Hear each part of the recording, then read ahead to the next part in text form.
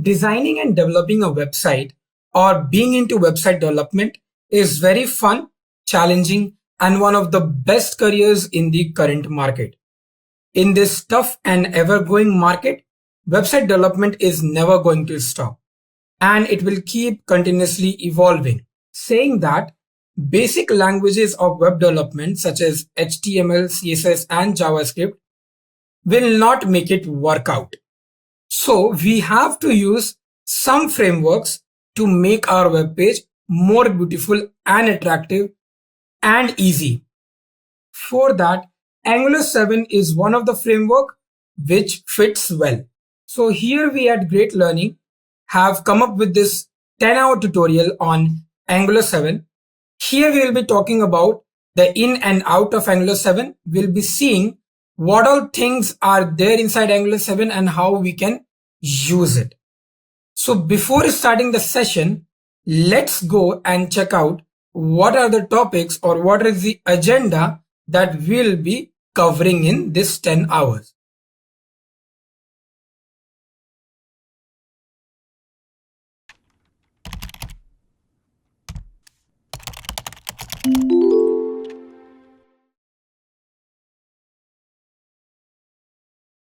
Before we get started, I want to introduce you to Great Learning Academy, a free initiative by Great Learning, where you can access over 200 plus courses with 1000 plus hours of free content on trending high demand domains such as data science, machine learning, artificial intelligence, programming, cloud computing, digital marketing, DevOps management, and many more. Absolutely free. Award-winning academicians and leading industry experts design these courses. You can also get a free certificate of completion when you enroll and complete these free courses. You can also get access to the presentations, code notebooks, datasets, and quiz. We have courses in English and Hindi to give you the best learning experience in the language you are comfortable with. Check out the description of this video to access the relevant course on Great Learning Academy. So what are you waiting for? Register now and start your learning journey today. If you haven't subscribed to our channel yet, I want to request you to hit the subscribe button and turn on the notifications bell so that you don't miss out on any new updates or video releases from Great Learning. If you enjoyed this video, show us some love and like this video. Knowledge increases by sharing, so make sure you share this video with your friends and colleagues. Make sure to comment on the video, any queries or suggestions, and I will respond to your comments. So first of all, the very first agenda, we are going to talk about the prerequisites. That means what all things we are going to see before learning Angular 7. What all things we need to know before learning Angular 7. So we need to learn about HTML, CSS, and JavaScript. If you are a beginner or a fresher in these concepts, then there's no problem in that.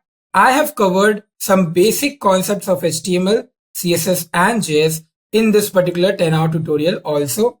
So there will be no problem in understanding those concepts as well. Following to that, we'll be talking about the very first version of Angular, which was AngularJS, when this particular Angular framework got started. So we'll a little bit talk about AngularJS and we will get an introduction to it. What is it and this framework is made up of what? Then directly we will jump to our architecture. We will see which particular architecture is involved here, which is MVC, model, view, and controller. We'll talk about it and I'll be using a very easy example to explain you what is this model, view, and controller. Next, we are going to talk about the environmental setup. That means what all things or what all softwares we need to download and install to work with Angular or AngularJS or Angular 7. And then we'll be able to see what all IDs we need, what all integration development environments we require. And then we are going to take one of the ID, which is Visual Studio Code, and I will show you how to download and install that and how to start working with Angular. After that, we are going to talk about the Angular app fundamentals. That is the most important topic, which is how this Angular app works, what is the flow, from which program to which program the Angular jumps, and how this Angular app works. What is the heart and brain of the Angular app, where does it start from. After that, we will also talk about what is the advantages of using AngularJS, what are the companies that are using AngularJS, and then from AngularJS, we will shift to Angular7. We will see why these many versions came into the market, and we'll discuss what was the transition and why was the transition happened from AngularJS to Angular7. We will also talk about why this Angular7 is most important, because right now we have Angular 11 also, but why are we focusing on mostly Angular 7 concepts? Then following to that, we'll be talking about the basic concepts of Angular 7. We'll be covering here what is component, what is module, what is controller, and what is directives. We'll be talking about decorators as well, because decorators is the most important concept in Angular 7. After that, we are going to also see some advanced concepts, which are nothing but data binding, pipes, routing, and forms. After that, we will see what is the component lifecycle of Angular 7. That means we will see what is the life cycle of component, from where it gets started and what are the steps it follows and comes to an end. You will understand what is component and what is the life cycle once you reach to topic number 9. The last but not the least, we will be able to see the Angular7 new features. That means what all new features are added in Angular 7, and we'll be discussing in detail what are those new features and how Angular 7 become effective because of those new features. So let's not waste time and let's get started with the first topic in our agenda, which is prerequisites. The word prerequisite means what all things we require before we get started with something new. Here we are going to start for AngularJS. So we need to have some basic concepts or some basic knowledge about some of the languages. Now let's see what is the first language which we should know before starting and working with AngularJS. So the very first language which we should know is HTML5. HTML5, the full form is Hypertext Markup Language. Now those of you who know what is HTML, you must be knowing how does it work and what is it used for. But in general, we'll be now covering some basic concepts of HTML, and we will look into how a web page is created using HTML. Before we go into this, let me tell you what is HTML. So it's a markup language which is used to give design and structure to a web page. Most of the websites or all of the websites in the internet uses HTML5 to give a design or structure to its web page. Hypertext markup language, all the words in this full form is having some meaning. So let's first write a code in HTML, and following to that we will see what are the meanings of each word in its full form. So let me quickly take you to one of the software which I have already installed, which is Sublime Editor. To download and install this is very easy. You have to just go to Google and you have to type there Sublime Text Editor download. The very first link will give you the link for download and you can install it really very easy. We'll be talking about this editor a little bit more in the later section of this tutorial. First of all, you have to create a new file and you have to save it somewhere in your particular desktop. I will name this particular file as tutorial, and we have to use one extension here for HTML, which is .html. Now click on save and your file is saved. Now there is a basic building block to start with HTML programming. The basic building block in Sublime, it is very easy to get it with writing only this much. So when you write an angular bracket and HTML and then hit enter, you will get the whole building block of an HTML document. Now these are some basic tags which we need in an HTML document. We will talk about this a bit more, but right now it's very important to understand the words which is used in the full form hypertext markup language. So the very first word is hypertext. The hypertext word comes from the origin of hyperlink. You must be knowing that every web page is having a lot of hyperlinks which we can click and we can go to another web page. That's where the word comes from, which is hyperlink. And because the links are in text format, so it is named as hypertext. Now, how do we give an hyperlink in HTML? So we write here something like this. We use a tag, which is also called as anchor tag, and we write the link of any website here. So I am writing www.youtube.com and I'll just write here, click here to open YouTube. Now I will save this file. And how do you see your web page? So you have to just click on open in browser. And when you click on open in browser, it will take you to your web page and you can see a link is here. When you click on this link, your youtube.com will open. This is how it's very easy to write a code in HTML to create a web page. Now, similarly like this, you can add an image, a text, a heading, a paragraph, whatever you want to define or structure your web page, you can write it in this body part. And in this head part, we have to write the title. Now this will take you to the another word in the full form, which is markup. Markup means everything in HTML is marked up. So if you're writing a hyperlink, we are writing anchor tag. Anchor means hyperlinking. When we talk about title, so when we are writing a title, we are mentioning the title tag. When we are writing it in head part, we are mentioning the head tag. When we are writing the body part, we are writing the body tag. So everything is marked up. Let me write a title and show to you how it will appear. So I'm going to write here basics of HTML5. I'm going to save this. Now you don't have to right click and click on open in browser. You have to just go to the browser, reload the web page, and you can see the title basics of HTML5. So this is all about basics of HTML. Now let's read some more details about HTML5. I've already told you that its full form is hypertext markup language. Hypertext means the link between web pages. Markup means everything is having a structure and everything is marked up.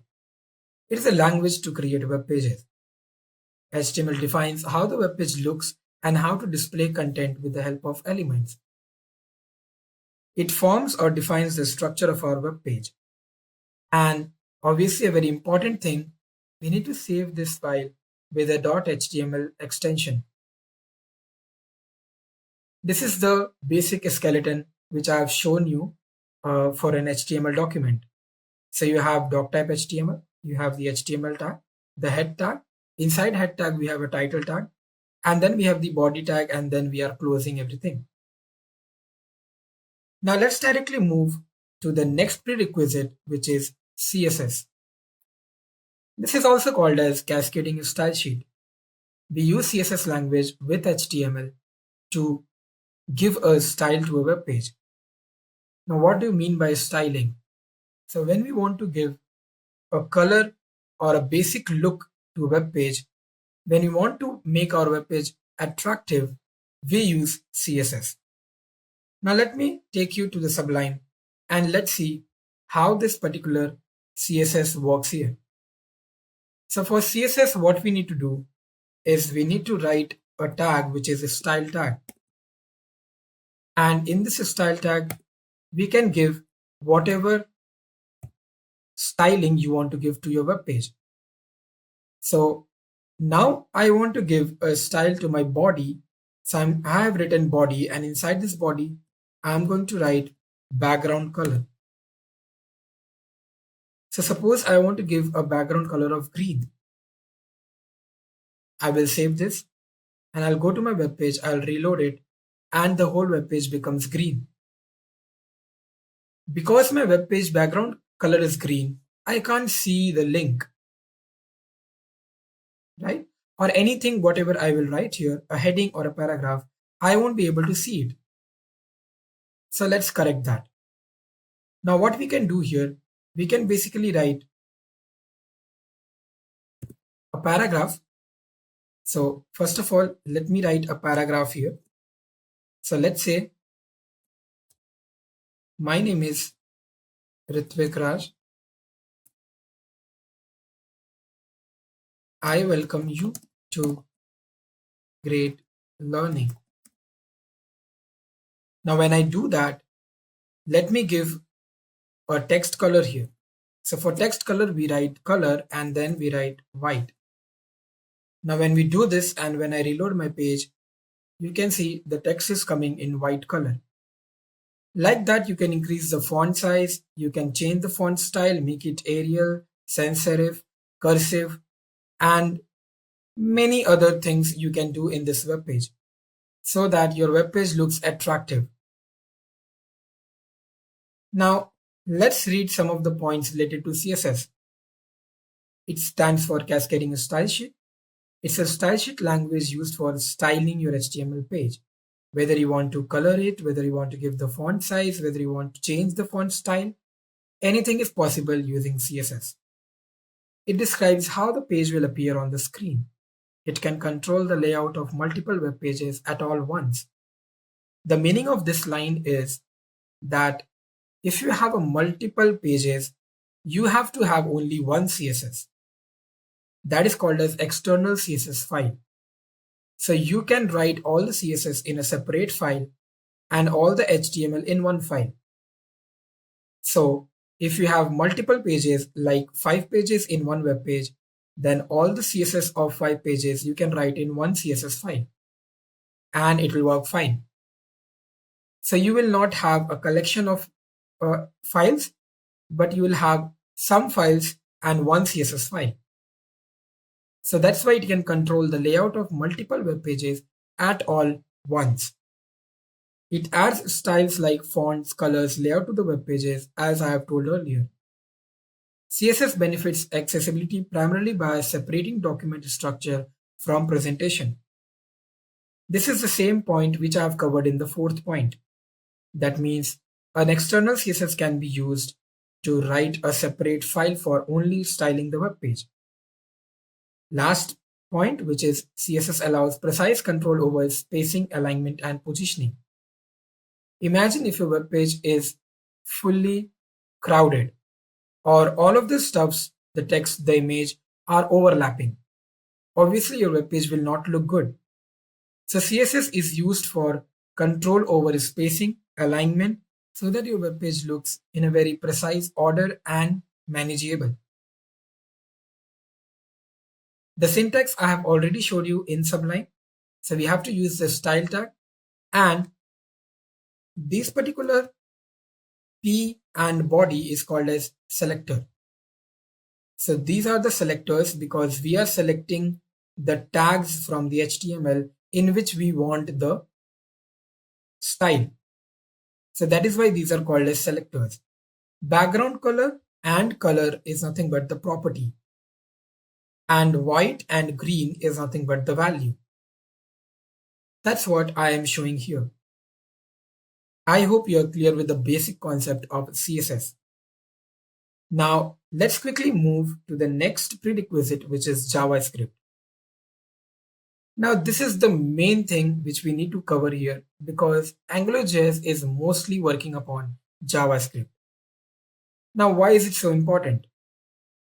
Because JavaScript is adding behavior or interactivity to the web page. That means if you are in a Facebook login form, you put your email ID and password. When you click on login, your profile page pops up. That means your web page is actually behaving. How does it behave?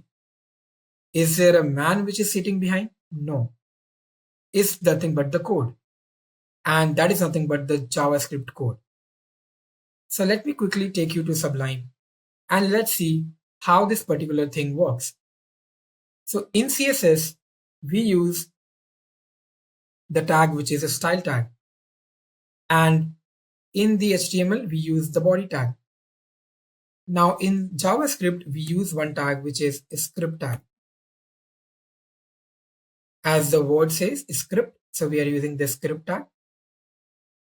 And in the script tag, we normally write a basic JavaScript coding. So let me write a JavaScript coding and let me show you how does this thing work. Now, because I said JavaScript is used for creating the behavior, so let's create a web page which behaves.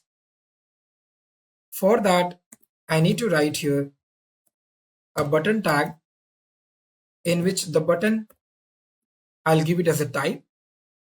And then I'm going to write here an event. Event means whatever you want to do in a web page. So suppose I have a button and I want to click it. When I click it, something should happen. So I'm writing on click.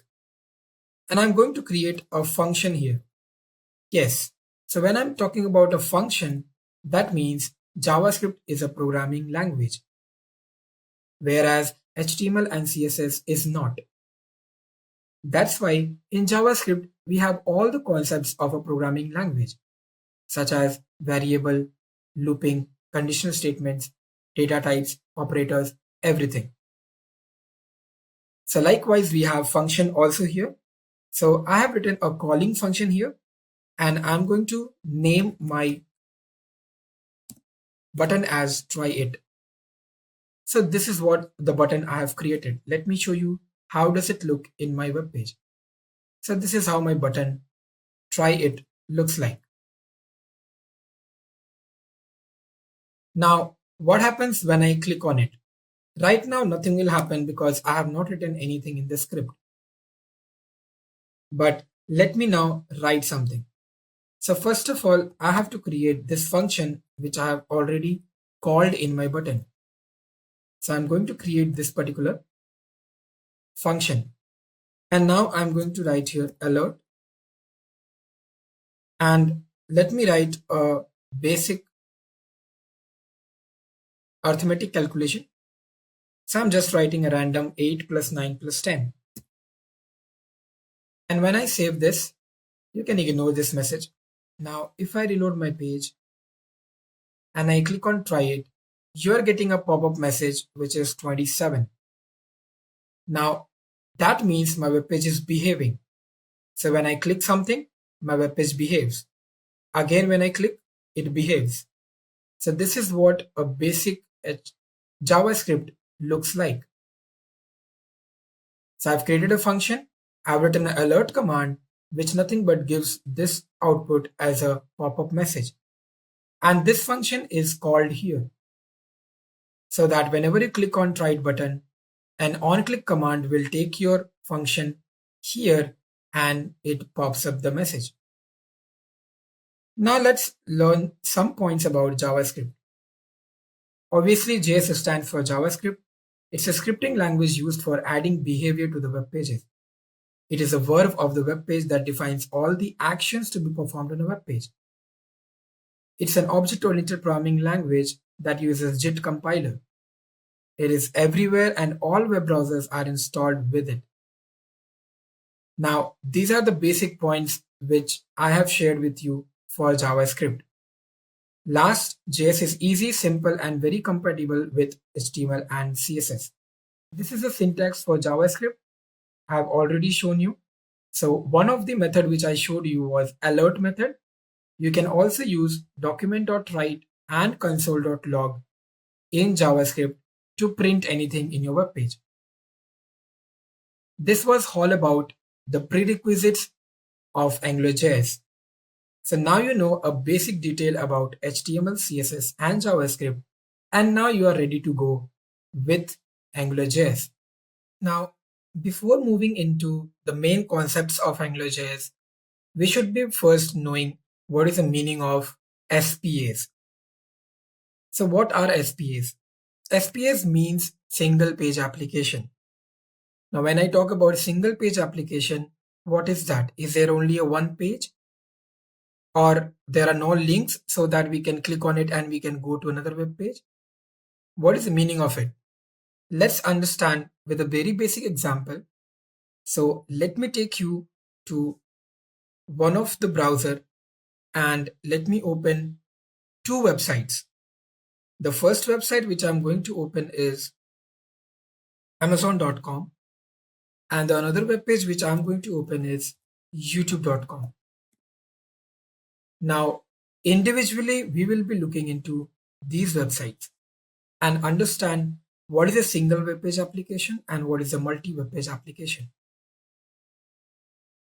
Now, most of you must be knowing what is Amazon.com. You must have shopped here in Amazon.com. Let it be clothing, let it be any other accessories. So this is a basic e-commerce website which is helpful for any human being, right? Now, when you click on today's deals or when you click on any link, my web page is again and again loading, right? If you see, when I reload my page, again my whole web page reloads, right? The meaning of this is whenever you're requesting for a web page, the request goes to the server and from the server the response comes back in. Let it be your whole web page or let it be any click. So whenever you're clicking, the request goes to the server and the response comes back. Now, what is happening here?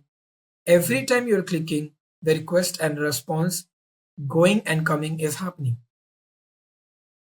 That means there are too many loads in this particular client website. Likewise, let's see about this youtube.com. In youtube.com, what basically happens? So when you are clicking this particular link, the whole web page pack comes in from the response, from the server.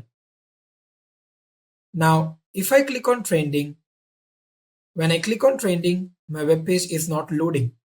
That means the data request is going to the server and the data response is coming back. The page request is not going to the server, which was happening in Amazon.com. So in YouTube.com, whenever I click on any link, the data request is going to the server and the data response is coming back from the server. So it's not important that whenever you're clicking something, the whole web page has to load and the whole web page request has to go to the server. Now this is what is called as single page application, because there's only one web page and every data request is going to the server and coming back. But in Amazon.com, multiple page requests are happening. So when you click on any link, that single page is going to the server and coming back as a response. Now, let's understand in a more descriptive way what is this all about. So if we talk about multiple page application, we have a client and a server. So when you request for www.amazon.com, you get the response from the server for the only home page of Amazon.com. And if you request for page X or page Y, you get the response for page X or page Y. If you request for any item in search box, like you want a smartwatch. So again, the smartwatch page request goes to a server and comes back. That is the reason multiple page requests sent to server every time we click. Client page getting loaded again and again. Hence, such pages are low on speed. But when you talk about youtube.com or when you talk about gmail.com, these web pages are single page applications. So when you request for www.gmail.com, the entire application package comes as a response from the server. And if you want to click on any link in these kind of gmail.com or youtube.com web pages, then only the data request goes to the server and data response comes from the server. That is the reason single request is sent to server to load the whole application. Multiple data request is going to the server, not page. And client page doesn't get loaded again and again. So this is what is the difference between multiple page application and single page application. Now it's the right time to move into the introduction to AngularJS, and let's see what is AngularJS and why do we need AngularJS. Now let's move to the topic of introduction to AngularJS. So now we'll see why do we need AngularJS. Remember in the last topic we have talked about SPAs, which is single page application. Now the question arises, HTML and CSS is very common basic languages which we need to design a web page or to style a web page. But when it comes to JavaScript, JavaScript is a programming language which we have already seen. Now the question here is JavaScript ideal for creating single page applications? That means, can we use only JavaScript to create such single web page applications like youtube.com and gmail.com? The answer is no. Only JS is not ideal for single page applications. We need a variety of frameworks and libraries to work upon this. Now, I have used one word here which is framework. Now, what is the meaning of framework? Let's make it more easy for you. So when I talk about framework, it's nothing but like our home or a house. So in a house, everything is structured and everything is already pre-prepared. That means you already have a kitchen separately, you already have a washroom separately, and you already have a hall room and a bedroom. So when you enter your home, you know where to go. If you want to go to bedroom, you know the way and you will directly reach that bedroom. If you want to go to kitchen, you can directly go to kitchen. You know all the places in your house where all these rooms are available. Same thing happens when I talk about framework. In framework, everything is pre-decided. So it is already having a basic structure. That means if I talk about AngularJS, AngularJS is a framework which is having all the things pre-decided. Where will be the HTML, where will be the CSS, where will be the JS, and where will be the Typescript. We will talk more about Typescript in the later section. But the main thing here is that everything will be pre-decided and structured. So if you want to write HTML, you have a file in Angular framework. If you want to write CSS as a separate file, you have that in your Angular framework. If you want to write JavaScript in a different file, you have that in your Angular framework. So framework is the basic structure. It helps in easy development and it provides basic configuration. That is why we need AngularJS or Angular frameworks to create these kind of single page applications. I hope you understood why we are in the need of Angular or AngularJS. Now let's see the next question. What is AngularJS?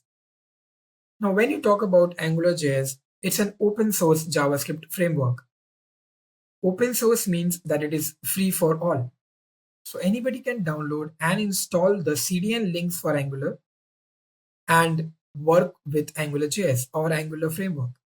It is maintained by Google and it uses HTML syntax to express your application's component clearly, which we have already seen when we are talking about prerequisites. And in the later section of this tutorial, we'll be talking more about it. The next point is it is designed for web, desktop, and mobile platforms. So yes, the web pages which are single page applications will be working for the desktop and the mobile also. It is completely written in TypeScript. What is TypeScript? TypeScript is the super subset of JavaScript. So first TypeScript came and then using TypeScript, JavaScript created.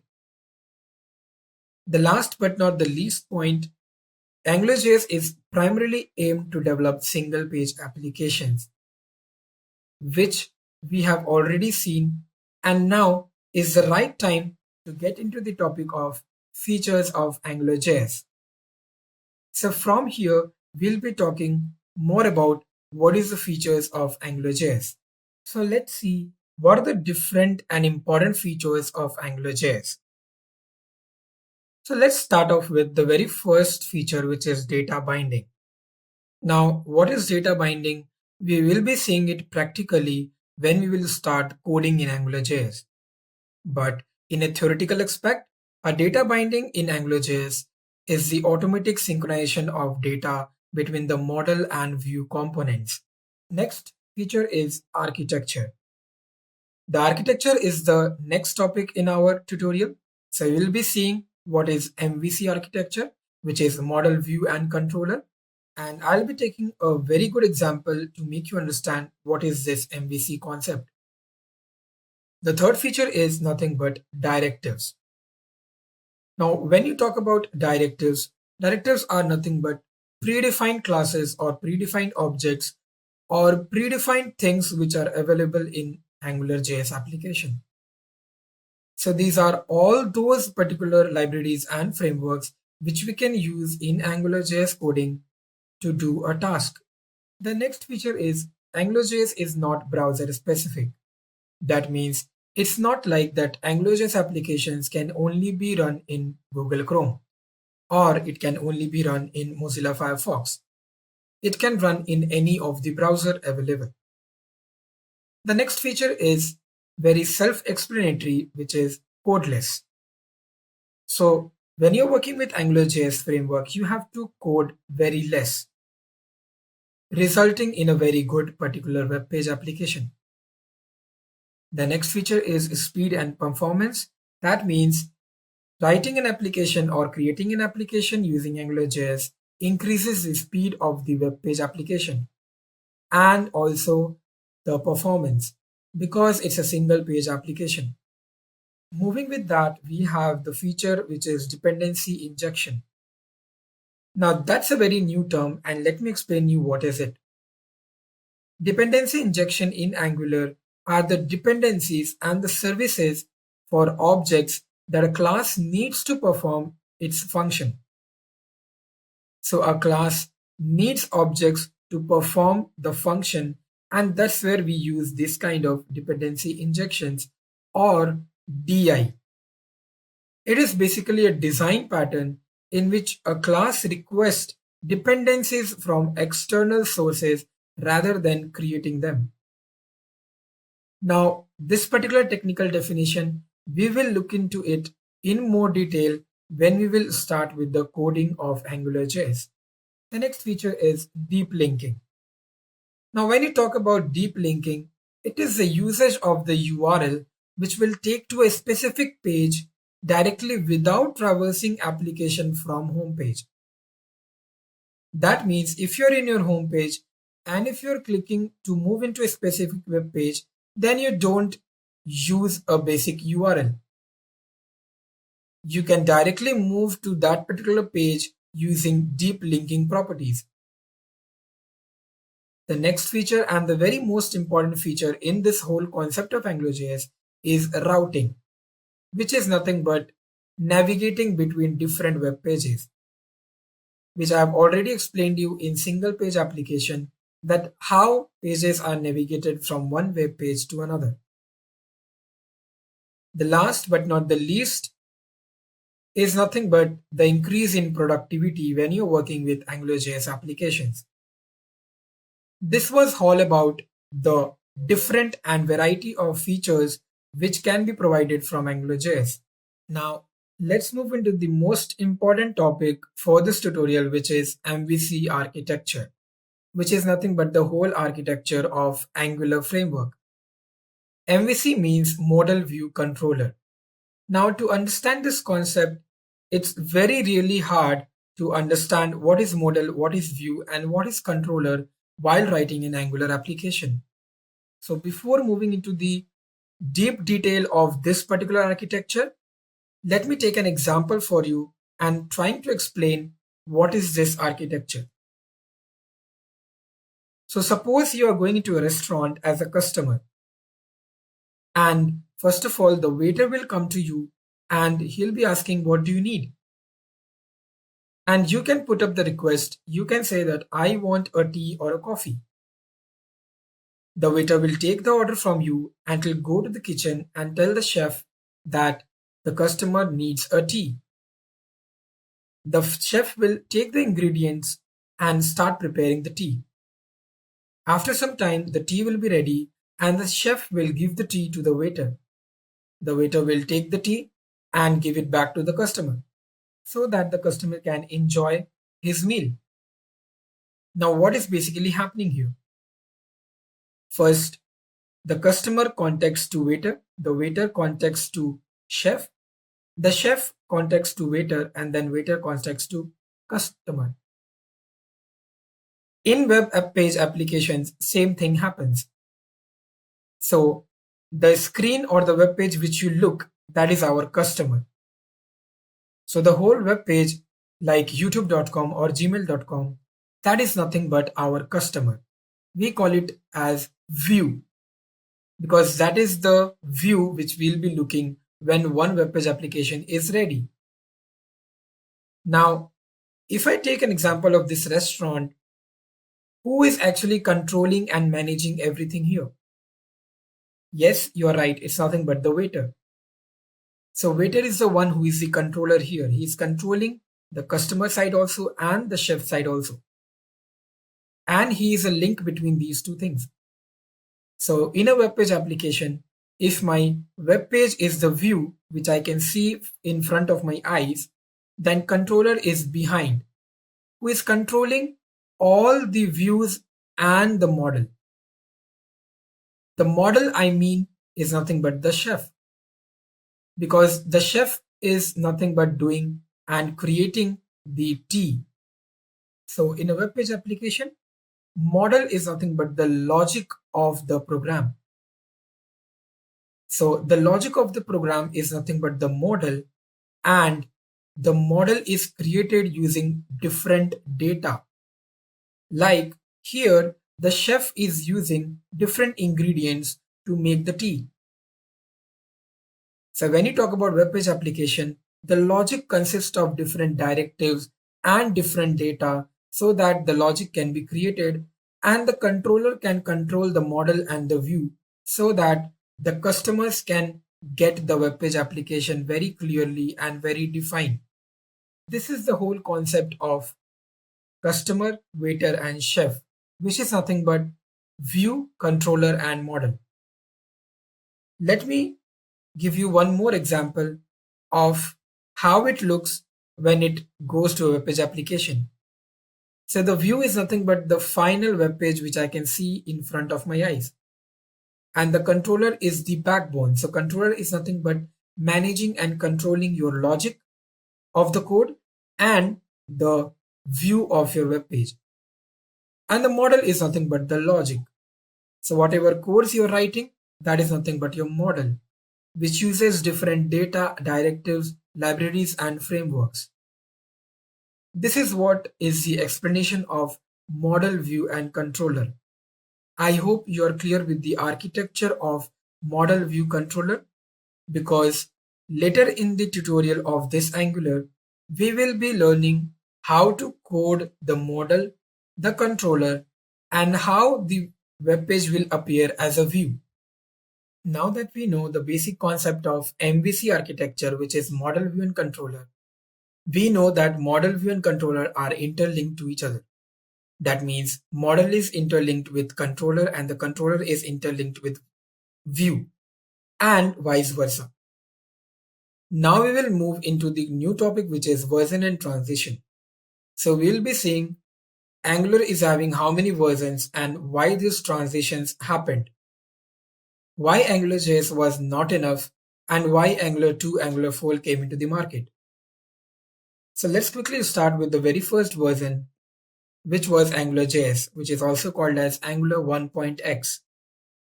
Angular 1.x means there were small updates which was happening again in 1 year. So it was nothing but named as Angular 1.1, 1.2, 1.3 and so on. So why AngularJS was created? It was primarily aimed to simplify both the development and the testing phase of applications while creating single-page applications. AngularJS was the first and foremost framework for Angular. But it didn't work well. So Google tried to develop something with TypeScript.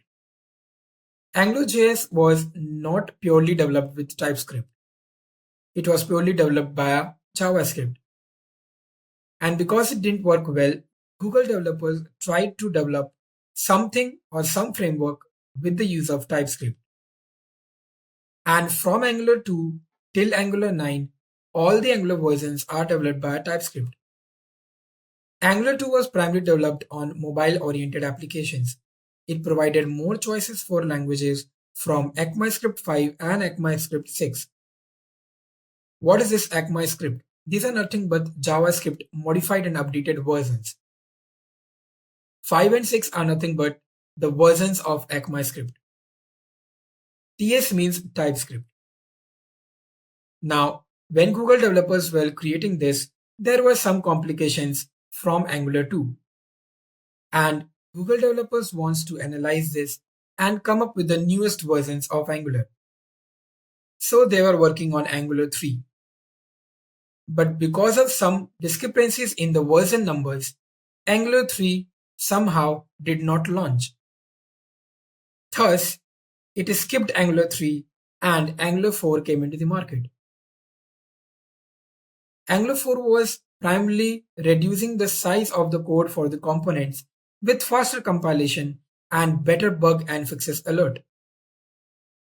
These were the main applications which were updated in Angular 4. After that, Angular 5 and Angular 6 came into the market, in which the Angular CLI commands got updated. CLI means command line interface.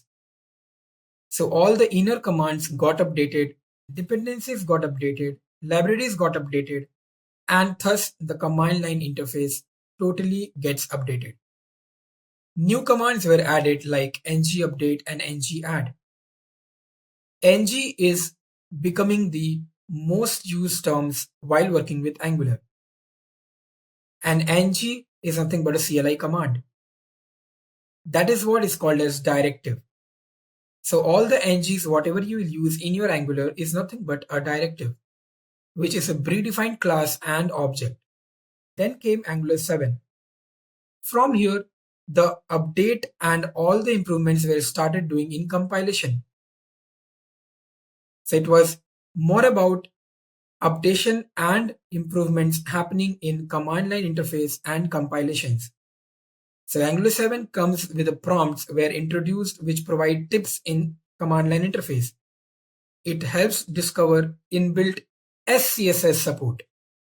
CSS is cascading style sheet. SCSS were used in this Angular 7 framework.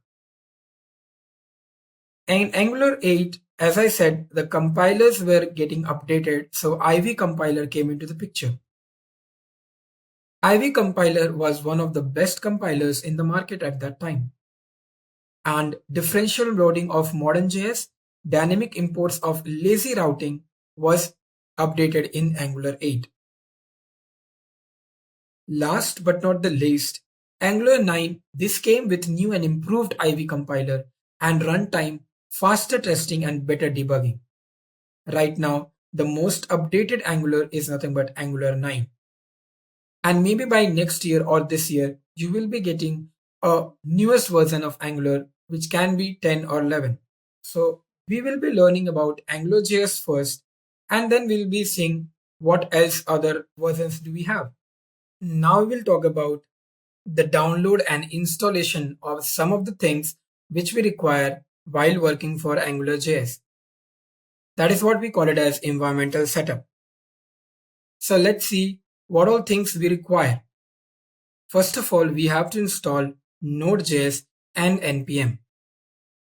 Now these are not two separate things. When you download and install Node.js, npm comes with it, which is also called as Node Package Manager. You can use this link to download Node.js. I'll be showing you how we can download this and how we need to install it. After that, we'll be verifying that you are running at least Node.js version 13.x or greater and npm version 5.x or greater, because those are the newest versions of npm and Node.js. We can check this out by going to the command line and writing the commands node space -v and npm -v for checking the version numbers for node and npm respectively. First of all, we will go into the Node.js download and installation. Before that, let's see why do we need Node.js and npm. Now, whatever applications we will be creating, obviously it will be running in our web browser. And if I'm writing something in TypeScript, then obviously browser will not understand that because browser understands only JavaScript coding.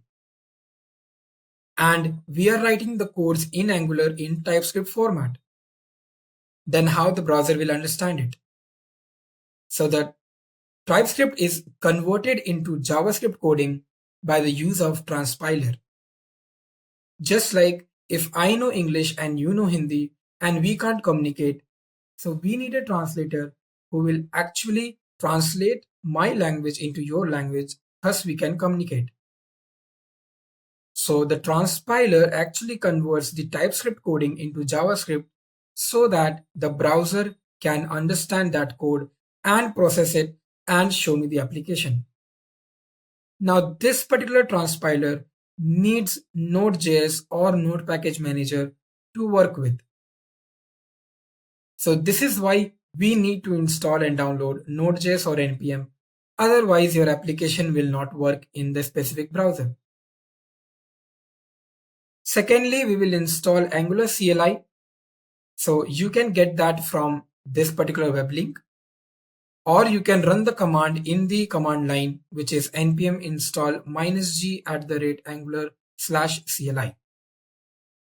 So without wasting much time, let's quickly go and open our command line. So let's quickly open our command line and let's see how we can download and install Node.js and npm. So first we have to go to command prompt and we have to write here node space -v to check the version number. But what am I getting here? So I'm getting that node is not recognized as an internal or external command. Now let's check the npm, which is Node Package Manager. Is it showing anything? No, npm is not recognized as an internal or external command, operable program or batch file. That means in my system, Node.js or Node Package Manager is not there. So we need to install it. So we'll directly go to one browser and we will write here Node.js download. You'll get this first link here, which is download Node.js. You have to click on it and click on Windows Installer.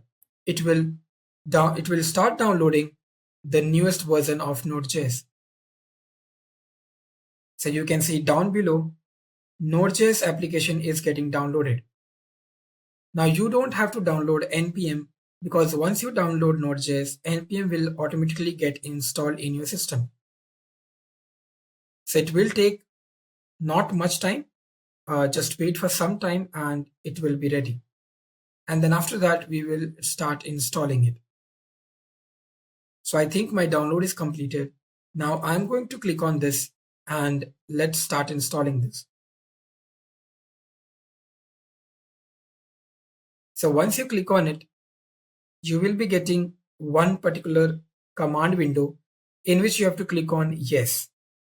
So let me show you that. Now this is the window which I'm getting when I have clicked on that particular download button.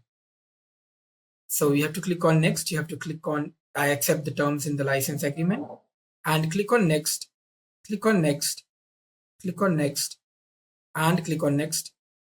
At last click on install and your Node.js will get started installing. It will not take much time, but yes, it differs from the computer to computer, from the system to system. So just wait for some time and your Node.js will be installed.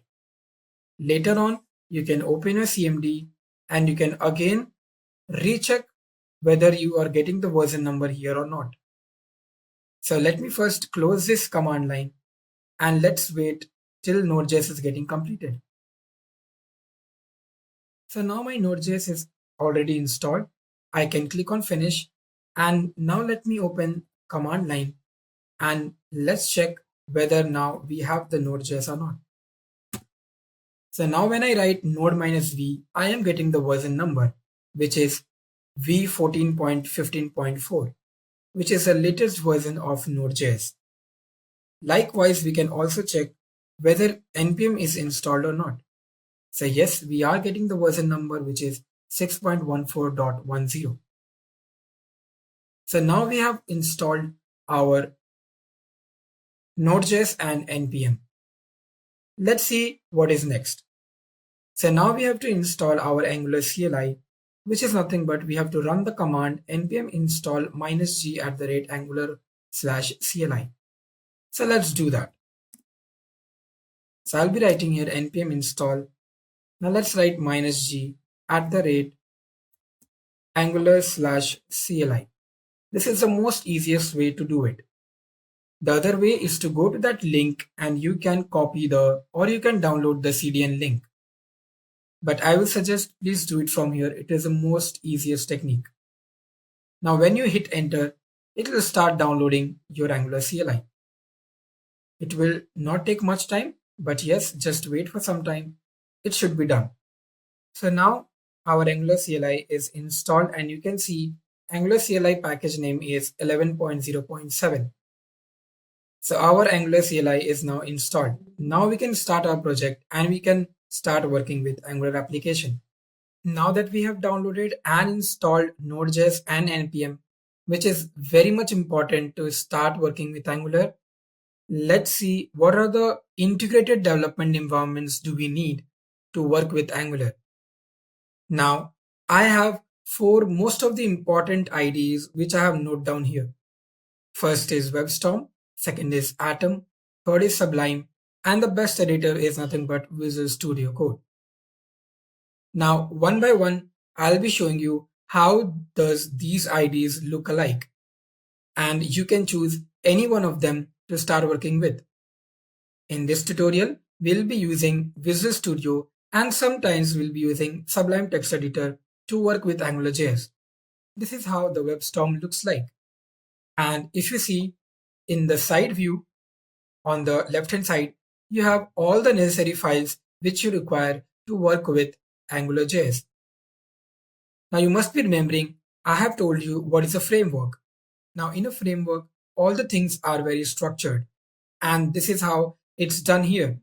You have the CSS file separate, you have the JavaScript file separate, and you have the HTML file separate. So a whole structure is created here. And that's why we say that this application is nothing but an Angular framework application.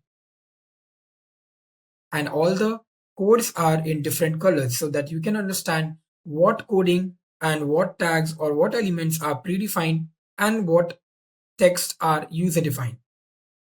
This is how WebStorm looks like. Let's move to the next one, which is Atom. The Atom also looks like the same, but Atom is just a text editor. So you can write or you can put all the images and the CSS file, HTML file in this particular folder, and you can start working on it. The same goes with Sublime Text Editor. In Sublime Text Editor also, we can create one folder, and in that folder, we can put whatever CSS or HTML file we want to store. And we can write the program, and on the left hand side, you can see the whole load of program is written. The next one is Visual Studio Code, which we'll be also working with.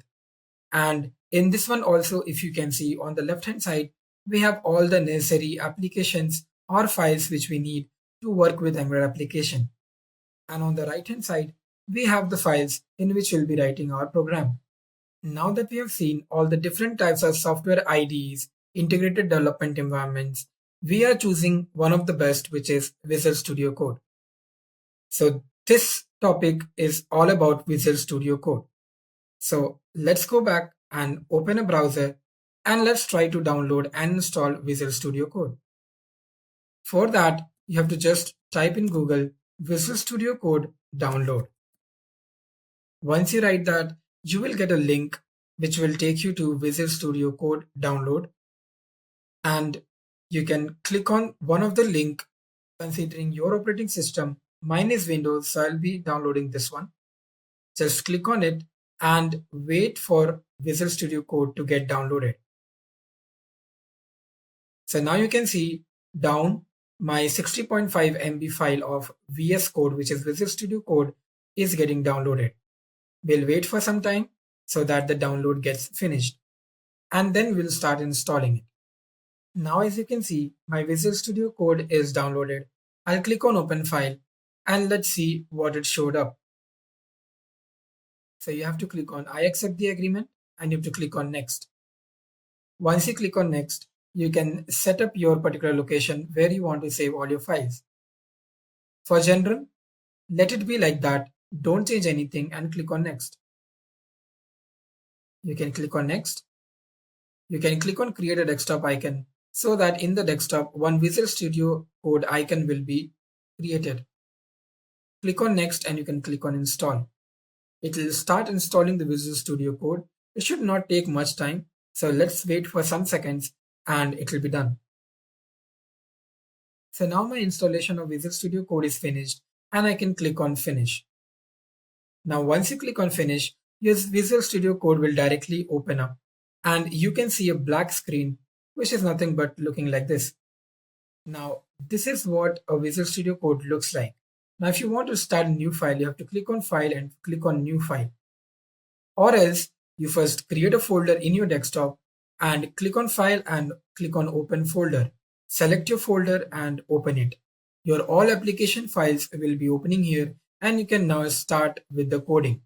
Now that we are ready with Node.js, Node Package Manager, and a software IDE, which is Visual Studio Code, let's learn some fundamentals of Angular app. Fundamentals of Angular app, we'll see how to create an Angular application. So once your Angular CLI is installed, we need to create a new application. For that, we have to run a command ng new and whatever name of the application you want to give. So let's do that. For this, we have to open our command prompt and we have to go to the location where you want to keep your project. So I want to keep it in my desktop. So I'm going to write cd desktop. When you will hit enter, it will take you to desktop location. And now here you can write this command, which is ng new and then the name of application. So I can write ng new and the name of the application which I want to give is first app. When I hit enter, it will take some time and it will start creating my application or my folder. So now it is asking some questions. I have to write yes or no. You can type Y and then click on yes. Type Y and then hit enter. It is asking which style sheet format would you like to use. So the style sheet format which I want to use is CSS. I can hit enter and it will take some time to create your project. So as you can see, it is actually going to each of the library of JSON files, MD files, config files, and it is creating all these files in my particular folder, which is first app. So it should not take much time. And once it is installing all the packages, your particular project will be created. So let's wait for some time and let's see what else is it showing when it is done with the installation or when it is done creating the project. Now, as you can see, my particular project is now installed and packages are installed successfully. So now what you have to do, we have to basically go inside our project folder. So we can write cd and then I'll write first app. Once I hit enter, I'm inside my project folder. Now I have to run my project. I have to run my application. So I have to write ng serve. As I said, ng is a directive. So we are using ng, which is an Angular CLI directive, and we are using serve keyword to serve the output to run our application. When we hit enter, it will start serving my application and you can just hit Y and hit enter. Once you hit enter, you can see it is compiling all my files and it will come up with a port number. we have to use that port number to open our web page. So just wait for some time, and once the serving and the compiling is completed, you will get a localhost port number. So as you can see, it is compiling all my Angular commands or Angular files. And once it is compiling, my web page will be, or my application will be ready to work with. So now you can see it says compiled successfully, and you get all the information of about JavaScript files, whatever JavaScript file is used here, how much size it is, and everything, every information is provided here. Now, as you can see, one statement is very important here, which says Angular Live Development Server is listening on localhost 4200. That's what exactly is our port number. So in this particular link, my web page is actually serving. So what I have to do, I have to copy this particular web link. I have to go to my browser, just open one tab and paste it here. Now, once you paste, this is what is my application which I have designed. Now you will ask me, how come this application is here? Because I did not create anything. Now this Angular application or this particular Angular web page application is a default application given by Angular. So the Angular developers have already given this default application, which is having an HTML and a CSS files and a JavaScript file. And once you open this particular server port number, so it goes to the server, request and response comes back. And that is why you can see your first app is running. So my particular application name, which is first app, is written here. That means my project, my application is working fine. Now this I have opened in command line or through command line. Let's see how we can open this in our Visual Studio Code. So first of all, let me close this and let me open the CMD again. And let me go to my project which I created. So I'll write cd desktop and then cd first app. Now what I have to do, I have to just write here code dot. Once you wrote code dot, hit enter, it will open up your Visual Studio Code, and the whole application or the whole project which you have created will be opened up here. So as you can see, this is the first app application of mine which is opened up here. If you open this src file or if you open this app file, you can see all my CSS, HTML, TypeScript and JS file is present here.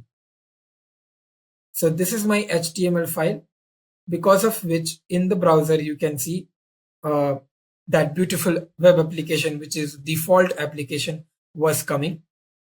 This is the CSS file and this is the TypeScript. Now there are several files here which you need to understand, and I will talk about it in next 2 minutes. But first of all, have a look how many files do we have. We have app.module.ts, we have app.component.ts, we have app.component.spec.ts, app.component.html, app.component.css, and one is for routing module. And down also we have some folders which is assets, environments, index.html and main.ts. We will be looking into all of these and understand what are these files and why is it so important. But first of all, it's very important to check how can we run our application from Visual Studio Code rather than running it from command line. So now we can close this command line and we can quickly open our terminal in Visual Studio. Yes, in Visual Studio Code, they have their own terminal. So you can go to view and click on terminal. Once you open the terminal, you will get something like this. As you can see, you are already inside your project application. So now what you have to write is, you have to just write npm start. This is the command which will actually compile your project and run your file and give you the localhost server port number. Once you hit enter, it will take some time and it will compile everything. As you can see, the command ngserve is also coming here automatically. So remember, for Visual Studio Code, npm start is the code, and when you're running it from command prompt, ngserve is the code. Let's wait for some time so that the compilation and generating of application bundles happens, and once we get the link for the localhost server, we will copy that particular link and we will open it in our browser so that we can see our application again. So as you can see, my compilation is completed. All the necessary things are coming here, which I have already shown you in the command prompt. Let's copy this link, or you don't have to even copy it. You just have to click on this, click on follow link. It will take you to that particular web application. As you can see, it is opening the same default application, and the name of my application is First App. That means my application is working fine. Now we will see what are those extra files which is present in our Visual Studio. Now, once you create an Angular project, this is how the Angular project structure looks like. So as you can see, this particular screenshot has been taken from Visual Studio Code, and this is what I showed you when I opened Visual Studio Code. Now let's see one by one what all things are present here. So first of all, we have these four basic things, which is app.component.cs, .html, .spec.ts, and .ts. These are the main files which is having all the structured programming concepts and programming logics written in HTML and CSS and TypeScript. So these are the root project folder. All components, logics, models, views resides here. Now the next one is this asset folder. Now what is this asset folder?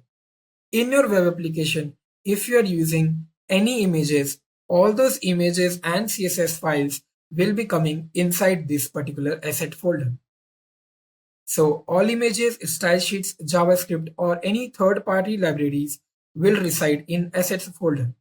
The next point is very important in respective to the heart and the brain of Angular project. Index.html and main.ts are basically the heart and brain of the Angular project. That means this is the entry point of application. This is the starting point of application. Let me quickly take you to Visual Studio Code and let's see why I'm saying that. Now, please understand the basic structure of any Angular project. First of all, we will go to this particular index.html. Now this is pre-written command.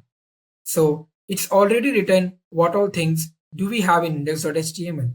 This is the very first HTML file.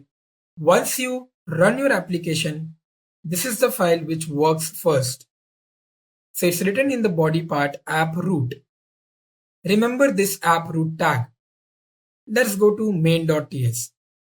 In main.ts, you have something called as bootstrap module app module. Don't worry about the code written here. These are just a basic JavaScript coding, but it's mostly a TypeScript. So some commands are written which are default. You don't have to worry about that. You have to just think about this line, which is bootstrap module app module. Now, what is the meaning of that? So this particular file main.ts is the heart of the Angular project. So this particular file is actually telling that please bootstrap the module app module. The meaning of that is go to the app module file and check what's written there and bootstrap it. So it will directly go to app module.ts. You have to find where is app module.ts. Here is it. So click on that and let's see what all things are given. So all the declarations are given here, which is app component. All the importing files are given here. So importing files are nothing but browser module and app routing module. And the next, again, you can see it is bootstrapping and another file which is app component. That means main.ts bootstrapped app module.ts app module.ts is now bootstrapping app component file. So let's go to app component.ts. And in the app component.ts, you can see my title is written as first app. And do you remember in index.html, in the body part, it was written app root tag, which is a user defined tag. Yes, in HTML, in Angular, while working with Angular, we can actually create a user defined tag, which is app root. So once you go to app.component.ts, you can see the selector, which is also called as a tag, app root. That's how these all files are connected to each other.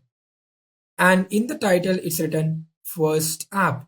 Now, remember this title equal to first app. We will come back to this later on. Now, first of all, understand what is the flow. So once again, I'm repeating. Main.ts bootstraps the module app module. It goes to the app module.ts. In the app module.ts, it's written bootstrap app component. And it bootstraps the app component.ts file. Now, in this particular file, we have written the app root selector, which is written in index.html. And we have written the HTML file, which is app component.html. Also, we have mentioned the CSS file, which is app.component.css. And then we have a class app component in which we have written the title first app. Now, because the template URL HTML is written, let's go to HTML and see what is written here. So in this HTML, basically I can see all the commands are written, whatever we can see in this web page, right? So now let's see, this is the CSS first of all. Now let's go to the HTML part, which you will see in the body. So let me scroll down. And as you can see, this is where the body starts. So you have the div elements and everything. Let's find where basically is this first app is running written. Let's find that. So if you can see, we have in the line 333, we have the code which is written as title app is running. Now, if you can see, the title is written in a double curly brackets. Why is it so? Do you remember I told you that in app.component.ts, we have written the title equal to first app. This particular first app is basically coming here and replacing this title. And that's why it is showing first app is running here. This is what is called as the concept of data binding, which I have already talked about in the features of AngularJS. So data binding is nothing but synchronization of data from one file to another. And as you can see, we have written the title first app in this file, and in HTML we have just given the two curly brackets, and that particular text is coming here and showing it in the web page. So synchronization of data is very, very feasible here. Yes, if you're thinking that why don't we change this title to something else? So let's say I am writing here great learning. Once I write great learning and save the file, what happens to my web page? It is loading automatically and it comes great learning app is running. We don't even have to run or compile our web page again. It happens automatically. If you have not seen it, let's do it again and let me show you. So if I go to this and I change my title to something else, let's say if I'm writing my name, which is Ritvik Raj, once you save this, you can see the file is getting compiled again and your web page is reloading again and comes Ritvik Raj app is running. This is what is the power of Angular framework. And this is how the Angular components are designed and it works. I hope you understand the basic application structure of Angular. Now, how this Angular apps starts? What all things we have seen? So we have seen the heart of the Angular project, which is main.ts. From main.ts, which is the entry point of our application, it bootstraps the app.model.ts file. The app.model.ts file is the first component which bootstraps app.component.ts. Once it bootstraps app.component.ts, we can find several other things in app.component.ts, which is the selector, the template URL, which is the HTML file, and the style URL, which is the CSS file.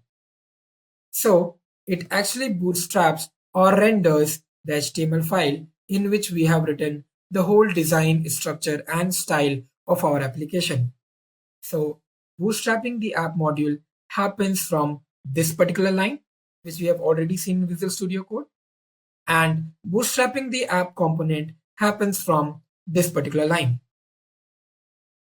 So now I hope you're very clear with the concept of AngularJS and how these files are located and how the particular flow of files are happening. Now let's create a simple AngularJS application using Sublime Text Editor. For that, we have to open our Sublime. And before opening our Sublime also, we have to create a folder in our desktop. So I have created a normal folder. I have named it as session1, as you can see. And now the very first thing which we need here is we have to go to Google and we have to type here for AngularJS.org.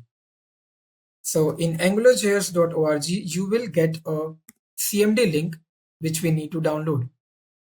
So you can just click on download AngularJS. You will get a particular link here. We need to download this, or you can copy this link. So let me download this. So how you can save this, you can just hit Control A. This whole command you need to copy, right? And you need to go to Sublime, open file, click on open folder, choose your folder session1. So your session folder will be open.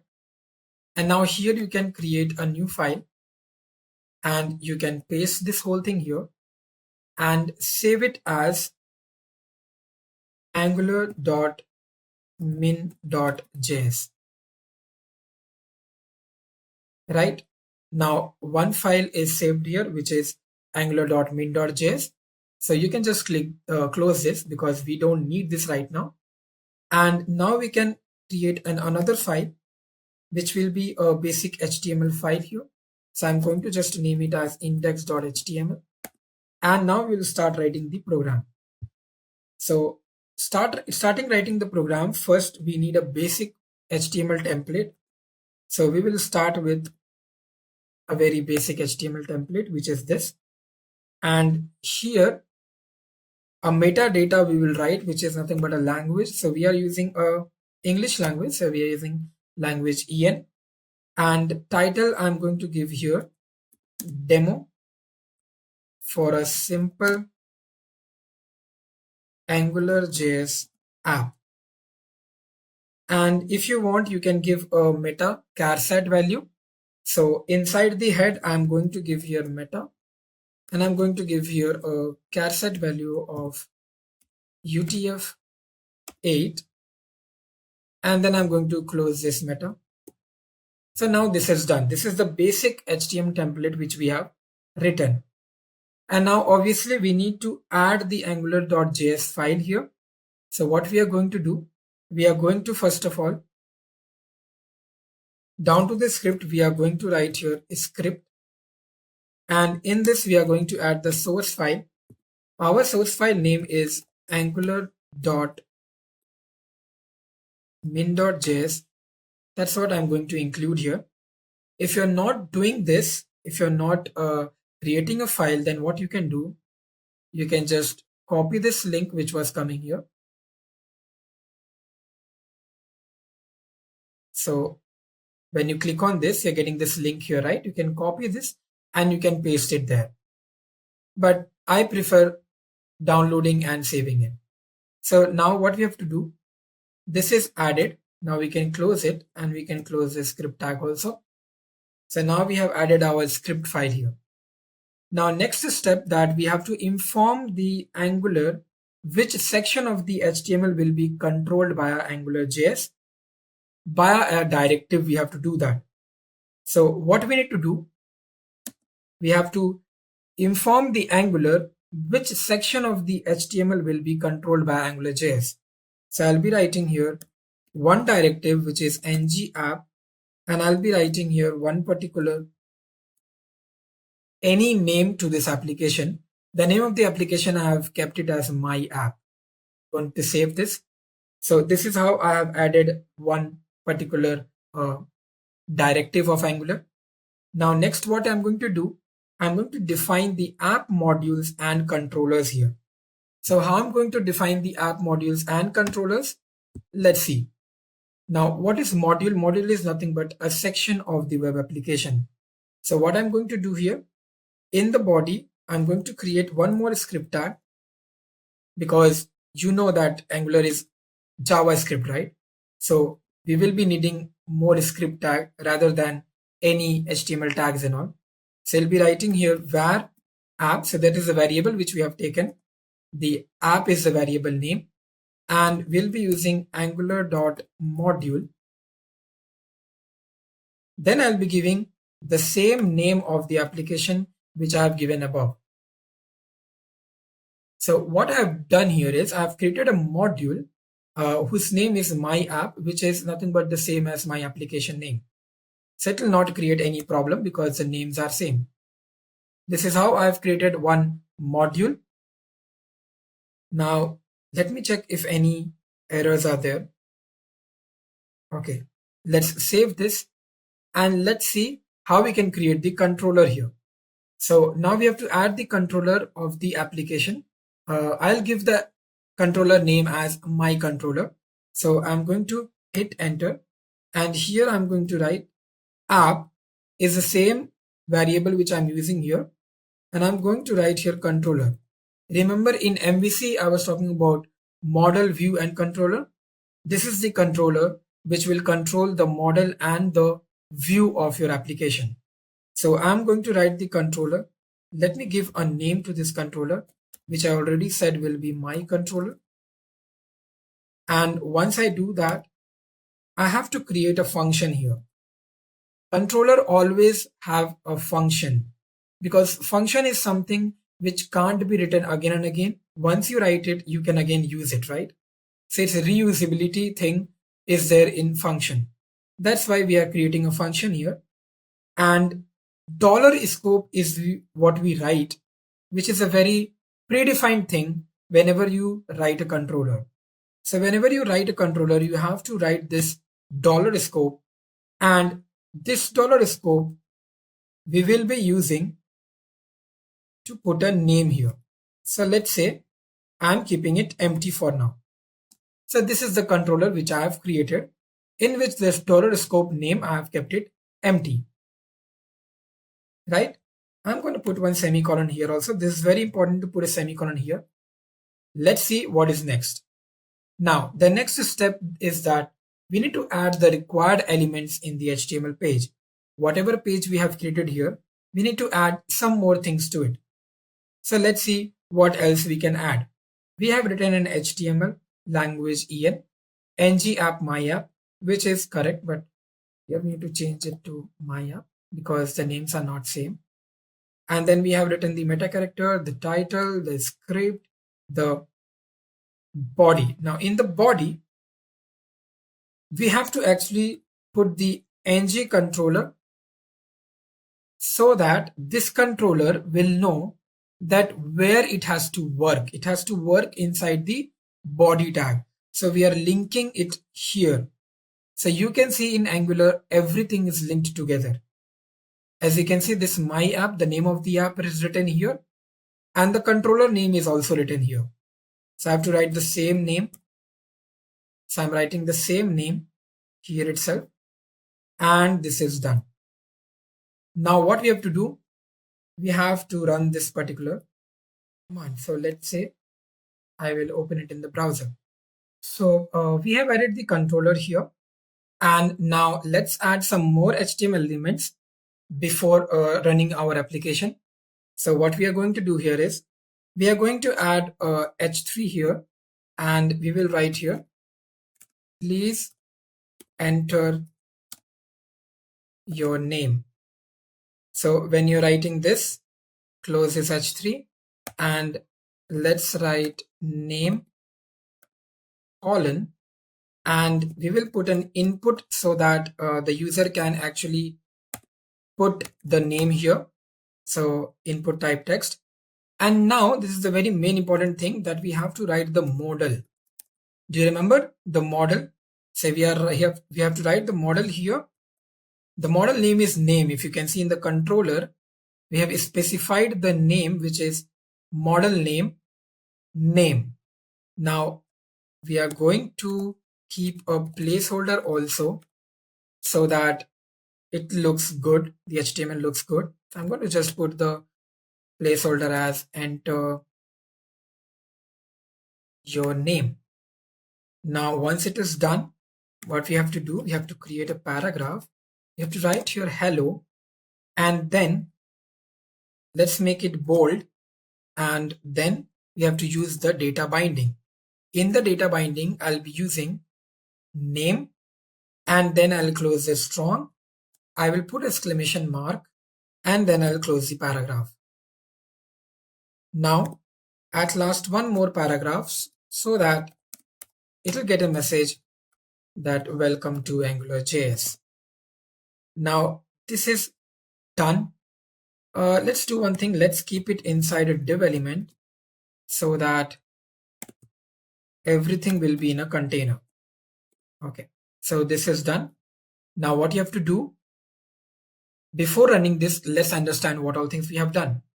So first of all, when we have created the HTML, we have created the ng app directive and we have named the app as my app. Then we have created one module which we have named it as my app, which was the same name which I have given here, so that the system can understand, or the framework can understand, that it is the same application. Then we have designed one controller in which we have made the model name, which is name, and this model name I have given it in my input where I have written ng model directive, in which I have given the same model name, which is name. This particular name I have used in two-way binding in my hello statement, and let's see what happens when you run this application. So when I open it in my browser, this is what I'm getting. And once I write here Ritvik, you can see as soon as I write Ritvik in the input, the same thing is coming down below, because that's where I have written my name command, which is a two-way data binding. So the data is getting synchronized from here to there automatically. So if you remove this and you write any other thing like great learning, this is what is getting printed down also. This is what is a basic AngularJS application. I hope you understood the work of model. The model is nothing but this ng model. The model name here I have given is name. The view is nothing but how it is appearing in the web page. And the controller is nothing but the controller who is controlling my model and the view. So this is a basic application which I have designed for you guys. Now I hope you understood this basic concept, and let's see what is our next topic in the agenda.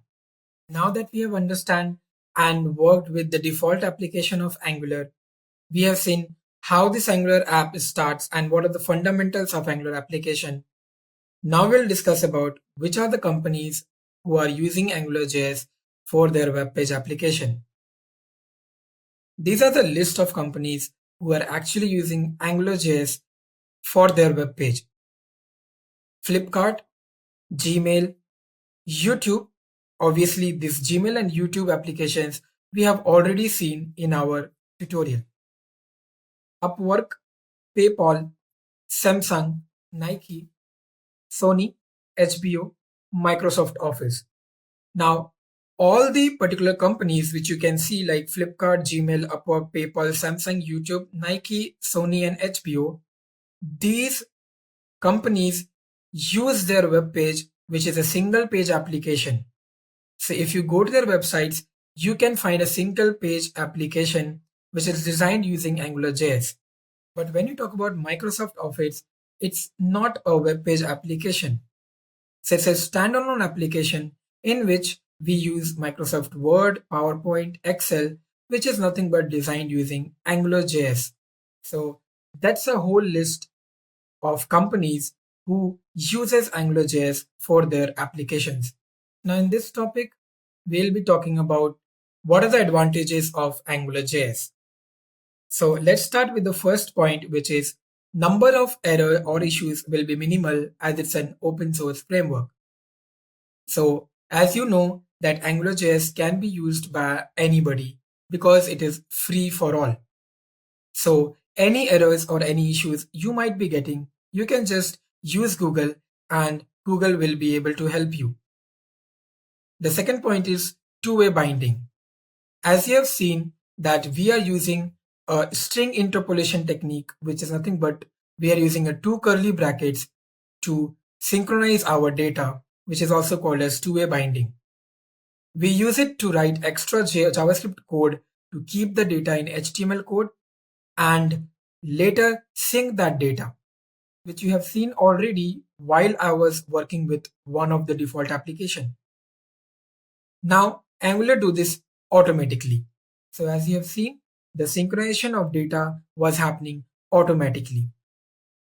The third and the most important point is routing, which is navigation of one web page to another. So moving from one view to another is pretty easy here as it will be a single page application. So rendering of page again and again doesn't happen. Multiple page requests are not going to the server and responses are not coming back. Only the data request is going to the server and the data response is coming back. The fourth point is it supports both unit testing and integration testing techniques. So testing an application is much easier when you're working with AngularJS application. The fifth and the last point is nothing but talking about the directives. As you have seen, ng is one of the command from Angular CLI which depicts directives. AngularJS provides its own libraries and directives which makes it more easy to use and code. Some of the more directives are ngIf, ng4 and much more. So this was all about advantages of AngularJS. Now that we have seen already how to create a simple AngularJS application, we will see why are we learning Angular 7 and why this transition is happening. So the topic is AngularJS to Angular 7. Let's see what are the points that we have written here because of which we are shifting from AngularJS to Angular 7. And currently people are using Angular 2 or beyond versions. Why is it so?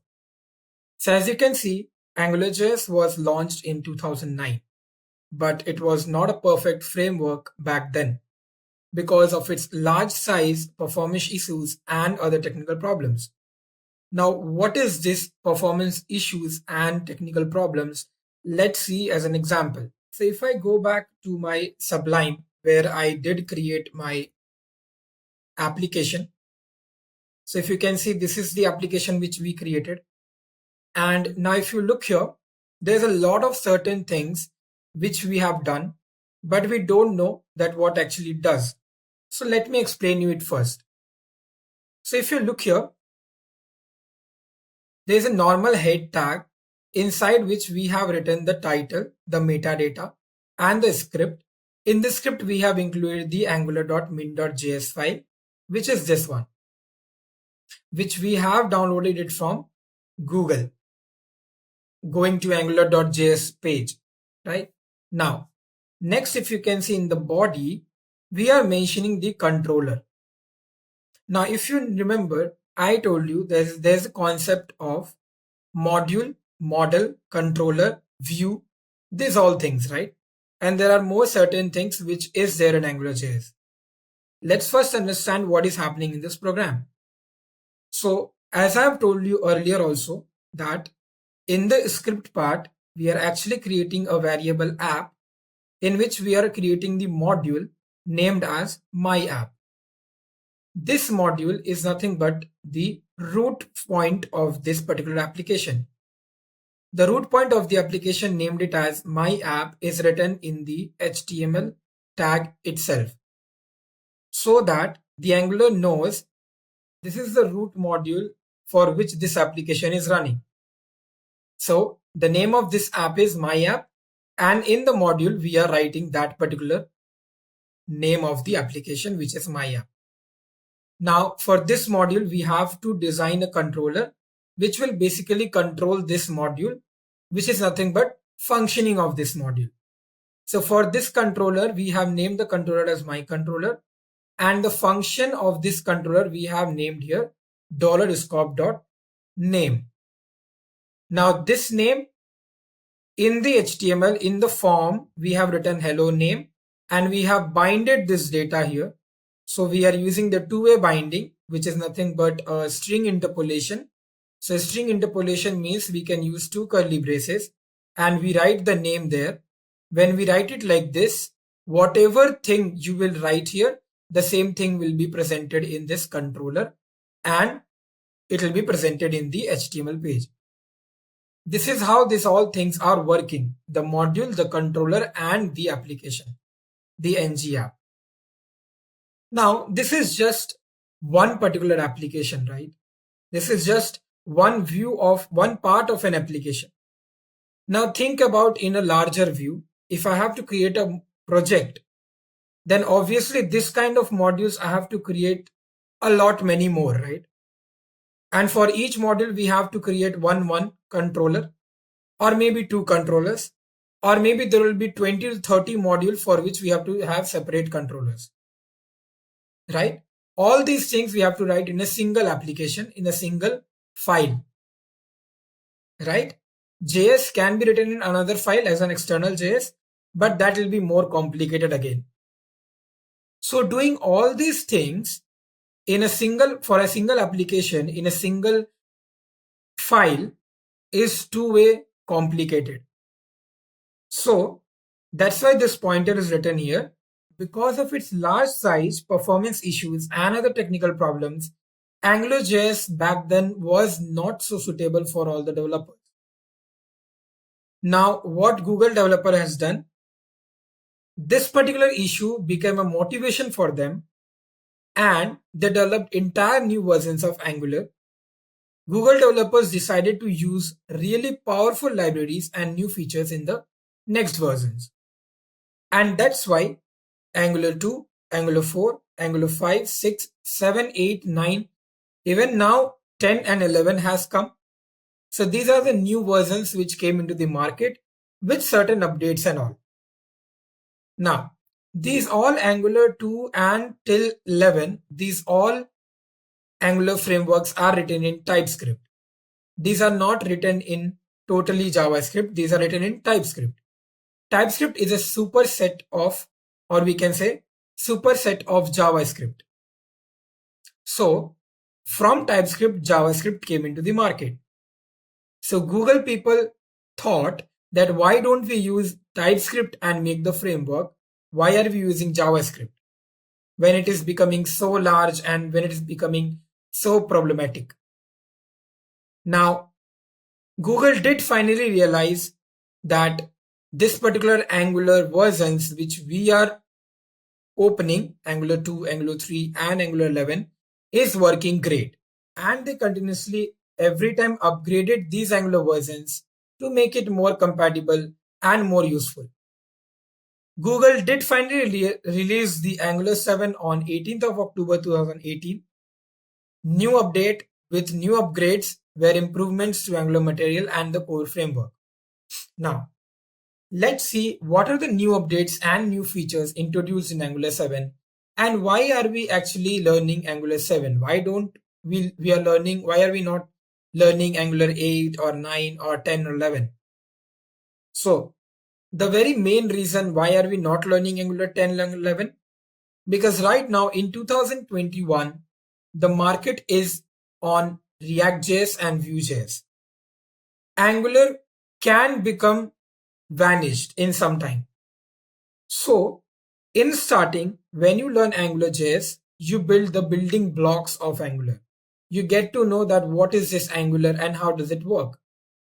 After AngularJS, you jump to Angular 7 or Angular 4 because those versions contain some of the main specific new features which is consistent in all other versions. So Angular 4 and Angular 7 are one of the versions in which all the new features and updations are very correctly put in and they are still there in the next versions. So the AngularJS 7 version is primarily focused on the Ivy project. This is one of the most important new feature which get updated in Angular 7. Ivy is nothing but a compiler. So a new Ivy compiler came into the market when Angular 7 launched, which has been going on since past release. Now in this Angular 7, Ivy compiler is well structured and well executed. And now this new Ivy compiler are used to compile all the Angular 7 projects. Last point, the Ivy project is basically rewriting the Angular compiler and runtime code to make it better, faster, and smaller. Now, except or including Ivy compiler updation, we have some new features also updated in Angular 7, which are listed here. Now, in detail, we will be seeing all these new features one by one at the last of this tutorial. Right now, let's just read what are these new features and updates. CLI prompts, command line interface prompts, Angular Material and Component Development Kit, which is CDK, drag and drop. So by the name, you can understand that you can drag a component and you can drop it somewhere else. Virtual scrolling, you can do that now in Angular 7. Application performance improvements happened. Ivy progress, which we have seen earlier, the compiler got progress, and the documentation updates. So all the documentation which is there in the website of Angular, it got updated. There are new features which got updated in the documentation of Angular. Dependency updates. Now these are some new updates and features which has been included in Angular 7. One by one we will be looking into it at the last of this tutorial. So stick to this tutorial at the last, till the last, because at the last we'll be seeing how this drag and drop works, how virtual scrolling is working, what is Ivy progress, these all things. Okay. Now that we know why are we shifting from AngularJS to Angular 7, AngularJS was mostly built upon JavaScript, and all the Angular 2 beyond versions are based on Typescript. So it's very important to understand what is this Typescript and what are the differences between JavaScript and Typescript. So let's begin with Typescript. Typescript is a free and open source programming language, as we have seen on JavaScript also. Now, when we talk about TypeScript and JavaScript, TypeScript is a syntactical superset of JavaScript, and it adds some of the basic features from JavaScript to TypeScript, which is static typing and object-oriented programming concepts. So in TypeScript, you have static typing concept and you have object-oriented programming concepts as well. Now, what is the meaning of static typing? Now, when you're writing a program or when you're typing a program, there are two typing techniques, static typing and dynamic typing. When you say static typing, that is not important that you have to declare a variable when you want to write a variable. You did not have to declare it. You can just directly type it like we do it in Python. But when you say dynamically type, that means you have to mention the variable. You have to declare it. So now TypeScript is very easy because it's static typing. Object-oriented programming concepts such as class, object, polymorphism, inheritance, abstraction, interface. These are some OOPS concepts, which is very basic things for a programming language. And these concepts are there in TypeScript. These are also there in JavaScript, but not that much. In TypeScript, it is much more. Now, TypeScript is developed and maintained by Microsoft. JavaScript file has .js extension, whereas TypeScript file has .tx extension. So in a pictorial representation, I have just shown you how a JS file can be converted to a .ts file. So if a JS file you just add some typing techniques, which is static typing, and you add some oops concept, and it becomes a TypeScript file. Why do we need TypeScript? Now, the two main reasons I have already told you, because of the static typing and because of oops concept, which obviously makes the programming easier. So if you can see one example, let num equal to 10. Now, when I say let num equal to 10, I can also update the value of num with a string value or a boolean value or any other value, and it is properly allowed. But when you talk about any other example, when I'm mentioning let num colon number, that means that particular variable num can only have a number. Later in the program, you can't change it and you can't update the value with a string or a boolean, because that is not allowed. That's the benefit of using TypeScript. Oops concept, as I've already mentioned, class object, encapsulation, abstraction, inheritance, polymorphism are some of the concepts which are very useful to work with a programming language very efficiently. So now let's see how can we write TypeScript programs and how do we declare a variable, how do we use a data type. So if you look into the concept of data types in TypeScript, we have to mention the data types always in the variable which kind of data types I'll be using. So for an example, if you look at this screenshot, we have written let text. Text is a variable name. We have given a colon and then we have mentioned a string. That means this particular text will contain only string values. The same thing goes to ID variable. It can only contain number. Same thing goes to flag. It can only contain boolean, which is true and false. And when it comes to cars, it's an array. Now, when we talk about an array contains homogeneous data, right? So that's why we have written a generic there. Generic means that it can contain only string or only integer or only character. So if you're writing in generics, that means the Angular brackets, if you're writing string, so here only the strings will be kept in the array. So we have only the strings, which is BMW, Audi and Jaguar. If you go to data, you can see it's written any. Any means that it can contain any kind of data. Rather, it can be a number, it can be a string, it can be character. So the data variable can contain any kind of data. That means a heterogeneous mixture of data.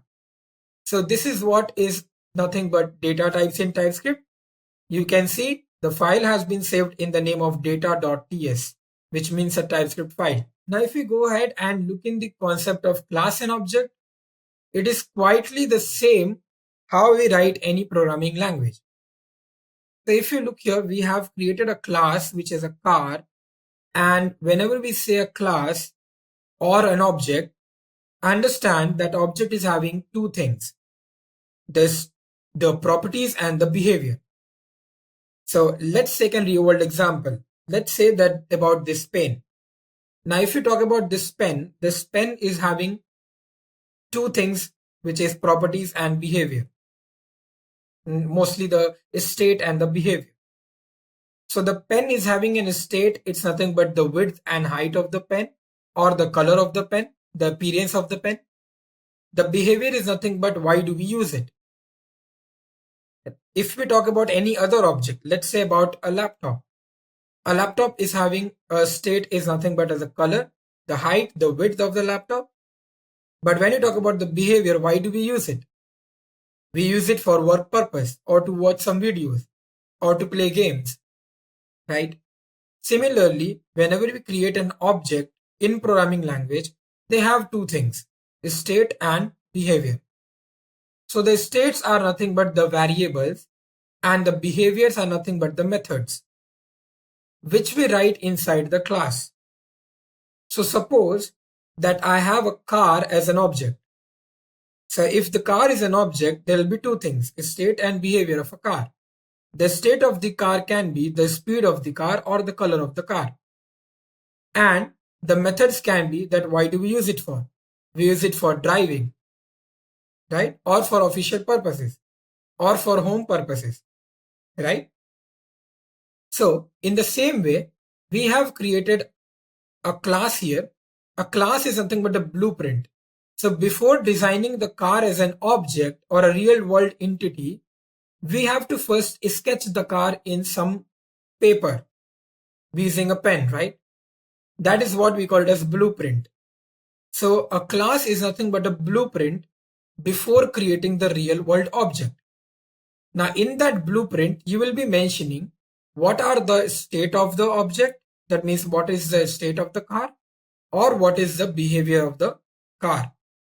And that's what we are doing here. So if you see class car curly bracket is a blueprint. Inside the blueprint, we have written the variables speed and color, which is nothing but the state of the car object, right? And then we have a constructor, which is, I will tell you later on what is it.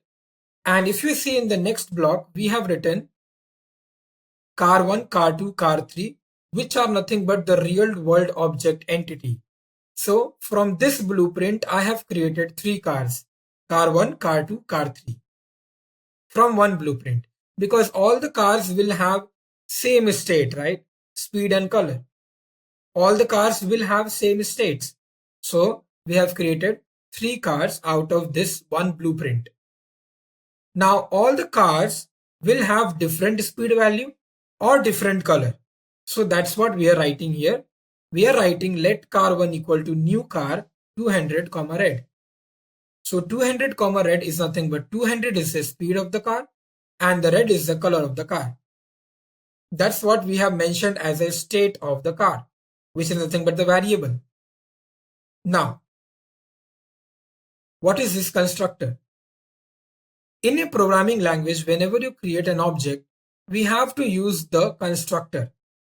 Now, what is constructor? Constructor is a method which uses the class name.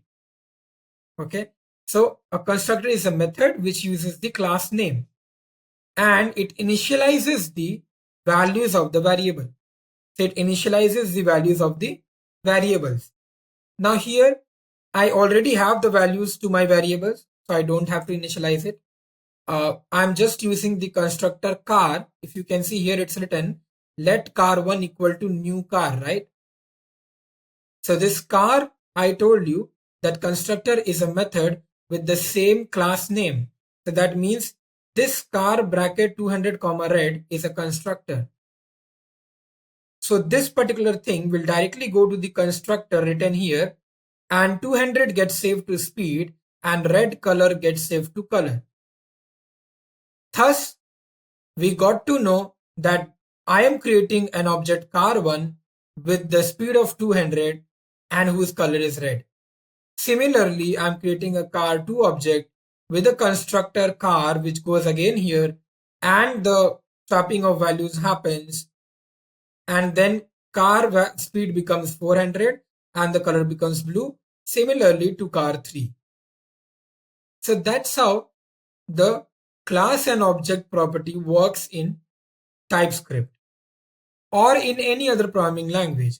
So if you know what is Java or C++ or Python, you must be easily understanding what I am explaining here to you guys. Okay, now let's move to another thing, which is an interface in Typescript. Now, abstraction is one of the OOPS concept which we use in all the programming languages which have the concept of OOPS concept.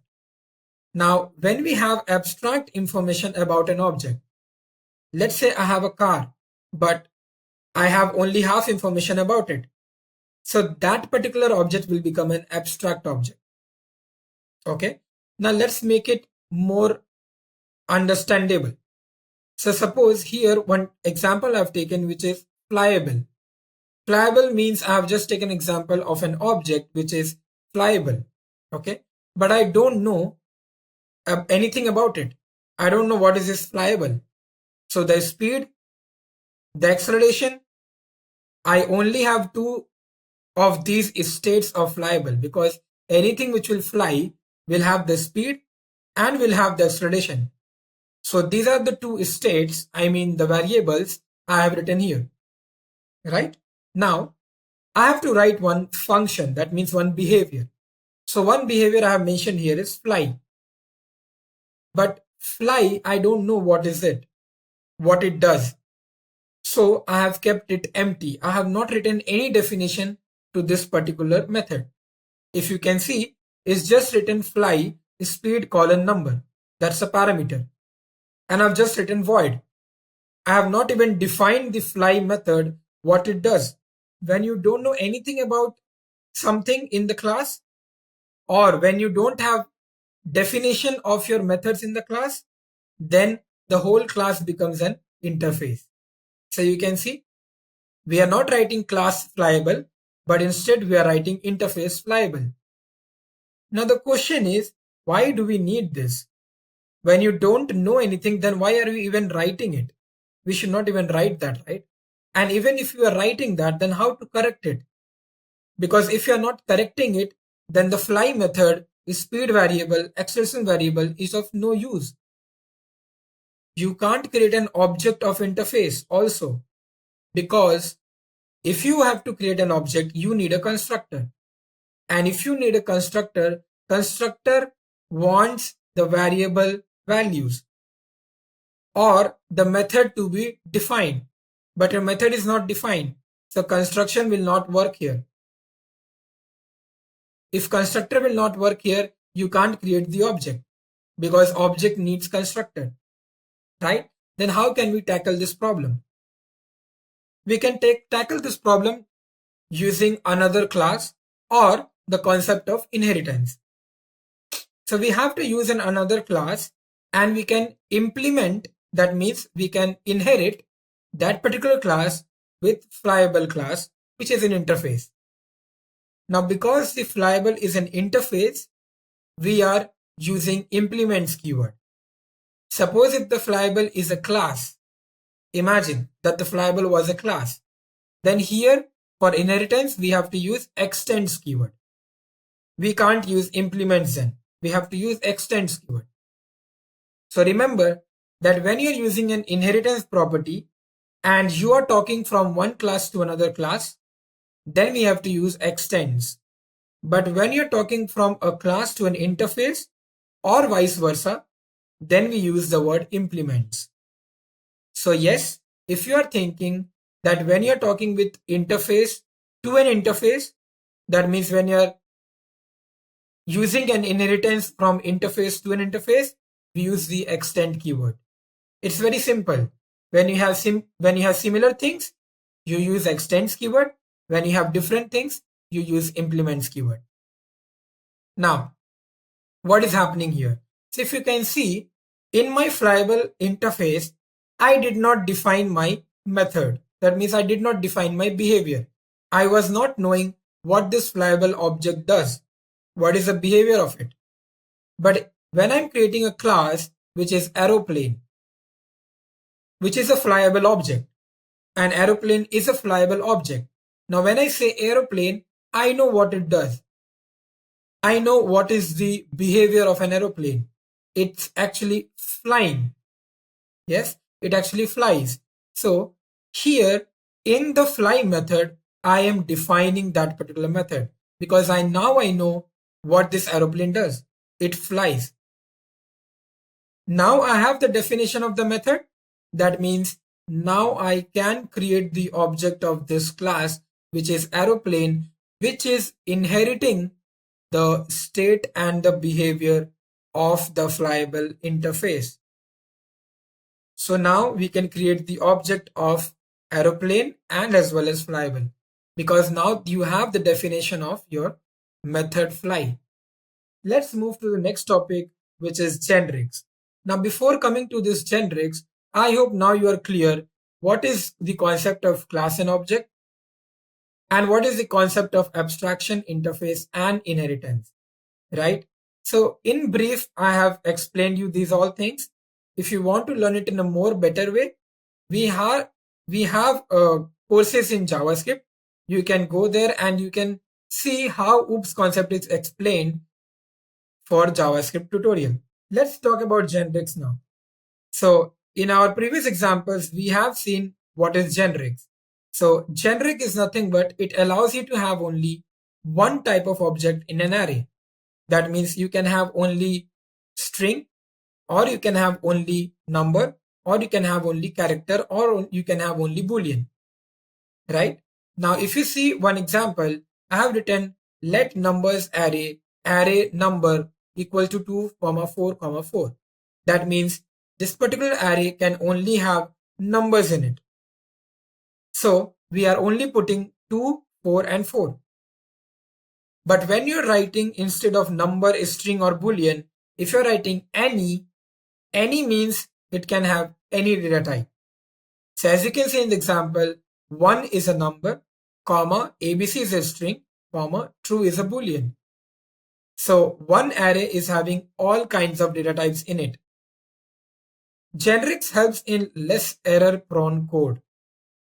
That is the reason Typescript is having this kind of concept, which is generics in them. Now that we have seen already a lot about Typescript, let's understand some basic concepts in Angular 7. So the very first basic concept is Angular7 Components. Before talking about Angular7 Components, let's go deep dive into the Visual Studio Code, where we first created our basic application, which was the default application from Angular. So let's open Visual Studio, or let's first open command prompt. Let's go to my desktop, because in the desktop I have saved my first project. So let's see what is that particular project is. So you can see this was the name of the project. Let's open my CMD and let's go inside that folder. I'm inside that folder. Now I can write here ngserve, or I have to open it in Visual Studio. So I have to write code space dot. When I do that, it will directly open my Visual Studio Code and with the same folder application. So this is my first app. If you can see, this is my default application. Now, if you can see here down, I have the terminal. Now what I'm going to do here is I'm going to just run this particular application. So let's do that. For that, I have to write here npm start. As soon as I write that, this particular command will compile my program and it will give me a port number with the localhost, and I have to use that localhost port number to see my web page. So let's wait and let's see what port number comes in, which is the default port number. Okay, so now if you can see, we have already got the Angular live development server is listening on localhost 4200, and I can open this particular link. So I'll just click on this and will open my localhost port number. So you can see here I'm getting Ritvik Raj app is running because I changed my title. Now, before understanding what is component, let's first understand what is happening inside these codes. I have already told you what is happening. Let's revise once and let's see. So for that, let's me close this command prompt and let's begin. So first of all, as I said, index.html and main.js is the most important file. Now, the execution starts from these two files. Now, if you look here, index.html is the main HTML file from where all the view happens. So whatever you can see in front of your eyes as an application, that is what is here. Okay. Now you will say that we have not written anything in this HTML. Then how come in our web page application we can see a lot of things here? Right. So that is one question which we will cover, and I'll tell you how it is happening. Next thing, let's go to main.ts, which is a TypeScript file. And we have already seen how to write a TypeScript commands and how to work with it. So let's see what's happening here. So if you can see, these are the import commands which are written here. And then we have the bootstrap module, which is bootstrapping app module. This I have already explained. So if you can see, it is bootstrapping the app module. That means it directly goes to app.module.ts. Now in this particular file, again, we have some import files and we have something called as @ng module. We will see what is it, but later on, not now. And then some arrays are written. We will see why are these arrays written here. And then at last, one class is prepared. But if you see here in one of the array, it is bootstrapping app component. Now, if it is bootstrapping or booting app component module, that means it is loading app component module. So I have to go to app.component.ts. Now, if I go here again, I can see the import file, the something add component. We will see what is it. It is having three things: selector, template URL, style URL. We will see what it is. And then it is also having a class app component in which the title I have written Ritvik Raj. Right? Now, this Ritvik Raj was coming here. But how? Let's first understand that. If you can see here, this particular class app component is our main class app component. And this is the default application. If you can see this folder app, this is a default application which is designed by developers in Google. So they have prepared this. Now, what is basically happened? Now, if you can see in template URL, it's written app.component.html. That means my main file for this application is app.component.html, where all my HTML codings are written. If you can see here, this application, this file is having all my HTML written here, and that is what is appearing in this part. Okay, but I said that this is my index.html from where it is happening, right? It is rendering. Now how it is rendering? So if you can see in my selector, it's written app root. And that is the tag, or that is a selector which we can use in index.html. So in the body, I have written app root as a tag. That is my selector. Now, if you can understand, from here, app root is having its all HTML and CSS content. Only this one tag, only this one selector. Only this one selector is having its template URL and the style URL.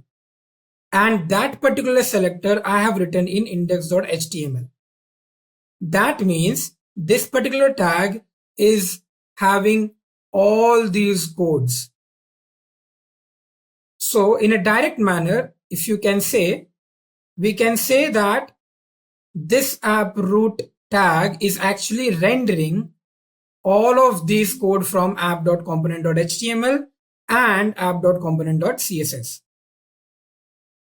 If you don't believe, then have a look here. So if you can see in index.html, I have written the body, right? After the body, it's written app root. If you can go to app.component.html, if I scroll above, you can see I have not written any body tag or HTML tag from starting. Why should I write? Because it's already written here, right? The all structure of the HTML is written here. So I have to just start from style tag. And if you can see, from after completing this style tag, I have started writing the HTML tags, which is from here, the div. And at last, I have just closed my last code. If you can see the footer, you can see the div tag is closed. Even the body is not closed here because in index.html, my body is already closed. That means only this selector is containing all of these app.component.html code. This is what is called as rendering. So the rendering is happening in Angular like this. Now, you will ask me that Sir told something about this title. What is this? Now, if you can see, I've written the title as Ritvik Raj, and the same thing in HTML also I've written here as title. Okay, and the value from here of the title Ritvik Raj is actually coming here, and it says Ritvik Raj app is running, which you can see here. Right? Now, let's do one thing. So what I can do, if you can see here, if I scroll at the top, it's written by Google developers. The content below is only a placeholder and can be replaced. Delete the template below to get started with your project. So let's do one thing. Let's delete everything from here. And let's write one of our own code. So if I write here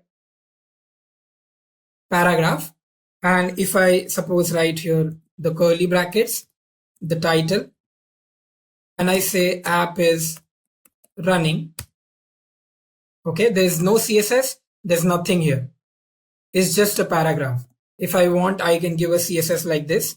So let's say I'm giving text align center. So then it will come in the center. Okay, let's do something. Let's save this. When I save this, my compilation is already done. And when I go to my web page, I don't have to reload. Everything is happening on its own. So you can see Ritvik Raj app is running. Only that much is showing here. And it is serving in localhost 4200. I hope you understood this much. Let's make it a little bit more descriptive. So let's write something else here. So let's just write a h1 tag and let's say welcome to great learning. Let's write this much, and then in the h1, let's say I'm writing this style again. So I also want to keep it the text align as center. So let's keep it as center. And one more thing I'll do. So I'll give the color. So let's say I'm giving the color as red. Right? Let's see if compilation is happening automatically and the reloading of page is also happening automatically. And you can see welcome to great learning with Ritvik Raj app is running. Right? Now, let's move ahead. And this is the correct time now so that I can tell you what is component. Okay. Now, if you can see, there is one component app.component.ts, which is the main component here. Before moving into this part, let me tell you something else. So if I open youtube.com, if you remember when I started this tutorial, I told you the difference between multiple web page and single page applications, right? Now, if you can see, YouTube is a single page application. And how it is a single web page application? Because when you reload www.youtube.com, the whole web page pack comes as a response from the server. That's why you can see these all things. Now, if I click on trending, you can see my page is not getting reloaded.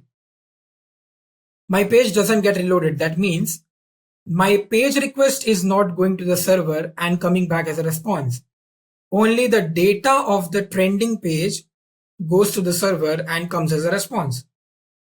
Again, if I click on history, only the history data request is going to the server and coming as a response, not the page, right? Now, these are called as the component. Now, what is the meaning of component when I say these home, trending, subscriptions, library, and history is a component? Now understand. So if you look at youtube.com, this is the first page which opens up. right? And if I go to trending, there is one thing in common which you can see. This particular white bar is the same for all the pages, right? For all the pages, this particular thing is common. So that means that's the header for all my component. The header for all my components, home, trending, subscription, etc., etc., etc., is same. Now, if I go to trending, trending is having other kind of HTML page. Can you see? So you have somewhere the videos coming like this, and then you have this particular thing, music, gaming, news. But this thing is not there in home. That means every component is having its own HTML page and its own CSS page, right?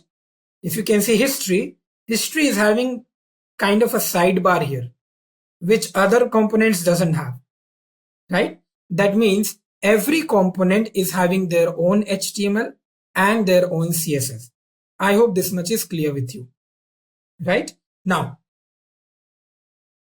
in Visual Studio, whatever we have done till now, this app is a parent application. That means this is a default application which is created by Angular. That means this whole YouTube is actually a parent application. Now we can create several components like this. We can create trending component, home component, subscriptions component, something like this. So I will show you how to do that. Before that, let me show you what is this component contains. Okay, so if you look here, app.component.ts, component contains three things. The first thing is a class. The second thing is a metadata. And the third thing is this particular import keyword. Now, let me explain you what are these things. So import component from Angular core is nothing but importing this particular component from its Angular CLI. It's a predefined thing, so it is getting imported from the package. The next thing, if you can see, this is a component decorator. Okay, to be more specific, this is a component decorator. Now, what is this?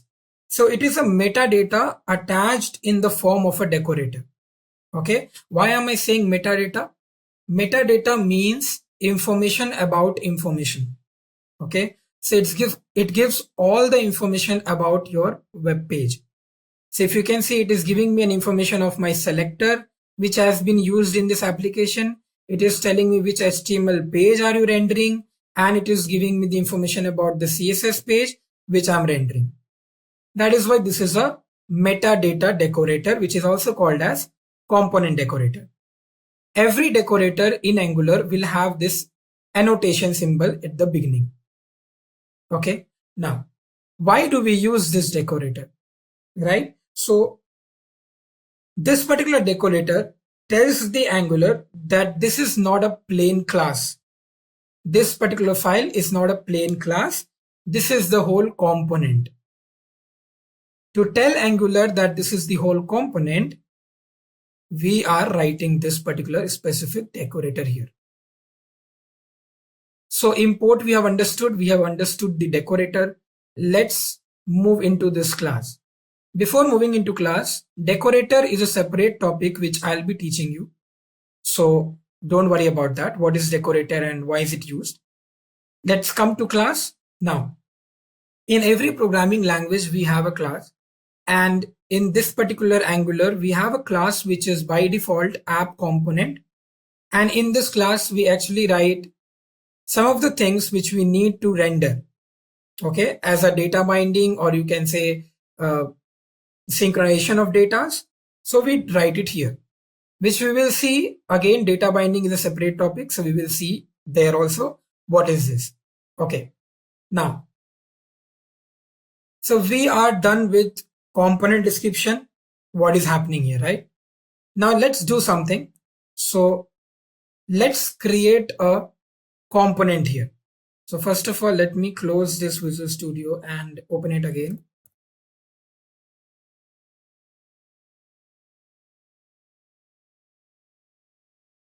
Now my terminal must be opened. So if you can see, the terminal is here.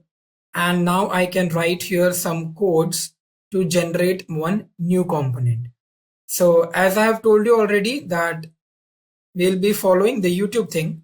So if you can see, trending is a component. Just for an example, I'm taking trending is a component. So what you have to write? You have to write ng command. Ng is the command for Angular.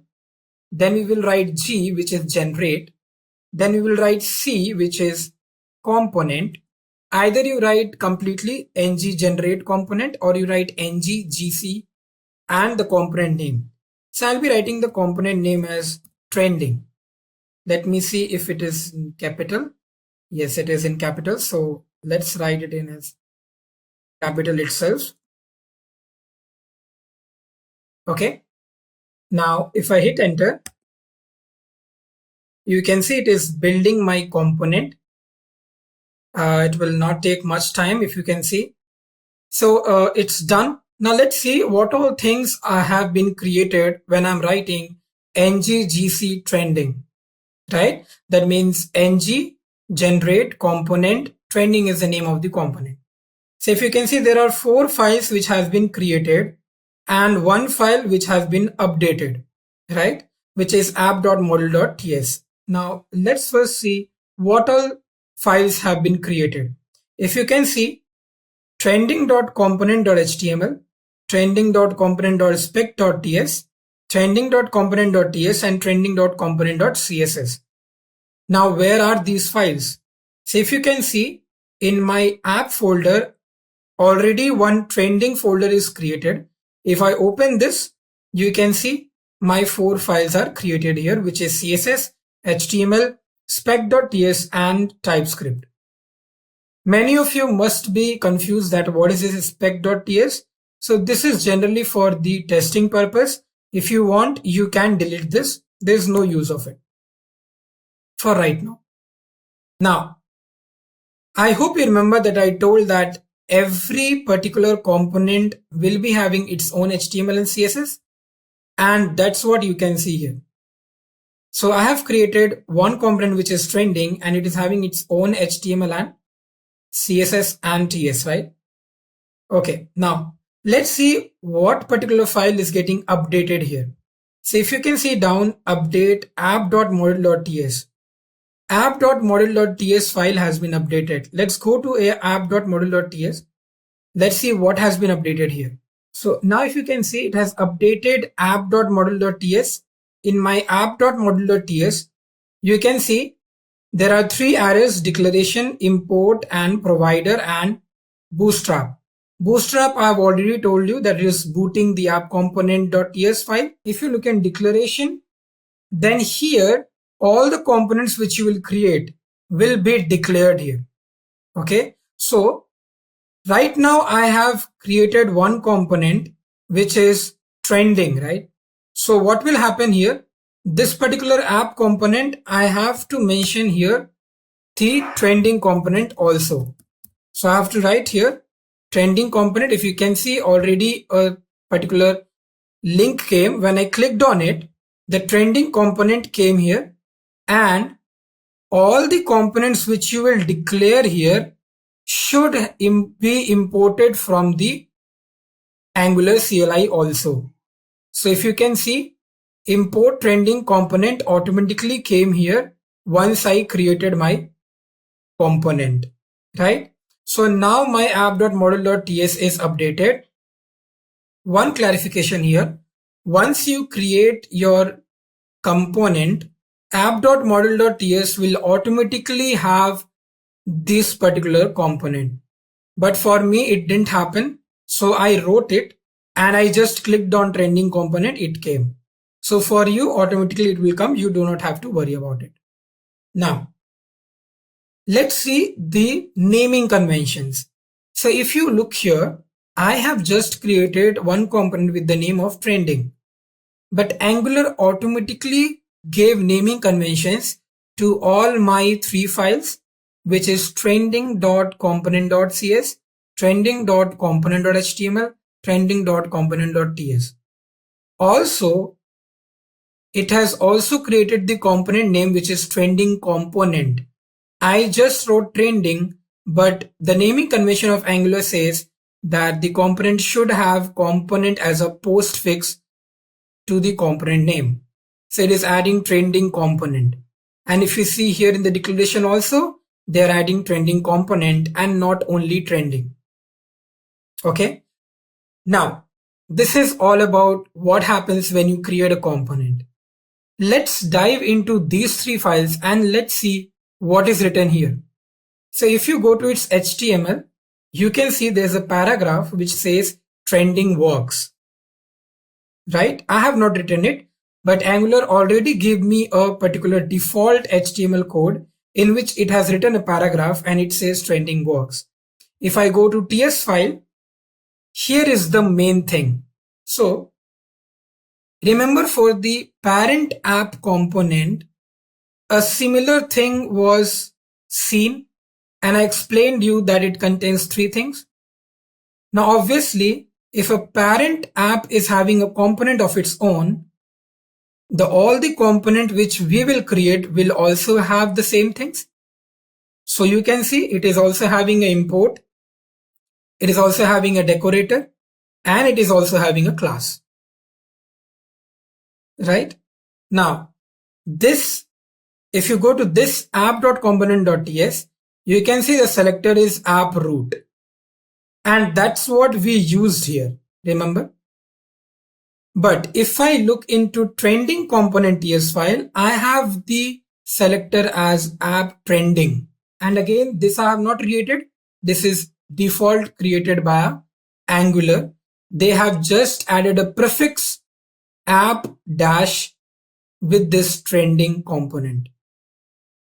Right? That means if I use this selector in my HTML, then the whole HTML code will be rendered. Okay, let's do this and check. So in my HTML, it's written a paragraph, trending works. And in my TS, my selector is app trending. So let's do one thing. Let's go to app.component.html and let's write here the tag, which is app trending. So app trending, and we don't have to do anything. We just have to close this. If I save this, so I have not actually run the file, run the application. So if you can see here, even if I reload my page, it's not running because it is not serving in the port, right? So it is giving me an error, right? So I have to first run my application. So what I have to do, npm start. Once I do that, my web page will start serving in the port 4200, and then let's see what is it showing in my application. So let's wait for some time and let's see in this particular web page what comes in. So it is generating my browser application bundles, and let's wait for some more time. Let it compile and create everything. Till then it is happening. Let's understand what is here. So if you can see in the h1 tag, I have welcome to great learning. Then I have this style, which is title app is running. And then I have app trending, right? So now you can see my compilation is completed and my particular web page application is serving in localhost 4200. Let me open this and let's see what I'm getting. So if you can see here, what I'm getting here is, first of all, I'm getting the red color heading, which is welcome to great learning. Then I'm getting my Ritvik Raj app is running. And then here you can see it's saying trending works, right? So if you can see here, this is the first thing. This is the second thing. And then there's a tag which is rendering the trending component.html. So first from here, it goes first of all to this. And then it says that there is a template URL attached to it, which is an HTML. So it goes to the HTML. And that's what is written here. So now if I suppose I give a style here and I write the color to be, let's say red, Okay. And if I save this, compilation is done automatically and the reloading is done automatically. You can see my paragraph is changed to red color. Let me bring it back to the center so that everything looks very clean and there'll be no confusion when looking into the output. So this is what you can see now. I hope you understood how you create a component and what all files gets created. Okay, let's do one more thing. So let's create one more component and let's see how that will work. Okay, so I'll first of all delete this particular terminal and I'll open a new terminal. So let's create one more component. For that we have to write ng-gc and the component name, let's see. So I have here history. So let's create history. So what will happen when I hit enter? It will generate the component and it will also create 4 files which will be something like history.component.css, history.component.html, history.component.spec.ts, history.component.ts. And inside that we will have a app.history, which is I said a prefix will be added, and in the module.ts a history component will be added. The component is a postfix here, right? So everything is working fine here, right? Now, if you look here, history.component.html says history works, and let's delete this testing file and let's go to history.component.ts. If you can see here, we have app-history as my file name. So let's do one thing. Let's write here app-history, and this is what I got. Now if I go to my history.component.html, what is written? History works. So now what I can do, I can give a style here also. So I can give like some color, let's say yellow, and let's again bring it to the center. Sorry, let's bring it to the center. Okay, now if I save this, remember that always please save all your files, otherwise rendering will not happen and your particular serving of the localhost will also not happen. So let's run this particular and serve this particular application in my localhost server, and let's see whether the history thing is coming or not in yellow color, right?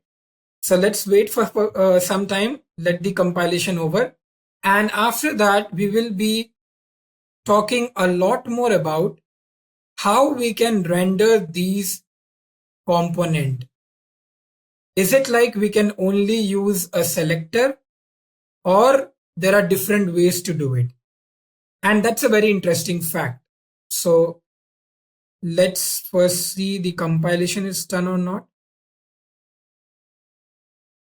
Okay, it's taking a bit of time now. See, now it's done. So let's go to my web page, and if you can see, history works is coming here. Yellow color is very light in color. So let's do one thing. Go to my history.component and let's give a different color here so that it is more visible to you. So let's try blue. Run, compilation is done, reloading is done, and you can see blue. I hope you understood till here. Let's now talk about what is happening in trending.component.ts, how we can actually write these selector, template URL, and style URLs. Okay, now when you talk about selector, we can not only write this selector as a tag, I mean to say, you can see here that we are using it as a tag, right? If I go to app.component.html, we are using it as a tag, right? So if you don't want to use it as a tag, you can use it as a class.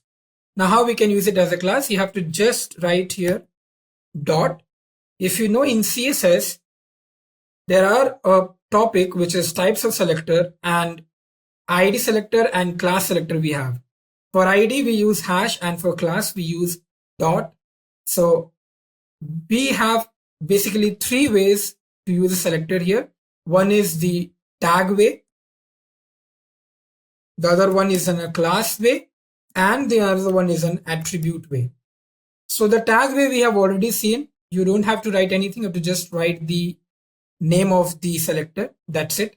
And you can go to app.component.html and you can just write the tag.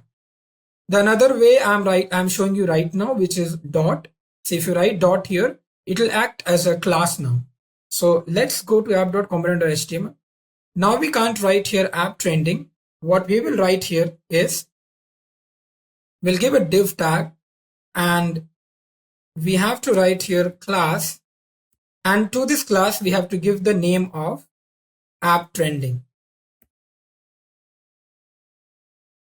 Now when I do this and I save my file, you can see, okay, let me see if anything is wrong. So app trending is spelling mistake or something. Let's check. Class equal to app trending. Have I saved any? Yeah, this file is not saved. Yes. Okay, let's see. Okay, so trending works is not coming here. Let's check why is it. Are my all files saved? So basically we don't have to put the double quotes here. So you have to just write class equal to app-trending. When you do that and when you save the file, and if you see your web page, you can see still I'm getting the trending works here. That means we can use the selector as a class also, right? Now let's go to again trending.component.ts. If you keep your mouse here, you can see it says declare as one of the following: element name, which we have already seen as a tag, and dot class we have now seen how to use it. Now the next one we'll be seeing as an attribute. So for an attribute, you have to put a square bracket. So let me put a square bracket around this.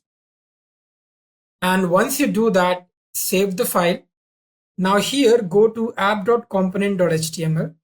What you have to do, you have to remove this class equal to, and app trending will work as a attribute now.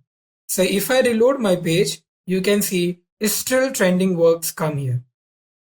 So just now I have shown you how you can use this particular selector as an element, which is a tag, as a class, and as an attribute. Now let's talk about template URL. So if you see here, you can write here template URL, and we are giving the URL of this HTML document, which is the URL path. But suppose if you don't want to give the template URL and you want to write the template itself, that means you want to write the HTML code itself here. So what we can do, we can remove this whole thing and we can start writing the particular HTML code itself. So I can write here, let's say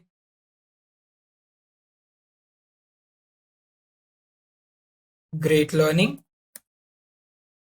is awesome. Let's say I've written this. I'll close the div for now. And when I do this, I'll save my file. Once I go to my file, you can see here that I'm getting great learning is awesome, right? Now trending work is not coming here because I have removed that URL from here. And instead of that, I have added an HTML template itself, which is great learning is awesome. You can see it's showing here. In the same way, what we can do, we can also work with this style. Okay, but before coming into the style, I want to show you that can we write only one single line of HTML here? No, we can use backticks to write multiple lines here. Now, what is a backtick? So in your keyboard, below to escape button and above to the tab button, you can see a inverted comma kind of thing is there. We can use that to write multiple lines of code. So let's give that. So this is called as the backtick. And now I can write a multiple line of codes here. So let's say that inside the div, I have a paragraph and I'm writing here, I am learning Angular 7. I'll close the paragraph. Once I do that, once I save my file, compilation happens and you can see the div tag and the paragraph is also coming here, right? So using the backtick, you can also write the multiple line of codes here. Now let's talk about the styles. So instead of giving the URL or the URL path of the CSS, what we can do, we can just write styles here and we can directly give the style here. So how we can do that? We have to again use the backtick and we have to directly write the CSS here. Now how can we write the CSS? Let's say I have this particular command which is div and the p, right? So let's say I want to give color and text align to div. So what I will do, I will just write here div, then a curly bracket, I'll hit enter. That is how we write the CSS, right? And then what I'm going to do, I'm going to give here color. I'm going to say, let's say that I'm writing here green. And let's say I'm giving the text align as center. The only problem doing this kind of thing is that you will not get the auto correction here. You'll not get any options for your CSS or your HTML. So whatever code you are writing, you have to be fully dependent on that it should be correct, right? Now if I save my file and if you look here, you can see that these two lines is green in color and it's coming in the center. Yes. Okay. Now I can make it bold also if I want. So I can make this particular thing. I'll write here a strong tag and this becomes strong. Let's save and let's reload. So you can see this particular I am learning Angular 7 is bold. So I hope now you understood how we can write selector in three ways: template URL and template, styles URL and styles, right? This is a whole lot about the basic concept of component. Now let's see what do we have in our next topic. So in our next topic, we are going to look upon what is modules. So in Angular 7, we have seen what are components. Now let's see what is modules and how do we create a new module. So for that, let's again go back to Visual Studio Code. And I hope you remember that we have talked about component.ts, in which we have seen a lot more about app.component.ts and how can we create a new component which we created like trending and history. Both the components will be having their own HTML, CSS and Typescript files, right? Now in this particular topic, we'll be talking about what is app.module.ts. Okay, now first of all, if you have a look at this app.module.ts, this is a default module which is given by Angular, and as well as this is a root module also. Now if you look here, all the modules or all the components whichever we will use, it will be imported here as well. So if you can see, we created two components and both the components are imported here. The same way, all the modules which are by default used here, such as browser module, ng module, app routing module, these are also imported here, right? Now have a look at this particular decorator.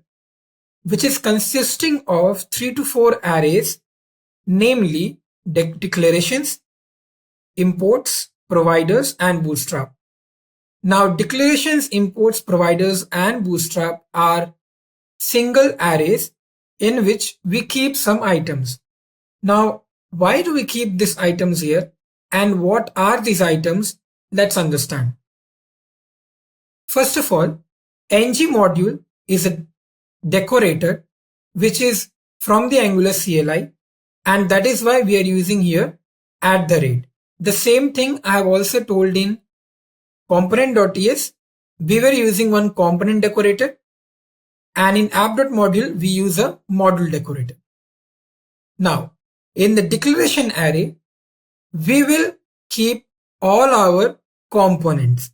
So whatever component will be created, those all components will be declared here. We need to do this because it's a very important thing in Angular. So the Angular should know what all components are you using in your application.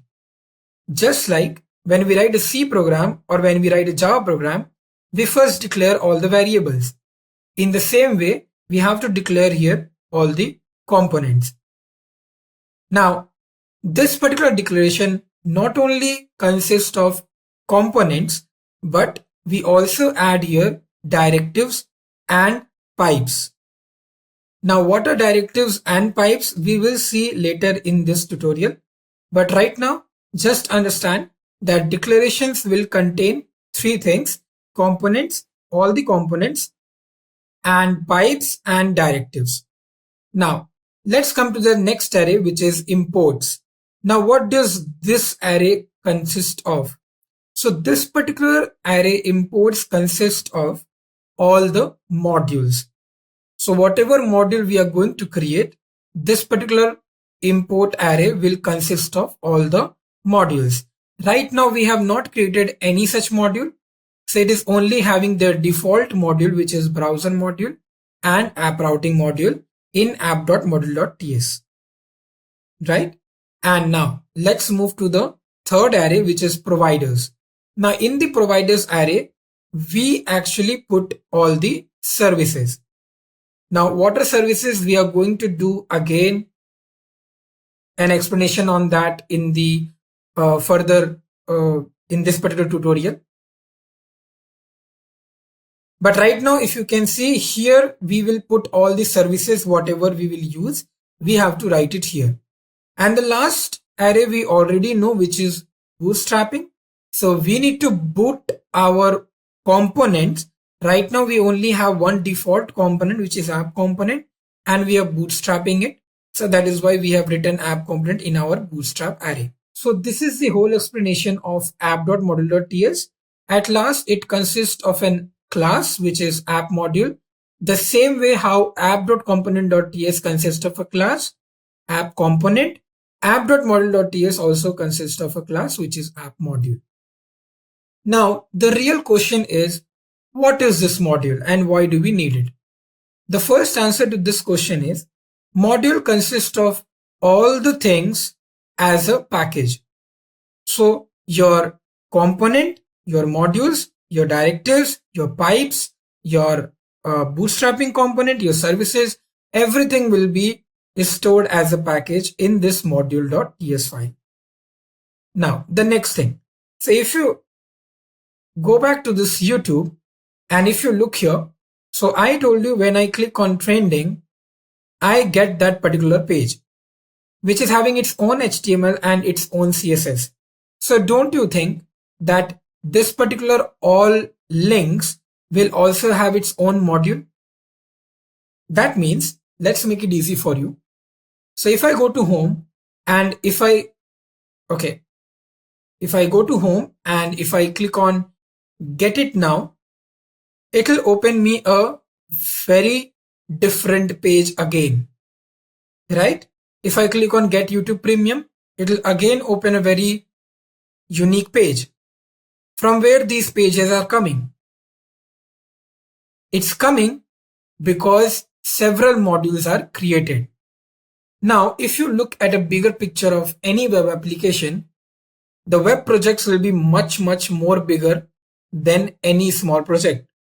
Like YouTube. YouTube is way much bigger than any web application project. If you look here, in trending, we have all these clicks. These all are also modules.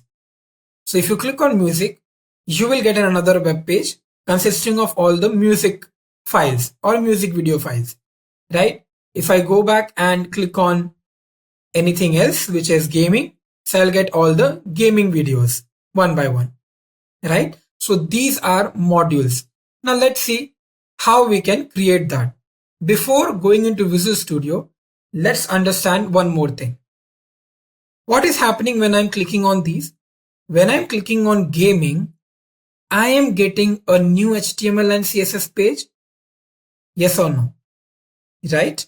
Now, if I click on news, I'm again getting a new HTML and CSS page. That means inside a module, we can create components also. Now I hope you got what is module and a component. So first you create the modules, and inside the modules you create the components, how much ever you want. So if suppose this is a module, then all these modules will have components. That means their own HTML page and their own CSS page. So yes, now it's look like a messy thing because these are also components and the another inside links are also components, right? Every component, wherever your HTML page is changing, it's a component. And before that, we have to create a module. So without wasting much time, let's create one module and let's see what happens. So we have created this history and trending as a component. Let us first delete those.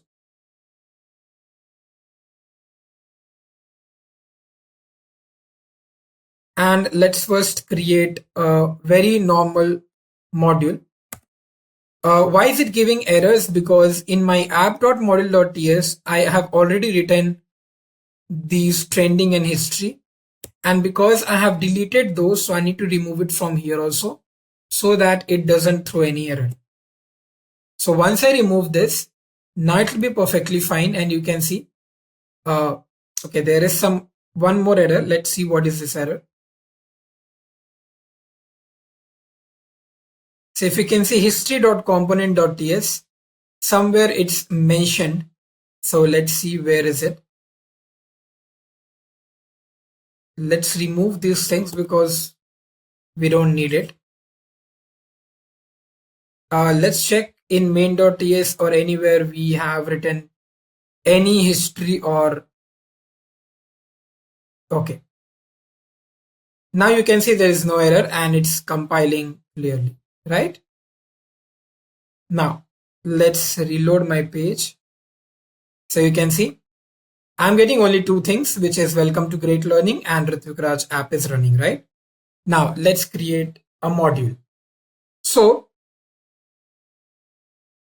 obviously to create a module, first I need to remove this terminal and open a new one. And here what command I have to write? I have to just write ng g, which is generate, and then I have to write module, and then I have to just use the module name, whatever I want to give. Let's suppose I want to give here, let's say YouTube. I'm just randomly picking one module. So I'm just putting module as YouTube. And inside YouTube, you have so many things, right? Login, you have register, you have music section, media section, right? So we will create those as components. First, let's create this module. Let's see what happens. So once you hit enter, this particular module will be created, which is YouTube. And you can see it created one file, which is youtube.module.ts. And you can see the folder of it, which is here. So that means if I open this, you can see youtube.module.ts. If I click on that, if you look at the code, you can see all those three things are available here, which I said import, which is module decorator, and the class, right? Now, if you have created this module, So in your app.model.ts also, this particular module should be written. So what I have to do, I have to write here. Once you write, you can see here it is mentioning that you can put it here. Now once I do that, you can see it's written here YouTube module, and also that same thing is imported also. What does that mean? So as I said you that in imports, all the modules will be recorded, and that is what is happening. All the modules are getting recorded here, and it is also getting imported. Let's save my app.model.ts and let's save my youtube.model.ts. Okay. Now we have created the module, which is YouTube. Inside YouTube, you have so many components, right? Like if you click on home, then that's another component. If you click on login, that's another component, because home will have a different HTML page, a different CSS page, and the login will have a different HTML and CSS page, right? But how can we create a component inside this module? How can we do that? Because in the previous topic, we have seen how can we create component normally, but how can we create component inside a module? Let's see. So what you have to basically do here is, I did something.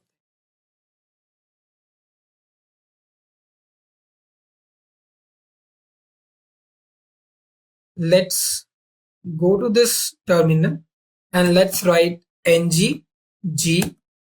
I have to create a component, so I'll be writing C here, and I have to create the component where? So I have to create the component inside the YouTube. So I'm going to write YouTube and then I'm going to give a slash. Now suppose I want to create a component which is login. So what I'm going to do here, I'm going to write here user login.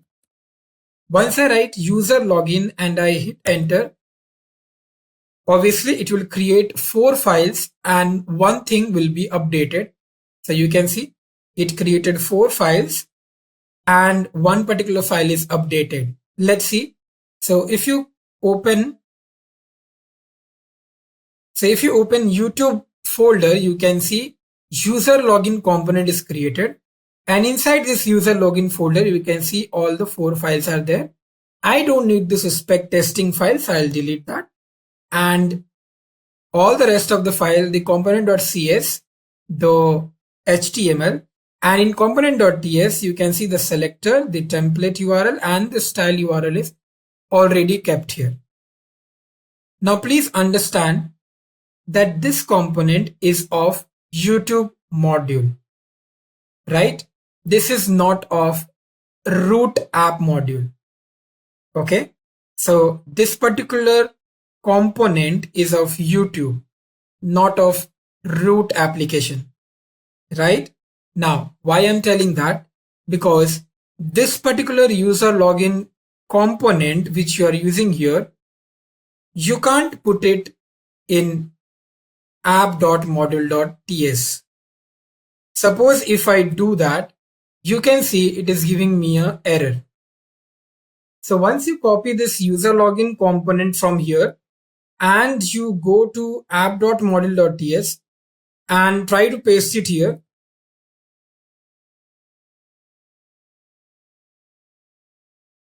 one second, let me copy it again. So if I copy this and if I go to app.module.ts and if I paste it here, you can see it is throwing an error, right? It is throwing an error. That means you can't keep user.login.component.module or user login component in this particular file. Now,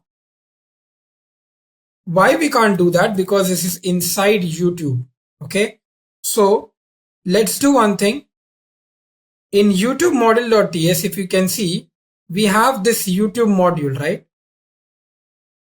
What we can do, obviously the component can't be put here. So what we can do, we can put here YouTube module. You can see it's already there. So it's not required, right? Now we have all the components here and we have all the modules here. let's try to put the user login component in app.module.ts declaration. So what happens if I do that? You can see it is again giving me the error. So in short, the only explanation needed here is that if inside a module you are creating a component, you can't put it inside app.module.ts because that component is not of this application. That component is of YouTube module, right? That is why it is giving error whenever I'm putting that. So let me save all my files, whatever I have changed and created. And let's see once again how this whole thing is looking. So if you look here, we have the root application. Inside the root application, we have the YouTube module. Inside the YouTube module, you have the user login. Like that, you can also have the home page, the trending, like that, all the components. And then we have youtube.module.ts, which is YouTube's module, not the root application module. Okay. So this is YouTube module. And here we need to declare whatever component we are going to create. So let's suppose if I again create one more component, let's say I'm creating YouTube/homepage. Now, once you create that, what will happen? Again, one more component will be created, and here also a import homepage component will come. You can see it automatically came here. So that's how it works, but it will not come in app.module because that particular component is not of app.module. It's of youtube.module.ts. So in youtube.module.ts, you can see it's coming. Now I hope you understood what is this module and component and what is the work of module and component. So a root application will always have one component and one module, which is permanent. Every application will have a root component and root module. Now it all depends on you how many modules you want to create. You can create a lot of modules. So it's all upon you depending on your application project. And in that module, how many components you want, that also, it all depends on your application project. But remember that one root application component and module will be there, from where, from the module, you will contain all the components which it will create and all the modules which you're going to create. Okay, so the root module will have all the components in declaration array and all the modules in import array. When you talk about one particular module like YouTube, then youtube.module.ts will have their own component declarations and their own module in the imports array. When you talk about app.component.ts, it will have the root application selector, template and style URLs. And if you talk about any inner component, that will have its own selector, template and style URL. I hope now you understood how this segregation is happening and how the modules are kept, how it is created, what is the command to create a module and a controller, and how do you keep all the things very precisely on the sidebar of the Visual Studio Code. So let's move ahead and let's see what is the next topic. Now let's talk about what is Angular7 Decorators. Now in the previous topics, we have already seen some of the portions where we have used the word decorator, but we don't know what exactly it is and what does it do, right? So till now we have seen more about component and modules. Let's see what is decorators. Now if you look at these points, let's go one by one and understand what is this decorator all about. The name of the decorator starts with @ symbol followed by brackets and arguments. First of all, I'll tell you that decorators are a feature of Typescript. And because Angular7 is totally molded on Typescript, that is why this feature we have to use in Angular7 projects or applications. And always whenever you are defining a decorator, we have to use a @ symbol. You must have seen many times we have used @ symbol. For an example, @component, @my module, right? So we will see what are those and how many types of decorators are there, and mostly why is it used for. Since decorators are just functions in TypeScript, that means in TypeScript, decorators are mostly functions. Let me take you to the Visual Studio Code, the application, the default application, and let me show you how this decorator looks like. So we have come back to this application, if you remember. So we now are going to app.module.ts, and you can see here @ symbol in which ng module is present. Right now, this is what is a decorator. If you just keep your mouse in ng module, you can see it says decorator that marks a class as an ng module and supplies configuration metadata. That means decorators are always used to provide some metadata. Metadata is nothing but information about information. That means deep down whatever informations or whatever packages, libraries you want, these all things it will provide you. I hope you remember that I told you declaration will contain only the components, which is an array. Declaration, imports, providers, bootstrap, these all are arrays, which is inside the decorator. Declaration array consists of all components. Imports array consists of all modules. Providers array consists of all the services. Obviously, it will use to bootstrap the components or anything which you want to boot, right? Now, before we deep dive into the decorator, let's first understand why do we have separate arrays for all of these? Why just can't we put module inside declaration? And why can't we put services and this app component inside declarations? Why 4 arrays? There is a reason behind it. Now understand that declarations array which contains the component always works in compile time. That means this particular array always executes in the compile time period. But when you talk about imports array or providers, which is services, these array works or runs in the runtime. Now many of you who don't know what is compile time and runtime, compile time is when the compilation is happening, the checking of the code is happening, or the conversion of the documents are happening, right? The compiler basically compiles your code. But when it comes to runtime, runtime means when the execution is happening, when that particular application will start serving in your local host or will start executing into your web page, web browser, right? So app component or any components will always run in the compile time period. But when you talk about the modules or the services, it always compiles in the compile time period. So that is why we have different arrays for these things, so that it does not mix match, right? Okay. Now we have understood this part. So let's see what all other places are there where we have used this @ symbol.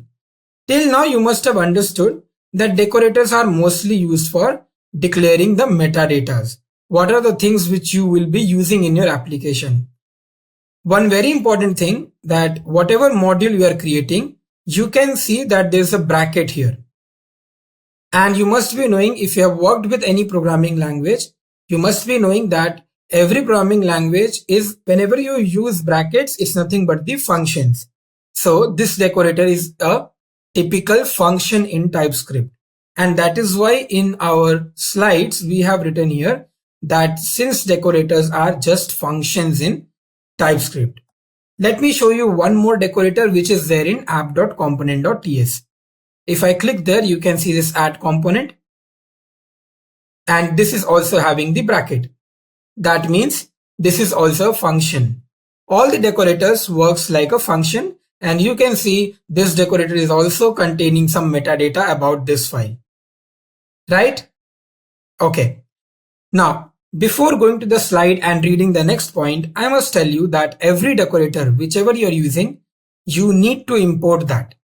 not only decorator, but any of the component, any of the modules, anything, whichever you are using in your application, you need to import that. That is why add component is imported here. Also, if you go to module, the ng module is also imported here. Remember, these decorators are always kept in the Angular core library, and it will always be there. Even if you're creating a new module, it will be called from here. Okay, you can see here also it is from the core library. Okay, now let's move to the another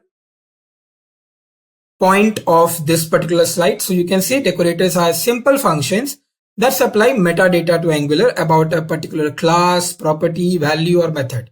This we have already seen, and I have discussed that in the Visual Studio Code. Decorators are invoked at runtime. Most of the decorators are invoked at runtime. Now I have told you the difference between compile time and runtime, so there is no difficulty in understanding this point. Fourth one, it allows you to execute functions. For example, @component executes the component function imported from Angular7. So if you look here, @component is actually imported from the Angular7 library, and this particular function is actually running this function, right? Because of this function name, this particular items are running. That is what that pointer is saying. If you look upon this, because of this particular name or the decorator, these all things are running. Correct? Now, when you configure a component, for an example, you are providing metadata for that class that tells Angular that we have a component and that component has a specific configuration. Any component if you create, like I remember that we created the YouTube component. If you must remember that when we created YouTube component, in that particular component also one decorator was available. So anytime you create any component or any module, it will be having its own decorators, because without the decorator, that particular component or module which you have created will not be able to tell you the metadata which he is having or which it is having, right? So every component and module should have or must have one decorator which will contain its metadata. That means all the necessary data it should collect here, right? Now we have talked about all the 5 pointers which is given here. Let's see what are the common decorators which we will be using in our Angular7 tutorial. ng module, you already know this and we have seen a lot more. We have talked about it. @component, just now I showed you this in Visual Studio Code. Injectable, okay, this we have not seen anywhere. Like, so what is this @injectable? Let's read that. Declares that a class has dependencies that should be injected into the constructor. First of all, let's understand what is constructor. If you guys don't know what is constructor, and if you know a programming language, you must have worked with the constructor. Constructor is basically a type of a class, a type of a method you can say, and this particular method is used to initialize your variables or methods, right? It gives a kick point or ignition point to those variables and methods. Okay, it's just a kind of a starter. Now, if you look in this constructor, why is it written that? Declares that a class has dependencies that should be injected into the constructor. Every class will have one constructor or it can have many. When we talk about constructor, we are actually talking about a class. Every class is having one constructor and it should be having dependencies on it. Like suppose if I'm making a constructor and if I have some variables inside it, now the dependency is that I have to initialize those variables, right? The same thing comes here. So in Angular, we use something called as services, like HTTPS service. Then we have routing service. Those services we can provide through @injectable decorator. So basically, in a simple term, you will create a class It's already created. You don't have to create. You can see a class here. So for any module or component, you will be having a class. So in this class, you will create a constructor. Inside that constructor, you will create a service, and that service you can use in your application anytime whenever you want to use it. What is service? Service is like whenever you go to a restaurant, the waiters service you, right? They give you services. Whatever you want, they will help you with that, right? Same thing happens in your web page application. When you're making an application using Angular 7, we create some services that we can use anytime we want. One best example is Hypertext Transfer Protocol, HTTPS. So we can create those kind of services and we can keep it anytime we can use that. That is what is services. And to use service, we use @injectable. Right now, in the meantime, if you have not understood what is service, don't worry. We have a topic separate in which I have explained what is service and how to use it. Coming to the next one, @directive. This is basic. It declares that the class is a directive and provides metadata about the directive. And the last one is very important because this is the most widely used decorator in any Angular 7 application, which is @input and @output. This is why important because it is used to communicate between the parent component and the child component. So what is parent component? Suppose a bigger component, and the child component is nothing but inside that parent component, you have created some multiple child components. Now how to get communicated from parent component to child? That's where we use input. And when you want to communicate with child component to parent component, we use output. So in those communications of parent component to child component and vice versa, we use @input and @output. We will see @input and @output in later upcoming topics. So don't worry about that. We are not going to talk about this in detail here because this is a whole topic about decorators. So let's stick to that. These are the most common decorators which we'll be using. There are a lot many, but these are the most common ones when you want to create a basic application using Angular 7. Now let's see what are the types of decorators. I know these are the types of decorators, but there are names given to specific decorators. Like ng module and ng component has given a name class decorators because those are class. Okay, so those are class decorators. If you talk about @input and output, those are property decorators. Method decorator is very important one also because this contains one of the decorator which is @hostListener. I will be explaining you with one example how this hostListener works and why is it named as hostListener. Parameter decorator which is @inject. Okay, let's quickly deep dive into these four and let's see how does this work. Class decorators, if you talk about @component and @ng module, we have already seen this in our Visual Studio Code. Where is it placed and how is it written, right? So no need of explaining anything there, right? Any which ways we are going to understand this particular component again in a very detailed manner. So just wait for that. Let's move to the next decorator, which is property decorator. I've already informed that @input and @output in a very detailed manner. I will be explaining it. So stick to the video till the end. And method decorator, which is @hostListener. Let's do this. How to actually use the @hostListener and what does it do? So let's go back to our Visual Studio Code and let's do some coding here. First of all, before explaining you the @hostListener, let's do something. So what I'm going to do, let's go to my module.ts. Okay. And here, what I'm going to do, I told you that every class will have one constructor, right? So let's create a constructor here. When you create a constructor, you know that it's a method. So you have to write something like this. Now, I want to create a proof that this is app.module.ts and this is app.component.ts. I want to create a proof here. So what I'm going to do in this class also, I'm going to create one constructor. Okay. And what I told you that constructors are used as a ignition point or a start point, right? So that is why I'm creating in all the classes one constructor so that ignition point can be started. Now, what I'm going to do here, I'm going to write here console.log. Now, those of you who don't know what is console.log, this is basically a printing statement in the console.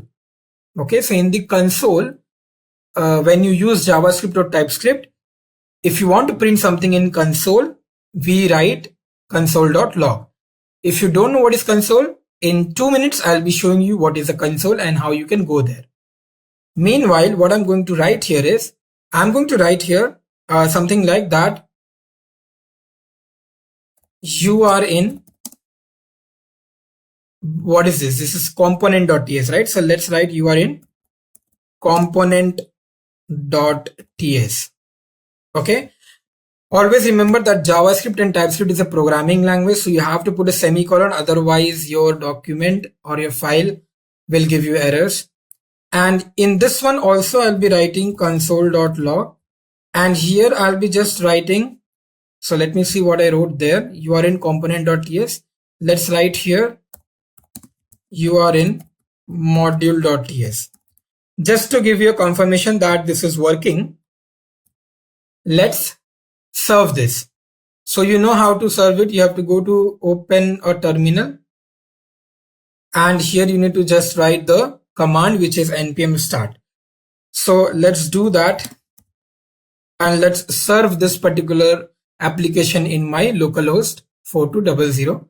Let's see what happens and what do we get in the console and how to open a console also. I hope all the files are saved. Please recheck it whenever you're coding.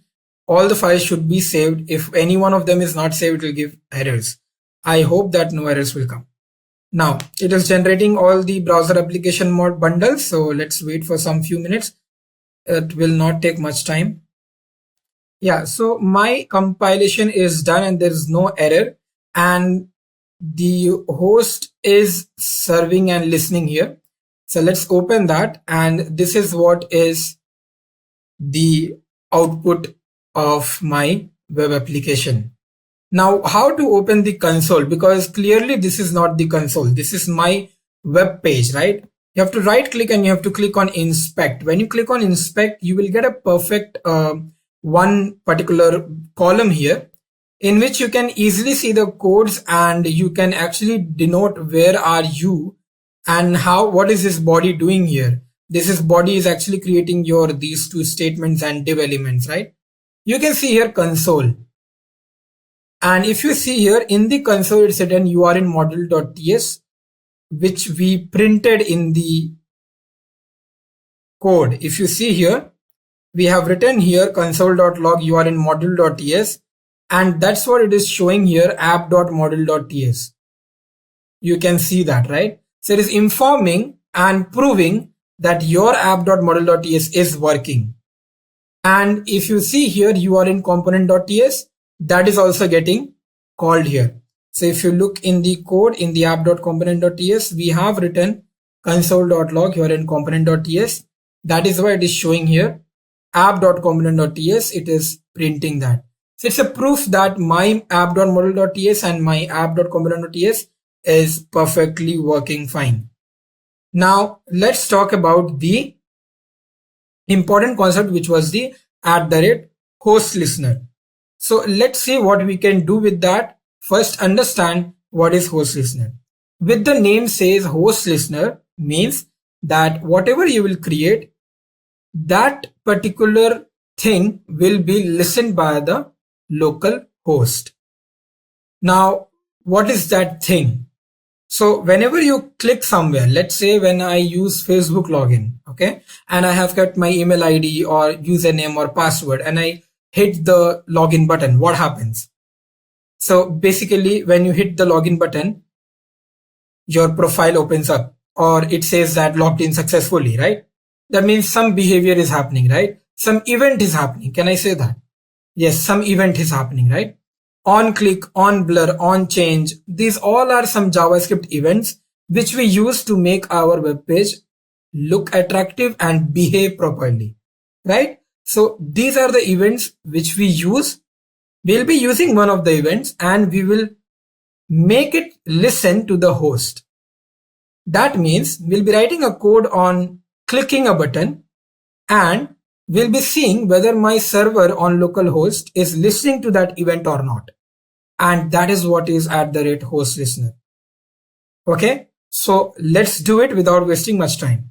To do that, now we have to come back to our Visual Studio Code and let's see how this host listener directive is working, right? Sorry, the host listener decorator is working. So let's go to app.module.ts. You can see here we have written these particular things which we have already discussed. Now we do not have to write the host listener in this module.ts. We have to write it in component.ts. Now the fact why we are writing it in component.ts, because if you look here, module is what? Module is the part inside which the component will be having, right? Because every module, if you go to app.module.ts, it is actually bootstrapping the component, right? So we should not write the host listener decorator inside the module. We have to write it inside the app.component.ts. So please be specific and always see that you're writing it in this component, because this portion, this white portion where we have the content, this is the component, right? So let's write and let's see how to write it. Basically, it's a decorator. So first of all, we have to put the @ symbol, because every decorator will have this @ symbol. Starting with the host listener, you don't have to write it completely.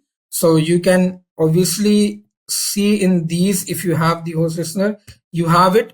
So you can just do it. Now, next thing, because decorators are something like a function in TypeScript, so we have to put the brackets, right? Now, inside that, we have to write what kind of event do you want to give. I want to give a click event, so I'm writing here click. The next thing, we have to tell the application that this click is an event. So how can we say that to the application? We have one way of writing it. So we have to put the square bracket first, then the single quote, and then we have to write here event. But one thing is missing here, which is the $sign. So we have to put that. Once you do that, we have kept our decorator inside component.ts. Now we have to write what particular message will be coming through this host listener or through this event. So let's write that. For that, obviously, this is a metadata information. All the decorators have some metadata, right? It consists of some metadata. So we will write a metadata here. What metadata we are going to write? We are going to create a user-defined function. So I'm going to write on host click. Because this is a function, I'll be putting a bracket, and inside event, I'll be writing that event which I'm calling here. So this is this event. So I'm calling this event. What it will do, it will give a alert message. Let's say some alert message, which is a pop-up box coming in front of the application. So let's write here that the host is listening your event. Okay, I've just written this much, and let's put a semicolon. This is how you include your host listener decorator. Let's save the file. Compilation is done. Let's check my web page. So the reloading is already happened, I guess. Yeah. Now if you click here, you're getting an alert message which says the host is listening your event. That means my web page application in which the server is running, localhost 4200, the port is running. This particular localhost is listening my event which I have written in my code using the decorator host listener.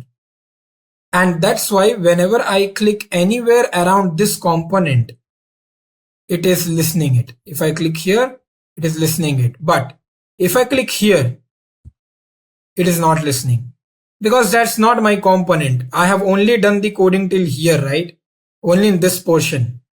If you go to inspect, you can see till what portion you have basically done the coding. If you put your mouse in the body portion, you can see only this much coding you have done. The rest of the page is empty. There is nothing. That is why the component is still here. That's why whenever you click on these sites, the host is listening your event and it is doing its work, right? Like that, you can do hover mouse, on change event, on blur event, many such events. Okay. This is how your host listener decorator is working. Now let's go back to this slide and let's see what is the next one. This was one of the method decorators which we have seen for methods inside the class. Remember, inside the class, we have written the method host listener, right? Now let's see the last one, which is parameter decorator, which are nothing but the parameters inside the class constructor. Parameters inside the class constructor, and this is nothing but @inject. And I told you that @inject is always used with the services, right? So we have to create a service and we have to put that service inside the class constructor as a parameter. I hope you must have imagined that where I'm going to write this service. Obviously, I'm going to write it inside the constructor, which is here, right? So let's first create the service. Let's create one service. Now, if you don't know how to create a service, let me tell you, it's the same manner. How do we create a component and a module? So we have to open a new terminal because that particular terminal was serving. So we can't write a code there, command there. So I'm going to write here ngg, which is G for generate. And I'm going to write here service. Let's say my name of the service is GL service. Okay. Let's say this is my service name. Let's wait for some minutes and this particular command will create two files for us. One will be service.ts and service.spec.ts. Service.spec.ts we actually don't need because this is for the testing purpose. But what is most important here is this GL service.service.ts. GL service is my service name. Service.ts is the postfix to it. Let's see what all things are here in this particular service.typescript. First of all, you can see that we have @injectable decorator that we have discussed in the slide in this particular third point, @injectable, which declares that a class has dependency that should be injected into the constructor. That is why in the slides it was always written that parameters inside class constructor, we use the parameter decorator, which is @inject. I hope this is clear. Now let's do this. Let's understand how to write this particular service inside the constructor as a parameter and how to check whether in my application this particular thing is working. Now if you see, inside the constructor we always write a parameter, right? And that parameter can be anything. If you see here, I have already, not me, but the system or the application, Angular application, have already created one class for me. This we already know. Even if you create a component, even if you create a module, one particular class will be created for it. That will be a separate class for it, right? So what I'm going to do here, I'm going to copy this class from here and I'm going to go to app.component.ts because this is my basic file where I'm doing all the decorators, right? Before that, I hope you remember that in providers array, we always put the service. So I'm going to put the service here. Now this is saying some error. That means we need to import it. So you have to click on this particular thing and you have to import. Before that, let me show you what all things are there in the import. These things are there and you can see the GL service is not there. So we need to import it. Click on that and click on import. It will automatically import it. Now that error is not coming. Perfect. Let's save this and go to now app.component.ts. Now in the constructor, what we have to do, we have to first write this decorator, which is at the rate inject. Remember that inject decorator I is always capital. When you write this, after that, because this is a method, it's a function in TypeScript, we have to put the bracket. Inside the bracket, it's a parameter, so we have to put this class name. They have told you, right? We have to use it as a parameter when you're working with parameter decorators, right? So we have wrote this particular name here. And now after the bracket, we will be writing a basic variable. We'll be taking one basic variable. Let's say I'm taking GL service. This is a basic variable which I have taken. Now inside this particular, what I will be doing, now you can see here there are lots of errors coming here, right? This is because we have not imported any of these things here, right? So we need to import all of these things here.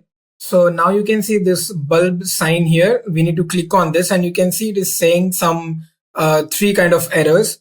What we need to do basically is we need to remove this and we need to import it. Whatever you're writing, we need to import that, right? So if you go to your service.ts, you have to copy this, and when you are importing it in the parameter here, when you are importing it, one bulb sign will come and you need to import that there also. And now you can see the error is not coming. Now what you have to do is outside of this, you need to create a basic variable out of it. And this variable, you need to write it inside this console.log. Okay. When you will do this much, what will happen?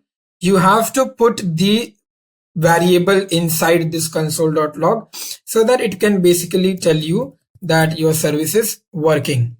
This is something like this, how you do work with service. Now, this particular will not give you the output because the variable is not declared here. We are directly using it.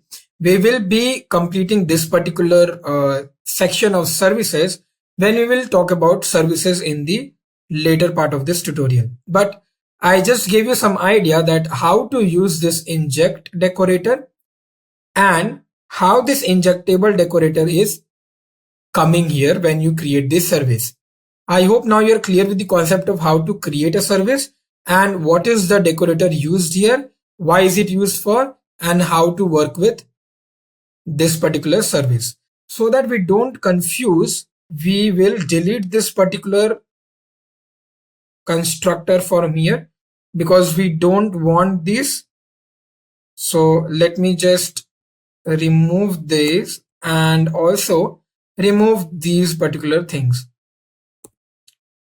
Okay, this was what it was before. Now, before going into or moving into the new topic, let's move into one of the topic which is we need to discuss so far. Decorators we have already understood. Now let's understand in the @component decorator what all things we were having. We have already seen these things, but let's do a revision. So if you look here, first of all, we are importing the component decorator from the Angular core module. The second, we were using that particular decorator which was @component and it is having all the metadata. First one is the name of the HTML tag which is app root, and the next one is the HTML template which holds. The next one is the CSS template which it holds, the styling, and the last one is the class which is app component class. The export keyword is used so that the component can be used in other modules in the application as well. So export means what? When you export something, right? So export keyword is used so that this component can be used in the other modules of the application. So this is the broad explanation of this particular @component decorator. Let's see what is that template and style which I have shown you here. We have already seen this, that there are two things, template URL and styles URL and style. So let's first see what is template URL and styles URL. These are two separate files and the respective paths are mentioned in the component file. That is why you can see here the template URL is having the HTML component file name and the style URL is having the CSS component file name, right? So basically it used for rendering the HTML and CSS from the component file. One more way to write the HTML and CSS is using the template and the styles, using the backtick for multiple line and using the single quote for a single line. So when you're writing template and you're using the backtick, you are actually writing the multiple line of coding in HTML. The same goes to style, and we have already seen this. Now let's move to the next topic, which is Angular7 directives, and understand what are these. Before moving into the directives, let's first see what all things we have done till now. So let's move to our Visual Studio Code, and we have done mostly about the component, the modules, and the decorators, right? The decorators, we have seen that @ symbol is very important there, right? Now let's quickly move into directives. In directives, there are most of the topics which will be talking about the component and the module, these all things. So let's see what is actually directive, and let's then again jump to Visual Studio and do some changes in the code. Let's understand how this directive works. So directives are nothing but instructions in the DOM. DOM is document object model. So when you say about document object model, it's nothing but the coding which you have written here. So these are the DOM. Okay. Now these directives are nothing but the instructions given to the DOM.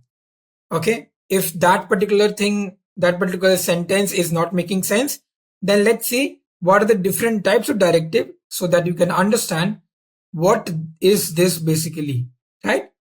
Components are also directives with a template. Okay, so one of the directive is component also. So if you look at this component.ts, this component is also one of the directive which is having this template URL and style URL. That's why I explained you in the previous slides how to write this template and how to write this style URLs. We have seen that we can write template URL or we can write template individually, and we can write all the codes inside this particular column. So we can write here directly the HTML code or we can write here directly the CSS code when you are using template and CSS, that means styles. So that is why component is also one directive. So basically these are the instructions given to the DOM, right? That what actually in the application should be present, how it should be viewed, basically the view. Okay, so the view is nothing but the directive. The directive tells how your web page will appear, what it will have, and whether there will be a button, there will be a some kind of alert message, what things can be put in. So one way of writing the directive is this component directive, because here also we can put the view of our page. Okay, we will do some codings related to the component directives, but first let's discuss how many types of directives are there. So apart from component directive, we have two more types of directives, which is one is structural directive and another one is attribute directive.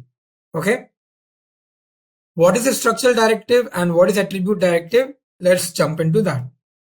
When you talk about the structural directive, these are responsible for the HTML layout. That means whatever HTML layout you will be writing, whether there will be a list, whether there will be a table, there will be a form, how the HTML layout should look like. They shape or reshape the HTML view by simply adding or removing elements in the DOM. Let's say that when you're logging into one website, so there will be a login button, right? So when you click on login, your particular profile comes up. But when you're inside your profile, login button should not be there, logout button should be there, right? So this is called as changing of HTML layout. Now when you have the logout button, you will click on logout and you will come out of your profile, where again the login button will show, right? This is what is nothing but the meaning of this sentence, that these directives are responsible for the HTML layout. When and at what time what thing should come up. They shape or reshape the HTML view by simply adding or removing the elements in the DOM. These directives are the way to handle how the component or element renders in a template. So in a particular HTML template, in a particular HTML web page, how things will appear, when things will appear, when it should happen, those things are nothing but taken care by structural directive. Some of the structural directives available in Angular are ngIf, ngFor, ngSwitch. There are a lot many more, but these are the most common ones, and we'll be seeing how these directives are working. Okay.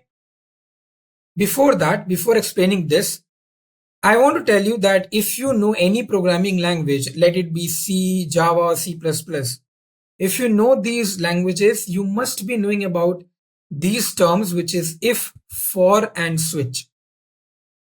If you know this, then it will be very easy for you to understand what is ngIf, ngFor, and switch. Okay. And if you're a fresher and if you're a beginner in programming language and you have no idea, on what is C programming language or C++ programming language, then you must not be knowing what is ngIf, ngFor, and ngSwitch. So I'll be talking about that in a more deep manner, and I'll be explaining you how these three things works. Fine. Now, let's first see what is component directive, then we will come to structural, and then we will come to attribute. So right now we are just moving into the theoretical knowledge. Later on, we will do it practically also. So structural directive, I hope you are clear with it, that it's nothing but responsible for the HTML layout, how it should appear, what should appear, and what time. So this is basically the explanation for ngIf and all. We will come back to this, but let's first understand the first directive, which is component directive. So let's go to our Visual Studio and let's do some coding here for component directive. Okay. Now, first of all, what we have to do? Component directive, that means we have to work on app.component.ts, right? Let's first go to HTML and do some coding here. So here you can see basically the welcome to running is running, and this title app is running. If you see, my title is basically the Ritvik Raj is the title. Let me change it to Great Learning. And then we will proceed with the explanation of component directive. So let's save this. If you can see, this is compiled. Let's run this in my localhost 4200. So let's open that. So if you can see, my app is running and it is serving in the localhost 4200. This is what is coming here. Welcome to Great Learning. Great Learning app is running. Let's come back and let's do some coding in app.component.html. So what I'm going to do here is I'm going to make an h2, and let's write here one particular statement that this is the component directive example, because I'm going to explain you that itself. So let's write this. Let's make it capital and let's make this as also capital. Okay. Now this h2 we have written. What next? So now what I'm going to do, I'm going to give a button here. Okay. In this button, what should happen when you click the button, right? So let's put a click as an option here. And then in the click, let's move and write here one particular method in which I'll be writing what should happen when you click this. So one method I'm writing here, that method I'm going to elaborate in app.component.ts. So when you click the button, what actually should happen, that will be written inside this method. So the method name, I'm just putting it as btn click, and the bracket should be there because this is a function. When I am done with this, let's write here click me. This is the button name. So the button will appear. I'll just show you. So if you see here, This is reloading, and you can see this is component directive example, and here one.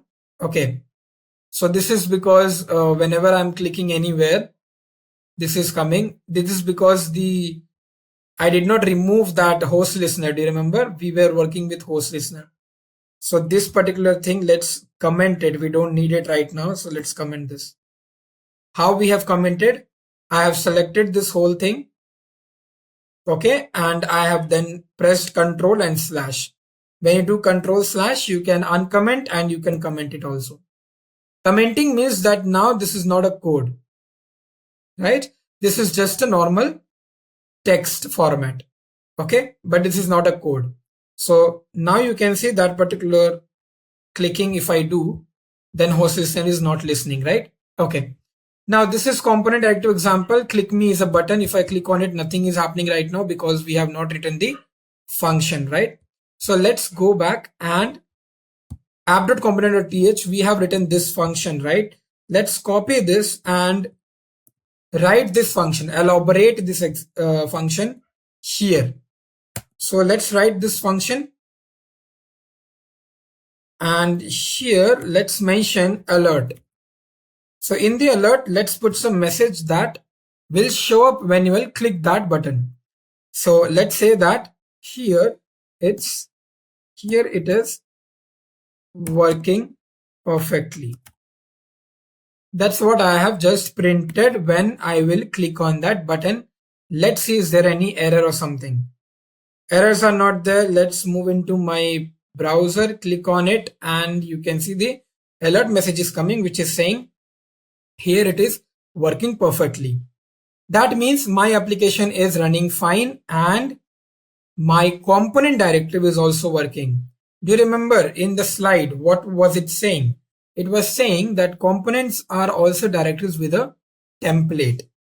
So template is the HTML part, and that's what we have worked upon. In the HTML, we have written this button. We have mentioned a click. When I will click the button, then this particular function will be called. When I go to that function, I have written this alert message. I can write something else also. So let's write here prompt. And in the prompt, let me give here enter the, okay, spelling is wrong. Let's correct this. Enter the first number. So if I do that, let's reload the page and let's see my web page. If I click on click me, it says enter the first number, and I can put here 10. So first number is gone inside that. Okay. I hope you understood how to work with this. So now that we have seen how this button click method is working, the component directive, if you can see in this, when I click here, it's coming, right? Now let's move to the next one. So the next one is a structural directive, and we have three common structural directives that we have: ngIf, ngFor, and ngSwitch. Let's move to the next slide and let's see what we have to do when we'll work with ngIf and what is it. Okay, now ngIf is something like if and else. Okay, so if and else is nothing but let's say, let's put a condition. It's a condition kind of thing. So suppose if I say that if you score more than 80 marks, then you will get a surprise. If you score more than 80, then you will get a surprise. But what if you don't get more than 80? Obviously, then you will not get it, right? There's a condition that you have to score more than 80, then only you're going to get it. That is what is ngIf. Ng is nothing but the Angular. Star is nothing but representing a directive, and if is nothing but a keyword, which is if. If means a condition. If the condition is true, then do that task. If the condition is not true, then don't do it. That's all. Now have a look. There are three things, three images which is kept here. I'll just explain you what is happening here. Then we'll do this in our program also, and we'll check our web application, how it is happening. Okay. So if you look into the app.component.html, what are we writing? We are mentioning two buttons with ngIf command, in which in one of them I have written not user logged in, exclamation mark is a not, right? Not means the opposite of it. And in one of them button, I have written just user logged in. The button name is login and logout. Now understand, this user logged in, which is blue in color, I must have used it somewhere, right? That is why I have named it here. So we will go to app.component.ts, and you can see here that this is a variable in which we have kept a Boolean data type and we have given the value false. That means right now the user logged in variable value is false. So when it is false, that means the condition is false. So if you look at this ng if user logged in is false, that means if condition is false. And if this is false, then it's not gonna print logout. This button is not gonna see or visible in the application. Let's check what about this one. Not user logged in. Not user logged in means not false. Not false means true, because false opposite is true. So false will come here, not false will become true. So this if condition is true, that means login button will appear. That is why here you can see login button. You can't see logout. And yes, I know what you're thinking. You're thinking that what if I make it true? If I make it true, then analyze what will happen. This will become true, so logout button will appear, and this will become false, login button will not appear. Right? So if the condition is true, then only that thing will happen. Otherwise, it's not going to happen. Let's quickly do this in our Visual Studio if you have not understood in a theoretical aspect. So let's complete this. Now for this button click, let's keep it here. Let's not remove that. And let's start working with our ngIf. There is already one button here. So let me give some br tags so that we will provide some space down below. And then we are going to start writing the button ngIf. So ngIf always I is capital, that you need to always focus on. And the name which I have given here was user logged in, right? Always remember the name conventions. You can see how I'm writing this particular name. The first character is small, and then the other characters of the other words, the first characters of the other words are always capital. So this is the way you need to write it, because it's a mandatory naming convention which is used in every programming language or every frameworks. So there are some naming conventions specifically. That's what you should remember these kind of things. Now let's close this and let's go to login. If I go to another button, what I have to do? Okay, here I have missed the exclamation mark, which is very important. And here I'm going to write the button, right? Then I have to write the ngIf again. And this time I don't have to put the exclamation mark. I'll directly write user logged in. Remember that we have not written this user logged in is still in the app.component.ts. So it's not going to work right now. But still, let's see what happens if I just save this and check my web page. So if you can see right now, you are getting login here. Yeah, you are getting only login here. Now, let's see if everything is working here. You can see there is some error coming here that user logged in is nothing. They don't know from where this user logged in is coming. That is why they're saying like that. But we are going to do this here. We are going to write it. So let's come back to this. And here we are going to mention user logged in. And in the user logged in, we will put the column, the Boolean, because we are declaring the one of the variable. And here we are going to put false. Right, this is done. Let's see now if any red color error is coming. Wait for some time, but yeah. So now no error is coming. That means it's working. Before going to the web page, let's again analyze this, what is happening here. User logged in is false, right? User logged in is false. Let's come to HTML. If the user logged in is false, that means this is false. Not of the false will become true. That means this condition is true. So you should get the login button here. I am getting the login button. I'm not getting the logout, right? Because this is false. What if I make this false as true? What if I make this as true? If I go to app.component.html, this will become true. That means you will be now observing the logout.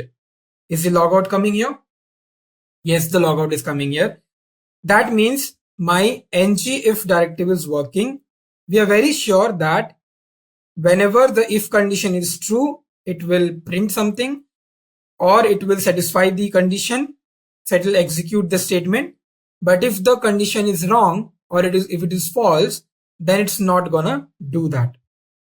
I hope I have completed this explanation and you have understood this particular ngIf.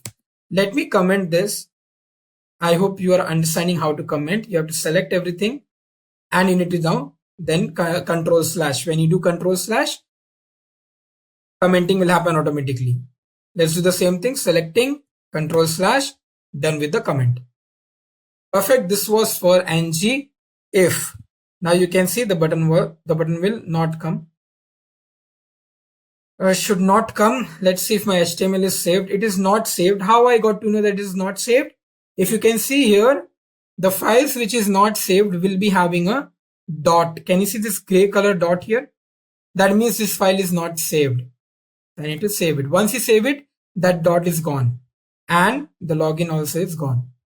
Okay, perfect. Now let's move quickly to the next, which is ng4. Now, some of you, as I told, if you don't know what is for or what is looping, let me first teach you that and then we will see what is ng4. So in all the programming language, mostly all the programming languages is having a concept of looping. Looping means iteration. So you must be knowing that in one variable, we can only keep one value. Like suppose I equal to 10, right? Or j equal to 11. We can't put it like I equal to 10, 11, 12, 13. We can't put multiple values inside one variable. We can't do that, right? Just like in your home, if you have a container, your mom can't keep all the different masalas in one box, right? You can't mix all the masalas in one box, right? You will have separate boxes for all the different masalas. Same thing happens here, that one particular variable will contain only one value. But there is something called as array, or we also call it as list. When we talk about array or list, these are some variables or some kind of data type which can contain multiple values, which can contain multiple items. Okay, if you can see here, one variable I've taken cars. This is just a variable. It's an array. Okay, it's not a number or a normal variable. It's an array. An array can contain multiple values inside it. So I have BMW, Audi, Lexus, all three items in only one single variable, but it is an array. An array is always represented by these square brackets. When you are representing something in square brackets and putting the values inside it, it is an array. Fine? Okay. Understood array. Now, when we talk about array, we have to fetch the elements from this array one by one, right? Like if I want to print the elements of the array, I need to fetch the elements one by one. I can't fetch it whole completely. If suppose you have a bigger container, okay, and inside that big container, you have some list of things present. Like maybe first oil is there, then Maggi is there, then some other food items are there. So what you will do, if you need those other food items, you have to first take out that oil, then you have to take out that Maggi packet, and then you have to go to that third one, the other food items, right? Same thing happens here. So we have to fetch all the elements one by one. We can't take the whole array at once and print it. How can we fetch the elements one by one? We have to use the looping technique. Okay, now understand how the technique works. So every array elements will have a index value. Index value in the sense, just like in our school time when we are having a roll number, or in our college times we were having a registration number, right? In our college days we were having a roll number, separate roll numbers, unique roll numbers for all of them, right? Serial wise. 0 Abhishek, 1 roll number 1 Abhishek, roll number 2 Aman, like that, right? Same thing happens here. BMW is having a roll number, or in programming language we call it as index 0. Audi is 1, Lexus is 2. So 0, 1, 2. Okay. And that is how we will fetch it. We will call 0th index, come in, print it. BMW will come and print it. 1 index, what is it? Audi will get in printed. 2nd index, what is it? Lexus, come and print it. Okay. Now how this thing works, we use a for loop. How this for loop works? Have a look. What is the variable name of this array? The variable name of this array is cars, right? So from this cars, we have to fetch all the items one by one. For fetching the items, you need something, right? Like when you go to fishing, for catching the fish, you need a fishing rope, right? Same thing happens here. This is a pond. There are some fishes and I want to pick something up. So I need something to pick it up. Let's take another variable. If you look here, we have let car of cars. This car, which you can see car, is a variable. You can take anything. You can take X, Y, Z, I, J, K, anything. I am taking car. Okay. This is my fishing rope. I will use this variable car and I will tell that go to this pond and take each items and take it out. So car will go to BMW. It will fetch BMW and print it in this binding, the curly brackets. Do you remember the title curly brackets where I wrote Ritvik Raj and then I changed it to Great Learning? Same way we are using here, and I'm printing car. BMW will come here. It will get printed BMW. Then this car will go to Audi. It will come back with Audi. It will print Audi. Then this car will go to Lexus. It will come back with Lexus and it will print Lexus. That is how totally it's gonna work. So basically, you are taking an array first of all, and that array is a pond in which different kind of fishes are there. Now to catch those fishes, you need one fishing rope.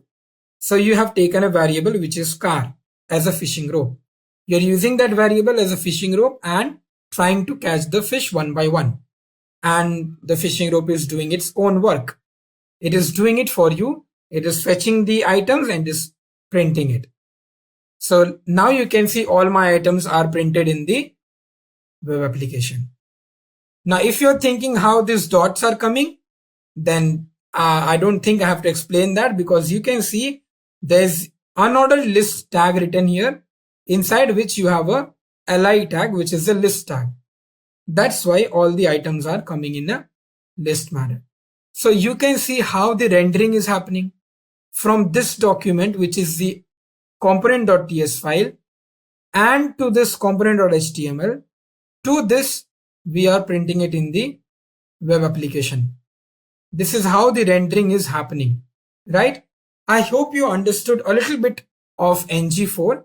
Let's do this coding directly in our Visual Studio and let's see whether this is working or not. We will do one more thing. We will increase these values and we'll see whether those values are getting updated here or not. So let's quickly do this. If I go to my app.component.html, I need to write here that UL part and that li part. In this li, I need to fetch some things, right? So what I have to write here, I have to write here star ng4, because in ng4 I want to fetch the cars from that fishing rope, which was variable. So this is my variable let car of, and then cars is my variable which I have not declared till now in my app.component.ts. We will do that. There is some error coming here. Let me see what is that error. Okay, here I need to put the double quotes. Right, done. And yes, very important thing that we have to put here the event binding. So I'm putting here car. Now there's no error. This is done. Let's check what is happening in HTML. Is it showing something? It's not showing anything because we have not created the car variable or any cars component there, right? This is why here also it is giving an error that there is no cars available in your app.component.ts also. So let's go to app.component.ts and let's create an array. Let's write here cars because that is what I have used there. Let's write here array, and because this array will only have strings, BMW, Audi, and what was the last one? BMW, Audi, and Lexus. These all things are string, right? That is why we are mentioning a generic here, string. I hope remember the generic concept which we have already seen in the Typescript topic. What is generic, right? So you must be knowing what is this generic. So we have written this string here, and now what we are going to do, we are going to mention the all my arrays here. So let's do that. Let's give a equal to sign here and put a square bracket, which is very important for defining an array. And now one by one we will be writing the arrays. So let's write BMW, Audi. Let's write one more. So let's write Lexus. Let's write one more. Let's write Tesla. Right? Okay. Now let's put a semicolon and save this.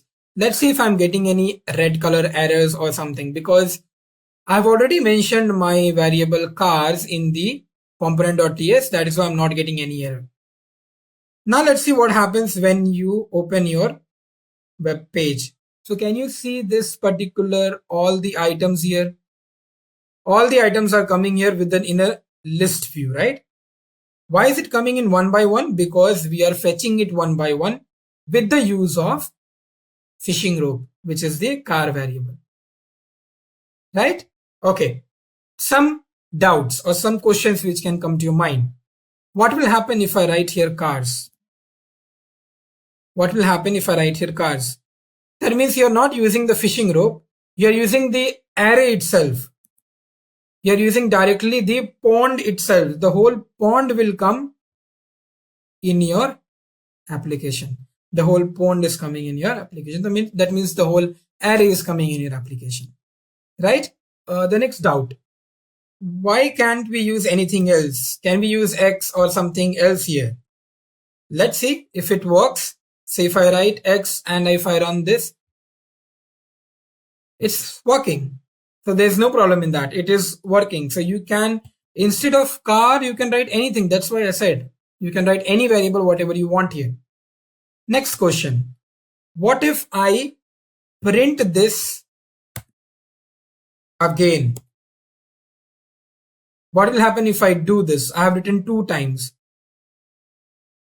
What is happening? So again, you are getting that list, right? What will happen if I remove this and make another list? You must have analyzed what I'm going to do and what will happen. If I do this and I check my web page, okay, now you can look here what's happening. So this particular thing is not shown here, right? Why is it not showing? Let's go to inspect and see what's happening basically. So if you look here, this is my body and this is my app root. Okay. Now if you look here, if I open this, where is the li? Can you see the li here? If you can see the li, this li is working for BMW. This li is working for Audi. This li is working for Lexus. This li is working for Tesla. And then this is not here. It's not coming itself. That particular marker is not coming. These particular things are not coming here. That's why it is not showing, right? So using elements inspect, you can actually indicate and see where is the problem, right? Because it's a different li, that's why it is not fetching here. If you can see, this only for this li I have written this ng4. I have not written this for this li. ng4 is only for this particular list. It is not for this list. That is why it is not getting printed. Another doubt. What if I write this particular thing here in this UL? Now what will happen? So let's find it out what will happen. If you look at this, you can see what's happening. Everything is coming, and everything is coming twice. Why is coming twice? Because unordered list is having two lists, and in both the list X is there.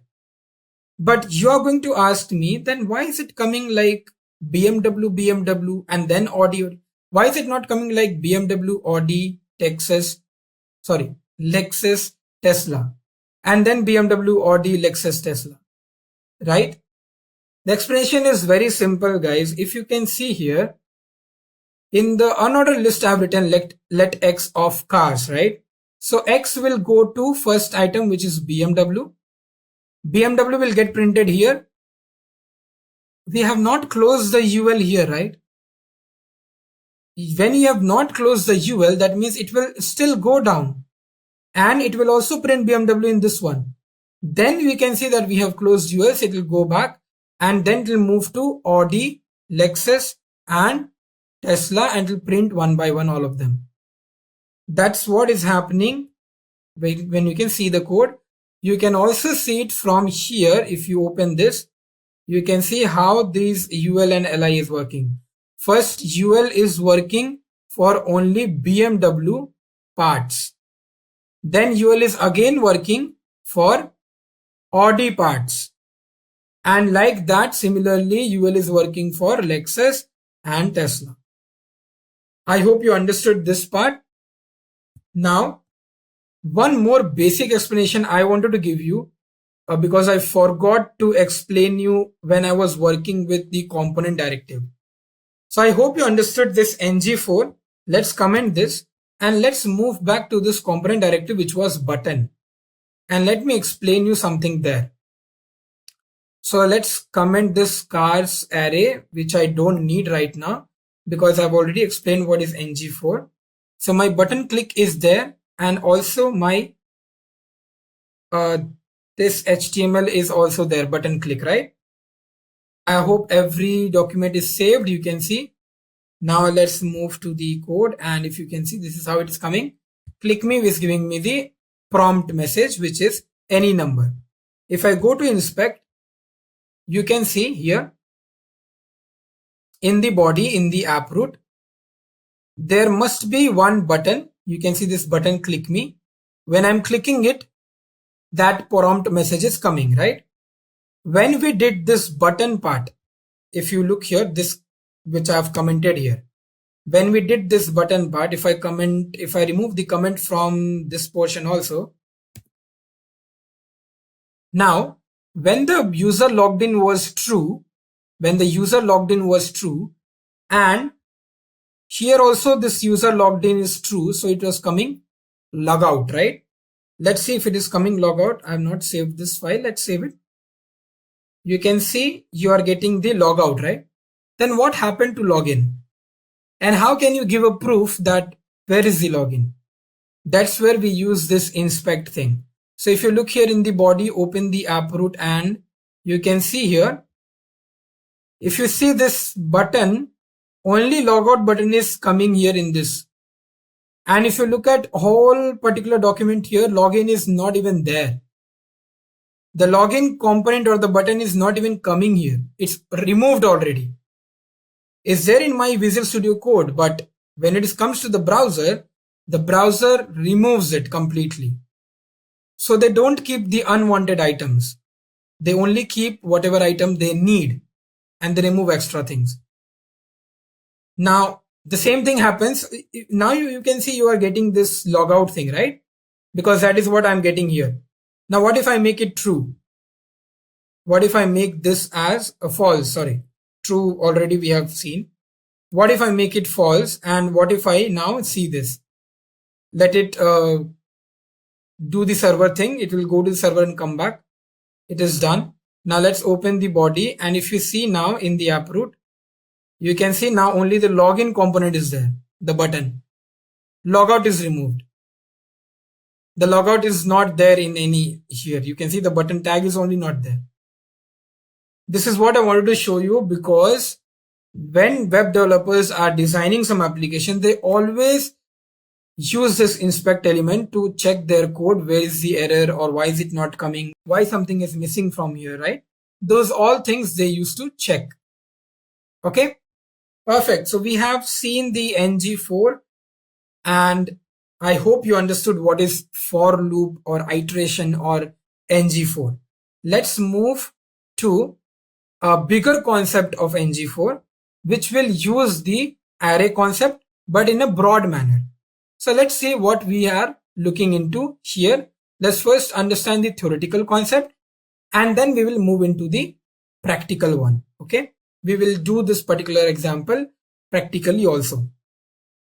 So if you look here, first of all, they have created a TypeScript file. So an extra file is created, which is car.ts. Why it is created, I will tell you. So in this car.ts, I'm going to create one class in which I'm going to declare 3 variables which I'll be using in my application for that particular class. So for that particular class, I'll be using 3 variables which I'll be declaring here in this class, so that when I will use these variables in my application or in my component.ts, it should not give me any error. Okay. A more easy way of explaining this is that when I go back and have a look here, can you see this? I was using a string generic here. Why I was using the string generic? Because I wanted to write here 3 strings. That is why I used the 3 string generic. But suppose if I don't want to put only the strings in my array, I want to put 1 string, 1 number, 1 floating point or something else, all different data types, then what you will do? You can't write here like all the 3, right? It will become more messy code, right? That's why what we are doing, we are basically creating a class, and you can see in this class, the 3 variables which I'm taking, from them, 2 of them is string and 1 is number. So we have different data types. And when I will code something in my component.ts, in the generic, I will be not using a string because I have a number also here, right? So I'll be writing the car name, the class name car I have written here, because this car class is having 3 variables which is already declared with their data types. So now this array knows that inside me I will be having 1 string, 1 more string, and 1 number, because in the generic I have written the class name itself. That is why it is most important to create a class when you have different types of data types to put in your array.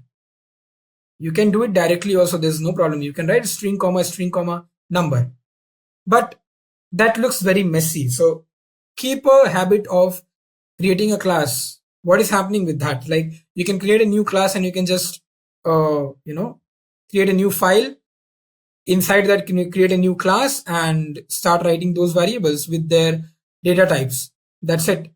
And you can use directly that class in your generic, right? That's what we have done here. Rest of the codes you can totally understand what I have done. So basically in this particular array, whose name is cars, remember this variable is the array. This capital C car is the class name. Okay. And there is one more car which I'll be showing you, which is the fishing rope, right? Do you remember? That I will show you in the next slide. Right now, let's understand this. So in this variable, what we are having 3 things: name, color, and speed. Different values are there, name, color, and speed. In the previous coding, it was very easy, where we were only having the names of the car, and that also all were strings. Now we have three things: name, color, and speed. We have mentioned it in an array. This is how we write an array when we have multiple items. And now we have to write the HTML codes. In the HTML code, we are putting some styles, background colors, and padding and margin. And then in the ng4, we have taken a fishing rope, which is nothing but the car, the variable, which will go to that pond of cars array and will fetch all the items. Those all the items will be printed here. Specifically, we have mentioned car.name should come here, car.color should come here, and car.speed should come here. Okay, so we have mentioned that name, color, and speed should come. We have not only written car. Otherwise, because you can see the car is having so many things, right? It is having three things. So we have mentioned it, right? Like that. Okay. Now, without wasting much time, let's quickly do this. So now let's write it, this particular code in our Visual Studio Code. And let's see how this particular thing is working. So first of all, we will go to our HTML and we'll write this code. Then we'll go to our class component, which is component.ts. We'll start writing the cars array. And after that, we will create one file, which is car.ts. Let's quickly switch to Visual Studio Code. Let's go to app.component.html. These things, let's make it commented because we don't require these things right now. So we will comment these things. And now let's come down and let's start writing the HTML for this. So in HTML, we were having div and we were having the ng4 here, just the way we have written here, right? In the same manner, we have to write it here also. So I'm going to write ng4 and then I'm going to write here. We have to mention let car of cars. Car is that variable and the cars is the array name, which we have not mentioned till now. We will see and we will mention it when we will go to component.ts file. Right now in this style, let's give the background color and all. So let's give the background as cyan. And here, let's give the padding and margin. Padding was given as 10 pixel. And the margin was given as 10 pixel. I hope you know, guys, what is margin and padding. Padding is always the spaces between two elements. Okay. And the margin is nothing but the space between the element and the wall of the page. The wall of the page means this particular wall which you can see. If you have not understood, when we will see the output, we will change this padding and margin and we'll see what is happening. Okay. Don't worry about that. We will change the values and I'll show you how it is working. Okay, so now styling is completed. I have kept the double quote also here. Let's write inside this whatever I want to print it, whatever I want to print as in heading or a paragraph, how it should come. So we'll put an h2 here, and in this h2 let us write this car dot name, which is nothing but the name property of my car variable. Next, what we are going to do, the same way we are going to print the car dot color and car dot speed, but this one we are keeping it in a paragraph. So let's say car dot speed. Okay, first of all, let's say color and close this. I'll copy this whole thing because the same thing I'm going to repeat. So just copy this and paste it here again so that you will get it as a speed. So let's write here dot speed. My HTML part is completed. So now let's come back to component.ts and let's write it about the cars variable. So I'm going to first of all comment this and let's go to my cars variable, which I'll create here. So let's say cars, and now because it's an array, so array, and then the generic. In the generic, I have to mention the car class, which I have not yet created. That is why it is giving the error. We will do that later on after completing this. So we have written the car class in the generic, and now we have to give what?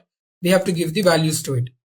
because it's a lot of values and it's a property value pair. That means you write the property name, speed, color, and then the value also Audi, red, 200, right? So property value pair. We need to write it in that manner. So first of all, let's write one by one. First of all, let's write the first property, which is name, and let's give here the name as BMW. After this, you have to put a comma and you have to put the color. So I'm going to put the color as, let's say, red. And here I'm going to put again the speed. These are the values which we are giving directly. For speed, it's a number, so let's not give the double quote. Let's directly write 200. After this, you have to give a comma because we have another elements also. So you have to write again here name. This time you have to put here Audi. The same thing we have to do. So the color, let's write here blue, and let's give the speed as 500. And the last one, so name, let's say Tesla.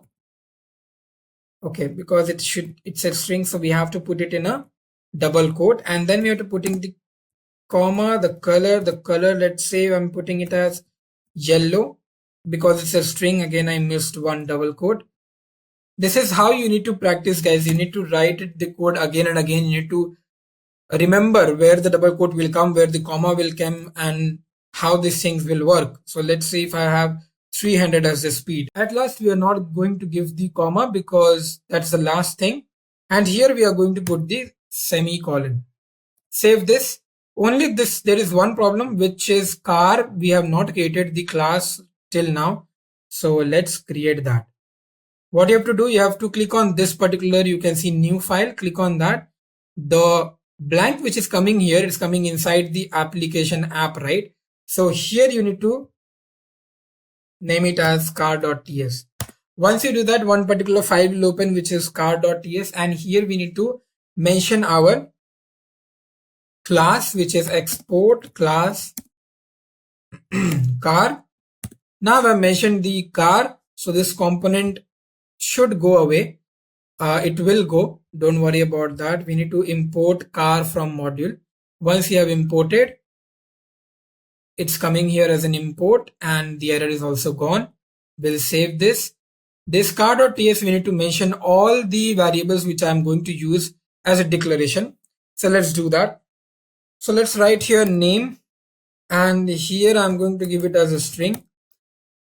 I can see that there is an error. I'll tell you why there's an error coming and how we can sort it out. The next I'm going to put here as speed. Again, this is also in a string. No, this is a number. So let's write number, and then put a semicolon. After that, let's put the color. The color will be a string. So let's write here string, put a semicolon. That's it. Now there are some three errors which is coming here. Let's see what is that error. If you click on this bulb sign, you can see it says that this declaration is happening, but the value is not there. So what you can do, you can just put a question mark here and that error will be gone. This question mark is nothing but a Typescript method of saying that this is just a declaration of the variables. When I do that, let's see if I'm getting any error anywhere. Some red color things should come here. If it is not coming, that means there is no error in your code. And if I go and check all my files are saved or not, yes, all of the files are saved. Let's go to my web page, and if you can see, you are getting all these things. Why I'm getting this kind of things here? Because I wrote the div, and in the div I gave the background color. Do you remember? In the background color I gave cyan, so all these things are in cyan. And I gave the padding and the margin, which I will change and I will show you. But first, have a look how these things are coming. So first of all, this first item is coming, then the second, and then the third. And obviously BMW, Audi and Tesla, which are the name of the cars, those I have written in H2, right? If you look in HTML, those I have written in H2. That's why it is much more bolder than the paragraph, which is colored in speed, right? Now, if you look here, first of all, let's talk about the padding. So if you can see this space, let's zoom in and let's show you. So if you look at this space, this is nothing but the padding. So one element is this div and the other element is the h2 and the paragraph. So between those things, there's some space, right? Let's increase it and let's show you whether that difference is happening or not. So if I make it 20 and I save the file, and if I go back to my web page, if I reload, you can see the space came here. Not only there, it also came to the top, to the bottom, to the left, in all the directions, right? So when you're writing something like this, padding 20 pixel, the padding is happening to all the portions.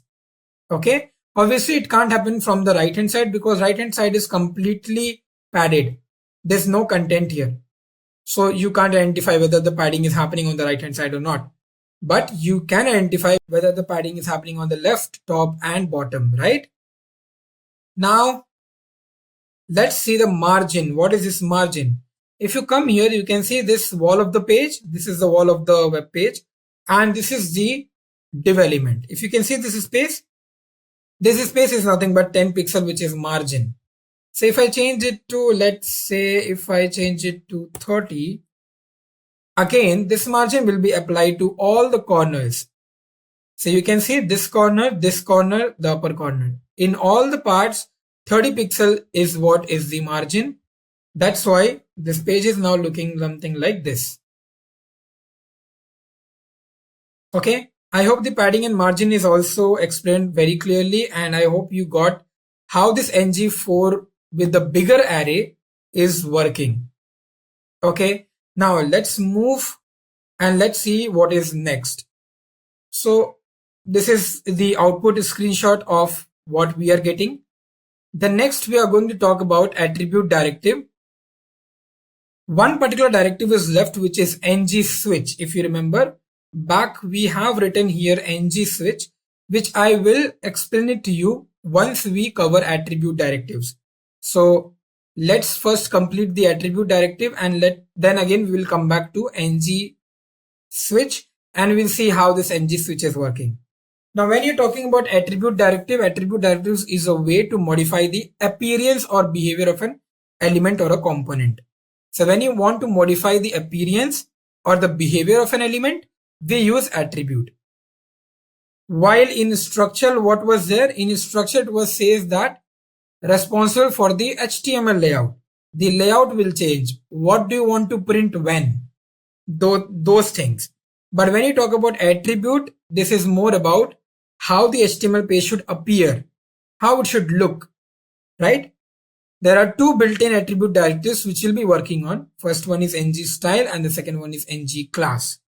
ng style you must have been understood by the term itself. ng style, that means you will be giving some styles to the web page. You'll be giving some colors, background colors using this ng style, right? Angular provides a built-in ng style attribute to modify the element appearance and behavior. The next one we'll be talking about ng class. ng class is nothing but we'll be creating one class, and using that class we'll be trying to change the appearance in the DOM element, change the appearance of the web application through a class. Okay, so we'll see how to create a class in Angular applications. Without wasting much time, let's quickly deep dive into ng style and ng class, and let's see how this works. Now let's first quickly understand what is this ng style and how does it work. And after understanding this ng style, we will move to our Visual Studio Code and we will check this particular code, how it is working, right? We have already seen that ng style and ng class comes inside attribute directive. So let's start with ng style. Now, if you look at in this particular slide, you have three images. One is for HTML and one is for the component.ts and one is for the output of the Angular application. So if you look here in the HTML component, what is happening? Basically, we have written one h1 tag in which we are providing the ng style, which is our directive. In this ng style, we are basically providing a text color, which is a function. So we have not written directly the color here, but we, instead of writing the color, we have written a function. This function, we are going to elaborate it inside the component.ts. Let's come back to the component.ts and let's see what we have written inside this component.ts in respective of getColor function. So if you look here in this class, we have clearly defined or declared a variable which is color flag. Inside this color flag, we have mentioned that it's a Boolean data type which is having the value true. Remember that color flag is a variable which is of Boolean data type and its value is true right now. So when you come to this getColor function, when I am trying to elaborate it, I have written if condition. Remember the if condition, but this is not that ng if directive. This is the if condition programming of JavaScript or TypeScript programming language. So if else concept we are using here. So if this dot color flag, this is the condition, this dot color flag. So this dot color flag, is it true or false? It is true. So it will return red and this particular text will be red in color because return red means this particular function will return red from where it got called. So from where the function is getting called, from here, right? So it will get returned here itself. So the red will come here. I'll again explain this. So getColor we have called here. This called function will directly go to function. Here is we have elaborated the function, and you can see here that there is an if else condition in which we have written if the condition is true, then it will return red. Where it will return? From where it came. So it came from here. So here red will be written, and that is why in our output you can see red is coming. But what will happen if my color flag is false? Obviously when it is false, then this condition will be false and will directly go to else, and then it will return blue. That means this hello world will become then blue in color. Cool, right? Let's do this and let's see how it happens in an Angular application and where do we write this stuff and how do we write it. Right? Let's quickly do this and let's see. So let's switch to Visual Studio Code. Let's comment these portions because we have already seen ng4 and other things. Control /. Let's move to component.ts and also this particular part we will comment it. Car.ts you can just leave it like this because till the time you're not using car.ts anywhere or the class car anywhere, this will not create any problem. So let's move to our HTML and let's first complete the HTML coding for it. So what we have written? We have written about h1 ng style. Okay, so let's do that first. So let's write here h1 and then we are going to give the square bracket. Let's give ng style. And here in ng style, I'm going to give the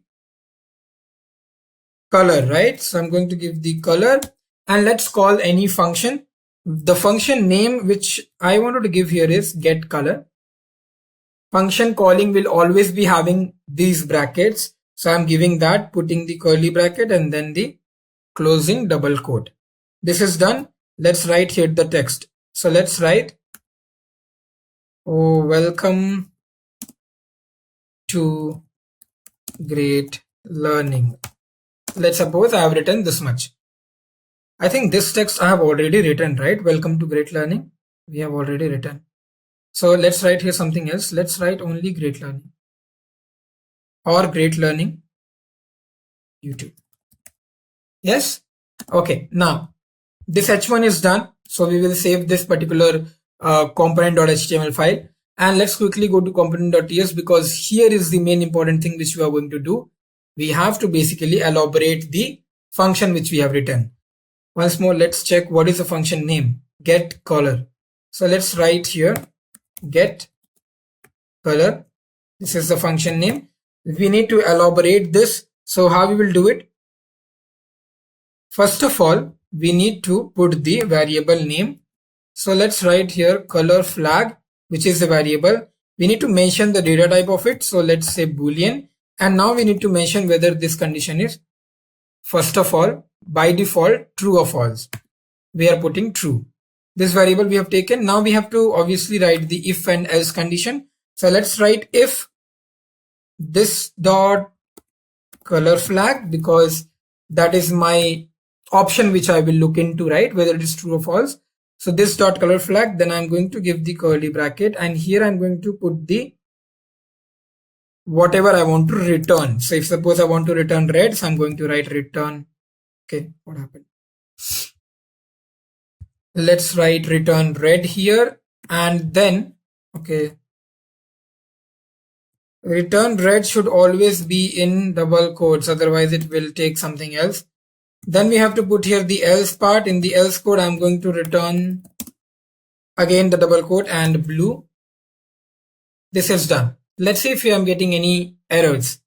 Just wait for some time and let's see if you're getting any error.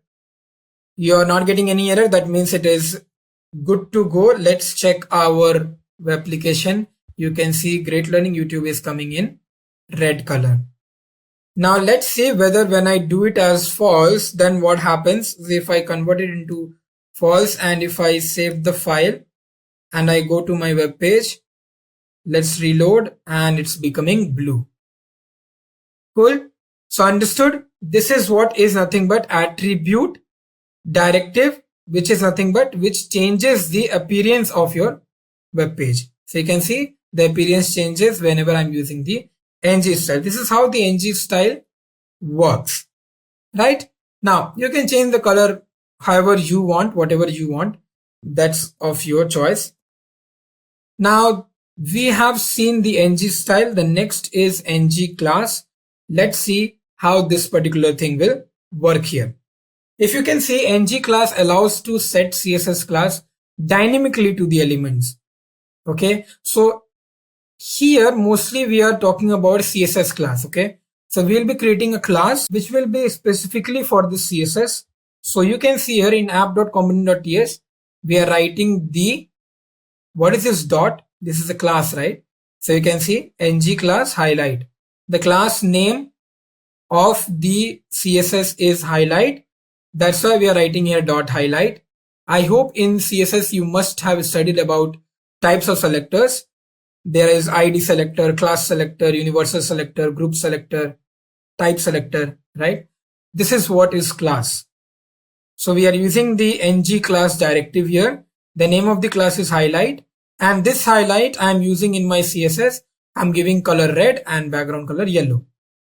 Next, what I'm doing to this class, I have given a calling function which is highlight element function. I'm calling this highlight element function which will be written or elaborated in the component.ts file. So here you can see that I have written the highlight element function which is elaborated with this dot to highlight. Because it is written this dot to highlight is true, so your output will come something like this. The background color will be yellow and the text color will be red, because it is true. If it will be false, then let's see what happens. So let's quickly work on this and let's see how this will come up. This is how you use the class basically. So let's switch to Visual Studio Code and let's write these things. First of all, I'm going to remove these all things because I don't want it right now. So I'm going to put slash and I'm going to component.html. Here I have to just convert this only, right? So I'll convert this to class, ng class, and then we have to put here the double quote. You can see here the double quote, then curly brackets. So here I'll be mentioning the class name and here I'll be mentioning the function name. Let's write anything. Let's write highlight color. That is my function name. And because this is a CSS, so don't write anything in this part. Let's see what is there here. They have written hello world. Let's write Great Learning YouTube itself. Right? Let's write this much. Okay, so this is done. Now let's come back to our component.cs and let's write this dot highlight. So let me copy this and then go to app.component.ts. I'll be writing here dot and then the class name. Here I'll be writing color and I'll be mentioning the color as, let's say, red, the same thing, and the background color I'll be taking it as yellow, the same thing. right? So this is now mentioned here, and in the component.html, one thing we need to clarify, which is elaborating of this particular function. So let's go to app.component.ts, and here we need to write the function. We need to make it elaborate. That means we need to write the description of this function. First of all, let's see what is the variable that they have taken. They have taken to highlight boolean, that is the data type, and then true. So let's write that. Let's write here to highlight.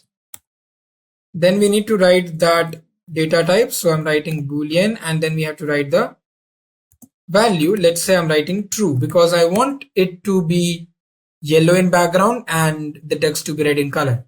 That's what I have written here. Now what should be there inside that? So we are returning the true value to this particular class. Highlight should be true, right?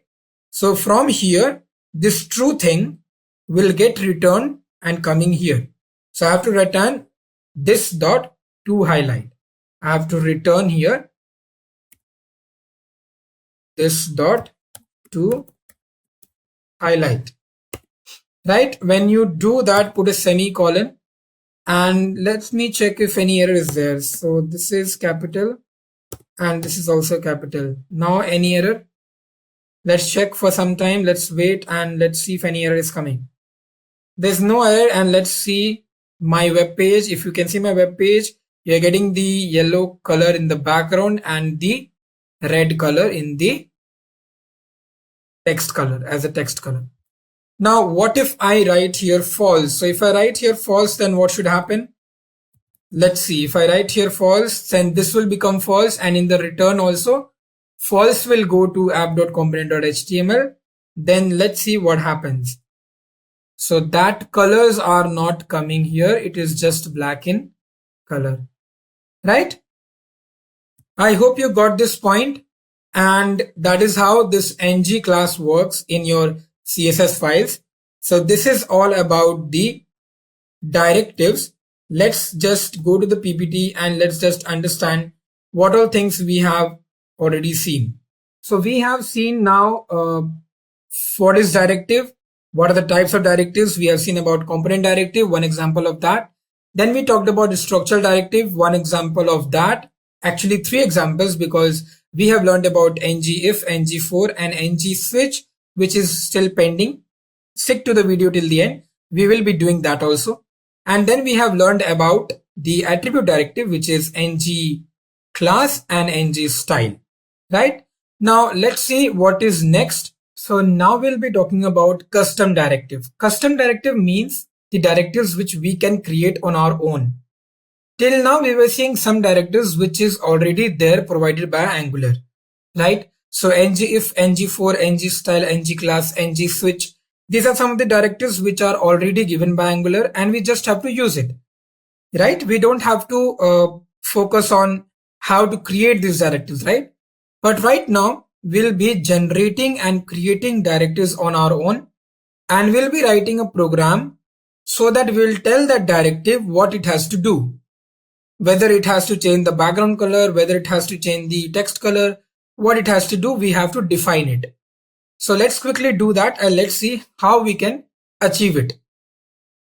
So to create a custom attribute or to create a custom directive, we have to write the command ng generate directive name, whatever directive name you want to give. So my directive name, I'm taking it as highlighted, if you can see. And when you do this, there will be 2 files which will be generated. One will be directive.spec.ts and one will be directive.ts. Spec.ts is for testing purpose, so we can delete that, but we'll be mostly working with this directive.ts file. Now let's write some logic to highlight an element with yellow color on applying the above directive. So in HTML, we'll be taking one element and we will use our created directive to give a background color of yellow to that element. Let's see how to do that.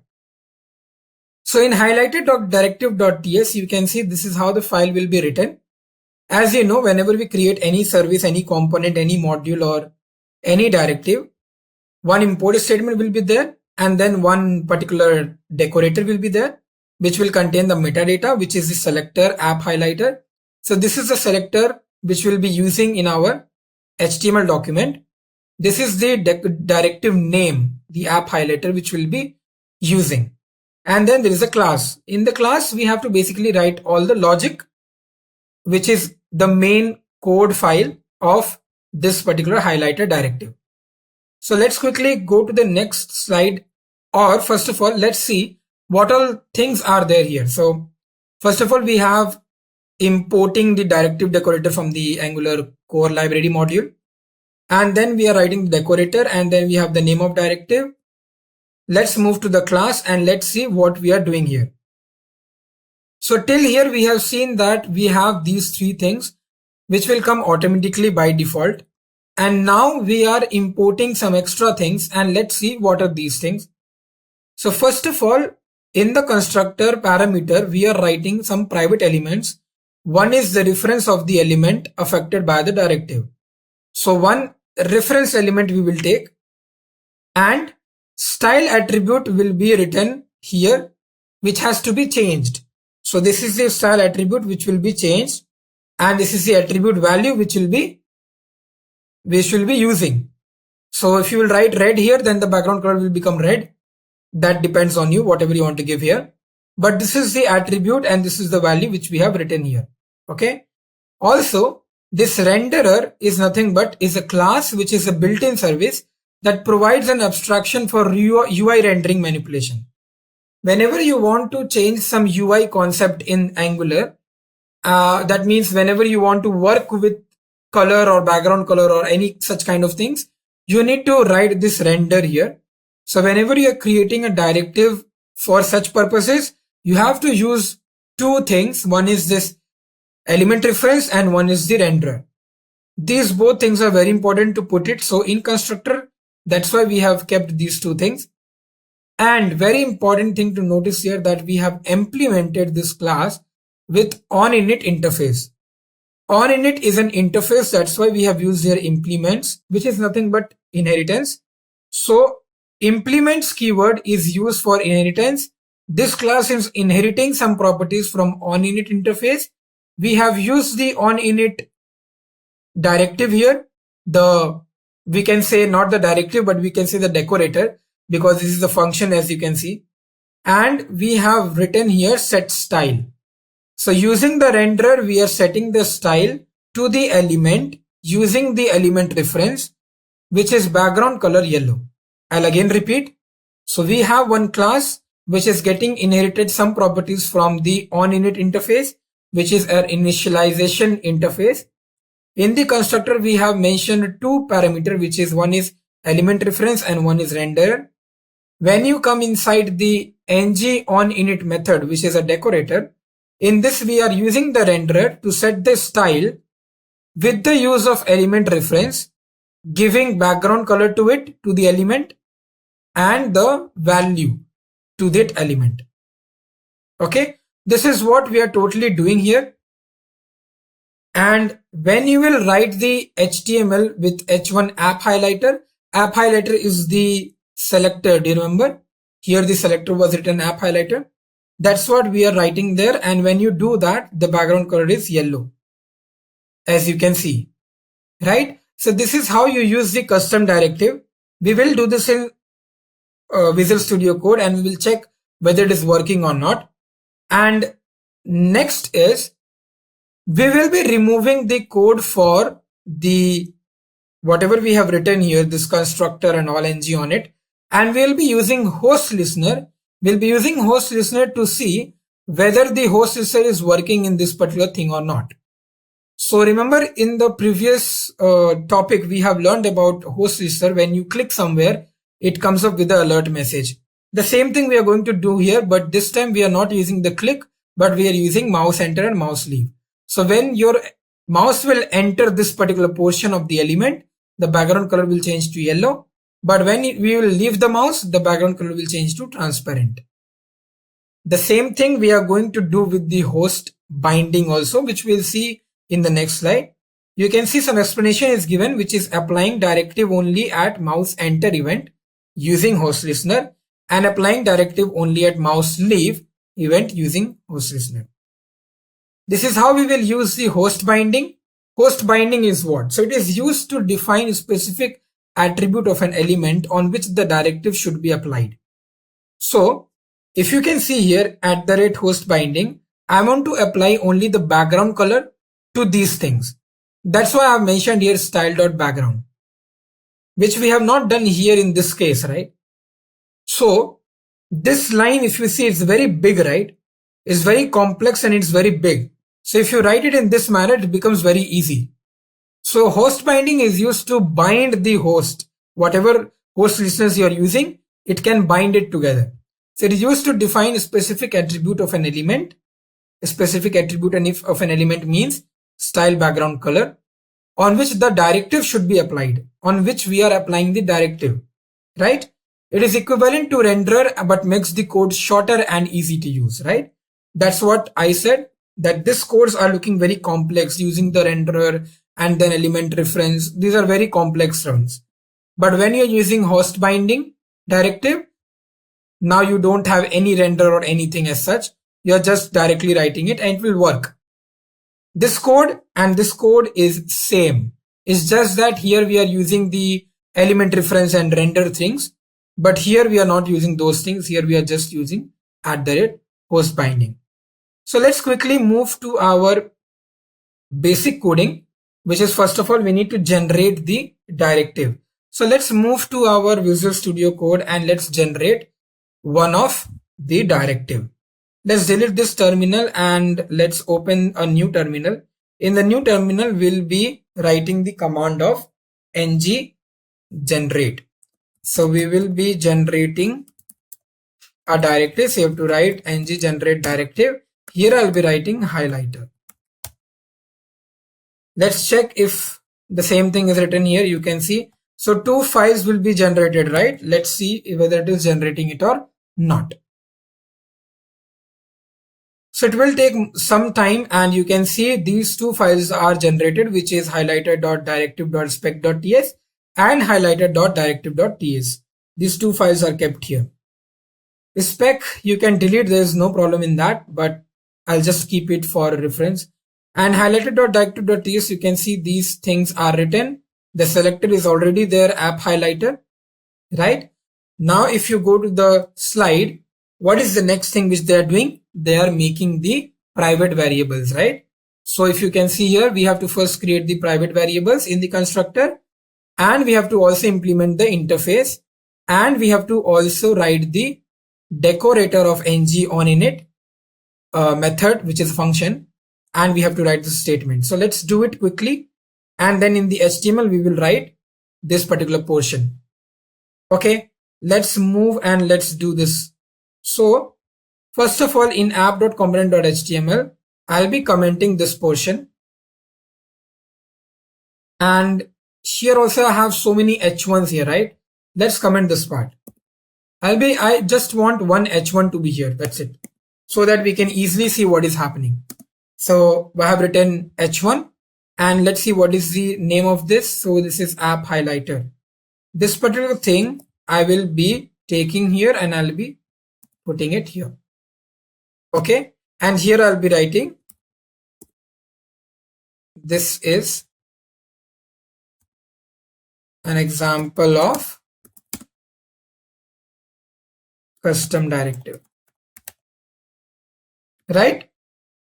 So in particular HTML document, I've written only this much. And now is the time that we need to create our directive. So we need to create so many things here, right? So let's quickly do this. So first of all, we need, here we can see export and export is written. So first of all, we need to do the inheritance. So we have writing implements and then we are going to write the onInit method. So this is the onInit which we have written. There is some error coming here. When you click on it, it is saying implement interface onInit. Click on that and you can see everything is already coming here. Okay, there's no error as such now. So now what we have to do, we have to declare some variables in our parameter section. So let's write here private. Okay, and then we'll be using the element reference. So we'll be writing element, and then we'll be writing element reference. So this is what we are using for now.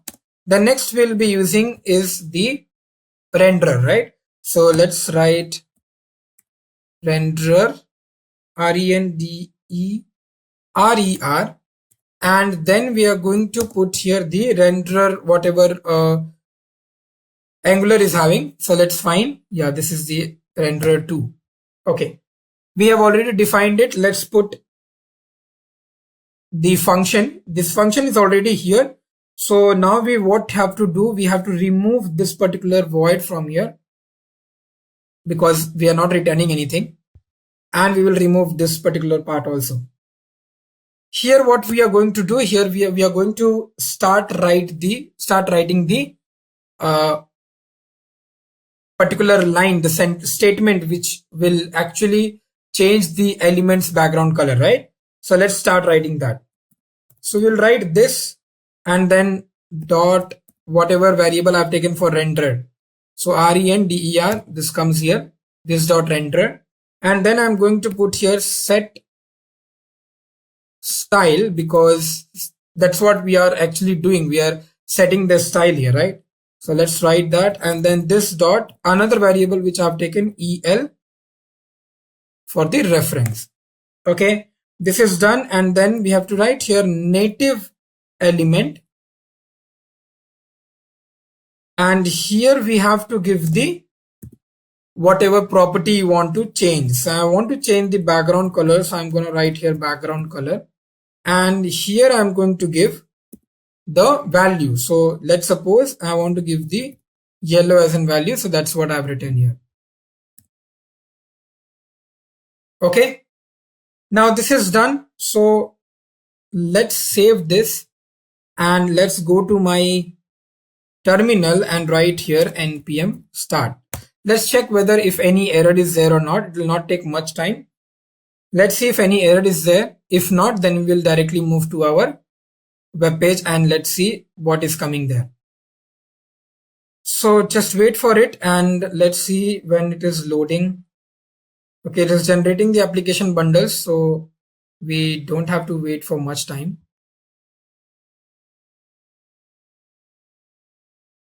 Okay, so the generation of bundles are happening now. Let's move to our, before moving it has to complete. So just wait for it.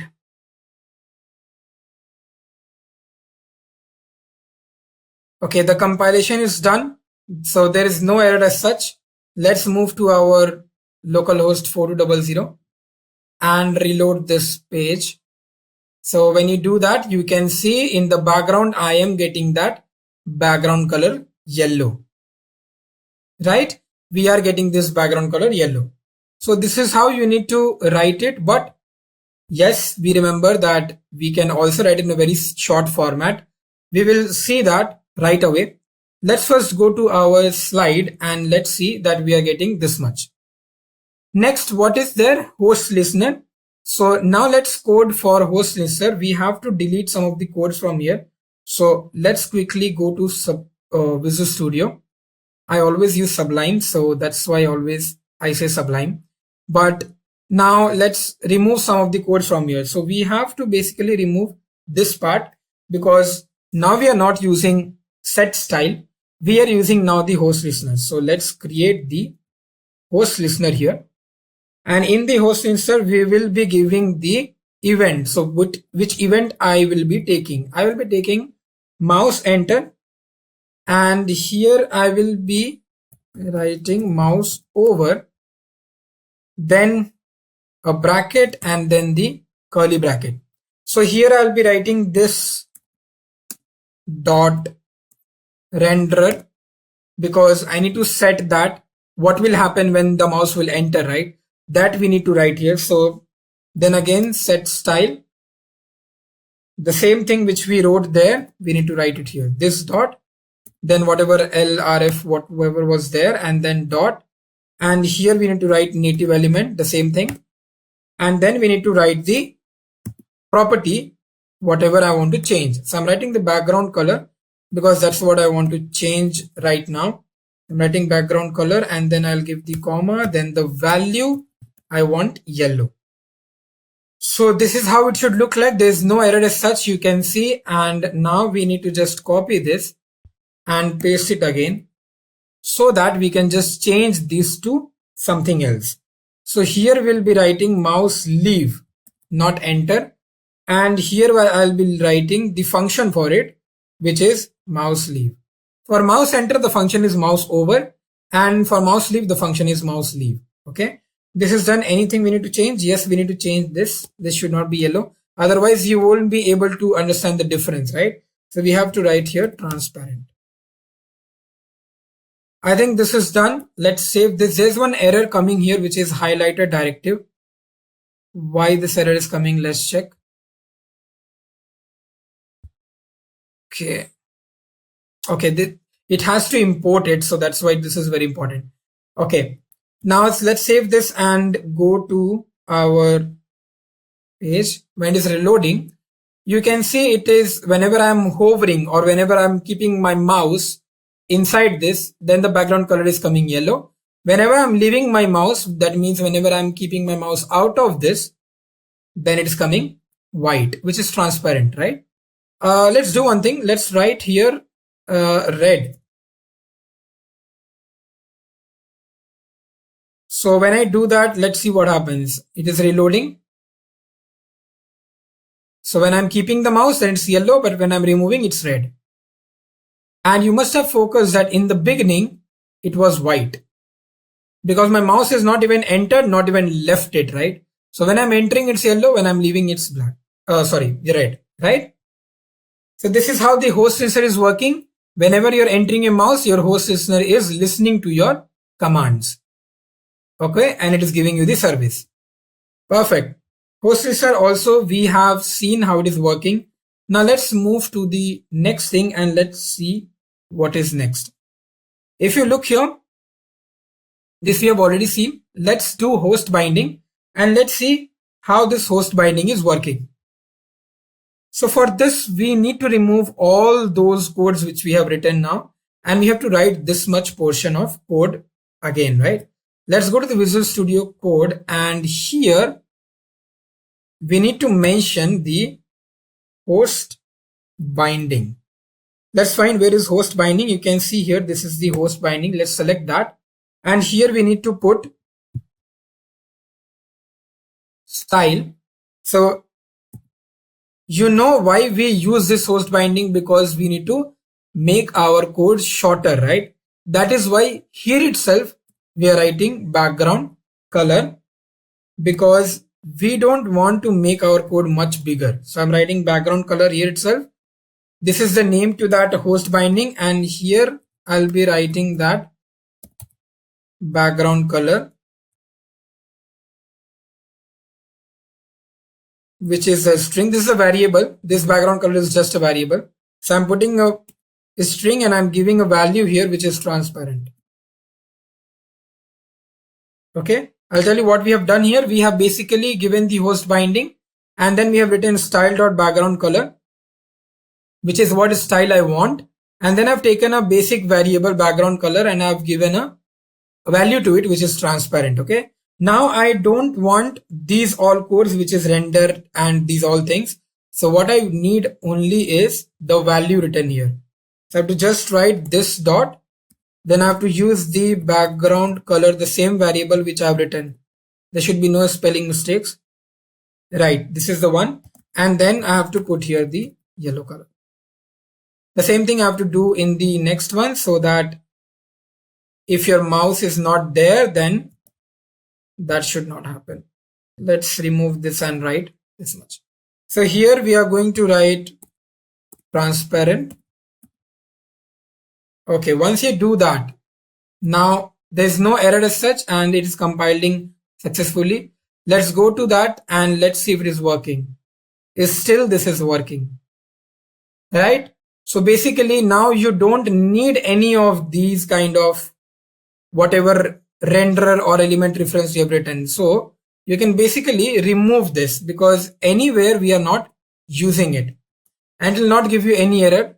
So let's again go back to this particular section and you can see still it's working, right? So that much bigger code is now become shorter, and you can see still it works, right? So that is why we use the host binding. So I hope you understood what is directive and why do we use it, how do we use it, right? So you can see here in this background color, the host binding defines the attribute to be changed, and it makes the code short and simple. Now let's understand the last directive which we have left with.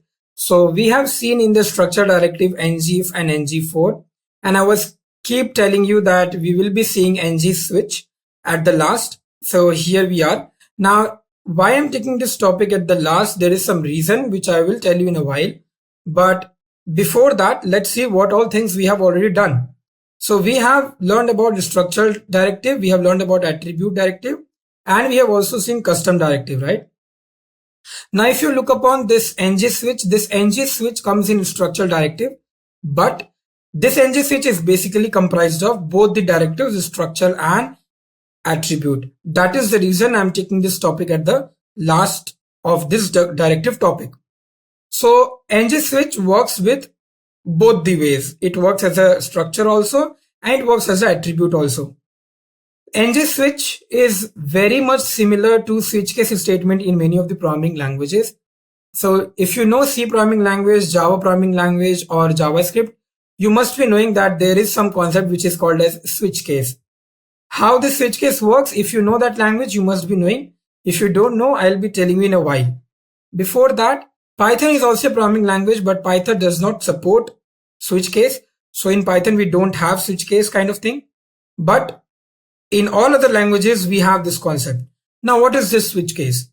The switch case statement in any programming language works very simple. So all of you must be having one switch in your room or in your home, right?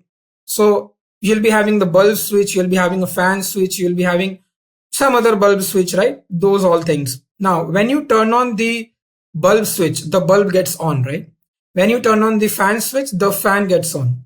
That means only for that button, only for that switch, the bulb wire is connected, right? It will never happen that you are clicking or you are pressing the fan switch and bulb gets on, or vice versa. When you are hitting the bulb switch but the fan gets on, it will never happen like that, right? Whatever case you have, if that case is true, then that case will be executed. That means if you are hitting the correct button of the switch button, then that particular thing will be switched on. In the theoretical aspect, if you're not understanding, I will move into a practical aspect in a while, and we will see how this ngSwitch or switch case works. Before that, let me tell you that these 4 points are very, very important to read before going and doing practical. Let's read from the first point, which you have already seen and I have told you what is it. Second point says ngSwitch directive lets you hide and show HTML elements depending on an expression. That's what I said. That's depending on a condition, the case which you'll be choosing, the particular button which you'll be clicking on, or the switch which will be turning on. It depends on what you are thinking. That means if you're thinking that I want to switch my bulb on, then obviously you will be going and switching on the bulb button or bulb switch, right? That is what they are saying. That depends on an expression. We can also define a default section. Okay. Now, if you have 3 buttons, one for bulb, one for another bulb, and one for a fan, but you don't want to do or switch on any of these, there's a default button. So you can click that. Okay. So that is why we have a default section, which we will be using with the use of ngSwitch default directive. We'll be using it, and I'll show you how this default one works. So there are 3 directives which we'll be using in ngSwitch: ngSwitch case, and ngSwitch default. These are the 3 directives which we'll be working on. Let's directly move to Visual Studio Code and let's see how we can do it. So in the last code which we have done this app highlighter, which we were working on, the host binding and the host listener and host binding, right?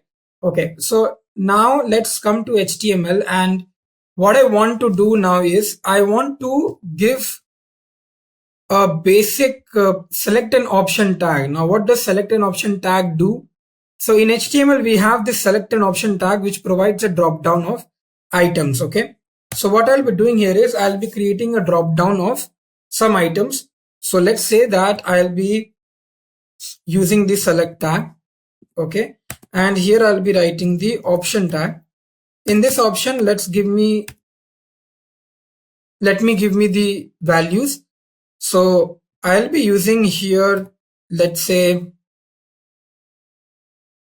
I'll be using here odd. Okay, so the value is odd here. Now when the option value is odd, here I'll be writing capital odd. Okay, the same thing I'll be doing for all of them. So let me write some other car names. I can write anything. So let's write here Lexus. Here I'll be typing again Lexus. And here the another one. So let's say I'm writing something else. Let's say I'm writing Tesla. So let's write that. And here I'll be writing Tesla as well. Now in the starting, I don't want to show odd there. I want to show something like select so that you can select something from there. So let's not give any values here. I will just give here value. I'll just give a double quote, that's it. And here I'll be writing select. So that the first option which will come is select. Okay. So let me save this and let's see what happens in my browser. So you can see here the select thing comes when you drop down Audi, Lexus and Tesla you are getting here, right? Also, I want to give a default option. As I mentioned that in switch case, you always have a default option. So I'll be giving here, let me correct this. This is not S. Always be focused what you're writing. Don't write anything which will give you errors or something, right? So let me write here another. And here I'll be writing some another car, whatever. If suppose Audi, Lexus and Tesla is not in the case, case statements, then another will be coming there. So this is done. Now I'll be creating a div tag. And in this div, I'll be putting the ng switch because now I have to write the code for the switching of these items. How does it work? You will get to know in some time. Let me write a variable here, which is choose. And here I'll be mentioning h3 tag. In this h3 tag, I'll be writing that particular directive, which is ng switch case. Again, spellings, please check it and then write. It should be correct only. Now, let me write odd here and then I'll explain you how does this work. So here I want to say that, let's say, Audi is a very good brand, right? So let's say here that famous brand. Okay, so when you will choose Audi, from the select options, when you will choose Audi from the drop down, then this Audi will go into this choose variable because I've written ng switch here. So this Audi will come here and it will match from all the items which I will list here. So whether it is matching from this Audi or Lexus or Tesla, from which it is matching. If it is matching from Audi, then it will write famous brand in my h3 tag. Okay, I'll show you, I'll complete this code and then I'll show you how does it work. So let me write here the same thing, ng switch case, and here I'll be writing the another one, so which is Lexus. And let's write here that Lexus is not a such famous brand. It is, but right now, just for an example, I'm writing. So let's write here, not that famous brand. I'm just writing some default things, so don't worry about that. And now I'll be writing h3, and here we'll be mentioning the same thing. So let me write ng switch case equal to, what is the last one? So it's Tesla. Here again I'll be putting the codes, and here I'll be writing startup company. Okay, so startup company, I'm just writing it.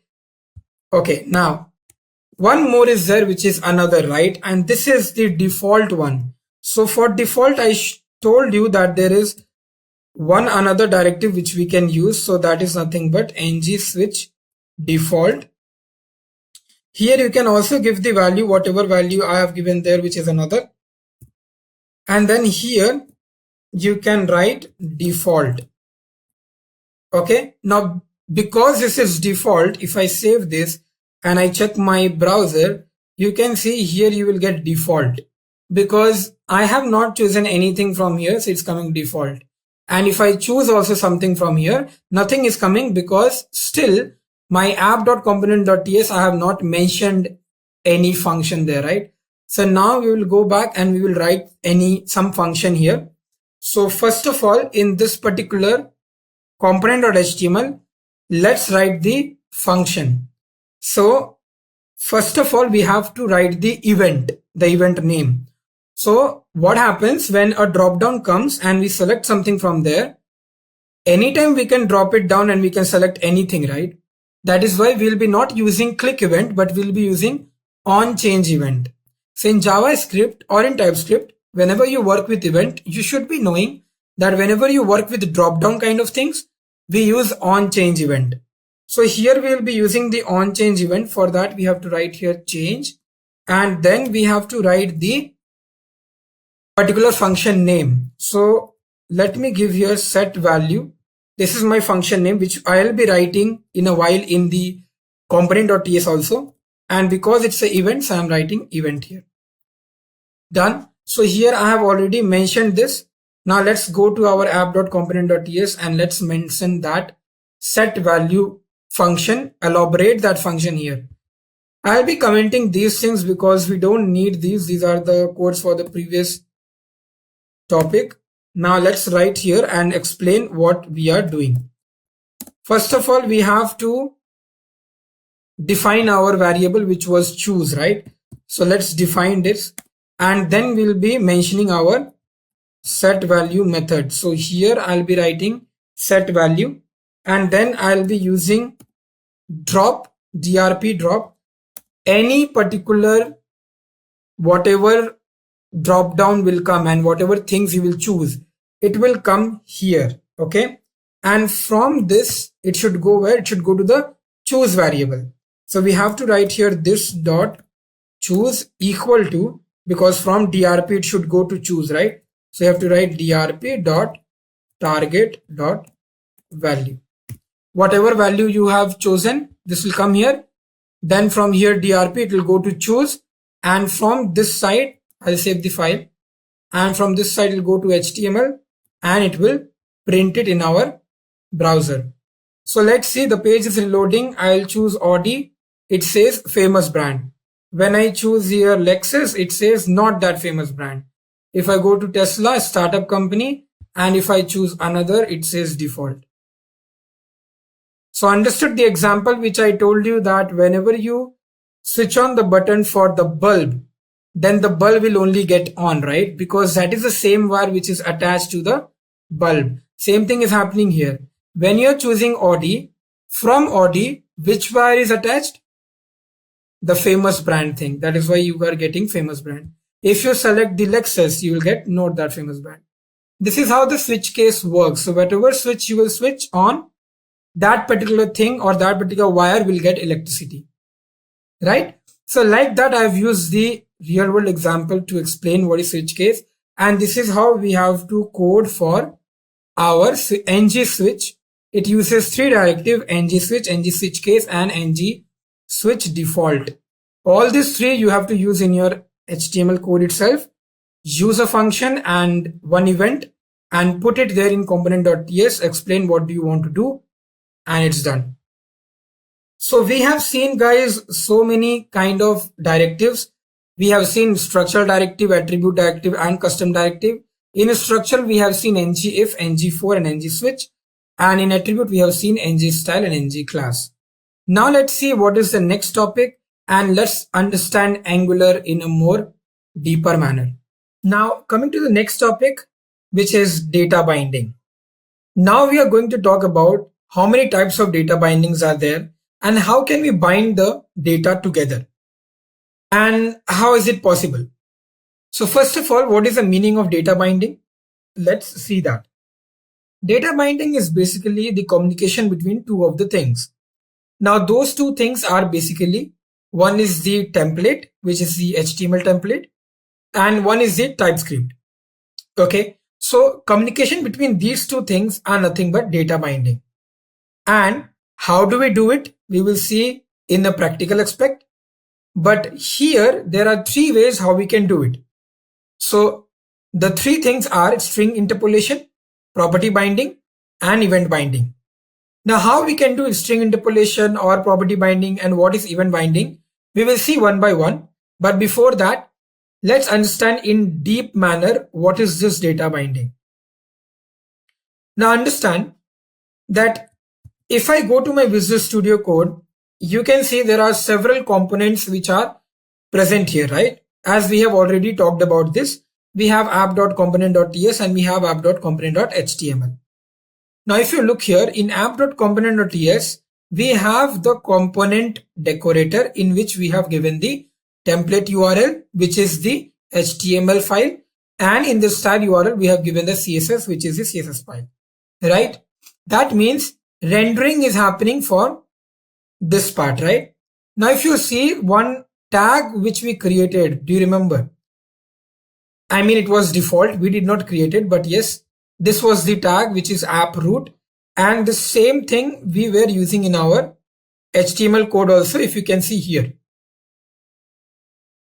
So let me just remove this so that we can run this particular code.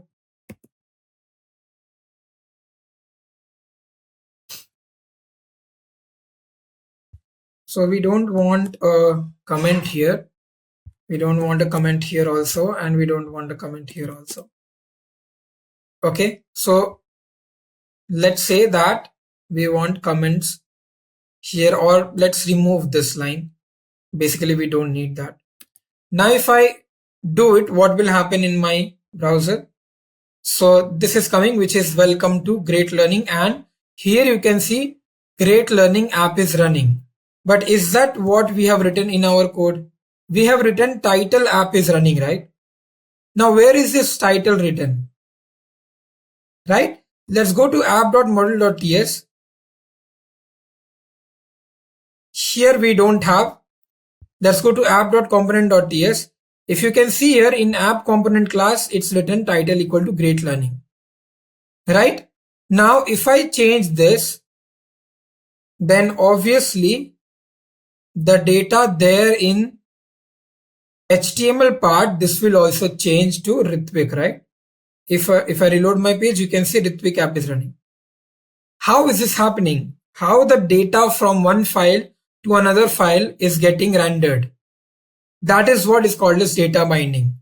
From here, we are passing the data to title, and this title is written in HTML file, which is coming here. So data from here, from this file to this file is getting binded together, right? And that is why it is showing me there, whatever I have written in the TS file, right? This is called as data binding. Now, in a very small view, we have seen this, that one particular text, if you change, then changes happen in HTML also. But think about in a very bigger picture, right? Suppose if you want to pass a very big array from here, okay? So you will write all the values here, and in HTML, you don't have to do anything. You just have to use these double curly brackets and then done. Everything from here will be passed. Every data will be passed because the data is binding together.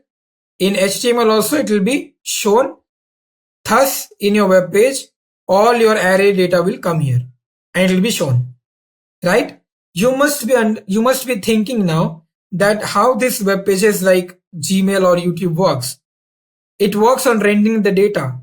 Suppose if I take an example of YouTube, how do they do it? Like when you log in yourself and your profile comes up. Let's suppose if I go to my profile and if I log in, it says hello Ritvik, right? How my YouTube got to know that my name is Ritvik? Because while giving my login form or submitting it, while completing that component, they recorded this data, and this data they have passed to the profile file in which they have rendered it. So they must have written somewhere hey, and then curly brackets, 2 curly brackets, and then they must have written the name. So whatever name you will log in, by whatever name, that name will come there directly. That's why in many of the web pages you must have seen your names will come directly even if you don't give it in that particular profile, right? It takes it from the login or registration form and it puts it there automatically. This is what is data binding. Now let's see how we can do it with different types of data bindings. Communication is happening between two of them. That means communication is happening from here to here also and from here to here also. That means template is talking to the TypeScript also and the TypeScript is talking to the template also, right? First of all, let's understand what is string interpolation and property binding. What happens here? Okay. Now let's understand what happens in string interpolation and property binding. So you write the TypeScript file, you write all the data, whatever you want to give in TypeScript, and TypeScript sends the data to the HTML. Okay. So here communication is happening only one side from TypeScript to template. That means communication will happen and the passing of data will happen from TypeScript to template. So for example, if you look at this particular example, this is an example of string interpolation. This string interpolation concept came from Angular 4. Okay. So this is mostly used in Angular 4 and obviously in all the Angular versions because this is the main feature of Angular. Now if you look here, what they have done, they have first done the coding in TypeScript. Then they have done the coding in HTML. And then they are seeing their web page. So communication is happening from the TypeScript to the template, to the HTML, right? What they have done here, let's see. So they have written one variable greeting and they have given a value hello world. And that greeting they have written inside the curly brackets and that is what hello world they are printing, right? The same thing we have done also. If you can see here in the app.component.ts, we have written title. You can remove that and you can write here greeting. And instead of Ritvik, we can write here hello world. When you will do that, you need to change it accordingly in the component.html also. So go to component.html and here we can remove this. Okay, let's do one thing. Let's write here title itself. And here let's give an h2. Let's write here greeting. Okay. Now because I'm using the title also, so let's do one thing. Go to component.ts and here let's give title as, because any which ways we are using that, right? So let's write here great learning. Once you do that, save the file and see if any error is coming. No error is there. You can go there and you can check if everything is working here. You can see the great learning app is running. That means this data is getting binded and it's showing here. And if you can see, hello world is also coming in H2 format. Right? So the data is getting rendered and this we call it as a string interpolation. The reason of calling it as string interpolation because we are interpolating the string. So one string is getting transferred from one file to another file. That is why string interpolation. Okay. Now let's move to the slide and let's see what is next. Any data that is of type string or which can be converted into string goes inside these curly brackets. Once you do that, the data can be rendered effectively. This is its string interpolation. Now this particular thing, what I've written is greeting here is variable, right? The greeting which I've written here is variable. Can we do it with methods also? What if I wrote something like this? So I've written greeting equal to hello world and then I've made a internal method which is greet. In this greet, what I'm doing return this dot greeting. That means once I will call this method from anywhere, whenever I'll call this method from anywhere, this will come here and then it will return the greeting variable value. So whatever greeting variable value is there, this will get returned. Where it will get returned? From where the method is called. So let's see from where the method is getting called. So in HTML, you can see we are not writing here greeting. Instead of that, we are writing greet the method calling. Whenever you put this, it's a method call, right? If you know C++ or C language or Java, you must be knowing what is method call. So this is what is method call, and once it is getting called, it directly comes to Typescript. In the Typescript, it sees the method, goes inside, it says return this dot greeting. What is the greeting value? It takes it and returns it back. Where? Down to the HTML code, which is the template, right? Let's do it quickly and let's see whether I'm fetching the output or not. This time we will change the value also. We will change the hello world to something else. So let's go back to our code. Now here in app.component.ts, we have written greeting equal to hello world, right? So let's do something here. Let's create one function, right? So let's write greet, and here let's write return this dot. You can write here greeting. Okay, so we have created a method here which is greet.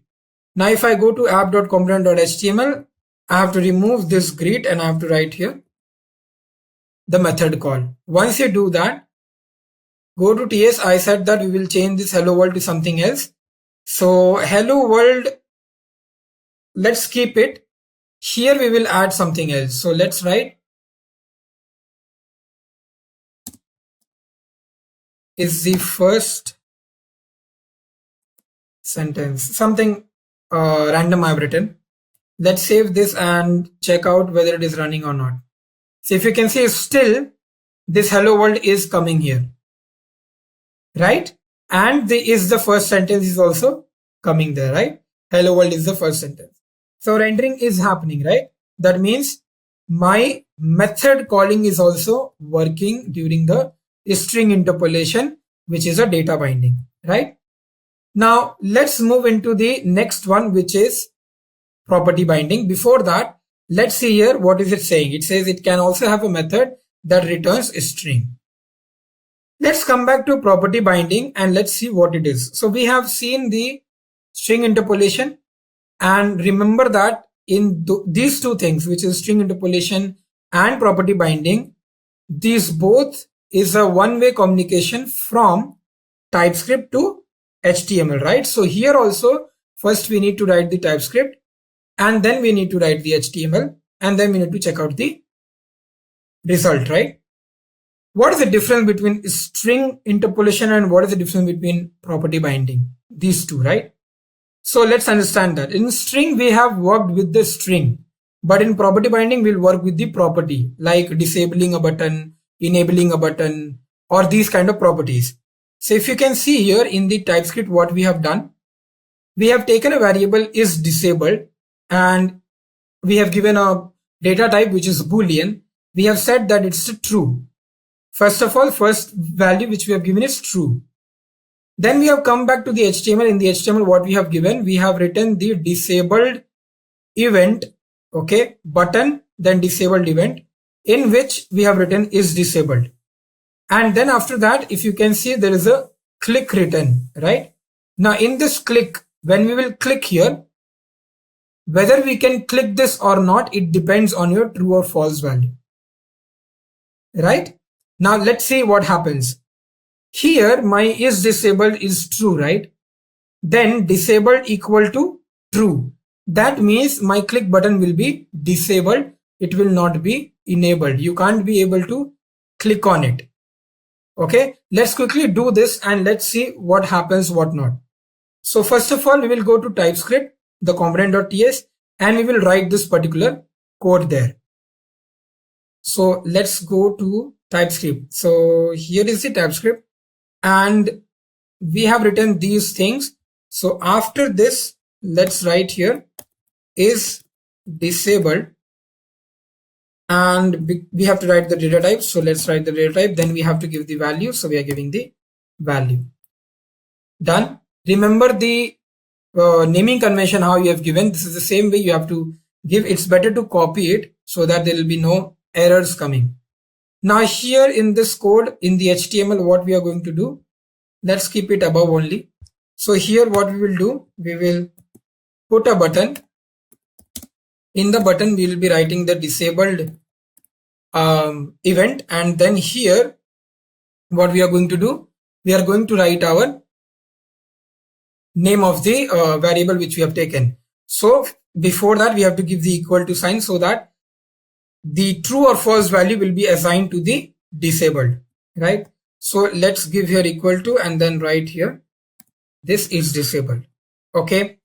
Now here what we will do, we will write the click. Let's make it a bigger one. So click here and then the exclamation marks. Now let's see whether it is working or not. So if I go to my web page, you can see this particular click here is disabled. If you can't see, I'll just zoom it. So you can see this is disabled. I can't click here. This is disabled, right? And also if I right click and if I go to inspect, and if I go to my element in the body section, if I open my app root, let's find where is my click here. You can see here this line which is saying click here. This click here, it is written here disabled. That is why the button is disabled, right? Now let's do one thing. Let's go to our Visual Studio Code. Let's go to our Typescript and make this as false. What happens if I make it as false? You know what will happen? That button will become enabled. Let's see if it is becoming enabled. You can see it's becoming enabled. And also if you look in the app root, that disabled option is not coming in click here. That means my button is not disabled, it is enabled. We can click here, right? Cool. Let's close this and let's go back to our Visual Studio. Now I'll be writing here true, but in the HTML also we can give here exclamation mark. That will also do the opposite thing. Okay, so you can do whatever you want in whatever manner. So this is nothing but your property binding. So when you're working with your property. Now if you're focused here, still we are using the variable here is disabled, right? Can we change it to a method and can we use that? Before that, let's see. So here you can see all the properties, you have to write it in a square bracket. Okay. This is very mandatory in your property binding concept. So what is happening here? It dynamically binding properties of HTML tag. Now let's move to the methods. So if you can see, the property binding technique can be done with the use of methods. The same thing they have done. They have just changed the variable into a method. So let's go to our Typescript. In the Typescript, if you see, we have written here is disabled boolean, right? What we will do, we will make it as a method, and here we'll be writing return true.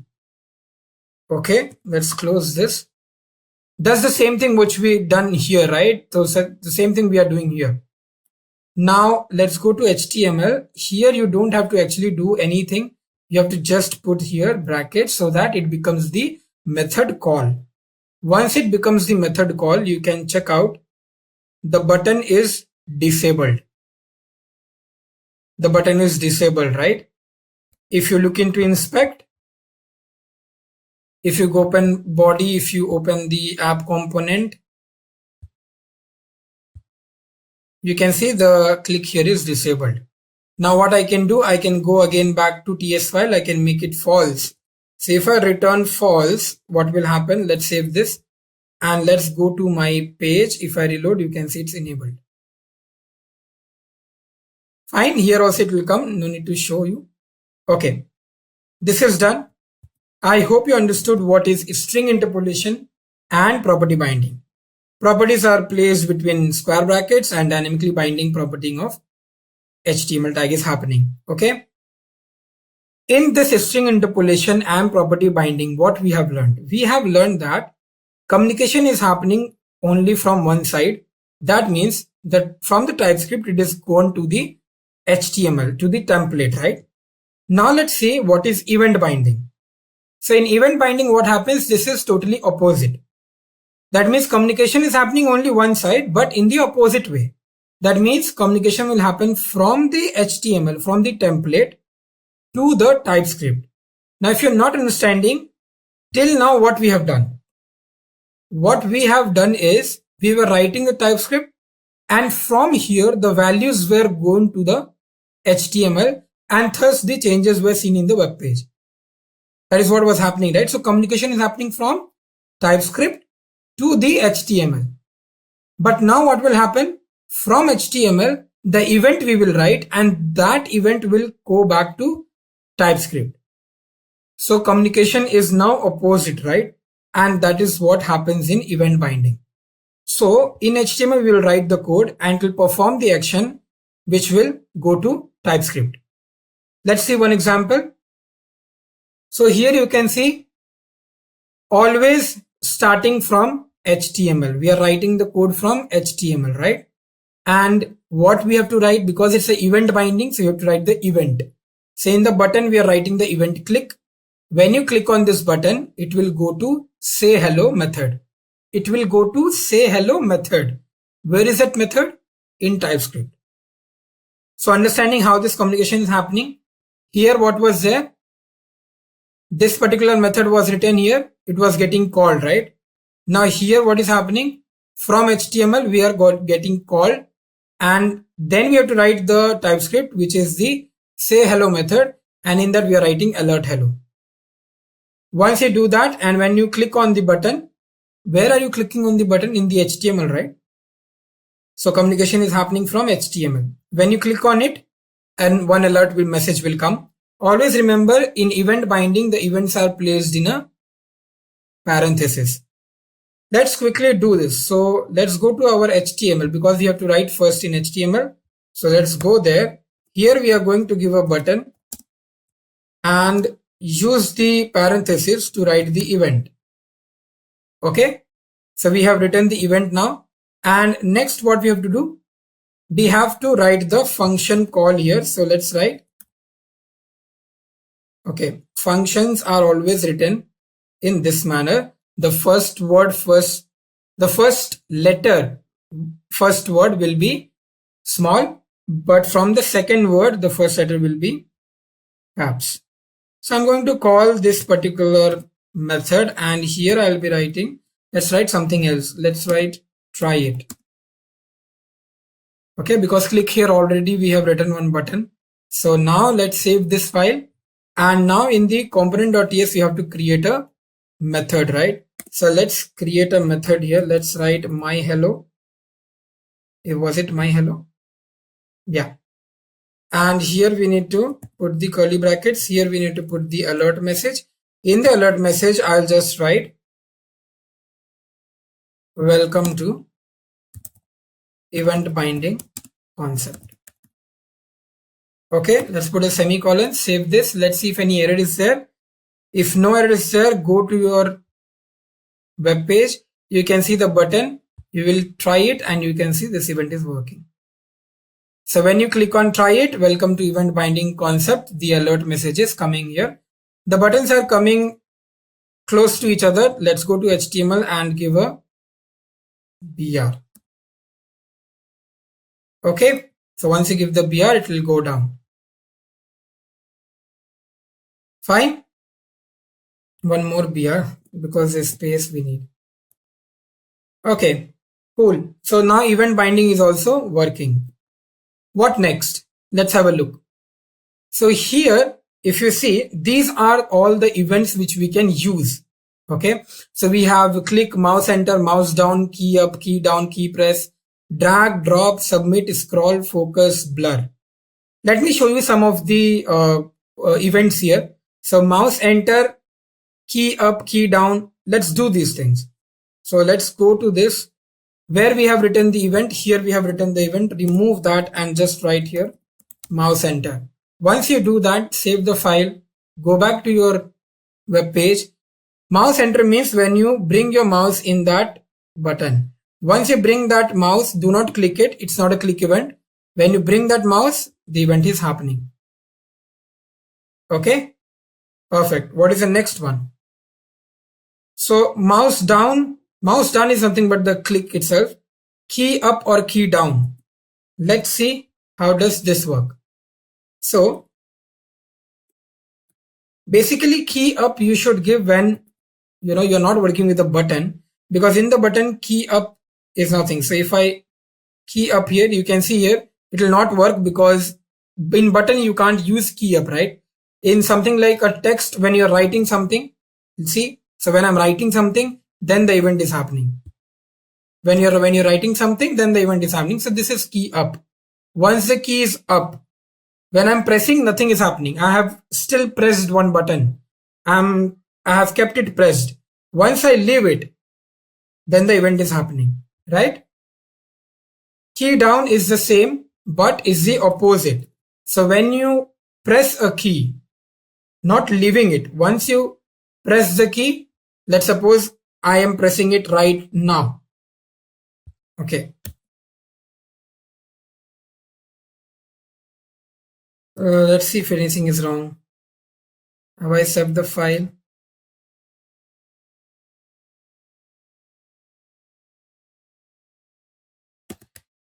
Okay, so key down is not working.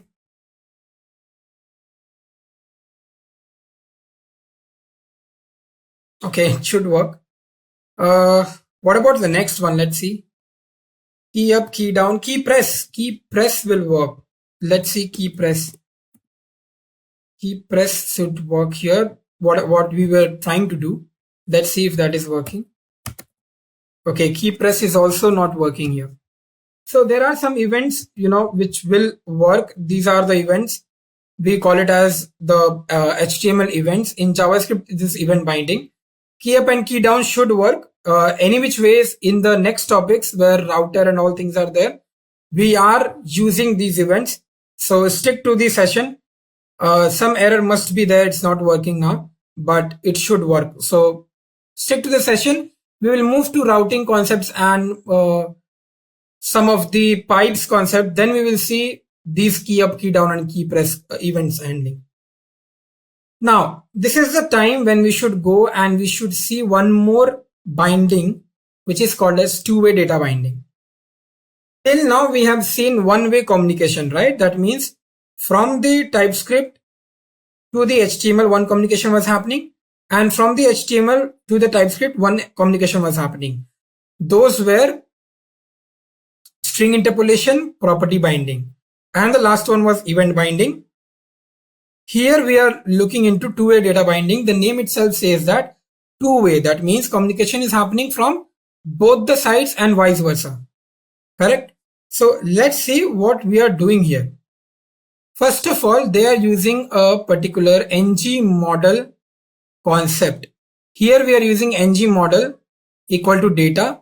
That data I'm putting inside the curly brackets, and in the TypeScript file, data we have given the value hello. So whenever in this particular input text box you will write hello, the same thing will be printed down. The same thing which we did in AngularJS application, the simple AngularJS application which we created, right? So in that particular what we did, this is the same thing, two-way data binding. But the problem is, let's first see what is happening here. So when you change the value of data at input, changes will happen at the paragraph also. That is why it is called as two-way data binding.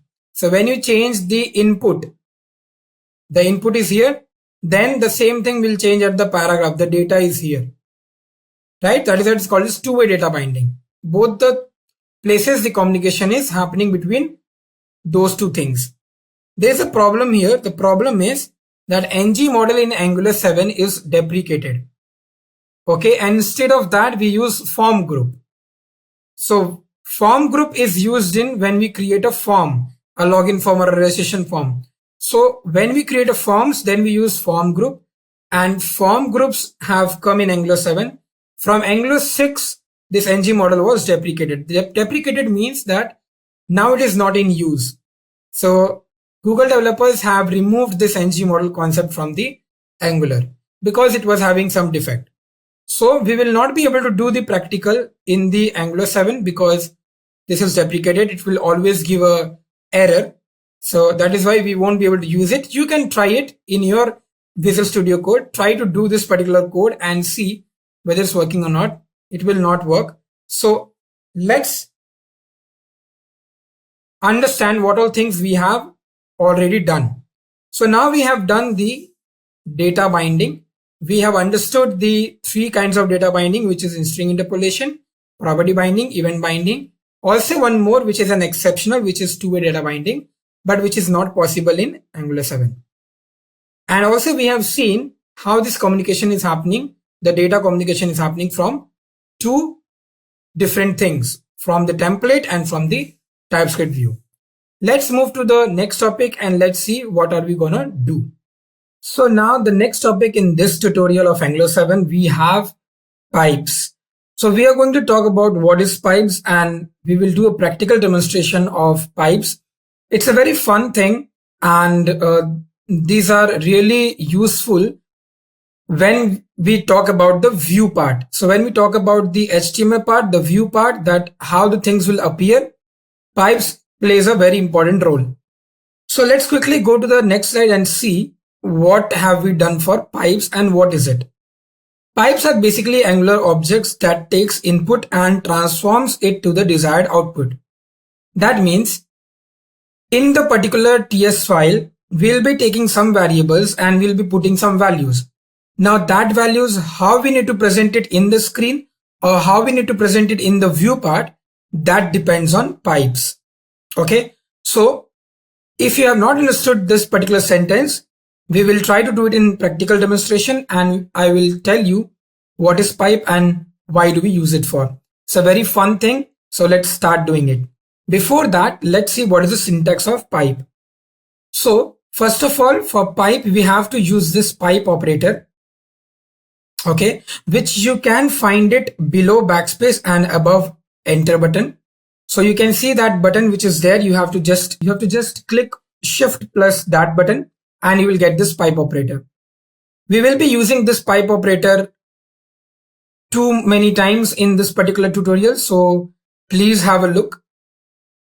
Angular inbuilt pipes. So there are some Angular inbuilt pipes which are lowercase, uppercase, date, currency, JSON, percentage. All these 4 to 5, whatever we have seen, we will be covering in our particular practical demonstration. So let's first of all see how we can chain our pipes. We can also chain our pipes. That means we can give 2 or 3 pipes in our one input. So we can do it like this. Once you write the input and then we can give the pipe 1 and pipe 2 to it. Okay. We will see everything. We'll see it in practical. I'll be doing it in my Visual Studio and I'll be showing you how this appears in our view. So let's begin with that. Now, consider the following variables. So we have taken some 3 things. We have taken a string, a date and a number. Okay. Not only this much, but we will be trying to see some more data, some more pipe operators in date and amount and name. So don't worry about that. Now, what is happening here? If you can see in the TS file, we are writing in the class name equal to Batman. We have given a date and this date, capital D, this is a predefined method which will give you the current date and current time of your system. So in your system, whatever current date and current time is mentioned, this method will give you that. And then amount equal to 40. 40 is just a numerical value. Now what we have to do with these things? What we need to do with these data? So we need to go to the HTML document and in the HTML document, we have to use the string interpolation. Using this string interpolation, we need to print all my items, whatever inputs I have given in the TypeScript file. Okay. After that, we have to use our pipes. Now how they're using their pipes, you won't be able to understand because this is very new thing for you. And I have not explained you what is it, right? But let's see and understand what is happening basically. So if you say name uppercase, that means the name Batman which was given, it will convert into uppercase like this. If you talk about the amount which was 40, we can give a currency item to it, and we need to mention the country code. If we are mentioning INR, you can see the country code rupees is coming there. Same like that, we have a date pipe also. So in date, what do we do? D by M by Y. That means we want my date to be represent as date / month / year, and that's how it is getting represented. In the same manner, for date also we have short time. Short time means only the time will be shown.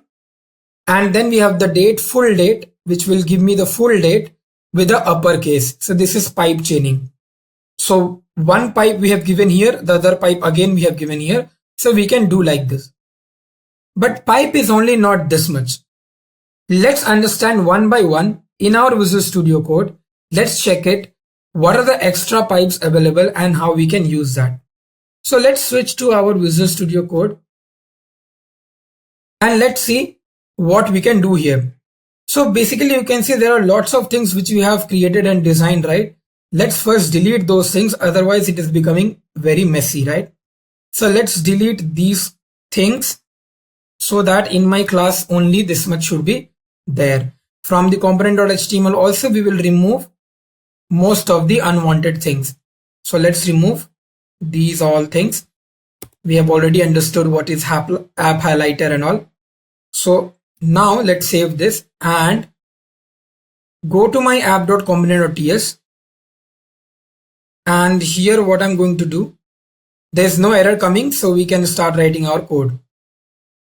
Okay, so now here what we need to do here is we need to first of all give some values to my all the variables. So let's first work with a string. Okay, so if I give here Batman, let's give a semicolon, and here let's give a message. In the message I will give here welcome to great learning, right? So name, message is done. Now I can also give amount. Okay, let's first play with only strings and then we will do the rest of the things. So name we have written Batman, and then message we have written welcome to great learning. Let's go to my HTML document and let's try to give the string interpolation here. So suppose if I give here a paragraph and then if I give here the string interpolation, the double curly brackets, and then the name. In the name I want to give the pipe operator. So I'm giving the pipe operator, shift plus that button, the slash button. And now here I will write uppercase. When you will write uppercase, your name, which was Batman, will convert into all uppercase. If you can see here, it is giving me a Batman which is in uppercase. Let me zoom it for you so that you can see all the outputs in very clear manner. This is very easy. Let's try it out for lowercase also, and let's see whether it is giving me the same output or not. That means it will convert my everything into lowercase. So let's write here lowercase and let's check my output. So it's coming all in lowercase, right? Now what we will do, one more string is there which is also called as title case. So here in title case we will use the message variable, not the name, because in message we have 3 to 4 words, right? And in title case what happens, every word first letter will be capital, right? So let's write this much, and if you can see here when it reloads the page, every word's first letter is capital, right? If you look here in my TS file, I have not given a capital letter here, all are small, but in my web page all the first letters of every word is capital, right? So that is my title case. Now what next? So now what I'm going to do, I'm going to write slice. Now what is slice? Let's see what is slice. So here I'm going to put name and then a pipe operator, and here I'm going to write a slice. Now in slice what happens? So if you write a slice colon 3, that means slice takes a parameter. So slice is taking what parameter? Slice is taking a number as a parameter. Now in this, what is happening? Basically the string, whatever string you have taken Batman, right? So for Batman, what is the third index? From there, it will slice it. So if you look at the web page, you can see the answer is only man, because B is basically 0 and then A is 1 and then T is 2. Starting from 3, it's man, so it came here like man, right? Now, slicing can be done in this way, or it can be done in one more way. So let's try that. So suppose I'm writing here slice, and now it can also take 2 parameters. Now how we can write or mention those 2 parameters? We can write something like, let's say 2:5. What is the meaning of it? The meaning of this is, starting from 2, it will go till 4, but it will not include 5. So the index 2, 3 and 4 will be printed, not 5. If you look here, the answer is TMA. 0 is B, 1 is A, and then T is 2. So 2, 3, 4. N, which is 5 index, is not getting included here, right? So this is what is your slicing with 2 parameters. Okay, now next what? So here what I'm going to do, I'm going to play with numbers now. So let's go to TS file, and here let's give here amount. Let's give 40. Let's come back to my HTML. So this is a numerical value. This is a number value. Let's see what we can do with this kind of values. So in my slide, we have seen that we have used one thing for number, which was currency INR, right? So let's first see what is that. So if you look here in the string interpolation, I'll give here amount, then a pipe operator. Okay, let's do one thing. First, let's see what comes when we write only amount. So you can see it will come 40, right? Now what I will do, I will write here pipe operator. I'll give here only currency without any parameter. So I'm writing only currency. Let's see what happens. You can see it says $40.00. That means it is by default taking the USD dollar, right? Correct. Now what we can do, we can give the currency. So we will give here, let's say INR. If you give INR, what happens? So this will become rupees. So you can see this is now in rupees. Like that, what we can do,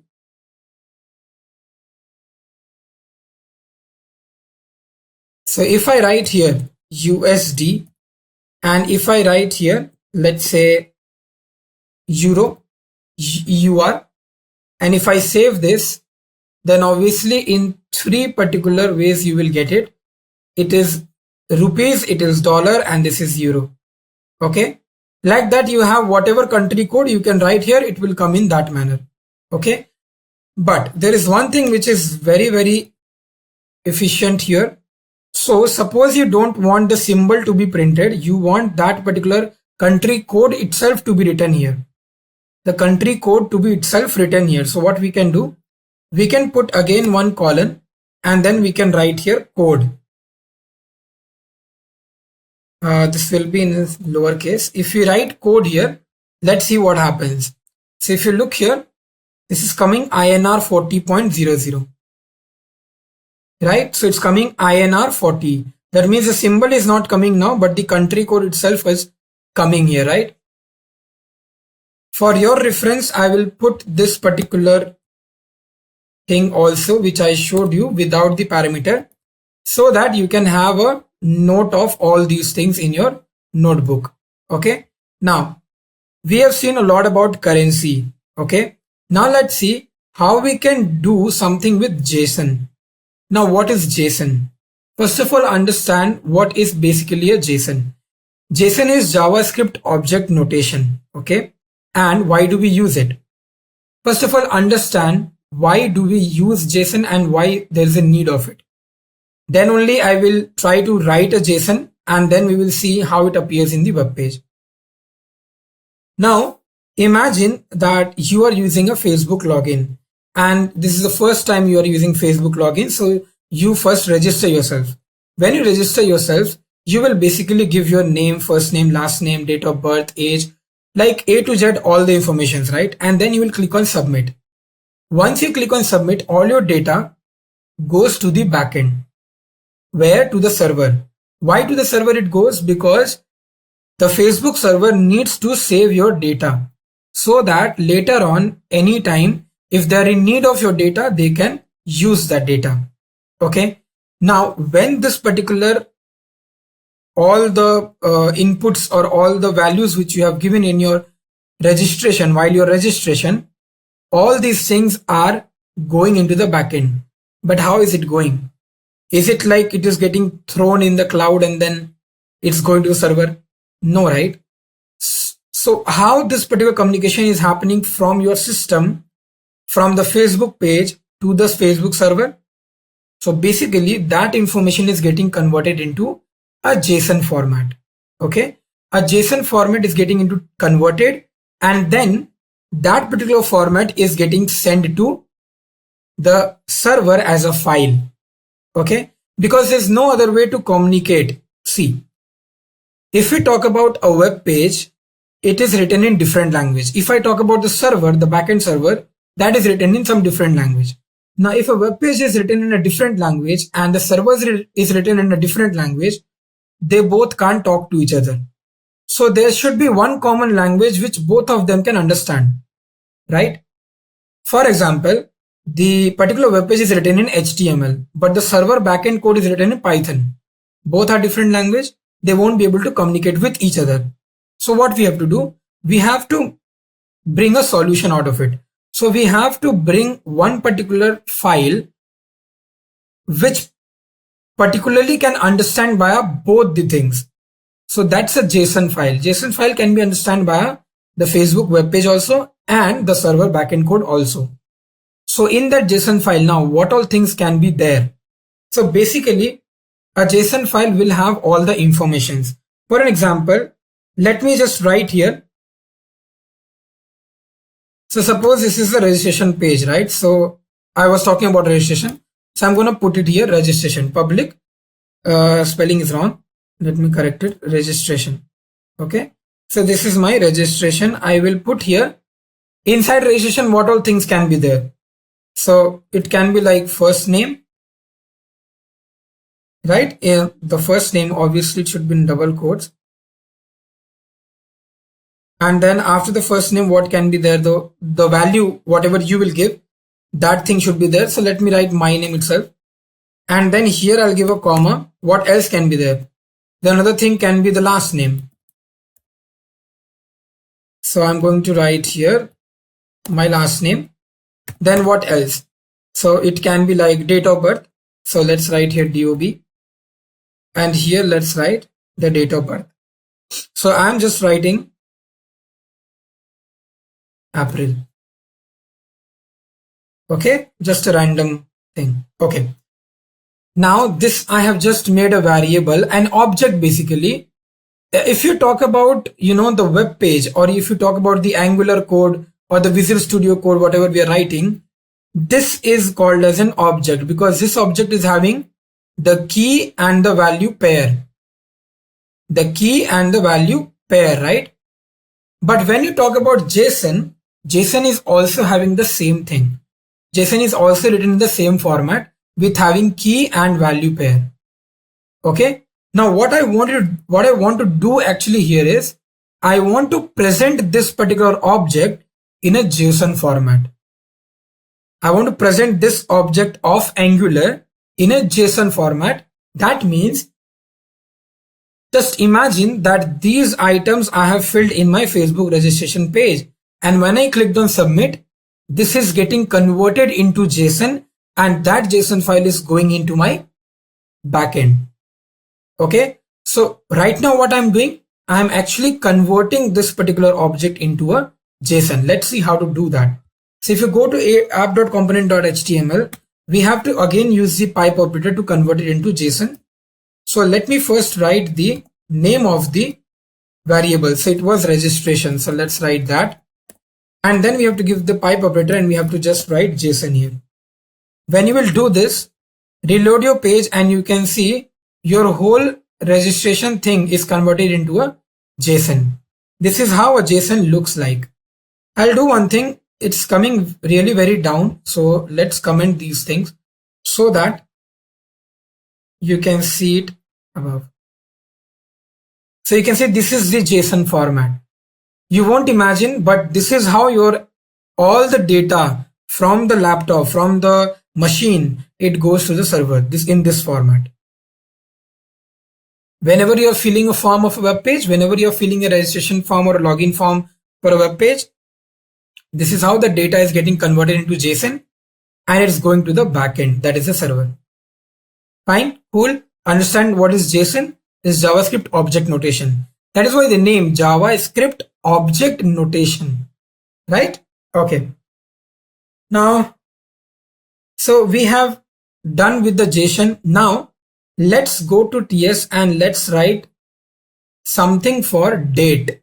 Okay. So for date, what we have to do, we have to basically give a variable here, first of all, and then new, and then the date method, which I told you is a predefined method, right, from the Angular. So this is a predefined method, which is date. I'll be using it. Now, if I go to my HTML and I just normally print it, I don't want to do anything. I just want to print this date. So date, that's it. That's it I want to do. This thing you must be knowing if you know JavaScript, because in JavaScript, we have a date function. And when I reload my page, you can see currently what is the date of in my system and what is the time in my system. That is what it is showing me. Jan 27, 2021 and the correct time. But this particular way of writing a date is very complex, right? Like I can't even think of what is written here. If you're a beginner or a fresher, you will get confused. What is this, right? So if you want, you can always write only the day or only the month, only the date or only the time, whatever you want, you can do it using the pipe. So let's do one thing. Let's see what all things we can do from here. So let's go to paragraph and let's write here date. In the date, what I want, suppose I want to make it appear like a normal format of date, month and year. So I'll be writing here date, month and year, and I'll just save this and we will look what is coming down. So if you look here, is there anything wrong? Okay. Yeah, there's something wrong. So this is not the correct format. Okay, we need to mention here date colon, because what is to be converted you need to write here, right? Like INR, we are writing currency, right? So we have to do that. Now let's see if any error is coming. Okay, so you can see this is coming in the date, month and year format, right? So you can see now it's very clear and very crystal clear information that this is nothing but a date, correct? Now what else we can do? So now let's go to another paragraph and let's write something else. So here what I'm going to do, here I'm going to write date, and then here we will write date colon short.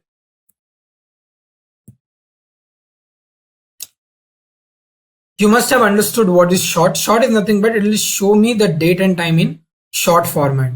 So if you can see, a very short format it has shown me, which is the first the month, then the date, and then the year, then comma the time, right? Okay. If we can do that, can we just show the date also? Like I don't want to see here time, I just want to see the date. Can we do that? Let's see if we can do that or not. So again, we have to write the same thing. Pipe date colon. Remember that don't mistake anything here. Otherwise you won't be able to see any view.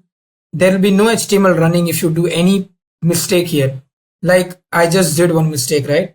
So don't do that. Be very specific what you're writing. I have written short date here. Okay. Now when I save this, I will get only the date part.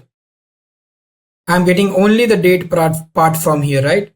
I can also do it this same exact way. I can put here short time. Now when I do here time, what happens? If I save this and I go to my screen, you can see only the time is coming, right? Okay, now this is completed. Now let's see what else we can do. See, if we can use short, can we do medium? So there are basically three things. We have short, medium and long. So if I remove this and I write here medium, if I remove this and I write here medium short, medium date, and here I write medium time. So let's see what happens. If I reload my page, you can see this is what was short and now this is what is medium. So what is happening here? That particular month is now written in a word format, and also that minute and hour was showing at that time, but now it is showing me the seconds also. The same thing is happening here. So if I want only the date part, only the date part is coming. If I want only the time part, only the time part is coming. Can we do it for long also? Yes, we can do that also. So if you can look here, if I write here long, here also if I can do long, and here also we can do. When I do that, let's see how it looks when we do it in a long format. So now you can see you are getting the GMT plus 5 is nothing but the timing zone what it is. So, and January is also written in a complete manner. It is not Jan, but it's written completely. And there is also an inclusion of at keyword, right? So I hope you understood what is short, medium and long. Now let's see what we can do else rather than these things. So let me again comment these portions so that we can work on another things as well. So let's write here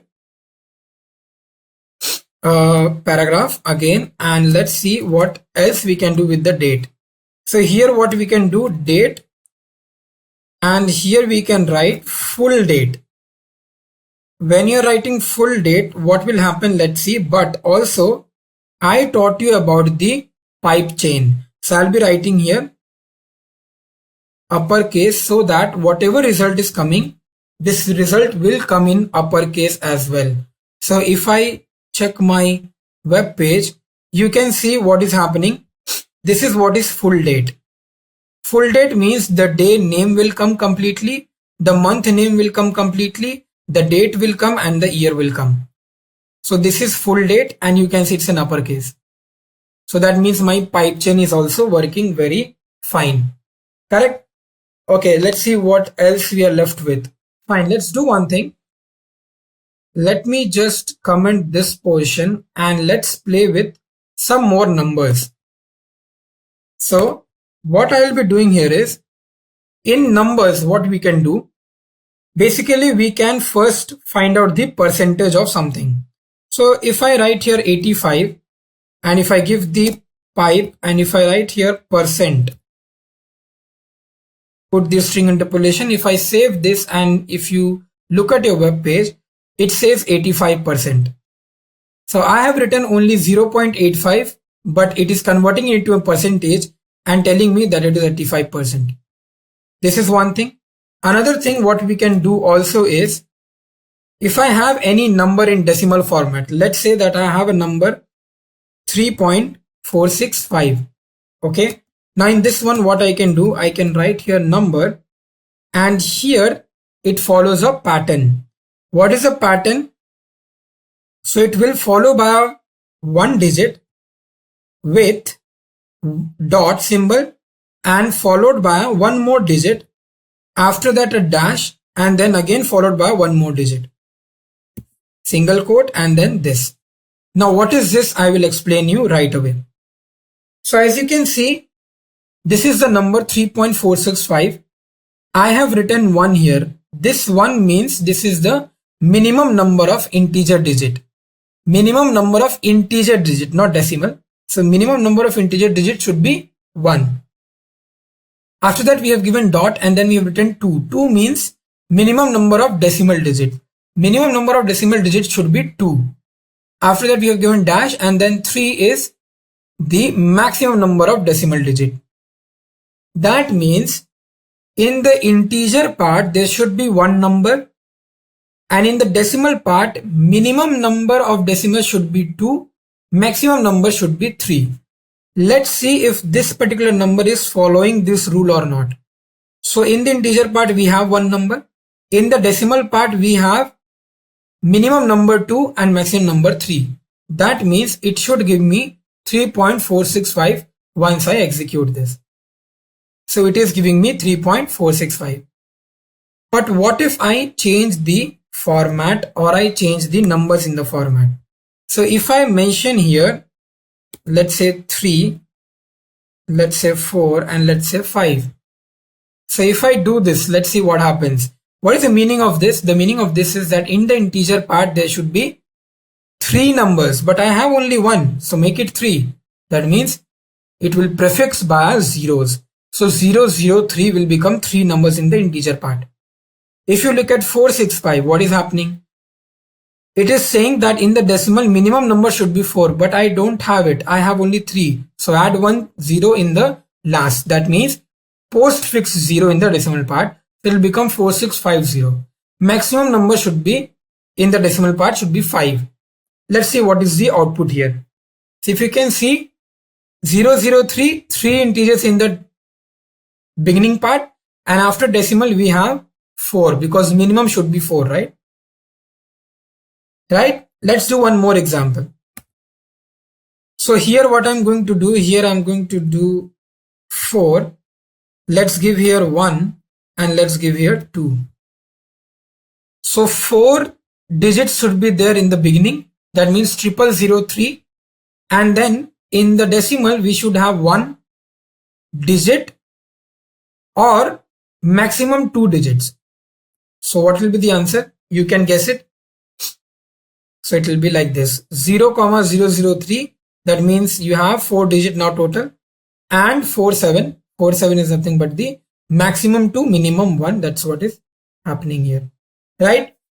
Okay, so we have seen about the date, we have seen about the number, we have seen about the string, we have seen about the object, the JSON, the percentage, right? All these things we have seen. Let me see if I have missed anything. So now let's move to our slide and let's see what else we have done there, or else what we have written there. So I think this much is very much clear to you guys. Let's move to our slide deck and let's see what is there. Now we can generate our own pipes. So it's the same code, is the same whatever command we write ng generate, right? So we have to write the same thing. To create a custom pipe, we have to run the following code. We have to write ng generate and then pipe and then the pipe name. So we can do this, and after doing that we have to write a logic to transform a number into factorial using custom pipe. So we are actually creating a pipe named as factorial, and then in this particular factorial when you will create actually 2 files, factorial.pipe.spec.ts and factorial.pipe.ts. Obviously again you do not have to work with the spec.ts, you have to work with pipe.ts. In pipe.ts what you will do, you will write the program to find the factorial of a number. How we can do that in Angular? Because we have done this in C, C++, Java, how to write a factorial program. If you're a beginner or fresher, you must have done it. If not, then please go ahead and do that, because here we'll be writing a program based on factorial. If you don't know the logic of factorial, I'll be teaching you here also. Now, before going and doing the practical representation, let's first understand how it is working in this slide. So if you see here, when you will see the factorial.pipe.ts, you can see the very first thing, importing of the pipe decorator from the Angular core library.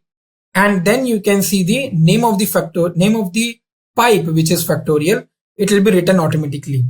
Now we have to basically write the program for factorial, right? This decorator is a pipe decorator, which is nothing but the decorator always contain the metadata, right? So this decorator pipe is containing the metadata, which is name factorial.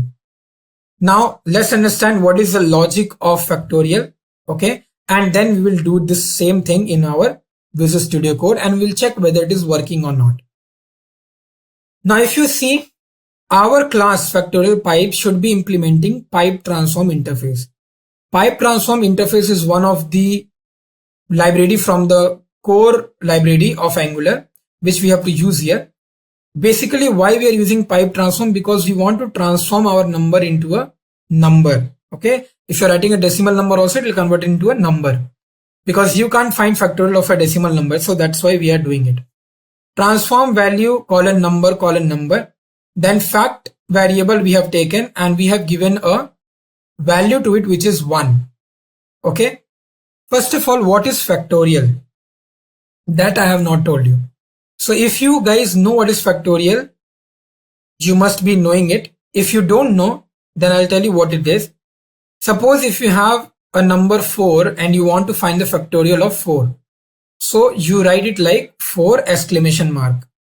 That means 4 exclamation mark means the factorial of 4 is what? So how you will calculate this? You will actually calculate it like 4 into 3 into 2 into 1. So before 4, whatever number comes, you have to multiply that number with 4. 4 into 3 will be 12, 12 into 2 will be 24. That means 4 factorial will be 24, because 24 into 1 is 24, right? Like that, if you have to do for 5 factorial, what will be? 5 4s are 20, 23s are 60, 62s are 120, and 120 into 1 is 120. So 5 factorial will be 120. Let's take an example of 5 itself and let's see what happens here. So if I write here value, the value, if I'm taking it as 5 is not equal to 0. If you remember in your college days or in your engineering times, you must have learned what is while loop. It's a loop that continue to go on till the time your condition becomes false. So till the time this condition will become false, this particular 2 lines will get executed every time. Once this condition will become false, it will come out of the while loop, right? So let's do this, okay, quickly. Value is 5, 5 is not equal to 0. That's true. So it will come down and fact equal to fact into value. What is fact? Fact is 1. So 1 into 5 will be 5. Now what is the fact value? Fact value is 5. Remember that. Value minus minus, that means now value will decrease. So value will become 4. And again this 4 will go here. 4 is not equal to 0, which is again true. Fact value was what? Fact value was 5. 5 into 4. 5 into 4 is 20. So fact value is not 20. And value was 4. So this will become 3. Now 3 is not equal to 0. That is also true. So fact was 20. 20 into 3 will give you 60. Now fact value is 60 and value was 3. It will decrement, it will become 2. 2 is not equal to 0. Fact is now 120. 120 into 2 will become 240. Fact value is now 240. Value was 2. Now it will become 1. 1 is not equal to 0. 240 into 1 will give you 240. Fact value will now become 240 and value will decrement to 0. And if it comes to here, then 0 is not equal to 0, which is false. So it will come out of the loop and return fact. What was the last value of fact? 240. Right? So this is the factorial logic, only these 2 lines. And what is happening? We are getting the factorial out of it. Right? So if you can see in the HTML, what we have to write, we have to just write factorial of number 4 is, and then you have to give the curly brackets, then 4, because that is what the number I'm taking, the value which I'm taking is 4. In the example which I explained you, we took 5. So we will put here 5. 5 pipe factorial. Why I'm writing factorial? Because pipe name is factorial. right? However it is written, the same we have to write here, otherwise it's not gonna come. So in the answer you can see it's saying factorial of number is 24, right? Let's quickly do this, and if you have not understood the logic, please go back to the video and again see. I have given a very descriptive explanation how the value is shifting, how the fact value is changing. You will understand it. Now let's go back and let's first see how to generate a pipe. So let's go to the Visual Studio Code. Let's go to component.ts. Here I'm going to end the server because we are changing some codes. So we'll open a terminal and then we will be writing ng generate pipe, right? Pipe name is factorial.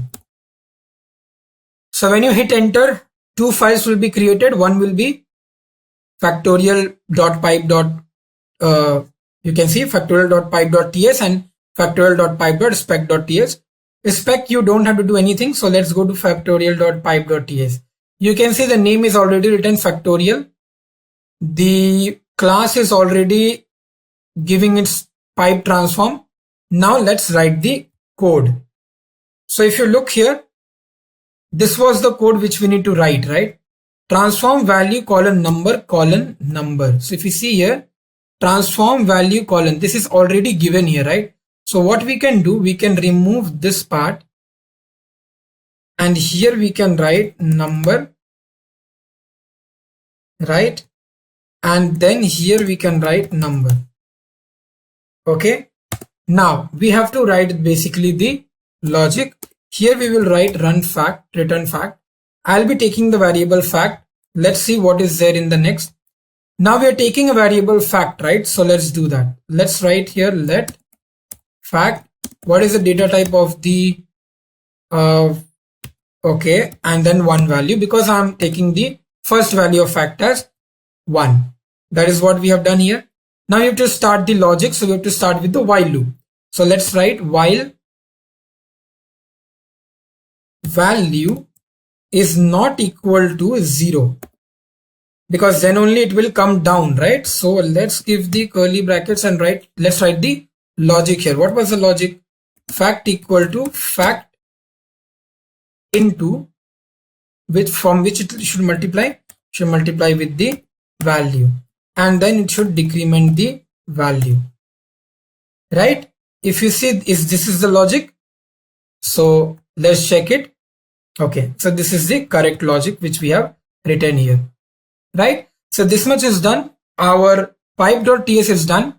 Now let's go back to our HTML and let's write here whatever we want to print. So let me first comment this and let's go to the starting because I don't want to write it down. Let's see what we are writing here. So let's write here h3, and in the h3 what I want to print, I want to print factorial of 5 is, now here I have to give the number. So I will be giving number 5, and then okay, let us see what is there here. If you can see what is written here, it's written like factorial of number 4 is, and then the string interpolation, then the number, then the pipe, then the factorial, the name of the pipe, right? That is what we are doing here. So we have to write here factorial. Once you do this, let's see if the answer is coming or not, but we have to start the server before that. So let's start the server. Let's wait for some time.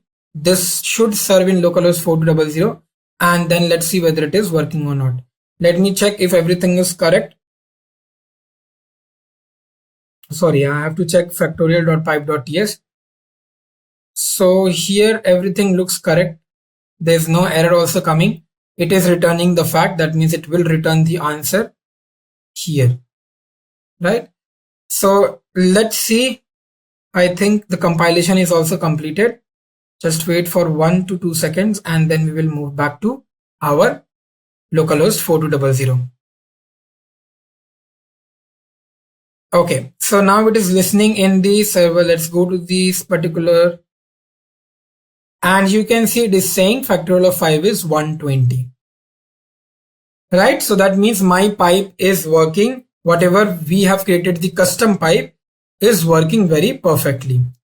I hope you understood what is pipe and how does this work, right?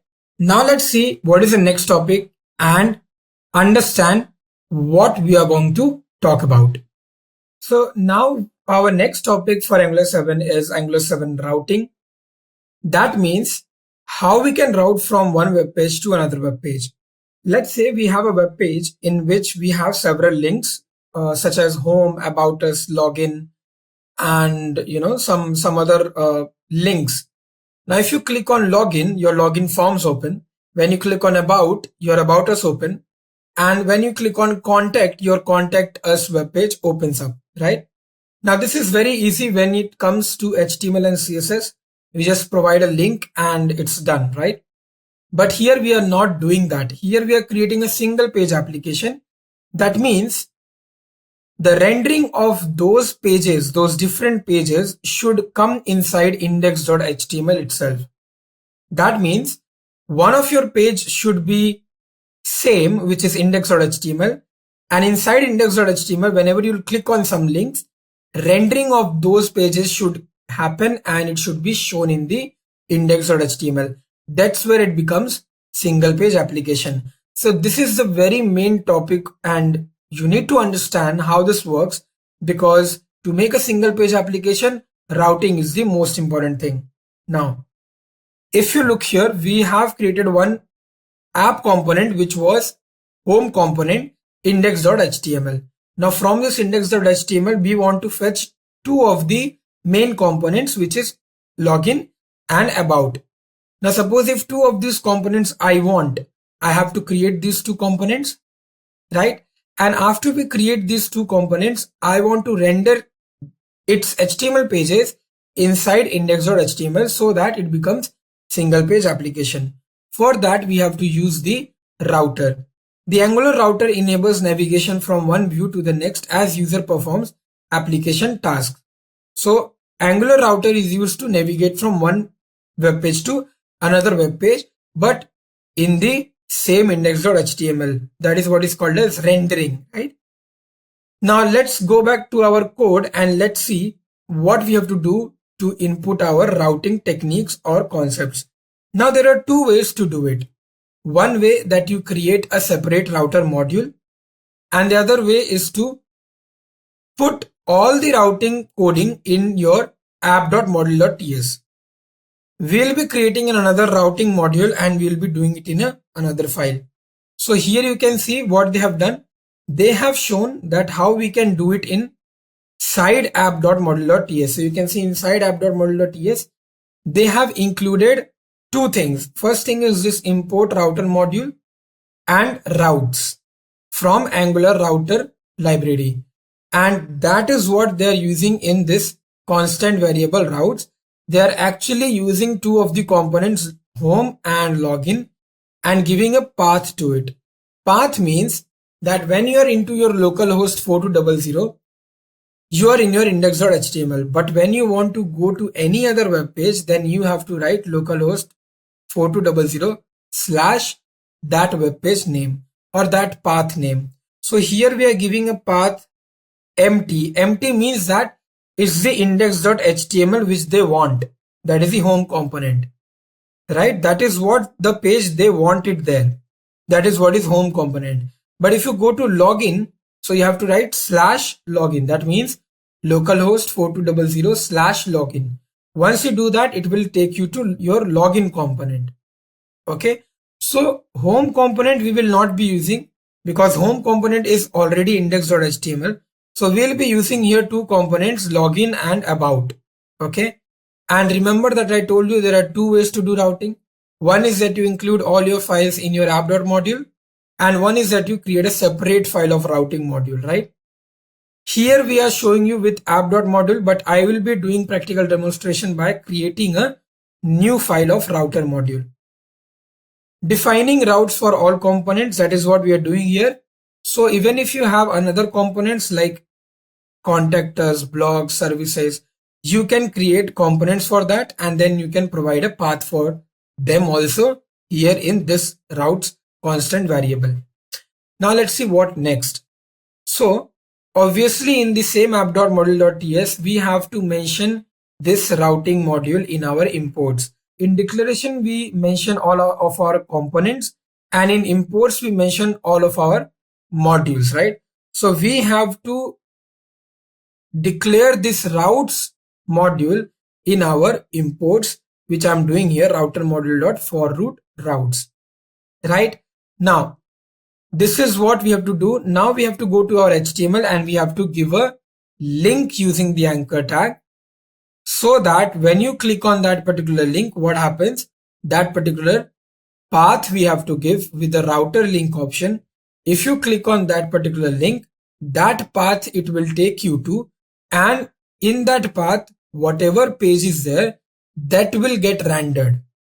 But if it's getting rendered, suppose if you click on login, and inside the login component, whatever HTML is written, it's getting rendered, then what will happen? If it is getting rendered, it has to be coming here somewhere, right? So it comes here in router outlet. So in this particular tag, router outlet, your login component HTML page will be rendered. And same will happen when you will click on home. When you click on home, index.html HTML page will rendered here. So you can see the index.html page will be constant because that is what you're working on. And when you click on login, login page HTML will come and render in your index.html. So you can see it's not taking you to another web page, but instead what is happening? It is taking the web page inside index.html. That is what is called as rendering, and that is what makes Angular 7 achieve single page applications. Okay, we will understand this in very much detail. Let's move back to our Visual Studio and let's do this much and let's see what happens. Here the argument to router link, you can see the argument which I have given is the path to the component. As I said, this indicates which component to navigate when we click the element. So even if you write here about, you have to write /about, so that localhost 4200 knows that if the user is clicking about, I have to go to about path, right? Router outlet is a placeholder component that gets expanded to each route's content. Whatever path you are taking, that path HTML page will render and come here, right? Now let's go to Visual Studio Code quickly and let's do some coding and let's see how this routing works. So if you can see here, we have already removed all of our extra codes which we wrote, right? So because our program was very messy then, so I have removed all the things from here.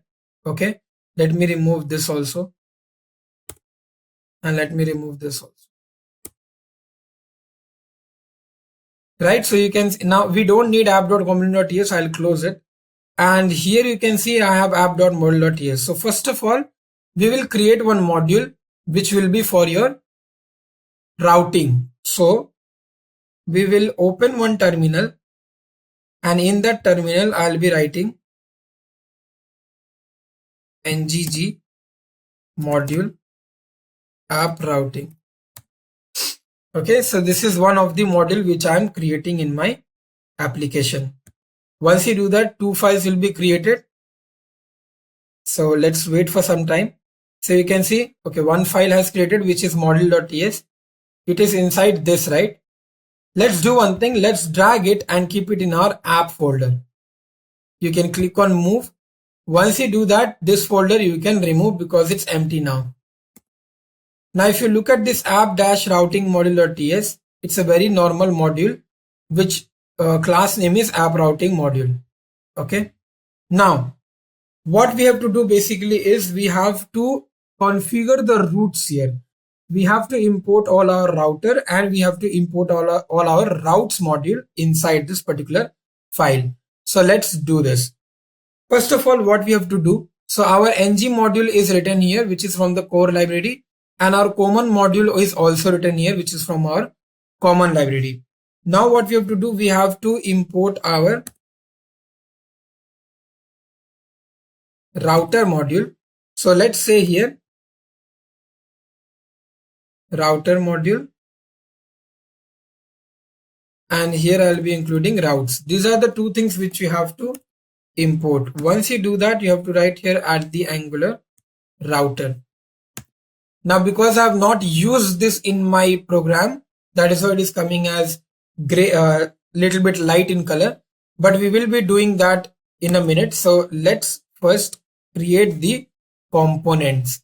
So ngGC, G means generate, C means component, and now we'll be writing login. So this will create my login component, and next what I'll be doing, I'll be creating my about component. So let's say I've written about. So two of these components will be created. As you can see here, login you have got, right? One more you will get, which is about. Okay, this is done. Now let's do one thing. Here we will write our variable routes.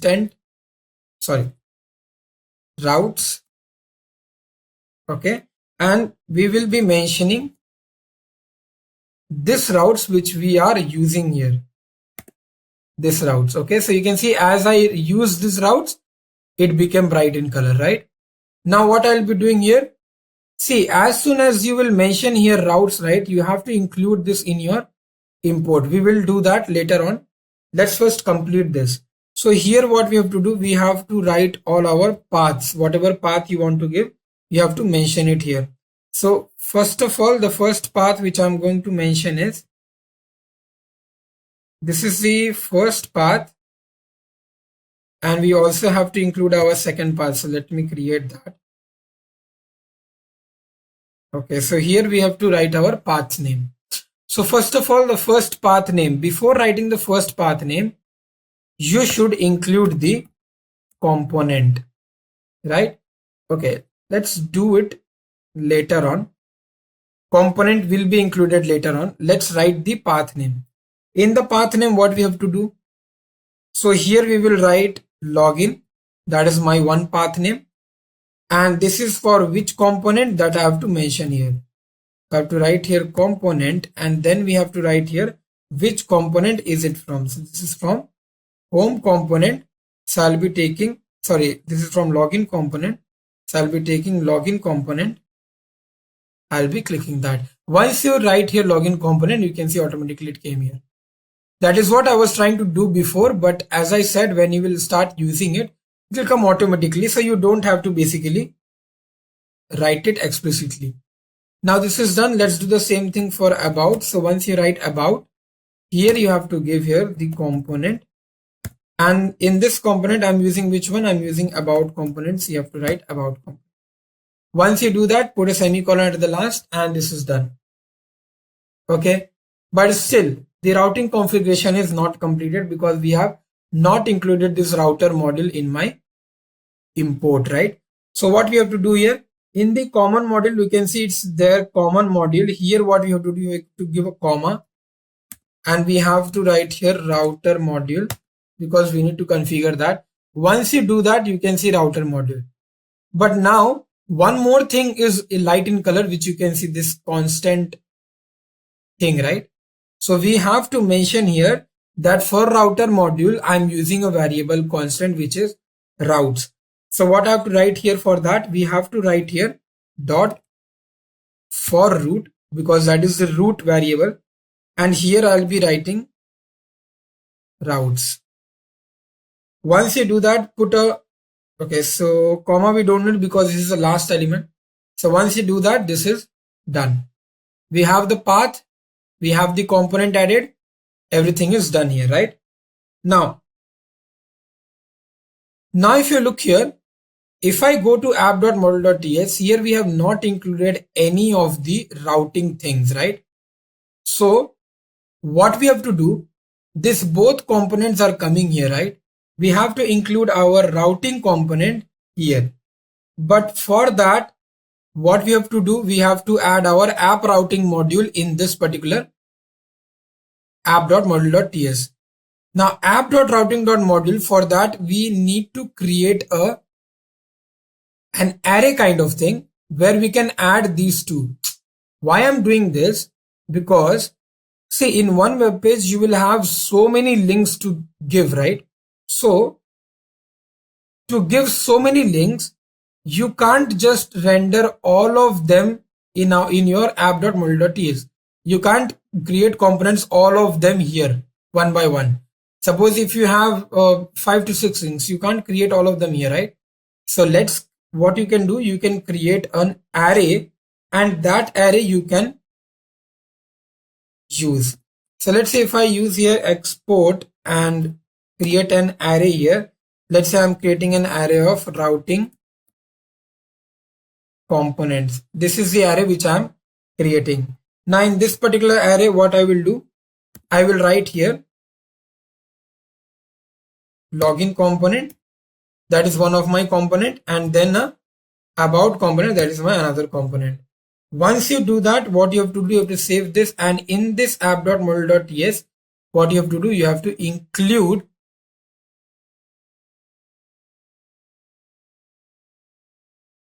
that particular routing component.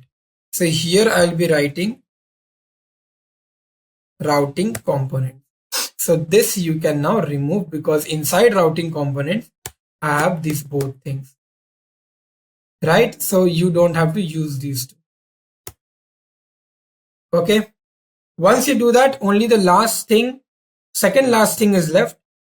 We have to include app routing module in this particular module.ts. So including app routing module, what you have to do, you have to import app routing module, and this we need to mention here because it's a module. So we have to write app routing module. In module TS, we have the routing configuration done, and in our app routing module.ts, we have our configuration done. Let's go to app.component.html and let's write here nav link, and in this nav we will give the anchor tags. In the anchor tags, what we have to write, we have to give the links here, right? So let's do one thing. Let's give here router link. In this router link, what we have to mention, we have to mention the path name. So what path we have given here? Here we have given the path login, and here we have given the path about. So you have to write here login. Once you do that, please write here a name of the link, and here we have to write the same thing, but this is for about.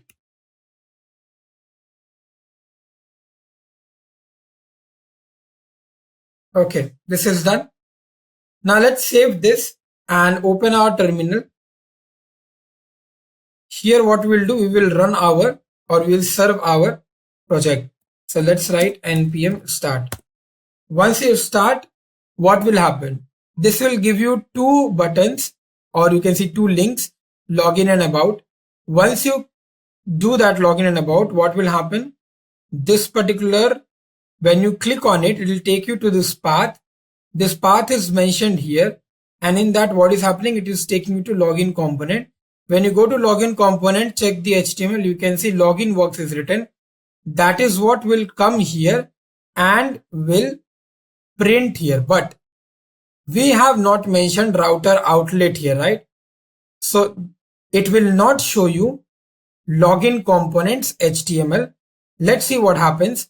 So let it first compile, and once it tells me that you have to go to the localhost 4200, I will open it. Now you can see login and about is coming, but it is not a link right now, and I can't click on it. Correct? So what we have to do, we have to go back here, and here we have to write router outlet, because this is where my rendering of page will happen. Okay, let's save this, and if you go to your web page, so now we have added the router outlet. Let's first check what all things we have written and is it correct or not. Now if you go to routing model.ts, okay, some error is coming. So let's see what is it. Router outlet, it is not considering it. Let's go to app.component.html. So we are getting an error that the router outlet, it is not considering, right? Basically, we have missed one point here, which is the export command. We are not exporting that particular router module. So what you have to do, we have to write here exports. We have done import, but we have not done export. So we have to write here export. And here we need to export the router module. So from here, the router module will be exported and it will go to my app.model.ts. Okay. Now, if you see here, router module is done. From here, you can remove this common module. We don't need this in our module because it's not a common module, it's a router module. We can remove this from here also. Once you do that, let's see if I'm getting any error. And let's go to my web page. So let's reload this. Now, if you look here, this is creating two links here. And when I click on about, it says about works. And when I click on login, it says login works, right? So here we are getting the links. Once you click on about, you can see here what is getting here. The path it's getting changed. The path is now /about. That is what the path I have given. And when I click on login, that is what path I have given here, /login. So that means when you click on login, it goes to login component. From the login component, the login HTML file, whatever is written there, it renders and gets it in router outlet. So what was written in my login component HTML file? It's written login works. What if I write something else? What if I write here, let's say I'm writing first name and then I'm putting an input tag. And here I'm writing type equal to text. And this is empty. What if I'm doing this? Am I getting the same thing in my login? I am getting it, right? So this is what is single web page, right? Because only the data request is going and coming back. All my web page is not changing. This is constant. This index.html is constant, right? Now have a look here. What we will do, we have to now obviously change this into a button kind of thing. So what we have to write here, we have to basically, what we need to do, we need to make it as an active component. So let's say you have to write here router link active. So what will happen? This particular property, what it will do, it will bring all the CSS of your login and about, and all the CSS, it will render it in your login and about. So here I'll be giving one name, which is active. Okay. Now if you see here, what happens? You can see nothing is happening. It's the same thing, right? Why is it the same thing? Because we have not written the active command style in our style.css. So here it's empty in style.css. This is our main CSS file, right? And this is empty. So what I'm going to do, I'm going to copy my CSS code and I'm going to paste it here. Once I do that, you can see here in this code, it's written here active. If you can see, for active, we have written here blue color, right? So let's see now if it is rendering. Can you see this? Now my button designs are changed and all the style is changed here. So what is basically happening? What is written in my CSS? First of all, let's see that. Whenever you will hover into the navigation bar of a link, text color will be white and background color will be green. So if I go to my Visual Studio, sorry, not my Visual Studio, my web page, you can see here, when I hover my mouse here, you can see the text color is white and the background color is green. What next? If I'm active means when the link is active. So if you can see here, this login is active here, right? So when the link is active, the color of that login is blue in color. right? If I click on about, okay, let's see why it is not happening. Okay, why is it not happening? Because we have not written the router link active in about. So that is why that is not becoming blue. So if we write it here and I save it and I reload my page, you can see here the about is running and the about becomes blue here. If I click on login, login becomes blue. Okay, what is next? Let's see in our style.css what next we have written. We have written if the link is visited or if the link is a link, the color should be red. So if you see here, the rest of the link, which is a link about, that about is red in color. So this is nothing but your pseudo classes, which is there in the concept in CSS. So this pseudo concepts we have used here, and that's why we have written here router link active, so that it converts into a button which we have converted. We have written a CSS code and we have converted it into a button. Now it looks really very nice. Now if you click on login, you can actually form a whole login page here, right? Last name, gender, everything you can fill. In the about, you can actually fill all your about us for this web page. This is in Zoom. This is how it should look. This is how the web page should look. So you can bring that navigation bar above here or down here, and you are done with the web page. So you can start creating the content. I hope you are clear with the routing concept. Let's see what next we have. Now you can see here, we can pass parameters while routing. That means, suppose in your login, you want to go to any other ID or you want to give any other, user's ID. So you can go to that particular ID directly.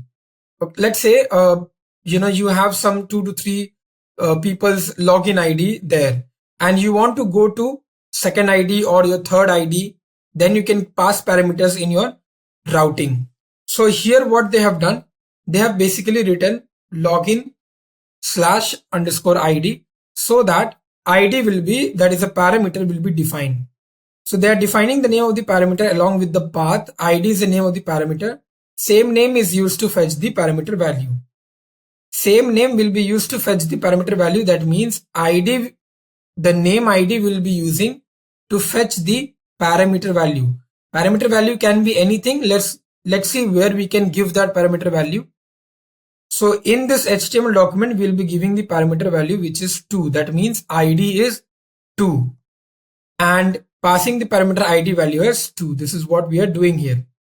After that, what we have to do, because this is only for the login component, we have to go to login component.ts file, and there we have to include the activated route component, which is a private route.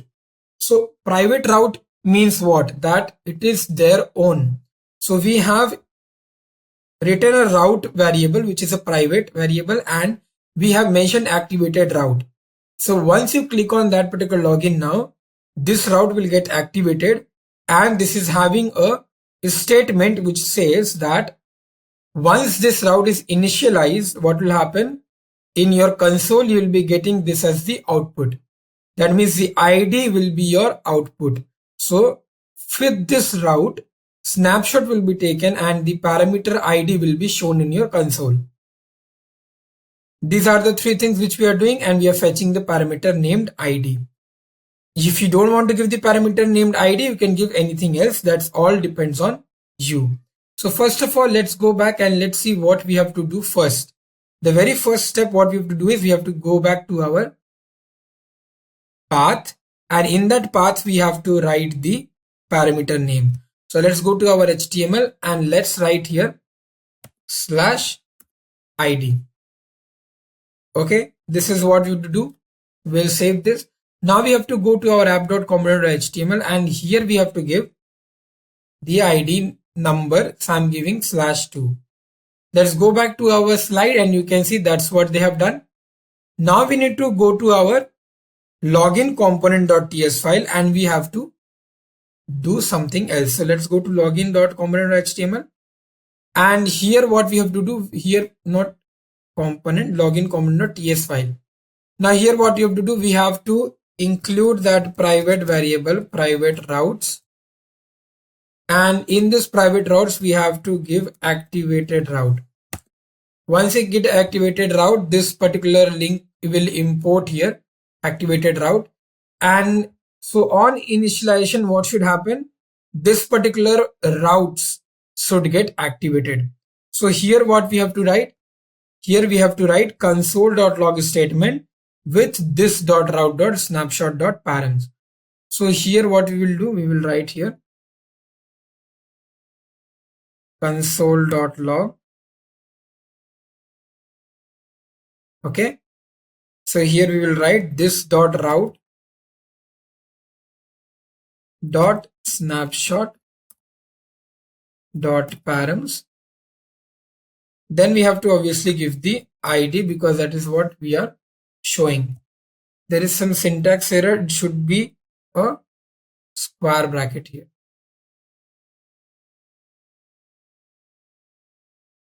Once you do that, save the file and open your browser. This is already serving, so I will open a browser. When I click on about, in about we didn't write anything, so it's coming about works. But when I click on login, if you can see the link, it's coming login/2. And if you go to inspect, what happens? If you go to inspect and go to console, you can see here it says 2. Because that's the ID which I have given, right? So it says 2 here, right? Now what will happen if I go to /login? Now that component is giving me error because I have given an ID to this login, right? So this login is not now only login, it's login with an ID 2. So if I click on it again, login/2 will only work, and again I get this 2 here.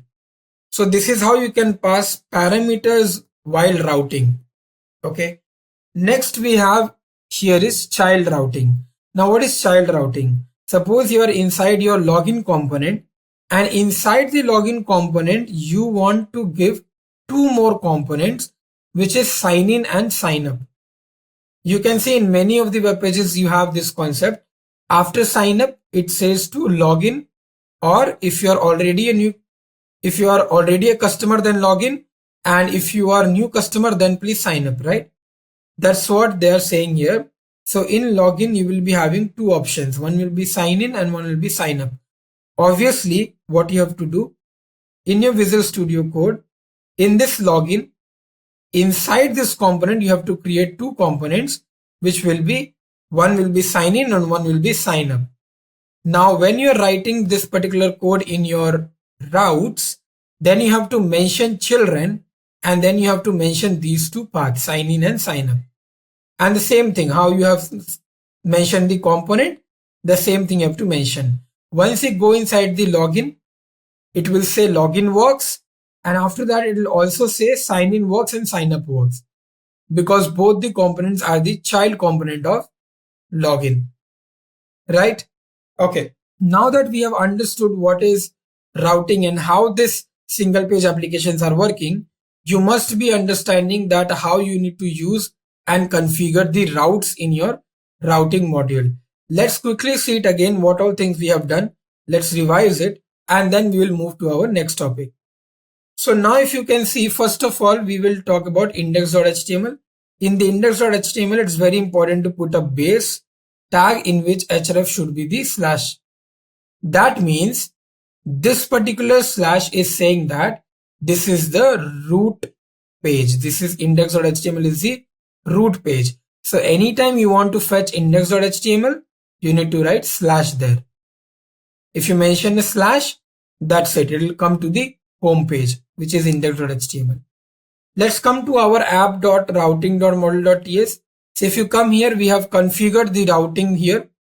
We configured it using the router module and routes component. So we have used that. We have imported the module router module, and then we have exported the router module also. Then we have used the routes variable and the routes keyword from the library. We have used it for the path login and path about, which is nothing but the component which we have created. So we have created 2 components, login component and about component, because we want that in our web page, whenever you will click on login, it will come login website, and once you click on about, it will come about website. So now let's go to our app.module.ts. Here we have just did one thing, that we have imported our app routing module, because this module should also know that we are using routing. So app routing module is very important to be considered here. The next thing what we have done here is, we have whatever components we were having, we have binded it and kept it in a array which is routing components, and this routing components we have passed it here in the module, so that both the components will be fetched here and there will be no problem. So if you have another components also, something like about us or contact us, blog services, then all those components you can put it in routing components, which is here, and that's it. So you don't have to change anything in app.module.ts, because already routing component is written there, right? Now after that we have went to app.component.html and we have written the nav tag with the anchor tag, which is nothing but the link to give it to both the login and about. So once you save this, your login works and about works will not come, because router outlet is very important to write. Once you write router outlet tag, what will happen? This login component HTML page will be rendered here when you click on login. When you click on about, the about component HTML will be rendered here in the router outlet. Okay, this is how the rendering is happening. Then we have seen how we can pass parameters. So we have passed here 2 as the parameter, because in the app routing.module.ts in the path component we have given ID as the parameter, and the same thing we have done to login component.ts. We have added a routing object which is activated route, and we have given the parameter ID. Instead of ID you can give anything else. And then we have also seen that how we can do child routing. That means inside one route how we can have separate routes, which will lead you to another routing page or another web pages. So if you click on login, it will take you to sign in and sign up. For that we have to create two components inside our login component, which is sign in and sign up component, and then we have to just pass that particular thing here as a children. Okay, so this is how the routing is done. And now let's see what is the next topic and how we can achieve single page application in Angular 7 in more ways. Now let's talk about how we can create a form in Angular 7. Now if you know already HTML and CSS, forms you must be knowing. And what is forms? Forms are nothing but a login form or a registration form where we fill some input and some values to those forms, right? Now how to create these forms in Angular 7 and what are the different types of forms which you can create? Let's talk about that. Forms are very useful in any type of web application, right from user registration, login, data entry, order information. We need forms, because in these forms some text box will appear in which we have to put our data, right? And that data is just not kept in HTML, but it goes to the server also to get saved. Angular forms provide functionality like taking user input, validating input, providing form model and data model to update and track changes. So it's not only that you put your data and that's it.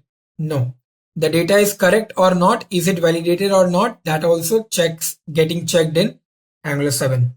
Angular provides two different approach for handling forms. One is template driven forms and the other one is reactive forms. Let's understand what is the difference between these two. Template driven forms are always written in the form of a template. So it is very useful for simple forms, easy to add, but it does not scale as well as reactive forms. Reactive forms, when we use it, scales. That means it can maximize or minimize depending on your code. They are more scalable and robust. So let's see both of them, how we can write a code for both of them, and what is template driven forms and what is reactive forms.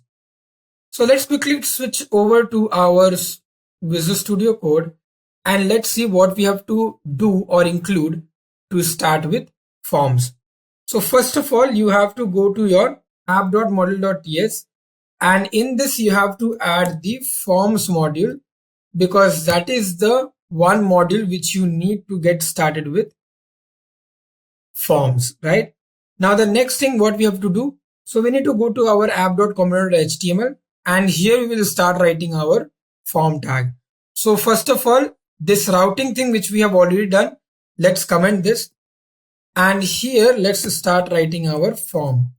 So what we have to write here is, we have to write our form, and then let's write user login, and in this user login I will give ng form. Ng form is nothing but, whenever you use forms module provides me this particular user login, which is nothing but ng form. We can use this ng form to fill our data. Now here what we will do, when it is getting submitted, then what should happen? So when I'm submitting the form, what should happen? For that we have another kind of directive, which is ng submit. So in ng submit, what I want to do, I want to call a function when you click on submit button. So I want to go to on click submit function, in which my user login value will also go. That means whatever value I will put, that particular value will also get into the function as a parameter. Now here what I'm going to do, I'm going to close this, and now I'm going to give here our text boxes. So here I'm going to give type text so that I can fill something in this, and name I'll be giving here as email ID. Then one placeholder, so that user will get to know that what you want to put. And the next I'm going to write here is ng model. ng model is the important concept in forms. So ng model will make sure that your particular data, whatever you are saving, it is in a model view concept, and the data will get rendered very easily. So if you write here br, just close this, and let's write the another input tag, which will be for the password. So for password, we have to write the type as password, so that it comes in a password manner. And in the name, I'll again give here password. Once you give that, let's give the placeholder. In the placeholder also, I'll be writing password. And now we will be writing ng model again, so that the data will be passed easily. This is done. Now we have to give the br and a submit tag, and that's it. Submit tag we have to give using the input itself. So we have to write input type, and then we have to give here submit. Once you give submit, we have to give the value, so that in the button it should be written as submit. So I'll be taking that. Once it is done, save your file, and now we have to do the last thing, which is nothing but we have to write this particular function somewhere, because it is not mentioned anywhere, right? So that is the error only coming here. So let's go to our app.component.ts, and here we have to mention our function, which is on click submit. So here I'm going to write my on click submit, and then I'm going to write here data. But once you write the data here, it will give you an error. You can just click on it and you can do this. Now what I'm going to do here, I'm going to give an alert message here, that one pop-up message should come. It should say what email ID I have entered here. So entered email ID is, then I'll give a plus sign here, and then whatever ng model is bringing my data here in this parameter, that particular parameter I will write here, and I will render email ID. So this you have to very specific about that email ID, whatever you are writing, it should be the same email ID. So just check it here.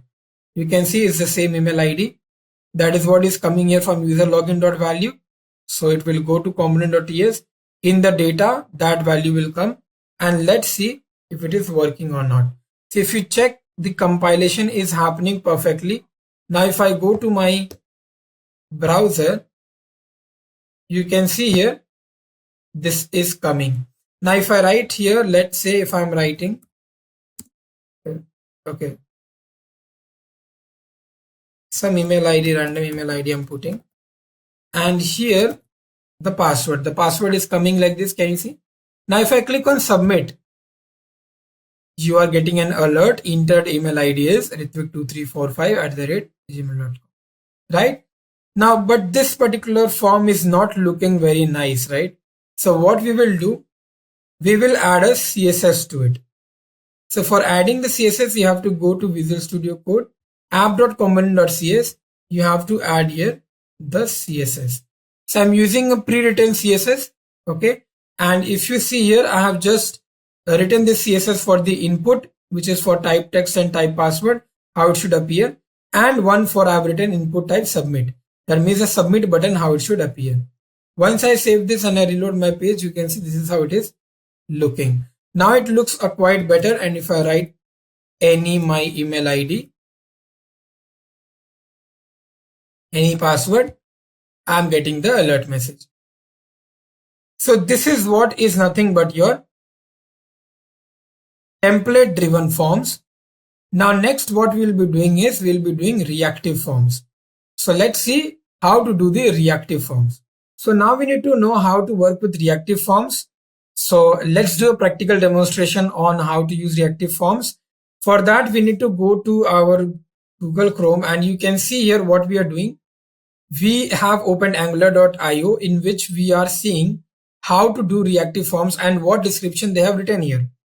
So first of all, what you have to do, we have to import reactive forms module in our module.ts file. Let's go to our Visual Studio Code, and in the Visual Studio Code, let's open app.module.ts, in which we will be putting our reactive forms module. So you have to write here reactive forms module. Once you do that, this is imported. Next what? Let's go again back, and you can see here we have to generate a new form controller. So using the CLI command, we can generate a component in our project to host the controls. So this is ng generate component name editor. So let's do one thing. Let's go to our Visual Studio and let's stop this serving and open our terminal, because we want to create another component. So let's write here this and create our name editor component. Till the time it is creating the component, let's see what happens next. Now we need to go to our name editor.component.ts, and inside that we need to write our form control, right? So if you can see, this is what we need to do. So we will go to our Visual Studio, we'll go to name editor, we'll delete this login and about so that confusion won't be there. So we have deleted our, okay, let's delete the app routing model.ts also. Now if you go to name editor component.ts, we have one thing which is name editor component.ts. In this we need to write this particular form control. Form control which you have written, you have created an object of form control which is name. Once you write the form control is getting imported also here. Now what is the error in app.module.ts? Let's see, because we have deleted the routing component, so this we don't want here. So let's remove this from here. Let's remove this because we don't want it. We have deleted that component. And here also we will remove this routing module. Now there is no error. So now we can again go back to our angular.io and we can see what they have done. So what we have done is we have used the constructor of form control to set its initial value, which in this case is an empty string. As you can see, this is an empty string. Now we have to register the control in the template. So you have to go to nameeditor.component.html and we have to write this. So let's go to our nameeditor.component.html and let it be there. Let's write this much. So for form control, we have written the name. Remember in TS file in the form control, the name was the object. That same object name we have written here. Now let's see what they are doing. Now using the template binding syntax, what we can do, the form control is now registered to the name input element in the template. The name input, whatever we have used, it is now registered in our name editor component.html. Now we need to go to our app.component.html and we need to specify this app name.editor. From where we'll get that? If you look here, this is the name of our selector, right? So go to our app.component.html and here you have to just use this tag. So here what will happen? This app name editor will be rendered from here. Okay, because this is what is the selector of this particular component. So when you will write app name editor tag anywhere in your component.html, name editor.component.html, everything will come inside app.component.html. Okay, this much we have done. Let's see what next. So in our browser, we should be able to see now our ng serve. So let's do one thing. Let's start our serving.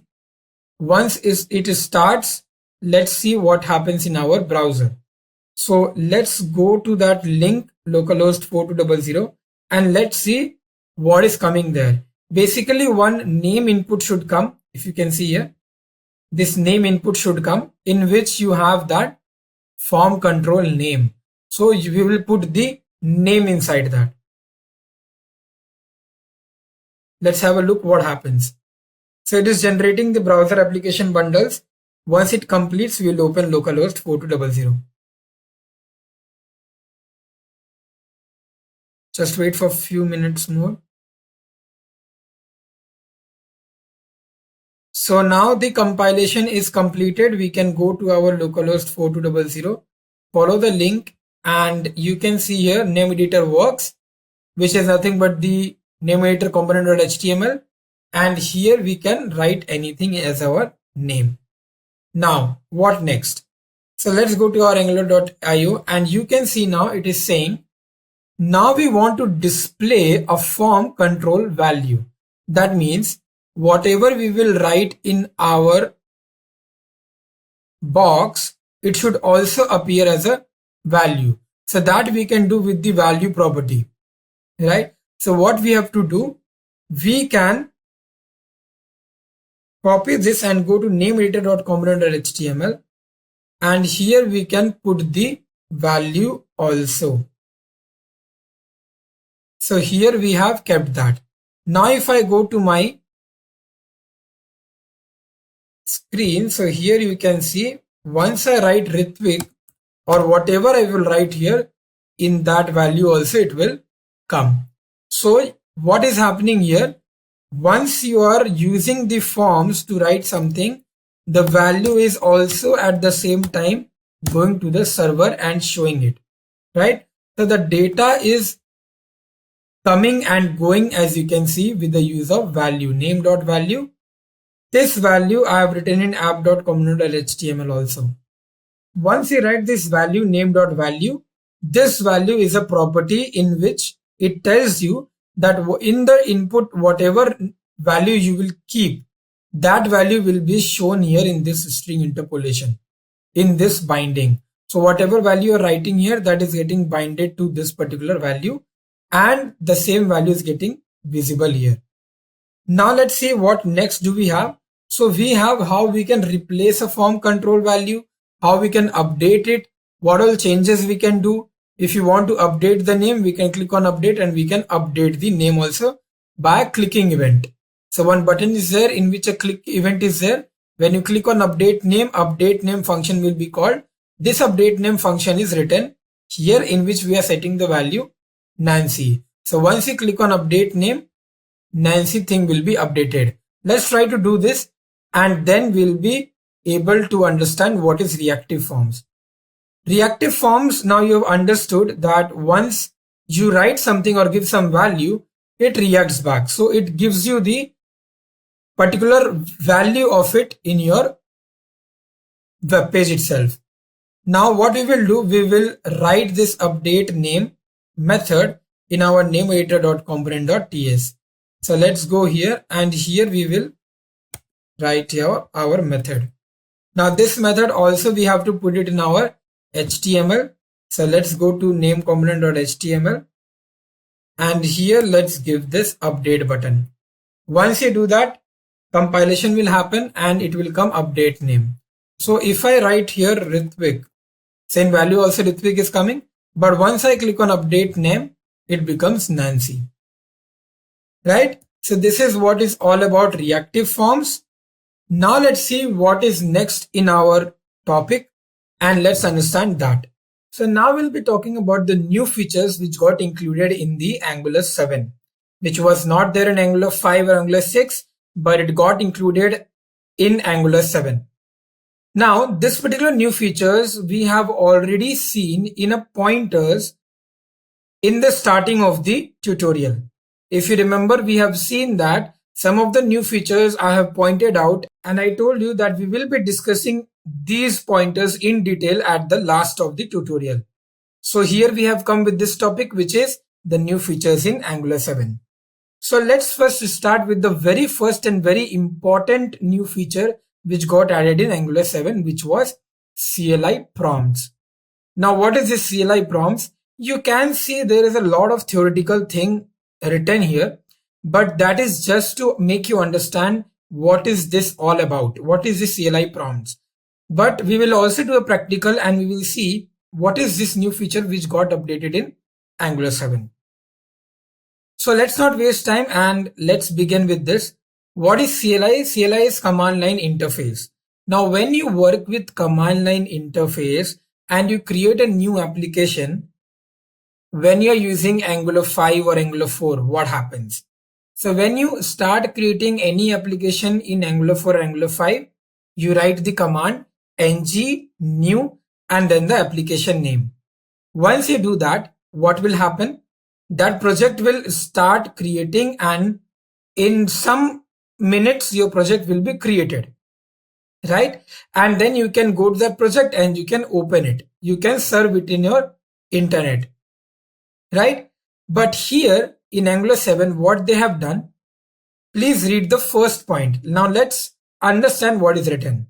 When you create a new project using the Angular 6 CLI, which is the previous version, you run the ng new command and immediately get a bunch of output on screen. The project creation immediately begins. CLI prompts, also known as schematics prompts, provide the ability to ask the user questions before they run, or in other words, executing actions. Now understand what happens when you create a new project in Angular 7. You must have seen in the starting of this tutorial, when we were creating the new project out of Angular 7, it was asking some questions. Now, obviously you won't remember what were those questions, but when I was showing it to you, I was just writing Y and then I was hitting enter. Why I was pressing Y? Because to those questions I was answering yes. For yes, I was typing Y and then I was clicking enter. But we didn't see and discuss those things in deep, that what is it asking and why am I pressing Y, because we wanted to learn some basic concepts first, right? Now that we have come here in CLI prompts, we will understand what are those questions and why those questions are asked in CLI. Now let's first see what are those questions. Those questions can be based on routing. Those questions can be based on styling. Those questions can be based on theme. Those questions can be based on your help. Now, what is the meaning of these things? Why are they asking these questions? Understand, when you're creating a new project in Angular, there are so many things which you want in your Angular application, right? Whether you want to include a routing in your application or not, if you want to include it in your Angular 6, what you have to do? You have to first create a simple Angular application and then go to your project and then add router modules and all. But here in Angular 7, when you create a new project, they will ask question whether you want to include routing. You have to say yes or no. If you say yes, automatically Angular will include routing module or router module in your application. Right? Now let's come, what is the next question? The next question can be that which kind of CSS do you want to include in your Angular application? Do you want to include a normal cascading style sheet, or you want to include a SCSS, or do you want to include a SAS? What kind of style sheet do you want to include? Right? But in Angular 6, they won't ask you. You have to insert it on your own. Right? Now it is asking some features. It is giving me options to select from. Right? Next, they can also ask me that if you want to go to help, so you can say yes or no. If you say yes, it will take you to the help part of the Angular. So from there, you can find any problem. If you have, you can find the solution there. Right? So these features are included. Now let's see what is this second point telling about. CLI prompts, also known as schematic prompts, provide the ability to ask the user questions before they run, or in other words, executing actions such as creating a new project, adding a new component, setting up a third-party library can now become an interactive dialogue between the user and the CLI. What is happening now? This is nothing but a conversation. This is now become a communication that a user and a CLI is making. Now, the communication is making sure that whatever user wants in their application, it will be done and there will be no wastage of time. Whatever the user wants their application to look like, all the components and features will be added at the time of creating the Angular application. Right? We will see slowly what is those questions, what are those questions, where you can find actually those questions. We will see that. Now, there are three types of questions which current version of Angular is asking, which is 7. Right now I'm talking about 7. Currently the Angular version is 11, and 11 has come up with much more features. Not only this CLI prompts, but it is having many more other features also. So if you want to read about Angular 11, a very good tutorial is already given in your Angular official page. You can go there and you can learn from there. Now, here in Angular 7, there are three types of questions which is asked. One is yes or no. That means a Boolean kind of thing. If you want a yes, you can put Y. If you want a no, you can put N. Next type of questions is free text input. That means whatever user wants, they can write there. Like if you want to create a component, then component name, you can make anything, right? Angular doesn't say that you have to create this component only. No, you can create any kind of component, right? Or letting the user choose an option from the list. So there can be a list of items. Like I said, for cascading style sheets, there will be some options given. CSS, SCSS, then SAS, some options will be given. You have to select from them. I will show you all these things, so don't worry about that. Starting with Angular 7, when you create a new project, you are the boss. You get to decide how your project will set up, and you don't have to dig in the documentation for that. Just answer a couple of questions. See, this is why the CLI prompt came into this Angular 7. When people start using Angular 4, Angular 5 and Angular 6, it was really very easy for them to create a Angular application. But what features they want to add, what are other new features they want to add in their application or in their Angular application, they have to go to Angular official website and they have to read the documentation that how they can add those new features in the application. But now we don't have to run for documentation. We don't have to go to Angular official page and read the documentation and then do the routing, do the CSS, do the styling. No. They will just ask a question. We have to say yes or no, or we have to choose something from the list of given things, or we have to write there something and it will be done for you. So this was one of the best feature update in Angular 7. Now what we will do, we have understood what is this CLI prompt and what is this all about schematic prompts. Now let's go to our command prompt, which is CLI, and let's see what all things we can do and what all questions are getting asked. Before that, I want to take you somewhere. So let's go to Google, and here what we will do, we will write our Angular official website. So once you go to your Angular official website, what will happen? I'll show you. So this is my Angular official website, and here you can see this is how it looks like. Okay. Now if you click on docs, it will give you a perfect tutorial which Angular people has already created. Okay. So these people have already given you how to get started with, how to do a setup, how to do installation, everything is given here. But the main thing to look here is, if you see at down, it's written stable version 11.1.1. So the current version of Angular is version 11 and it's a stable version. If you want to go to version 7, you have to click on that, scroll down, and you can see all the versions are shown here. 2, 4, 5, 6, 7, 8, 9, 10, 11. Remember I told you in versions and transitions that version 3 is not there. So see that version 3 is not even there. Now let's click on version 7 because that is our whole point here. Let's click on version 7 and they are giving the tutorial on version 7. Right? You can see this. This is all the tutorial given here. If you go to tutorial, you can find all the concepts here. Now, this is not our particular thing which we are looking for, which is CLI prompts. What do we want is, we want to go to this blog section. When you click on blog, you can see this search bar. Just right here, Angular 7. When you write Angular 7, you can see 2 blogs are there. Click on the first one. When you click on the first one, you can find all the new features which is updated in version 7 of Angular. These are CLI prompts, virtual scrolling, drag and drop, and more. We will also talk about virtual scrolling and drag and drop in a minute.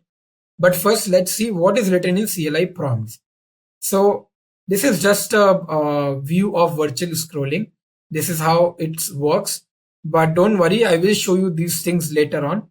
Let's first go to CLI prompts and let's see what is written there. So if you see here, CLI will now prompt users. Prompt means ask. It will ask users when running commands like ng new or ng add. Whenever you will do these things, it will ask some questions.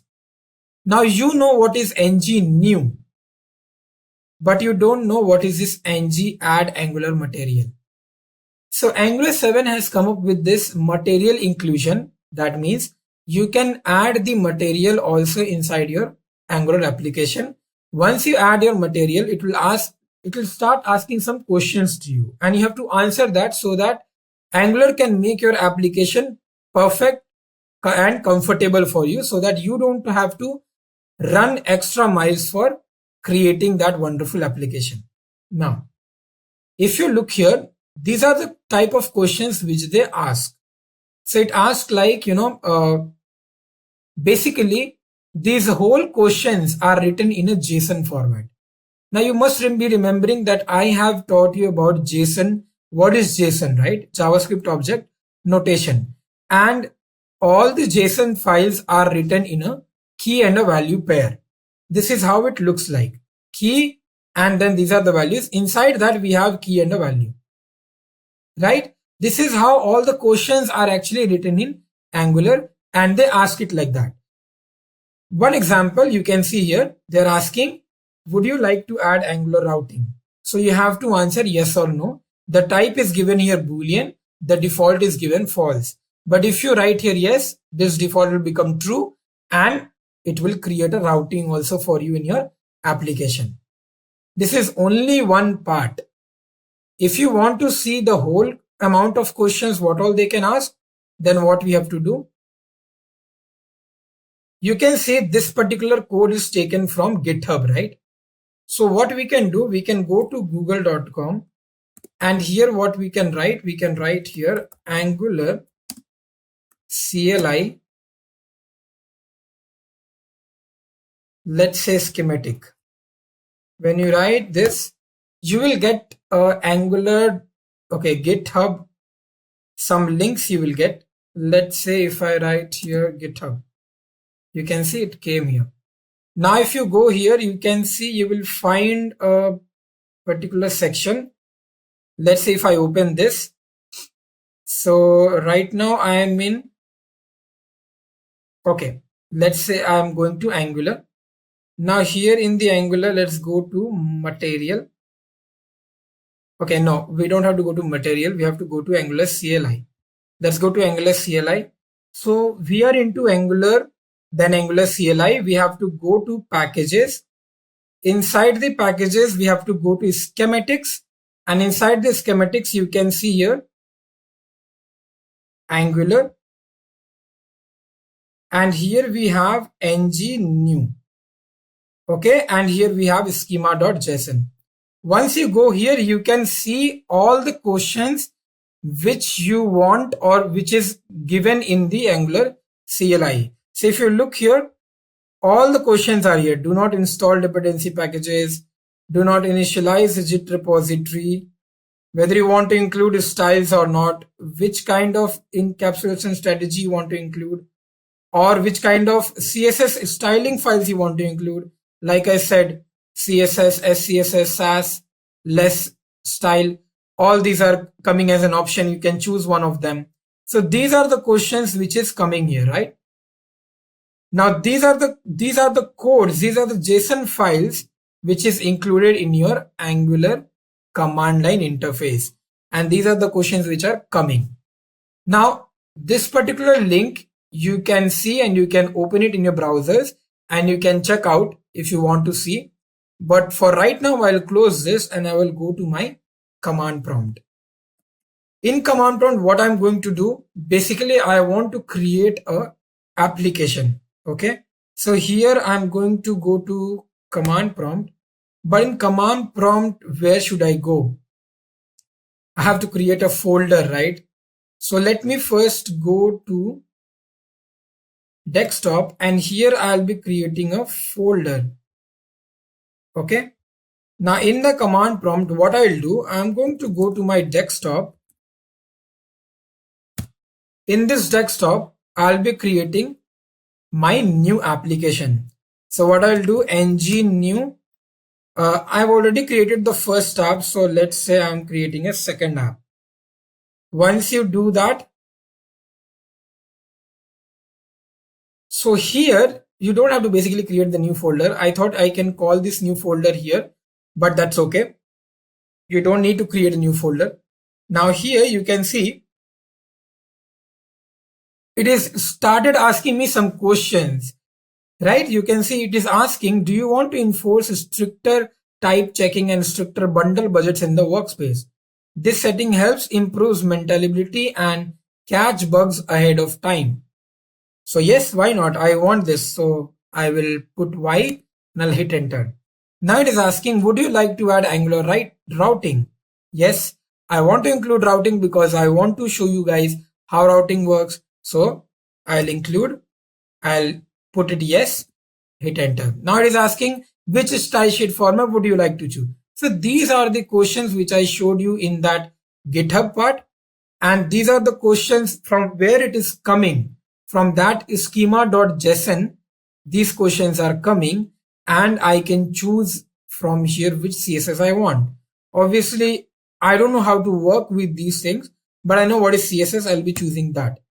Once you choose that, it will start creating all the files, whatever I want in my application, because my Angular now knows what I want. Now they are creating it. They will take some time. They will create some bundles. They will compile some programs. And once it is done, then it's gonna show me my application. Now let's wait for some time till then it is installing. After that, what we will do in that application, we will be including our Angular material. So remember I showed you one command in which using which you can actually include the Angular material. This was the command, right? So this command we need to write inside our application, and we will show you how this material gets included. So yes, it takes a lot of time to create. You can see how many files it is creating, right? Some are JSON files, some are HTML files, some are CSS, some are Typescript. So all these files are nothing but your package libraries and your functions, your predefined modules, components, which are getting included in your application. Let's wait for some couple of minutes and let's see what is this application giving me. So now you can see our application is installed. All the packages are installed successfully and our application is ready to use. So now what we can do, we will close this first of all and we'll open the CMD again, the command prompt again, a fresh CMD. So here we will go to our desktop, writing CD desktop, and then I will go to inside our application, which is second app. Once you go there, what command you have to write? You have to write the command for adding Angular material, and this is what is the command to add the Angular material. Right now is the time when I have to click enter and will ask again some questions. So let's wait. Let's see what questions they're asking. Would you like to share anonymous usage data about this project with the Angular team at Google under Google's privacy policy? Yes, why not? I want to share it. So yes. Thank you for sharing anonymous usage data. Would you change your mind? The following command will disable the feature entirely. So it is giving me a help command. It is showing me that, you know what, if you don't want to share anonymous data with Google, you can write this command, ng analytics project off. Once you write this, it will stop sharing all your project details with Google or with Angular team. Right? So it is helping you in a way. It is telling you that, you know, I'm there. So if you don't require that particular feature, I will help you with that. Now you can see, here is the interesting fact that it is telling me choose a pre-built theme name or custom for a custom theme. So if you want to customize your theme, you can choose custom. If you don't want to customize, if you want to choose anything from here, you can choose whatever you want. Let's say if I'm clicking on deep purple, amber or pink, or let's say anything is fine. If I click on that, it is saying set up global Angular material typography styles. Do you want to include those Angular material typography styles? Yes, why not? Set up browser animations for Angular material. Do you want to set up all the browser animations which Angular provides? Yes, why not? Then it is updating. It will install the npms. Everything will happen. All the questions which I have answered, it will take care of that. It will consider it and it will create my Angular material in my particular application, which is second app. Now, in the next new features, we will be using the same second app application because it is having now the Angular material. So we will see drag and drop and we will see virtual scrolling in this particular second app application. Now you can see everything is got updated. Already my application was there, but now these files are updated because we have added Angular material also.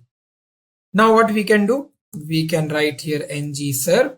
Once you do ng serve, this will serve in our localhost 4200 and you will be able to see your default application provided by Angular. So let's wait for some time, let it serve, let it compile its programs, and let's see how our default application looks like, because the theme which we have chosen is deep purple amber, right? So you can try this, you can try these commands and check out how to include Angular material in your application, and how to choose the themes, what to answer, what questions they are asking to you. These all things you can see by writing those commands. Okay, so you can see all the core libraries, animation libraries, common platform browser, router, all libraries are getting compiled. So all the libraries are getting inserted in my particular application, and it is trying to serve, right? Just wait for some few minutes and it will be done. So now you can see the compilation is successfully done, and you can see your particular, all the details of your files are again coming here. The same thing which I have shown you in the starting of this tutorial, I'm showing you in the ending of the tutorial also, that it is happening. And now you can go to this particular localhost and see whether your default application is serving or not. So once you go there, this is how your application looks like. This is your default application. Remember, in the very first topic, we have seen this, how to create it, right? Okay. So now that we have seen and we know how this CLI prompts work, let's move to our another new feature which got updated in Angular 7, and let's see how that feature works and what is it used for. Now the next new feature which is included in Angular 7 is drag and drop. Now by the name suggests, drag and drop means you can drag anything and you can drop it somewhere. But is it that easy? Let's see what is it first. Let's see and read some theoretical concepts, and then we will see it practically what is it. These theoretical paragraphs which I have written here, these are taken from Angular official web page. So from the Angular official web page where I was showing you the feature of Angular CLI, this same feature is also written there. We will go there and we will read what it is, but let's first understand what is this drag and drop. Now here it is written that the @Angular CDK drag drop module provides you with the way to easily and declaratively create drag and drop interfaces. So if you want to work with drag and drop, obviously you have to use this Angular CDK drag and drop module. Right? Now with support of free dragging, that means if I have a text written here, I can drag this anywhere in my web page wherever I want. Sorting within a list, I can sort a list however I want. Transferring items between lists, I can transfer items from one list to another list. Animations, touch devices, custom drag handles, previews and placeholders. So many things we can do using drag and drop. The amount of creativity and the amount of fun which you will have using this feature is not there in Angular 5, Angular 6 or Angular 4. We will see one by one what are these all features, and we will see the examples how to do these all particular concepts and how to use it. Next point, you can see it is newly added to the CDK. You can now take advantage of drag and drop by importing the drag drop module or the scrolling module. So we have to use the drag drop module from the core library of drag drop, the CDK from the Angular.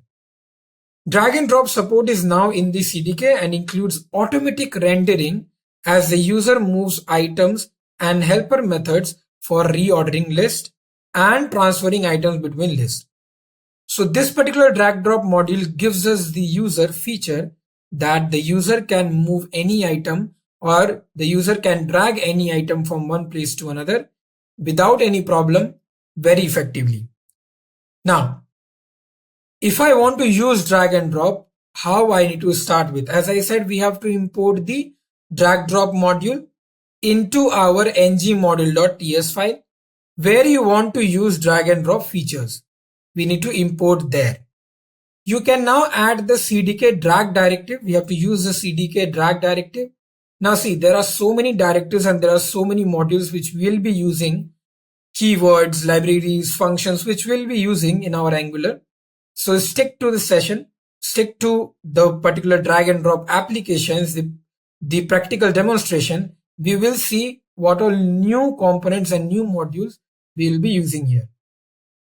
Now, when you will use a CDK drag directive to elements to make them draggable. So CDK drag is one of the directive which makes your component move from here to another place. When outside of a CDK drop list element, draggable elements can be freely moved around the page. Anywhere, wherever around the page you want to drag something, you can drag it. You must have seen in some of the web pages or web applications, you can drag some things from one corner to another corner and you can put it there, right? It's just like when, like a folder, you are moving from one place to another, right? Now, you can add CDK drop list elements to constrain where elements may be dropped. So, from where actually you are picking up that component and where you want to keep it, in that place to that place, you have to use CDK drop list element. If you are using that CDK drop list element in your HTML and in your TS file, this drag and drop will work perfectly.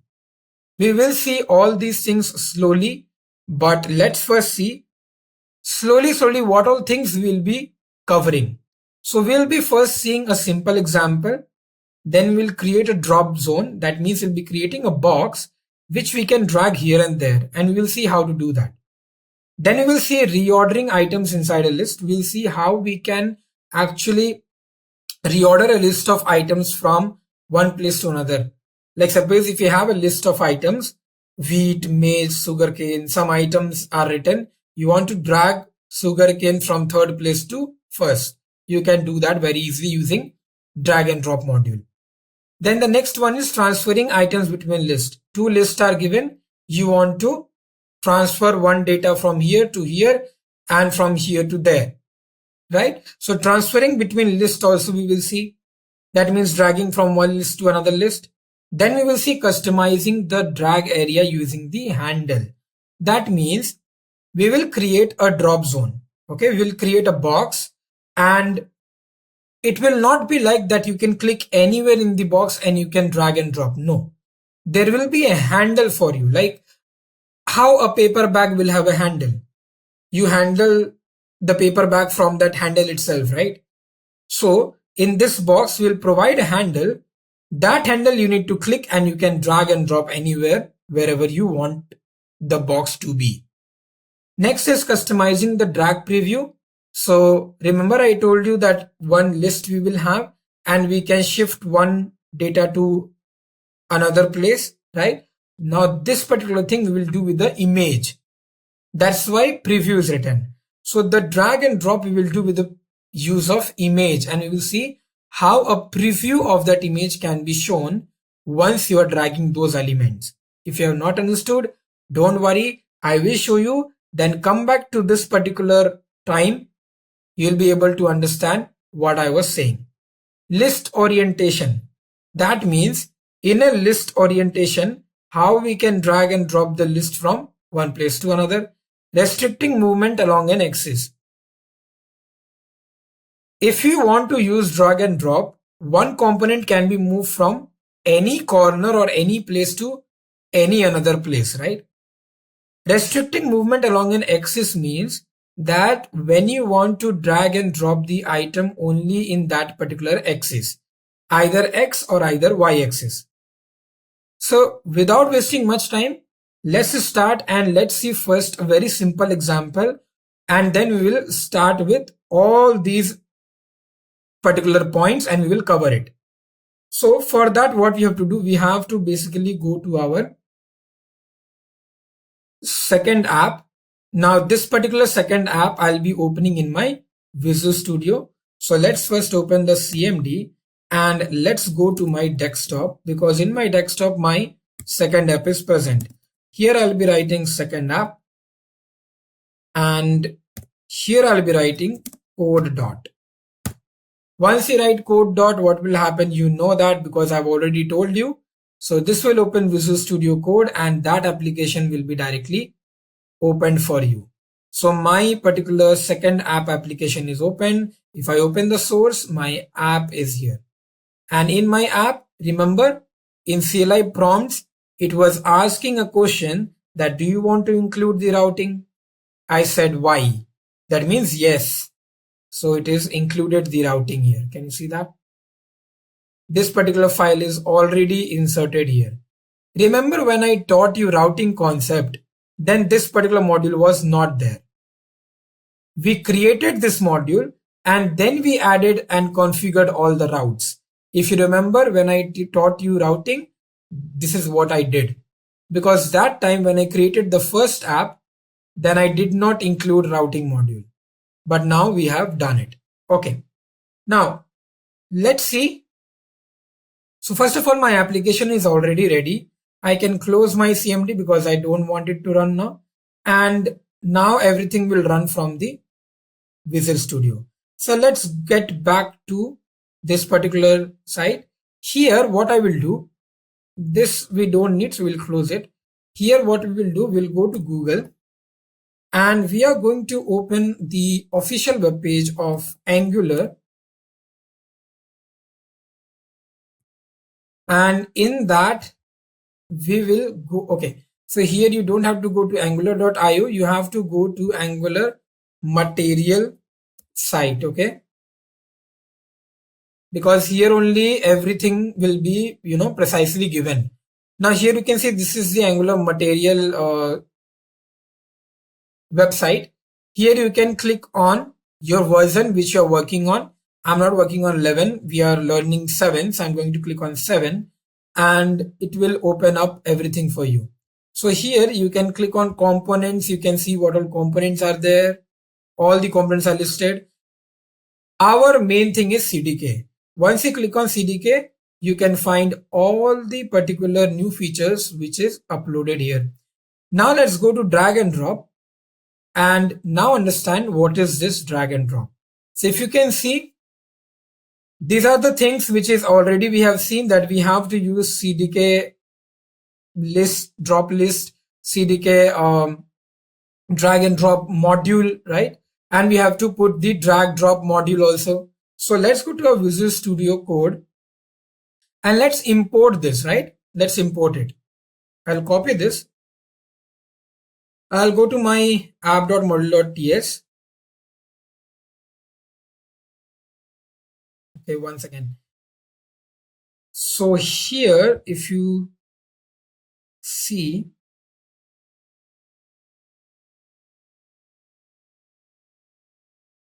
we need to include this here. So let's write import and let's write here drag drop module from. Here we need to write that drag drop module thing. So Angular. Now it's not coming here. So let's see what was that and then we'll drag it. So this is Angular CDK drag drop. So I'll be writing the same thing here. I'll put a semicolon. Right? Now because it is coming in a very light color because we have not included it in the module. So we have to include this in the module also like this. Once it is done, that becomes bright and now we can use our drag drop features. One by one, let's see what is it. So in our presentation, we have seen the first thing, we'll see a simple example of it, right? So let's go to this particular thing. From here only we will see what is a drag drop feature and how to do this. I will increase the zoom like this. Okay, now here you can see this is a basic drag drop. When I place my mouse inside this square box, I can drag this anywhere I want around this web page and I can leave it there.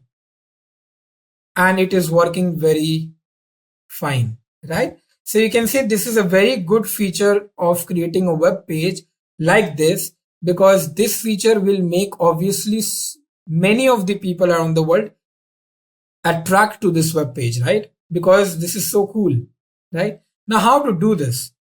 Now you can see here it's written view source. When you click on view source, you will find the HTML, the TypeScript and the CSS. Okay, now what you have to do, we have to copy these particular commands and we have to paste it out Visual Studio Code. But not that only, but we have to understand each of the code what is written here, and we will see how this drag is happening. So first of all, let me just copy this and show you whether it's working or not. In app.component.html, I will remove these all things because these all things are nothing but my default application one. So I'll remove this. Here I'll add just the router outlet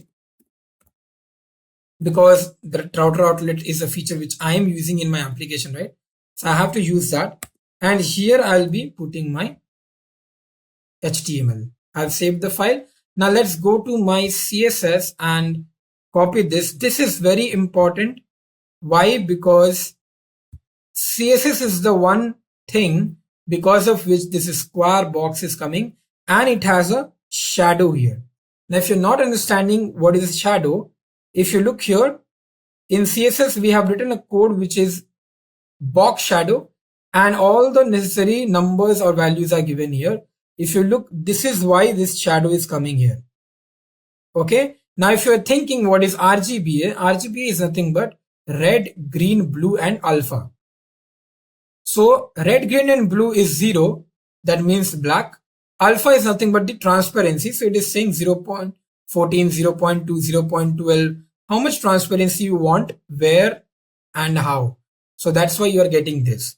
Let's go to my component.css and here let's include this. Let's save it, and now again let's go to the TS file because here is the main thing written, right? So now before that, what we will do, we'll save this and we'll try to see what is coming in our web page. So let's go to our terminal and let's start this. What is the command to start our application? npm start. Now once you do that, this will start serving my particular application in localhost 4200. Let's wait for some time and let's see what is happening in my particular web page. Now the time being, what is it doing? Let's understand what all things we have done. In the HTML, we have created a div. In that we have written a class example box. So it will create an example box. Why example box? Because in CSS, that is the class which I'm using here. So width 200, height 200 is nothing but this box width and height. Then we have given some more things: border, color, cursor. Cursor move means once you place a curve, you can see the cursor is changed. That is why. And then justify, center, line items. These are some CSS features which we have written here. Box shadow, I have already told you. Now inside that, what they have written is CDK drag. This is the main important thing because of which your drag and drop thing will happen. So you can see now my localhost 4200 is listening.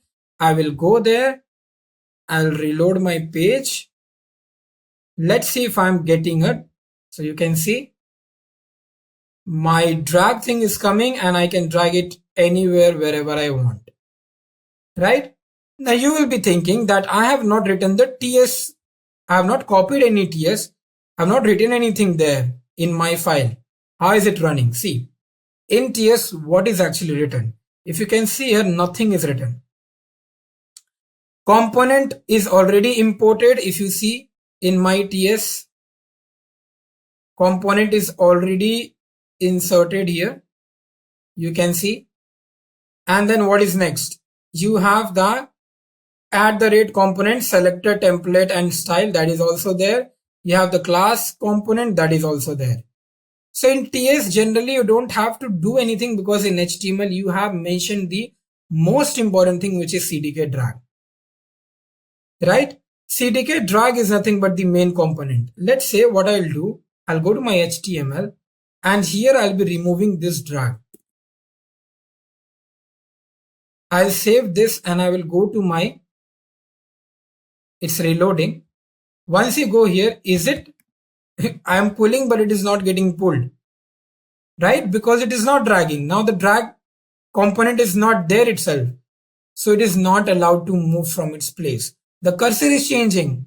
Everything is happening. Shadow is there because that's the CSS.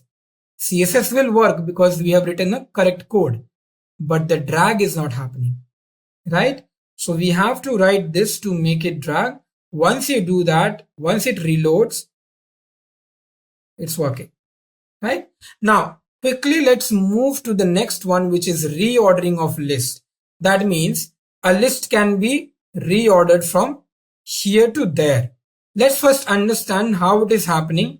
So if you see, this is my list.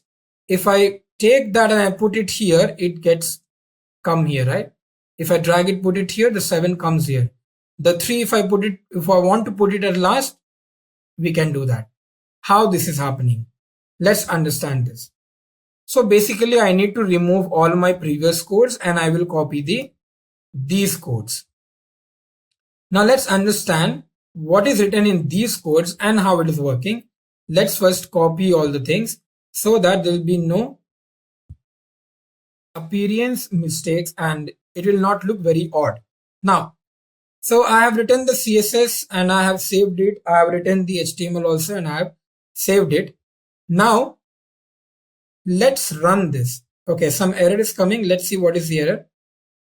So the movies property is the error. I'll tell you why movies some error is coming. Because in the TS we have to mention this movies. If you will not mention, then obviously you will get the errors. Because in HTML, if you see, we have mentioned here the ng4 directive, which is let movie of movies. So we have to put here in our component.ts this movies array, because these are the list of arrays which I want to print using ng4. Okay, now the drop is also giving some error. What we will do, we will go to our application and you can see now this is there. Now if you look here, I can catch this, but if I want to put it after 4, it's not getting inserted. If I want to put the episode 2 somewhere here, it's not getting inserted because of that one error which is coming here. What is this error? Let's see. And then we will understand what is basically happening in this code. So I will go here. This is the very main important code which we need to do. So this is the code which is very important, which is actually making our list move here and there and place it, making it fixed. So if I go to my Visual Studio Code, I have to just write here that particular thing. Once you do that, one second, have I placed it? Okay, once you do that, let's see what error is coming. We have to import this. Also, we need to see, okay, we need to add this also. So both the things are imported. Once I save this, now I should not get any error because my drop command is written. And now let's go to my screen. If I want to place this episode in after 4, it is working. If I want to place this 5 above, it's working. Anywhere I want to drag anything, it's working. Let's go to code and let's understand what's happening here. See, the basic explanation for this kind of reordering list is nothing but your HTML. If you look here, this is a very basic command. We are just using the class example box. The class example box in CSS, we have written the class example box, and the ng4 is taking all the movie from the movies, which is written here. So one by one, this movie variable is taking all the movies and printing it in my HTML page. CDK drag. I'll explain that later on. First of all, let's see what is this CDK drop list dropped. This is one of the feature which is actually making your list move from here to there. Okay, so CDK drop list dropped is nothing but the main thing which is making it happen. If you remove it from here, that thing will not work. If you look here, you can see the whole list is itself not coming. If I place it there, everything will come back in the place and it will work fine. Okay, so this is the one most important component from the drag drop, which is making it happen. That is, it is named as drop list dropped. Okay. Now here, to this drop list drop, we have given the event name is drop. And that's what we are mentioning here.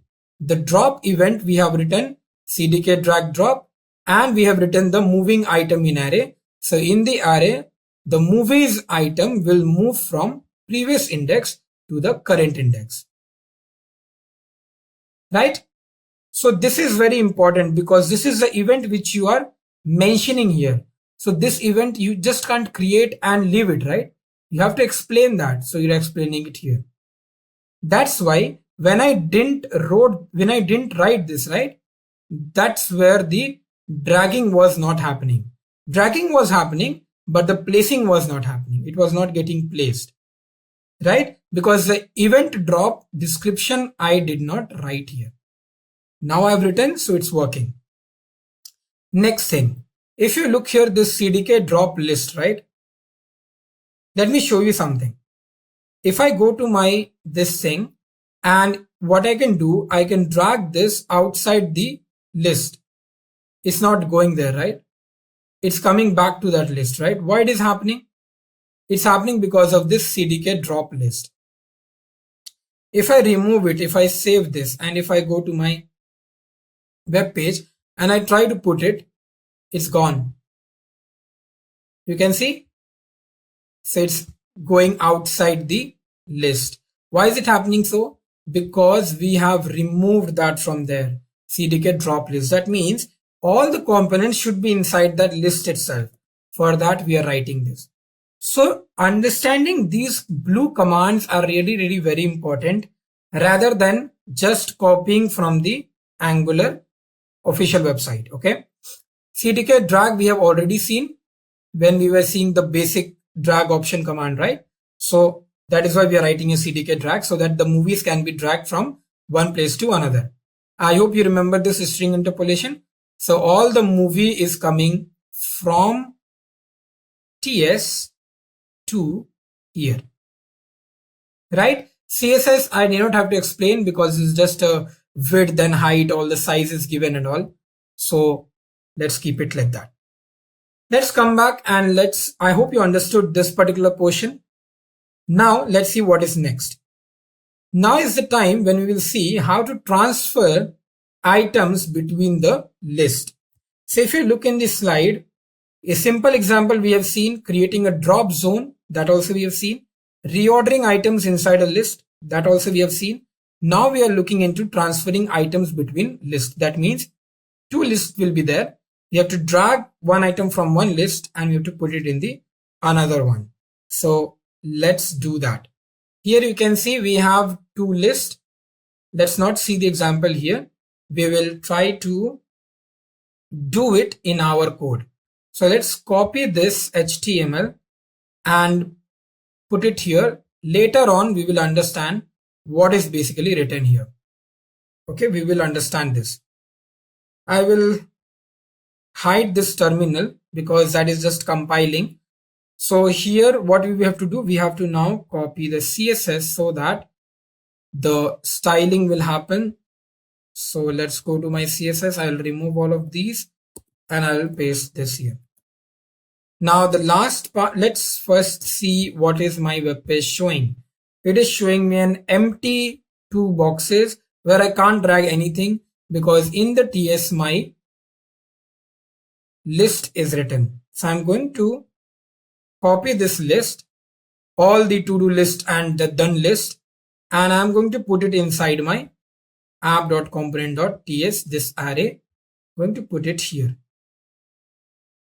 Okay. Now if I save this and I run my web page, what is happening? All the things are coming, but is it getting dragged? No, it is not. Why? Because we have not written the last drop event code, which is really very important here. Okay, we will understand what a new command is used here, and then we will see what we can do. So here I have saved this. We have to import this transfer array item to the existing import. This is done. Let's see if the curly brackets are closed nicely. No errors. Okay. Now if I go to my application, if I drag, it's getting dragged very clearly. Right? Now how is this working? Let's see. So if you go to your TS file, we have two arrays. One is to do and one is done. Right? The same thing will happen in HTML also. That means we have to render the items from here to our app.component.html. So in the app.component.html, you can see the items are getting rendered here. That means the item is nothing but the variable which I have written in the ng4. Is it like that? Yes, it is like that.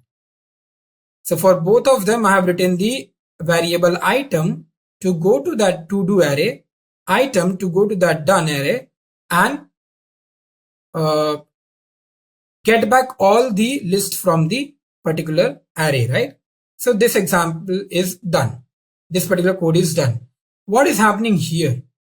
CDK drop list. I hope you remember in the previous one, I told you what is CDK drop list. That means you can't keep any item outside the box, right? That is why it is written there. Then one variable is given here, to-do list, and in that it's written CDK drop list. Like that. For the another one also it's written done list variable, and for that we have written CDK drop list. Right?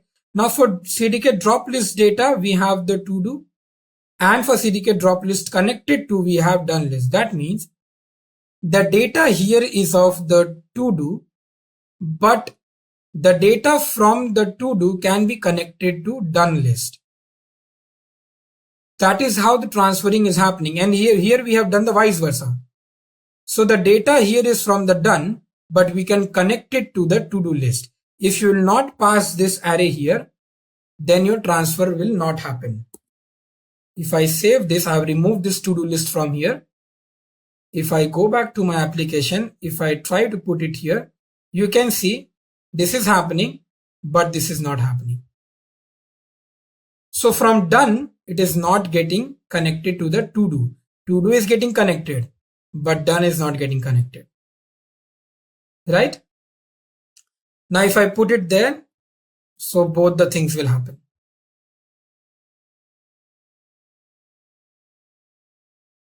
Okay. Now, what next? Next things are very simple. The dropping is happening. The event has been created. This event, must have been explained here. So if the previous container is equal to the current container, then we have to move the item. So all these codes are nothing but the JavaScript code with the if and else condition, that dragging of one particular component from the one list to another. That is what is done here. That is what we have written. So previous data, the previous container to the current container, it is shifting. That is what we have written here. Right? In the CSS, the same box shadow, all the padding and all, minimum height, width, max width, these all things we have written. So this is how it is done. Here, the main thing which you need to look upon is this part. CDK drop list data and CDK drop list connected to. How you can connect from one list to another. That is what was my question, right? Transferring items between lists. If two boxes will get connected, then only the data transfer will happen, right? That is what we are doing here. Let's go to our next one. I hope you're understanding one by one slowly what are these things. So let's go to the next one and let's see how we can use a handle to handle our drag and drop. So if you look here, these are some animations given here. If you want to try it in your home, just whenever you're free, try to go here in this material.angular.io and try to copy these codes for an animation and try to do this. But right now I am using and I'm showing you the drag and drop. So I will prefer going to this particular topic, which is customizing the drag area using a handle.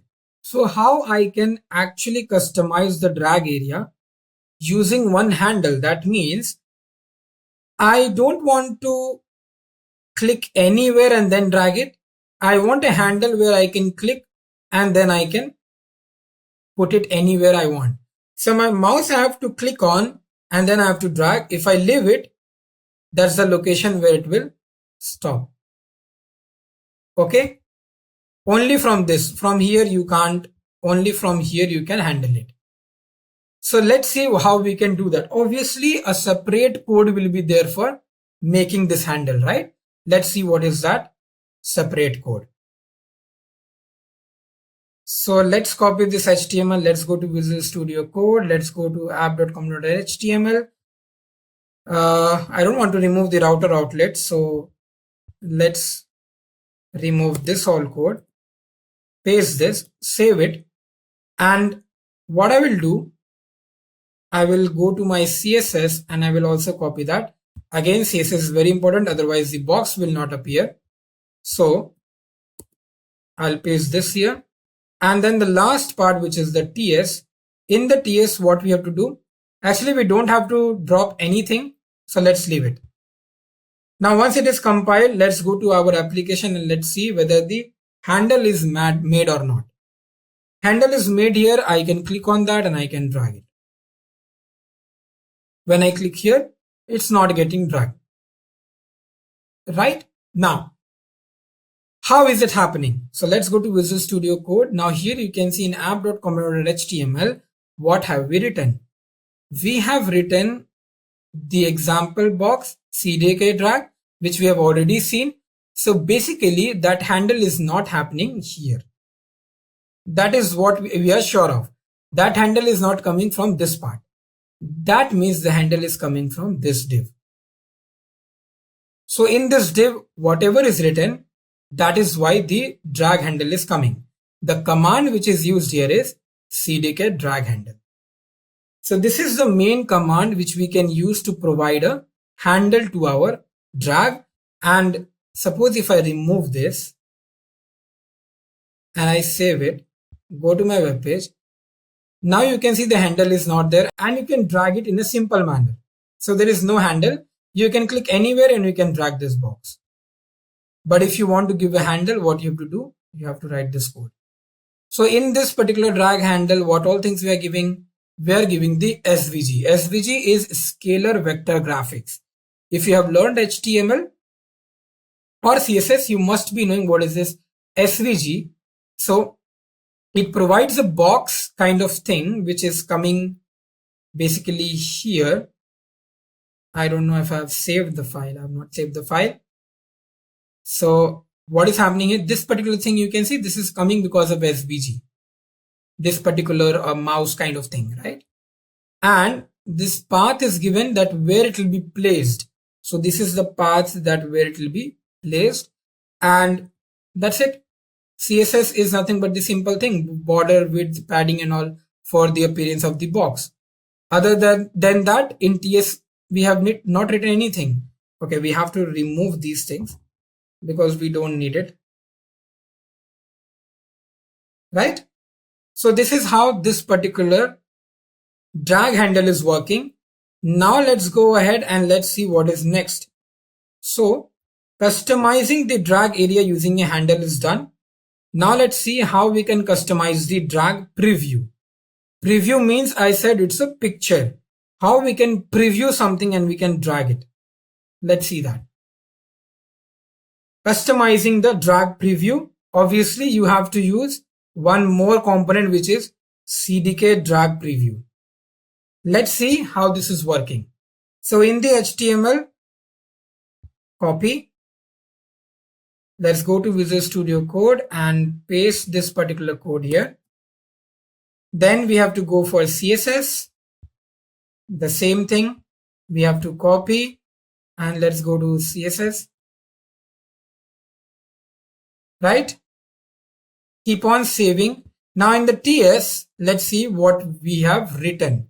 What they have written is, remember in the previous time when we were seeing the drag and drop of list, we were only using the title, but now we are also using the poster. So we have written a particular JSON kind of file format in which we have written the title and the poster. The poster link is also given. That means the image will also come for me because it's a link. It's not a picture which I have to download and keep it in my folder. So I have to copy till here. So I am purposely not copying this because I want to show you first that dropping will not happen. So I'm going to paste this here. All my posters are there. That means my web page should have the list and the posters with it. So if I click on it and if I drag, the poster is also coming for that movie. If I drag and copy this, the dragging is happening, but the dropping is not happening because the dropping code we have not written. If you can see here, we have used the drop event, but the drop event is code is not written here. So purposely I left that code here. So what we will do now, we will copy this particular drop event also. That's the same code which we have done in the list. I hope you remember. You can see it's the same thing. We have to just import. Okay, this is the wrong place where I've kept it. I have to keep it here. Once you do that, save it, compile, and now you go to your particular section. Episode 1, I need to keep it in after episode 5. Episode 6, I want to keep it in second. So all dragging and dropping is happening with the preview. Yes, you can see all the previews are coming. Okay, this is what is your drag and drop preview. I'll also show you what is the code written here. So if you see, we have used CTK drag preview, the source and the alternate. Alternate is nothing but if suppose the poster is not shown, the title is getting shown, right? So this is the CDK drag preview which we have used in the IMG tag.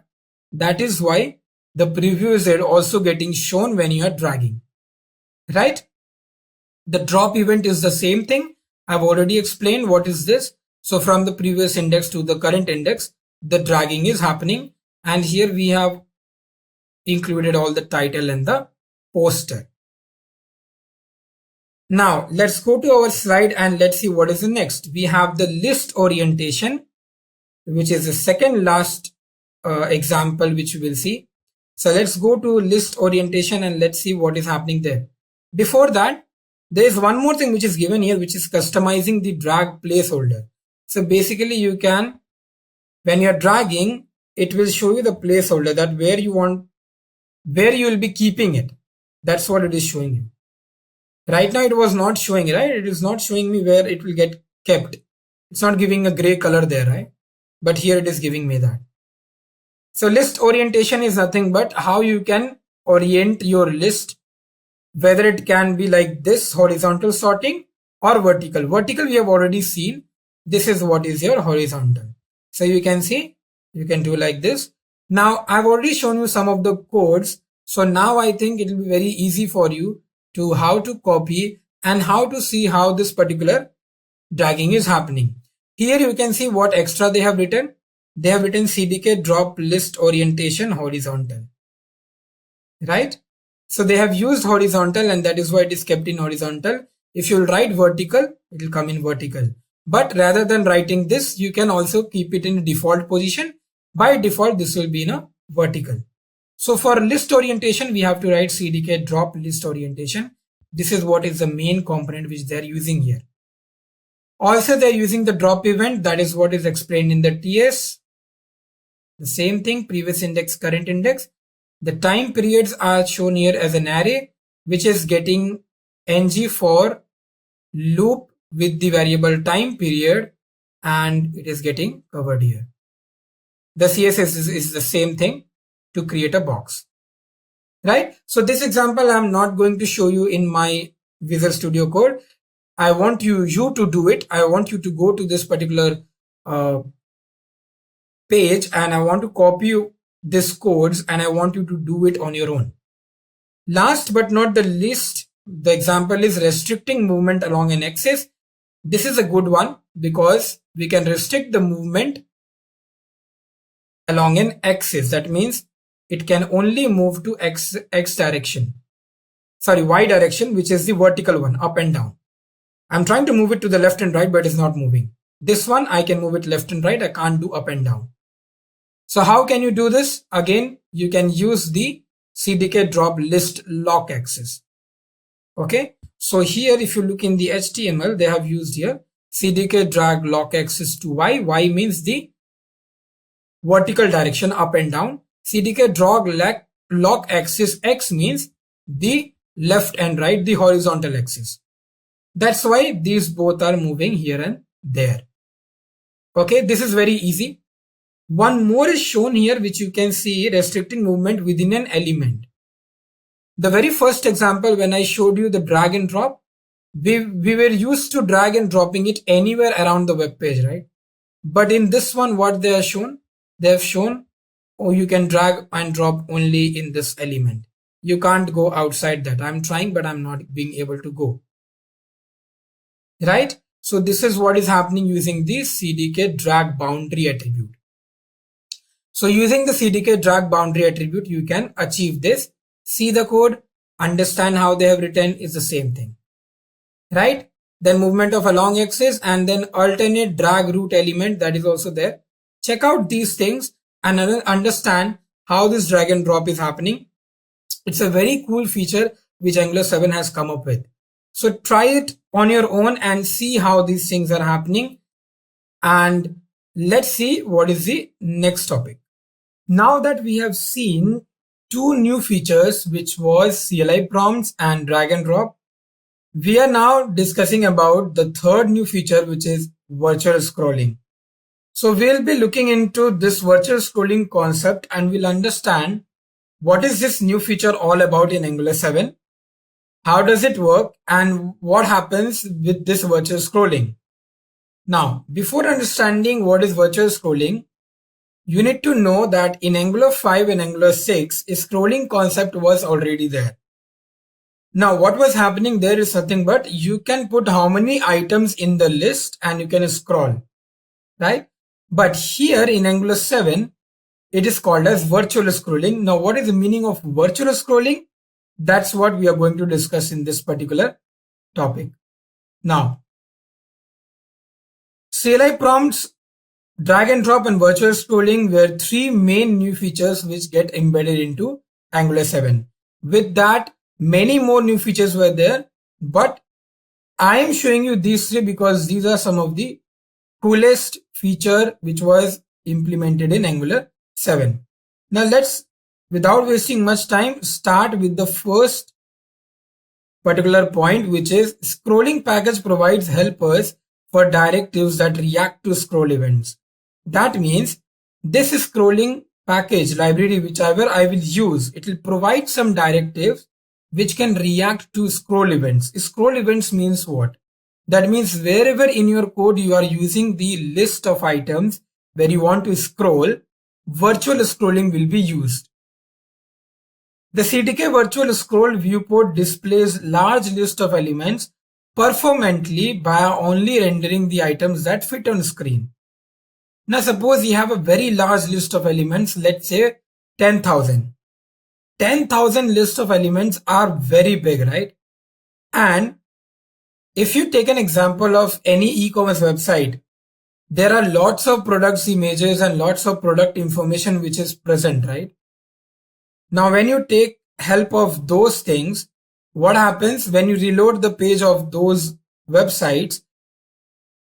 It takes time to reload because all the product pages and all the product prices, all the product images takes time to come from the server as a response, right? That is why it takes time to load. That is why loading hundreds of elements can be slow in any browser. That's why the third point is mentioned. Loading hundreds of elements can be slow in any browser. But this virtual scrolling, what it will do?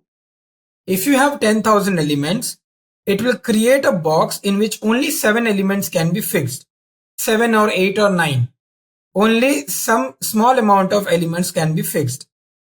Now when you will scroll that, the other elements will be rendered. Even if you scroll more down, the other elements will be start rendering. And the elements which are going above will be removed from the list. So once you scroll down, the above elements will get removed and the newer elements will get added in your list. That means all 10,000 elements are not to be rendered at once. but small chunks of elements in the list should be rendered at a time and it should be shown. In practical demonstration, we will see how this particular thing, whatever I'm saying, is done and written. Right now, I'm just telling it in a very theoretical way, but when we will do practical, we will see how it's done.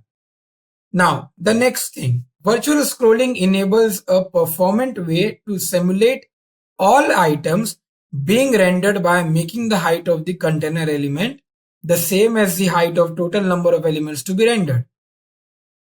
So one particular box will be very small to render 10,000 elements, but virtual scrolling helps you to do that. So when the virtual scrolling happens, all the 10,000 elements can be rendered, but some list of elements at a time, so that it doesn't get loaded. The web browser or the server doesn't get loaded at that time. If one part of the 10,000 elements will be showed at one time, then it will be very easy and efficient, right? Virtual scrolling is different from strategies like infinite scroll, where it renders a set of amount of elements and then when you hit the end, renders the rest.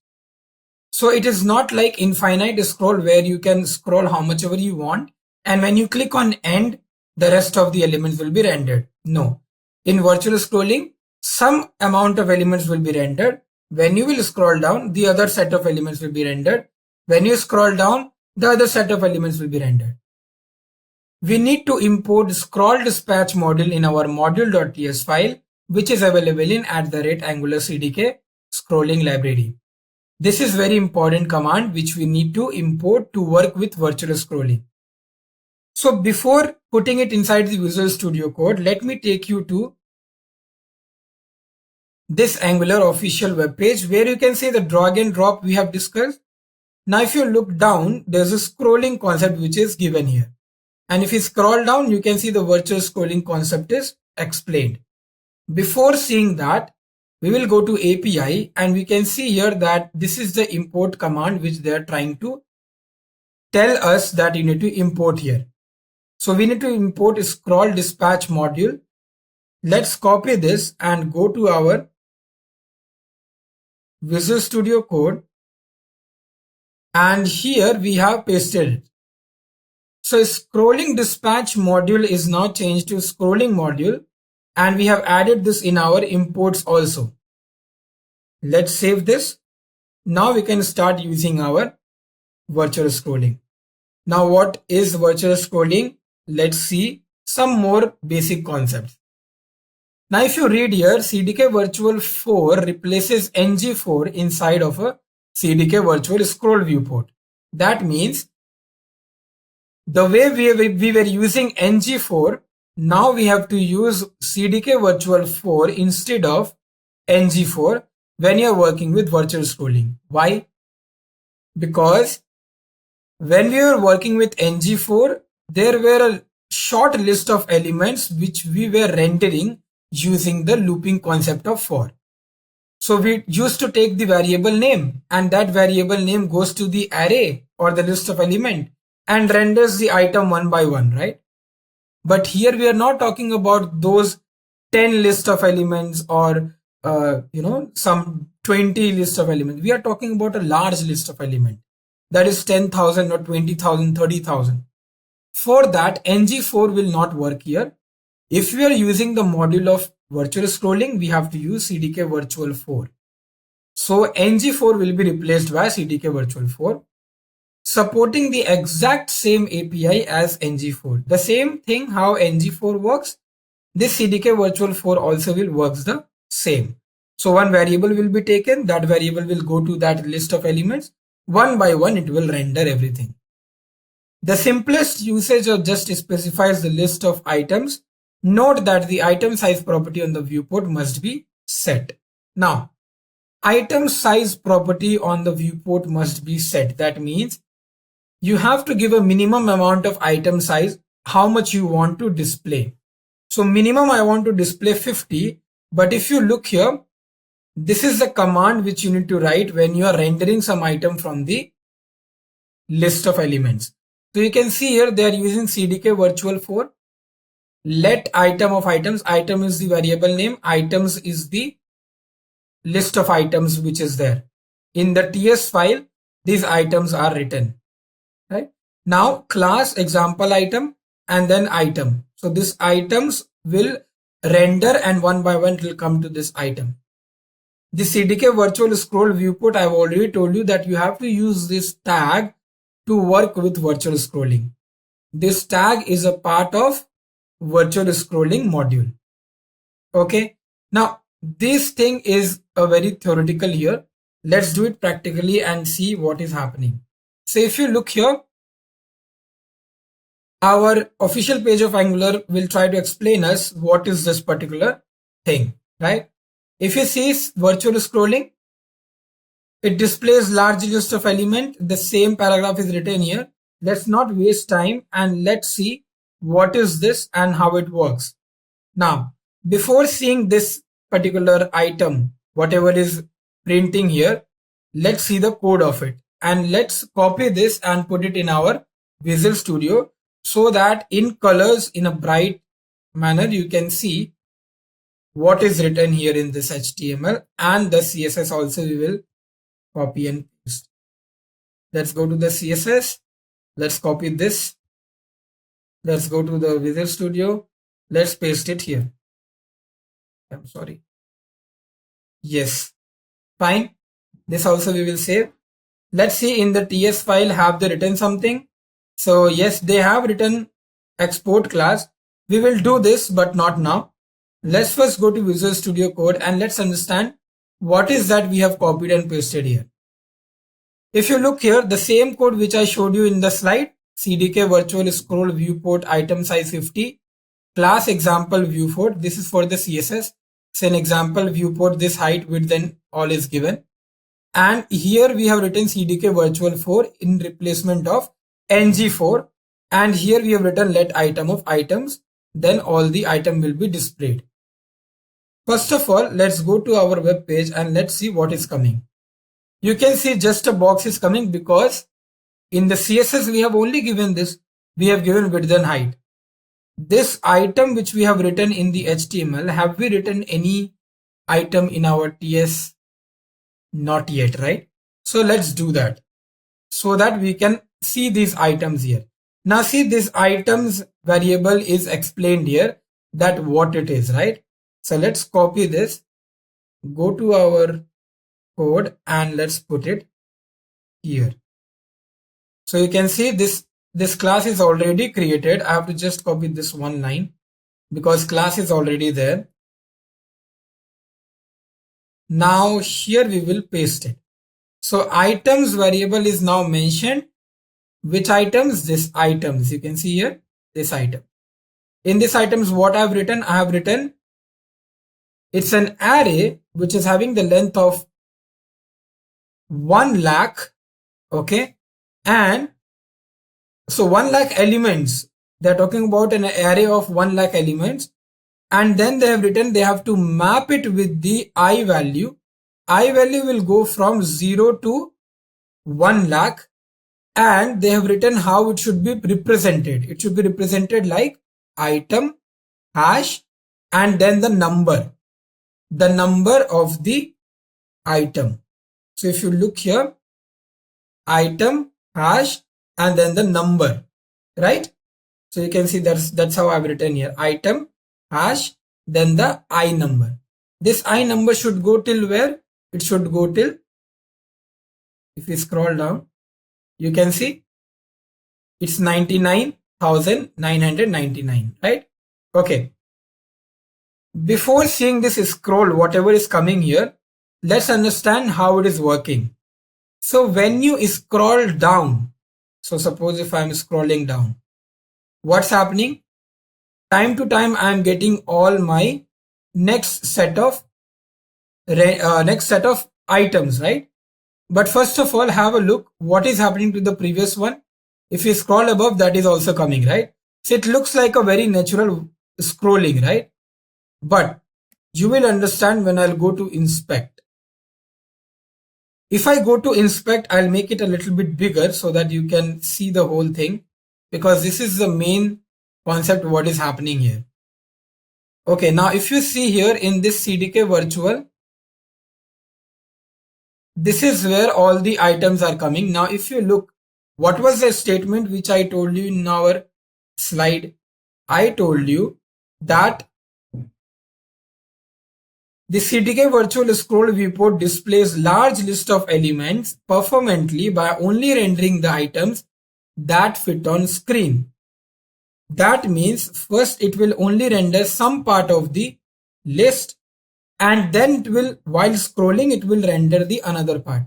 So if you look here, till now it's only showing me 5 items. That's it. Now you'll be thinking that item 4 and item 5 is not visible. That is nothing but because of the CSS. So in the CSS it's written height 200. If you make it 300, you'll be able to see the fifth element also, right? So if I go here, you can see now it is rendering 7, 8, 9 also, right? Okay, let me give it to 200 because I want to show you the shorter version first, the less amount of list which it is taking here. So here 7 elements is rendering now, right? Once I scroll down, then have a look at this particular place.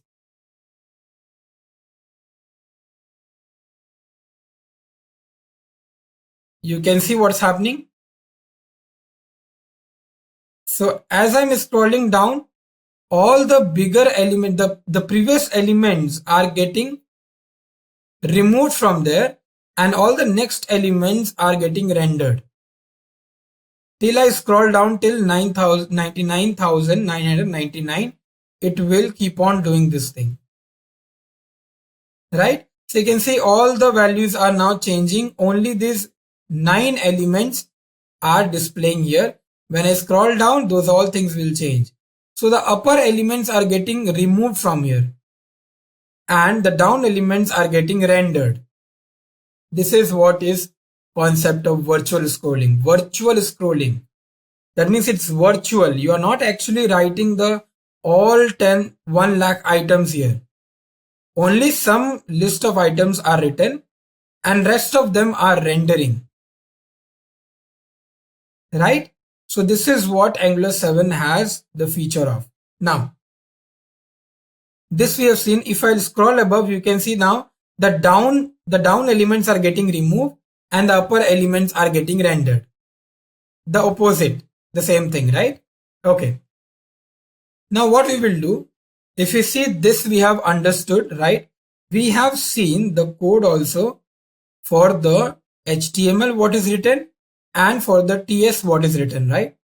Now in all our upcoming examples, we will be using the same items array because virtual scrolling is done using this array itself, right? Let's go to our official web page of Angular, scroll down. Now you can see what is the next thing. CDK Virtual 4 makes the following context variables available to the template. There are some things which CDK Virtual 4 comes up with. It's index, count, first, last, even, odd. Now, what is this? Index means that particular item, what is the index number of it? Count means total how many elements or items are there in the list. First means, is it the first item in the list? Is it the last item in the list? Is the item even or is the item odd? These are the 6 things which are present in CDK Virtual 4, and now we'll be seeing how to use this. So we will first of all copy the HTML. I'll explain you what I have copied for HTML and what I'm going to type here. Then let's go and let's copy the CSS. CSS I think will be the same, only one background color is given for displaying the components differently. So let's remove this, let's add this, let's save it. And in the TS file, the same array will be there, which is already written. So I think I don't have to change it. This file is already there, this command. Let's save this also, and let's go to my web page. Let's see what happens here. If you look here, there are 1 lakh items which I have to show. Which is this first item? This is item 0. The second one, it's item 1, item 2, item 3, item 4. And if you look at here, the same thing will be rendered automatically one by one. These are the 5 things, right? You can see these all things are changing. As I scroll down, everything will change. When you will open it, you will understand. You have to open this. This screen is not bigger. I will close this or I'll drag it down so that I can open these parts also. And once okay, so you can't see that thing when you'll open it because while it is rendering, it will close it automatically. But you can see the changes in the div, right? That something is getting changed. That is why this purple color is coming here, right? Okay, let's move back to the first element and let's understand what all things are showing here. This is the index 0. Then you have index 1, index 2, index 3, like that. Count is how much? 1 lakh. Is this the first element? Yes. Is this the first element? No. No. No. Till last it will come no. Is this the last element? No. No. But if you come to the last element, last is yes. Right? And then we have the even. Even is yes. So we have the even because 0 is even. Then even you can see 1 is no. 2 is even, yes. 3 is you can see no. 4 is yes. Like that it is saying even or odd. Odd also you can see. Odd also it is saying. I don't know why 0 should not say it's even or odd because 0 is not even odd. But still Angular takes it as even. Now you can see 9333 odd yes. 9334 odd no. So this is what ng4, sorry, not ng4. This is what, where is it written? CDK Virtual 4 provides. So CDK Virtual 4 provides 5 things, 6 things: index, count, first, last, even, odd, and the item, which is very obvious, right? And what have we written in the HTML code here? We have taken all these 6 things and also we are printing those statements. So all those statements are getting printed because of this string interpolation here. The binding, data binding is happening. Right? So if it is true, then it will say yes. I hope you know what is ternary operator. So they are using the question mark and the colon operator to do this. They are using the ternary operator to make it effective. So if this first is coming true, so yes. If not, then no. Like that for all of them. Next is, if you can see here in the component.ts file, this we have already discussed. And in CSS, it's the styling. Let's go to our page and here, if you can see, let's scroll down. Now, like that, all the codes are given one by one. Okay. Let's see what is it. Let's understand all these topics which are given here. Now, the next one is view recycling. Okay. Let's understand what is this view recycling. To improve rendering performance, CDK Virtual 4 caches previously created views after they are no longer needed. That means what CDK Virtual 4 is doing, whenever you are rendering some elements or list or items in the list, it provides caches for it. Caches means it saves its temporary particular, the items of the list, and it keeps it so that next time if you want to render it again, it renders it from the cache, right? For what? For improving the rendering performance. I'll again explain you this in a very better way. Now suppose a new fresh list of elements have to be rendered, right? Now those fresh list of elements will be rendered and CDK Virtual 4 will provide a cache of it. That means a temporary copy of it. Okay. Now, the next time when you again compile the code or run the code, what will happen? The fresh will not get compiled, but the cached one will be taken from the CDK Virtual 4. So the rendering is very quick now because he already have saved one temporary copy of it, right? So it is taking it from there. Previously created views after they are no longer needed. So when it is no longer needed, they provide a cache of it. When a new view would normally be created, a cached view is reused instead. That's what I said, right? So when a new view is there, they use the cached one so that it improves the rendering performance. So there is no change in the appearance. Instead, is just the use of caches. If you see here, in HTML, they are using the same thing, CDK virtual for. Here, just one thing they are using, that they have an option whether you want to cache or you don't want to cache.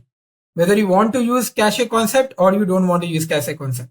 If you don't want to use it, you can see what's written. The size of the view cache can be adjusted by the template cache size property. Setting this size to 0 disables caching. That means once you do it template cache size 0, then cache will not happen. But if you're not writing this, then cache will happen. Okay, so this is the only change which you have to do while you're working with improving the rendering performance using view recycling, which is CDK virtual 4 and template cache size. Let's see what is next. It's specifying data. What is specifying data? This is also one of the concepts. Let's see what is this. So here we can accept the elements of the list in three ways. One is in the form of an array, other one is in the form of an observable array, and the another one is the data source.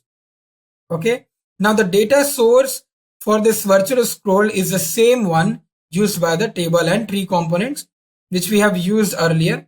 Now if you look here, they are using the same thing. Okay, now but here there is one thing which they have written. If you see here, what they have written is, they have written let item of ds. If you go to ts file, you can see a long code is written for the data source. They are using the data source, and that's why the variable ds is there, which is kept here. ds equal to new my data source. They are creating an object which is ds, and they're using the data source. Now what is the difference here? The difference is, once you take it from the ds, when you scroll right, when you're not leaving your mouse from here, it says loading, and once you leave it, it shows your item. Once you scroll, it doesn't show anything, any number, it shows loading. So it loads all the data source when you're into a new list. Now see, I've already scrolled this from up to down, right? Now it will not show loading. Only to the new elements it is showing me loading. Rather than that, what elements I have already shown to you here, those will not come loading. Can you see? Only the new elements are coming as loading because it is loading from the data source. So each and every item till 1 lakh, from 1 to 1 lakh, is loading and getting fit here. If you think about 85330, this will never come up now as loading because I have shown you already. See, this part I have already shown you, so it's not coming as loading. But if I go to any new, now I don't think I have left. Yeah, see, these are the elements which were showing loading because I did not load it properly.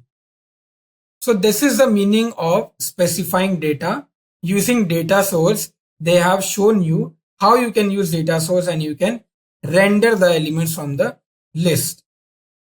Like that, we have scrolling over fixed size items. So you can scroll this. You can see when you're scrolling, you are not even able to see any data, right? So here we have some properties. Viewport orientation. This is a very cool feature again. You can orient your viewport. You can make it horizontal or vertical, however you want. Right now, we were all seeing for the vertical ones, right? Because obviously scrolling will happen from up to down, but you can also scroll from left to right. So this is your item 0, but when you scroll it to the right hand side, it becomes the most highest one. Okay, you can do it the scrolling this way also and this way also. So what you have to just do, you can see it in here. So what is written? It's written orientation equal to horizontal. Just that much. Everything is same. Rest everything is same. Right? So you have to just do orientation horizontal and this will show you this particular output. Now, elements with parent tag requirements. So you can see right now, these are not having parent tag, but when you scroll down, these all have the parent tags which are in bold. So it can happen, right? If you want to provide a list of countries with their states, so this kind of thing will be necessary. So it provides nothing but a parent tag which will show you the parent tag and the child tag, right? So we use here the concept of HTML elements, which is trn li, and we do this. Some scrolling strategies are also given. So the whole motto of showing this is go through the official page of Angular and check what are all these things, how it works, because no tutorial can give you the whole explanation. This is your thing. You need to do it. When you go there, you will practice codes, you'll copy and paste, and you will see what is happening right in front of your eyes. That's where you are actually practicing the codes, right? And you're understanding it. So we have seen the 3 new features which has got added: CLI prompts, drag and drop, and virtual scrolling. There are more new features also, which we have discussed or we have seen in the starting of this tutorial. So now that we have come to the end of this tutorial, I hope you like this tutorial and I hope it's very, very useful for you. And I hope that Angular 7 or any Angular concept you must have understood very clearly. So before ending this session, let's see what all things we have learned and let's revise some topics. So we have started with talking about what is AngularJS, and we have seen what's AngularJS and why these versions get evolving, and till now Angular 11 came into the market, and why these transitions happen, what are the different versions, what is the update, everything we have talked about. Then we have talked about the IDEs which we are using. We have also talked about the environmental setup. We have seen how to download and install every software and IDE to get started with AngularJS. We also created one small AngularJS application, and I showed you how this application is working using the concept of MVC. We have used model view controller concept, and we have understood and have explained you what is the architecture of MVC and how is it used in AngularJS applications. After that, we have also talked about the advantages of AngularJS and which all companies are using AngularJS. After that, we shifted to Angular 7, and then we started with Angular 7 basic concepts, which were components, modules, decorators, and directives. After that, we directly jumped to advanced concepts in which we have seen about routing, pipes, data binding, and forms. Then after that, we also saw the new features which were added in Angular 7, and we have discussed about it a lot in detail. So I hope these all concepts are getting cleared. If you have not been cleared, please watch the tutorial again and again. You will get a better explanation and you will understand how this Angular 7 works. I hope that you will create some applications on your own using Angular 7, and all the best. Thank you so much. I want to introduce you to Great Learning Academy, a free initiative by Great Learning, where you can access over 200 plus courses with 1000 plus hours of free content on trending high demand domains such as data science, machine learning, artificial intelligence, programming, cloud computing, digital marketing, DevOps management, and many more. Absolutely free. Award-winning academicians and leading industry experts design these courses. You can also get a free certificate of completion when you enroll and complete these free courses. You can also get access to the presentations, code notebooks, datasets, and quiz. We have courses in English and Hindi to give you the best learning experience in the language you are comfortable with. Check out the description of this video to access the relevant course on Great Learning Academy. So what are you waiting for? Register now and start your learning journey today. If you haven't subscribed to our channel yet, I want to request you to hit the subscribe button and turn on the notifications bell so that you don't miss out on any new updates or video releases from Great Learning. If you enjoyed this video, show us some love and like this video. Knowledge increases by sharing, so make sure you share this video with your friends and colleagues. Make sure to comment on the video any queries or suggestions and I will respond to your comments.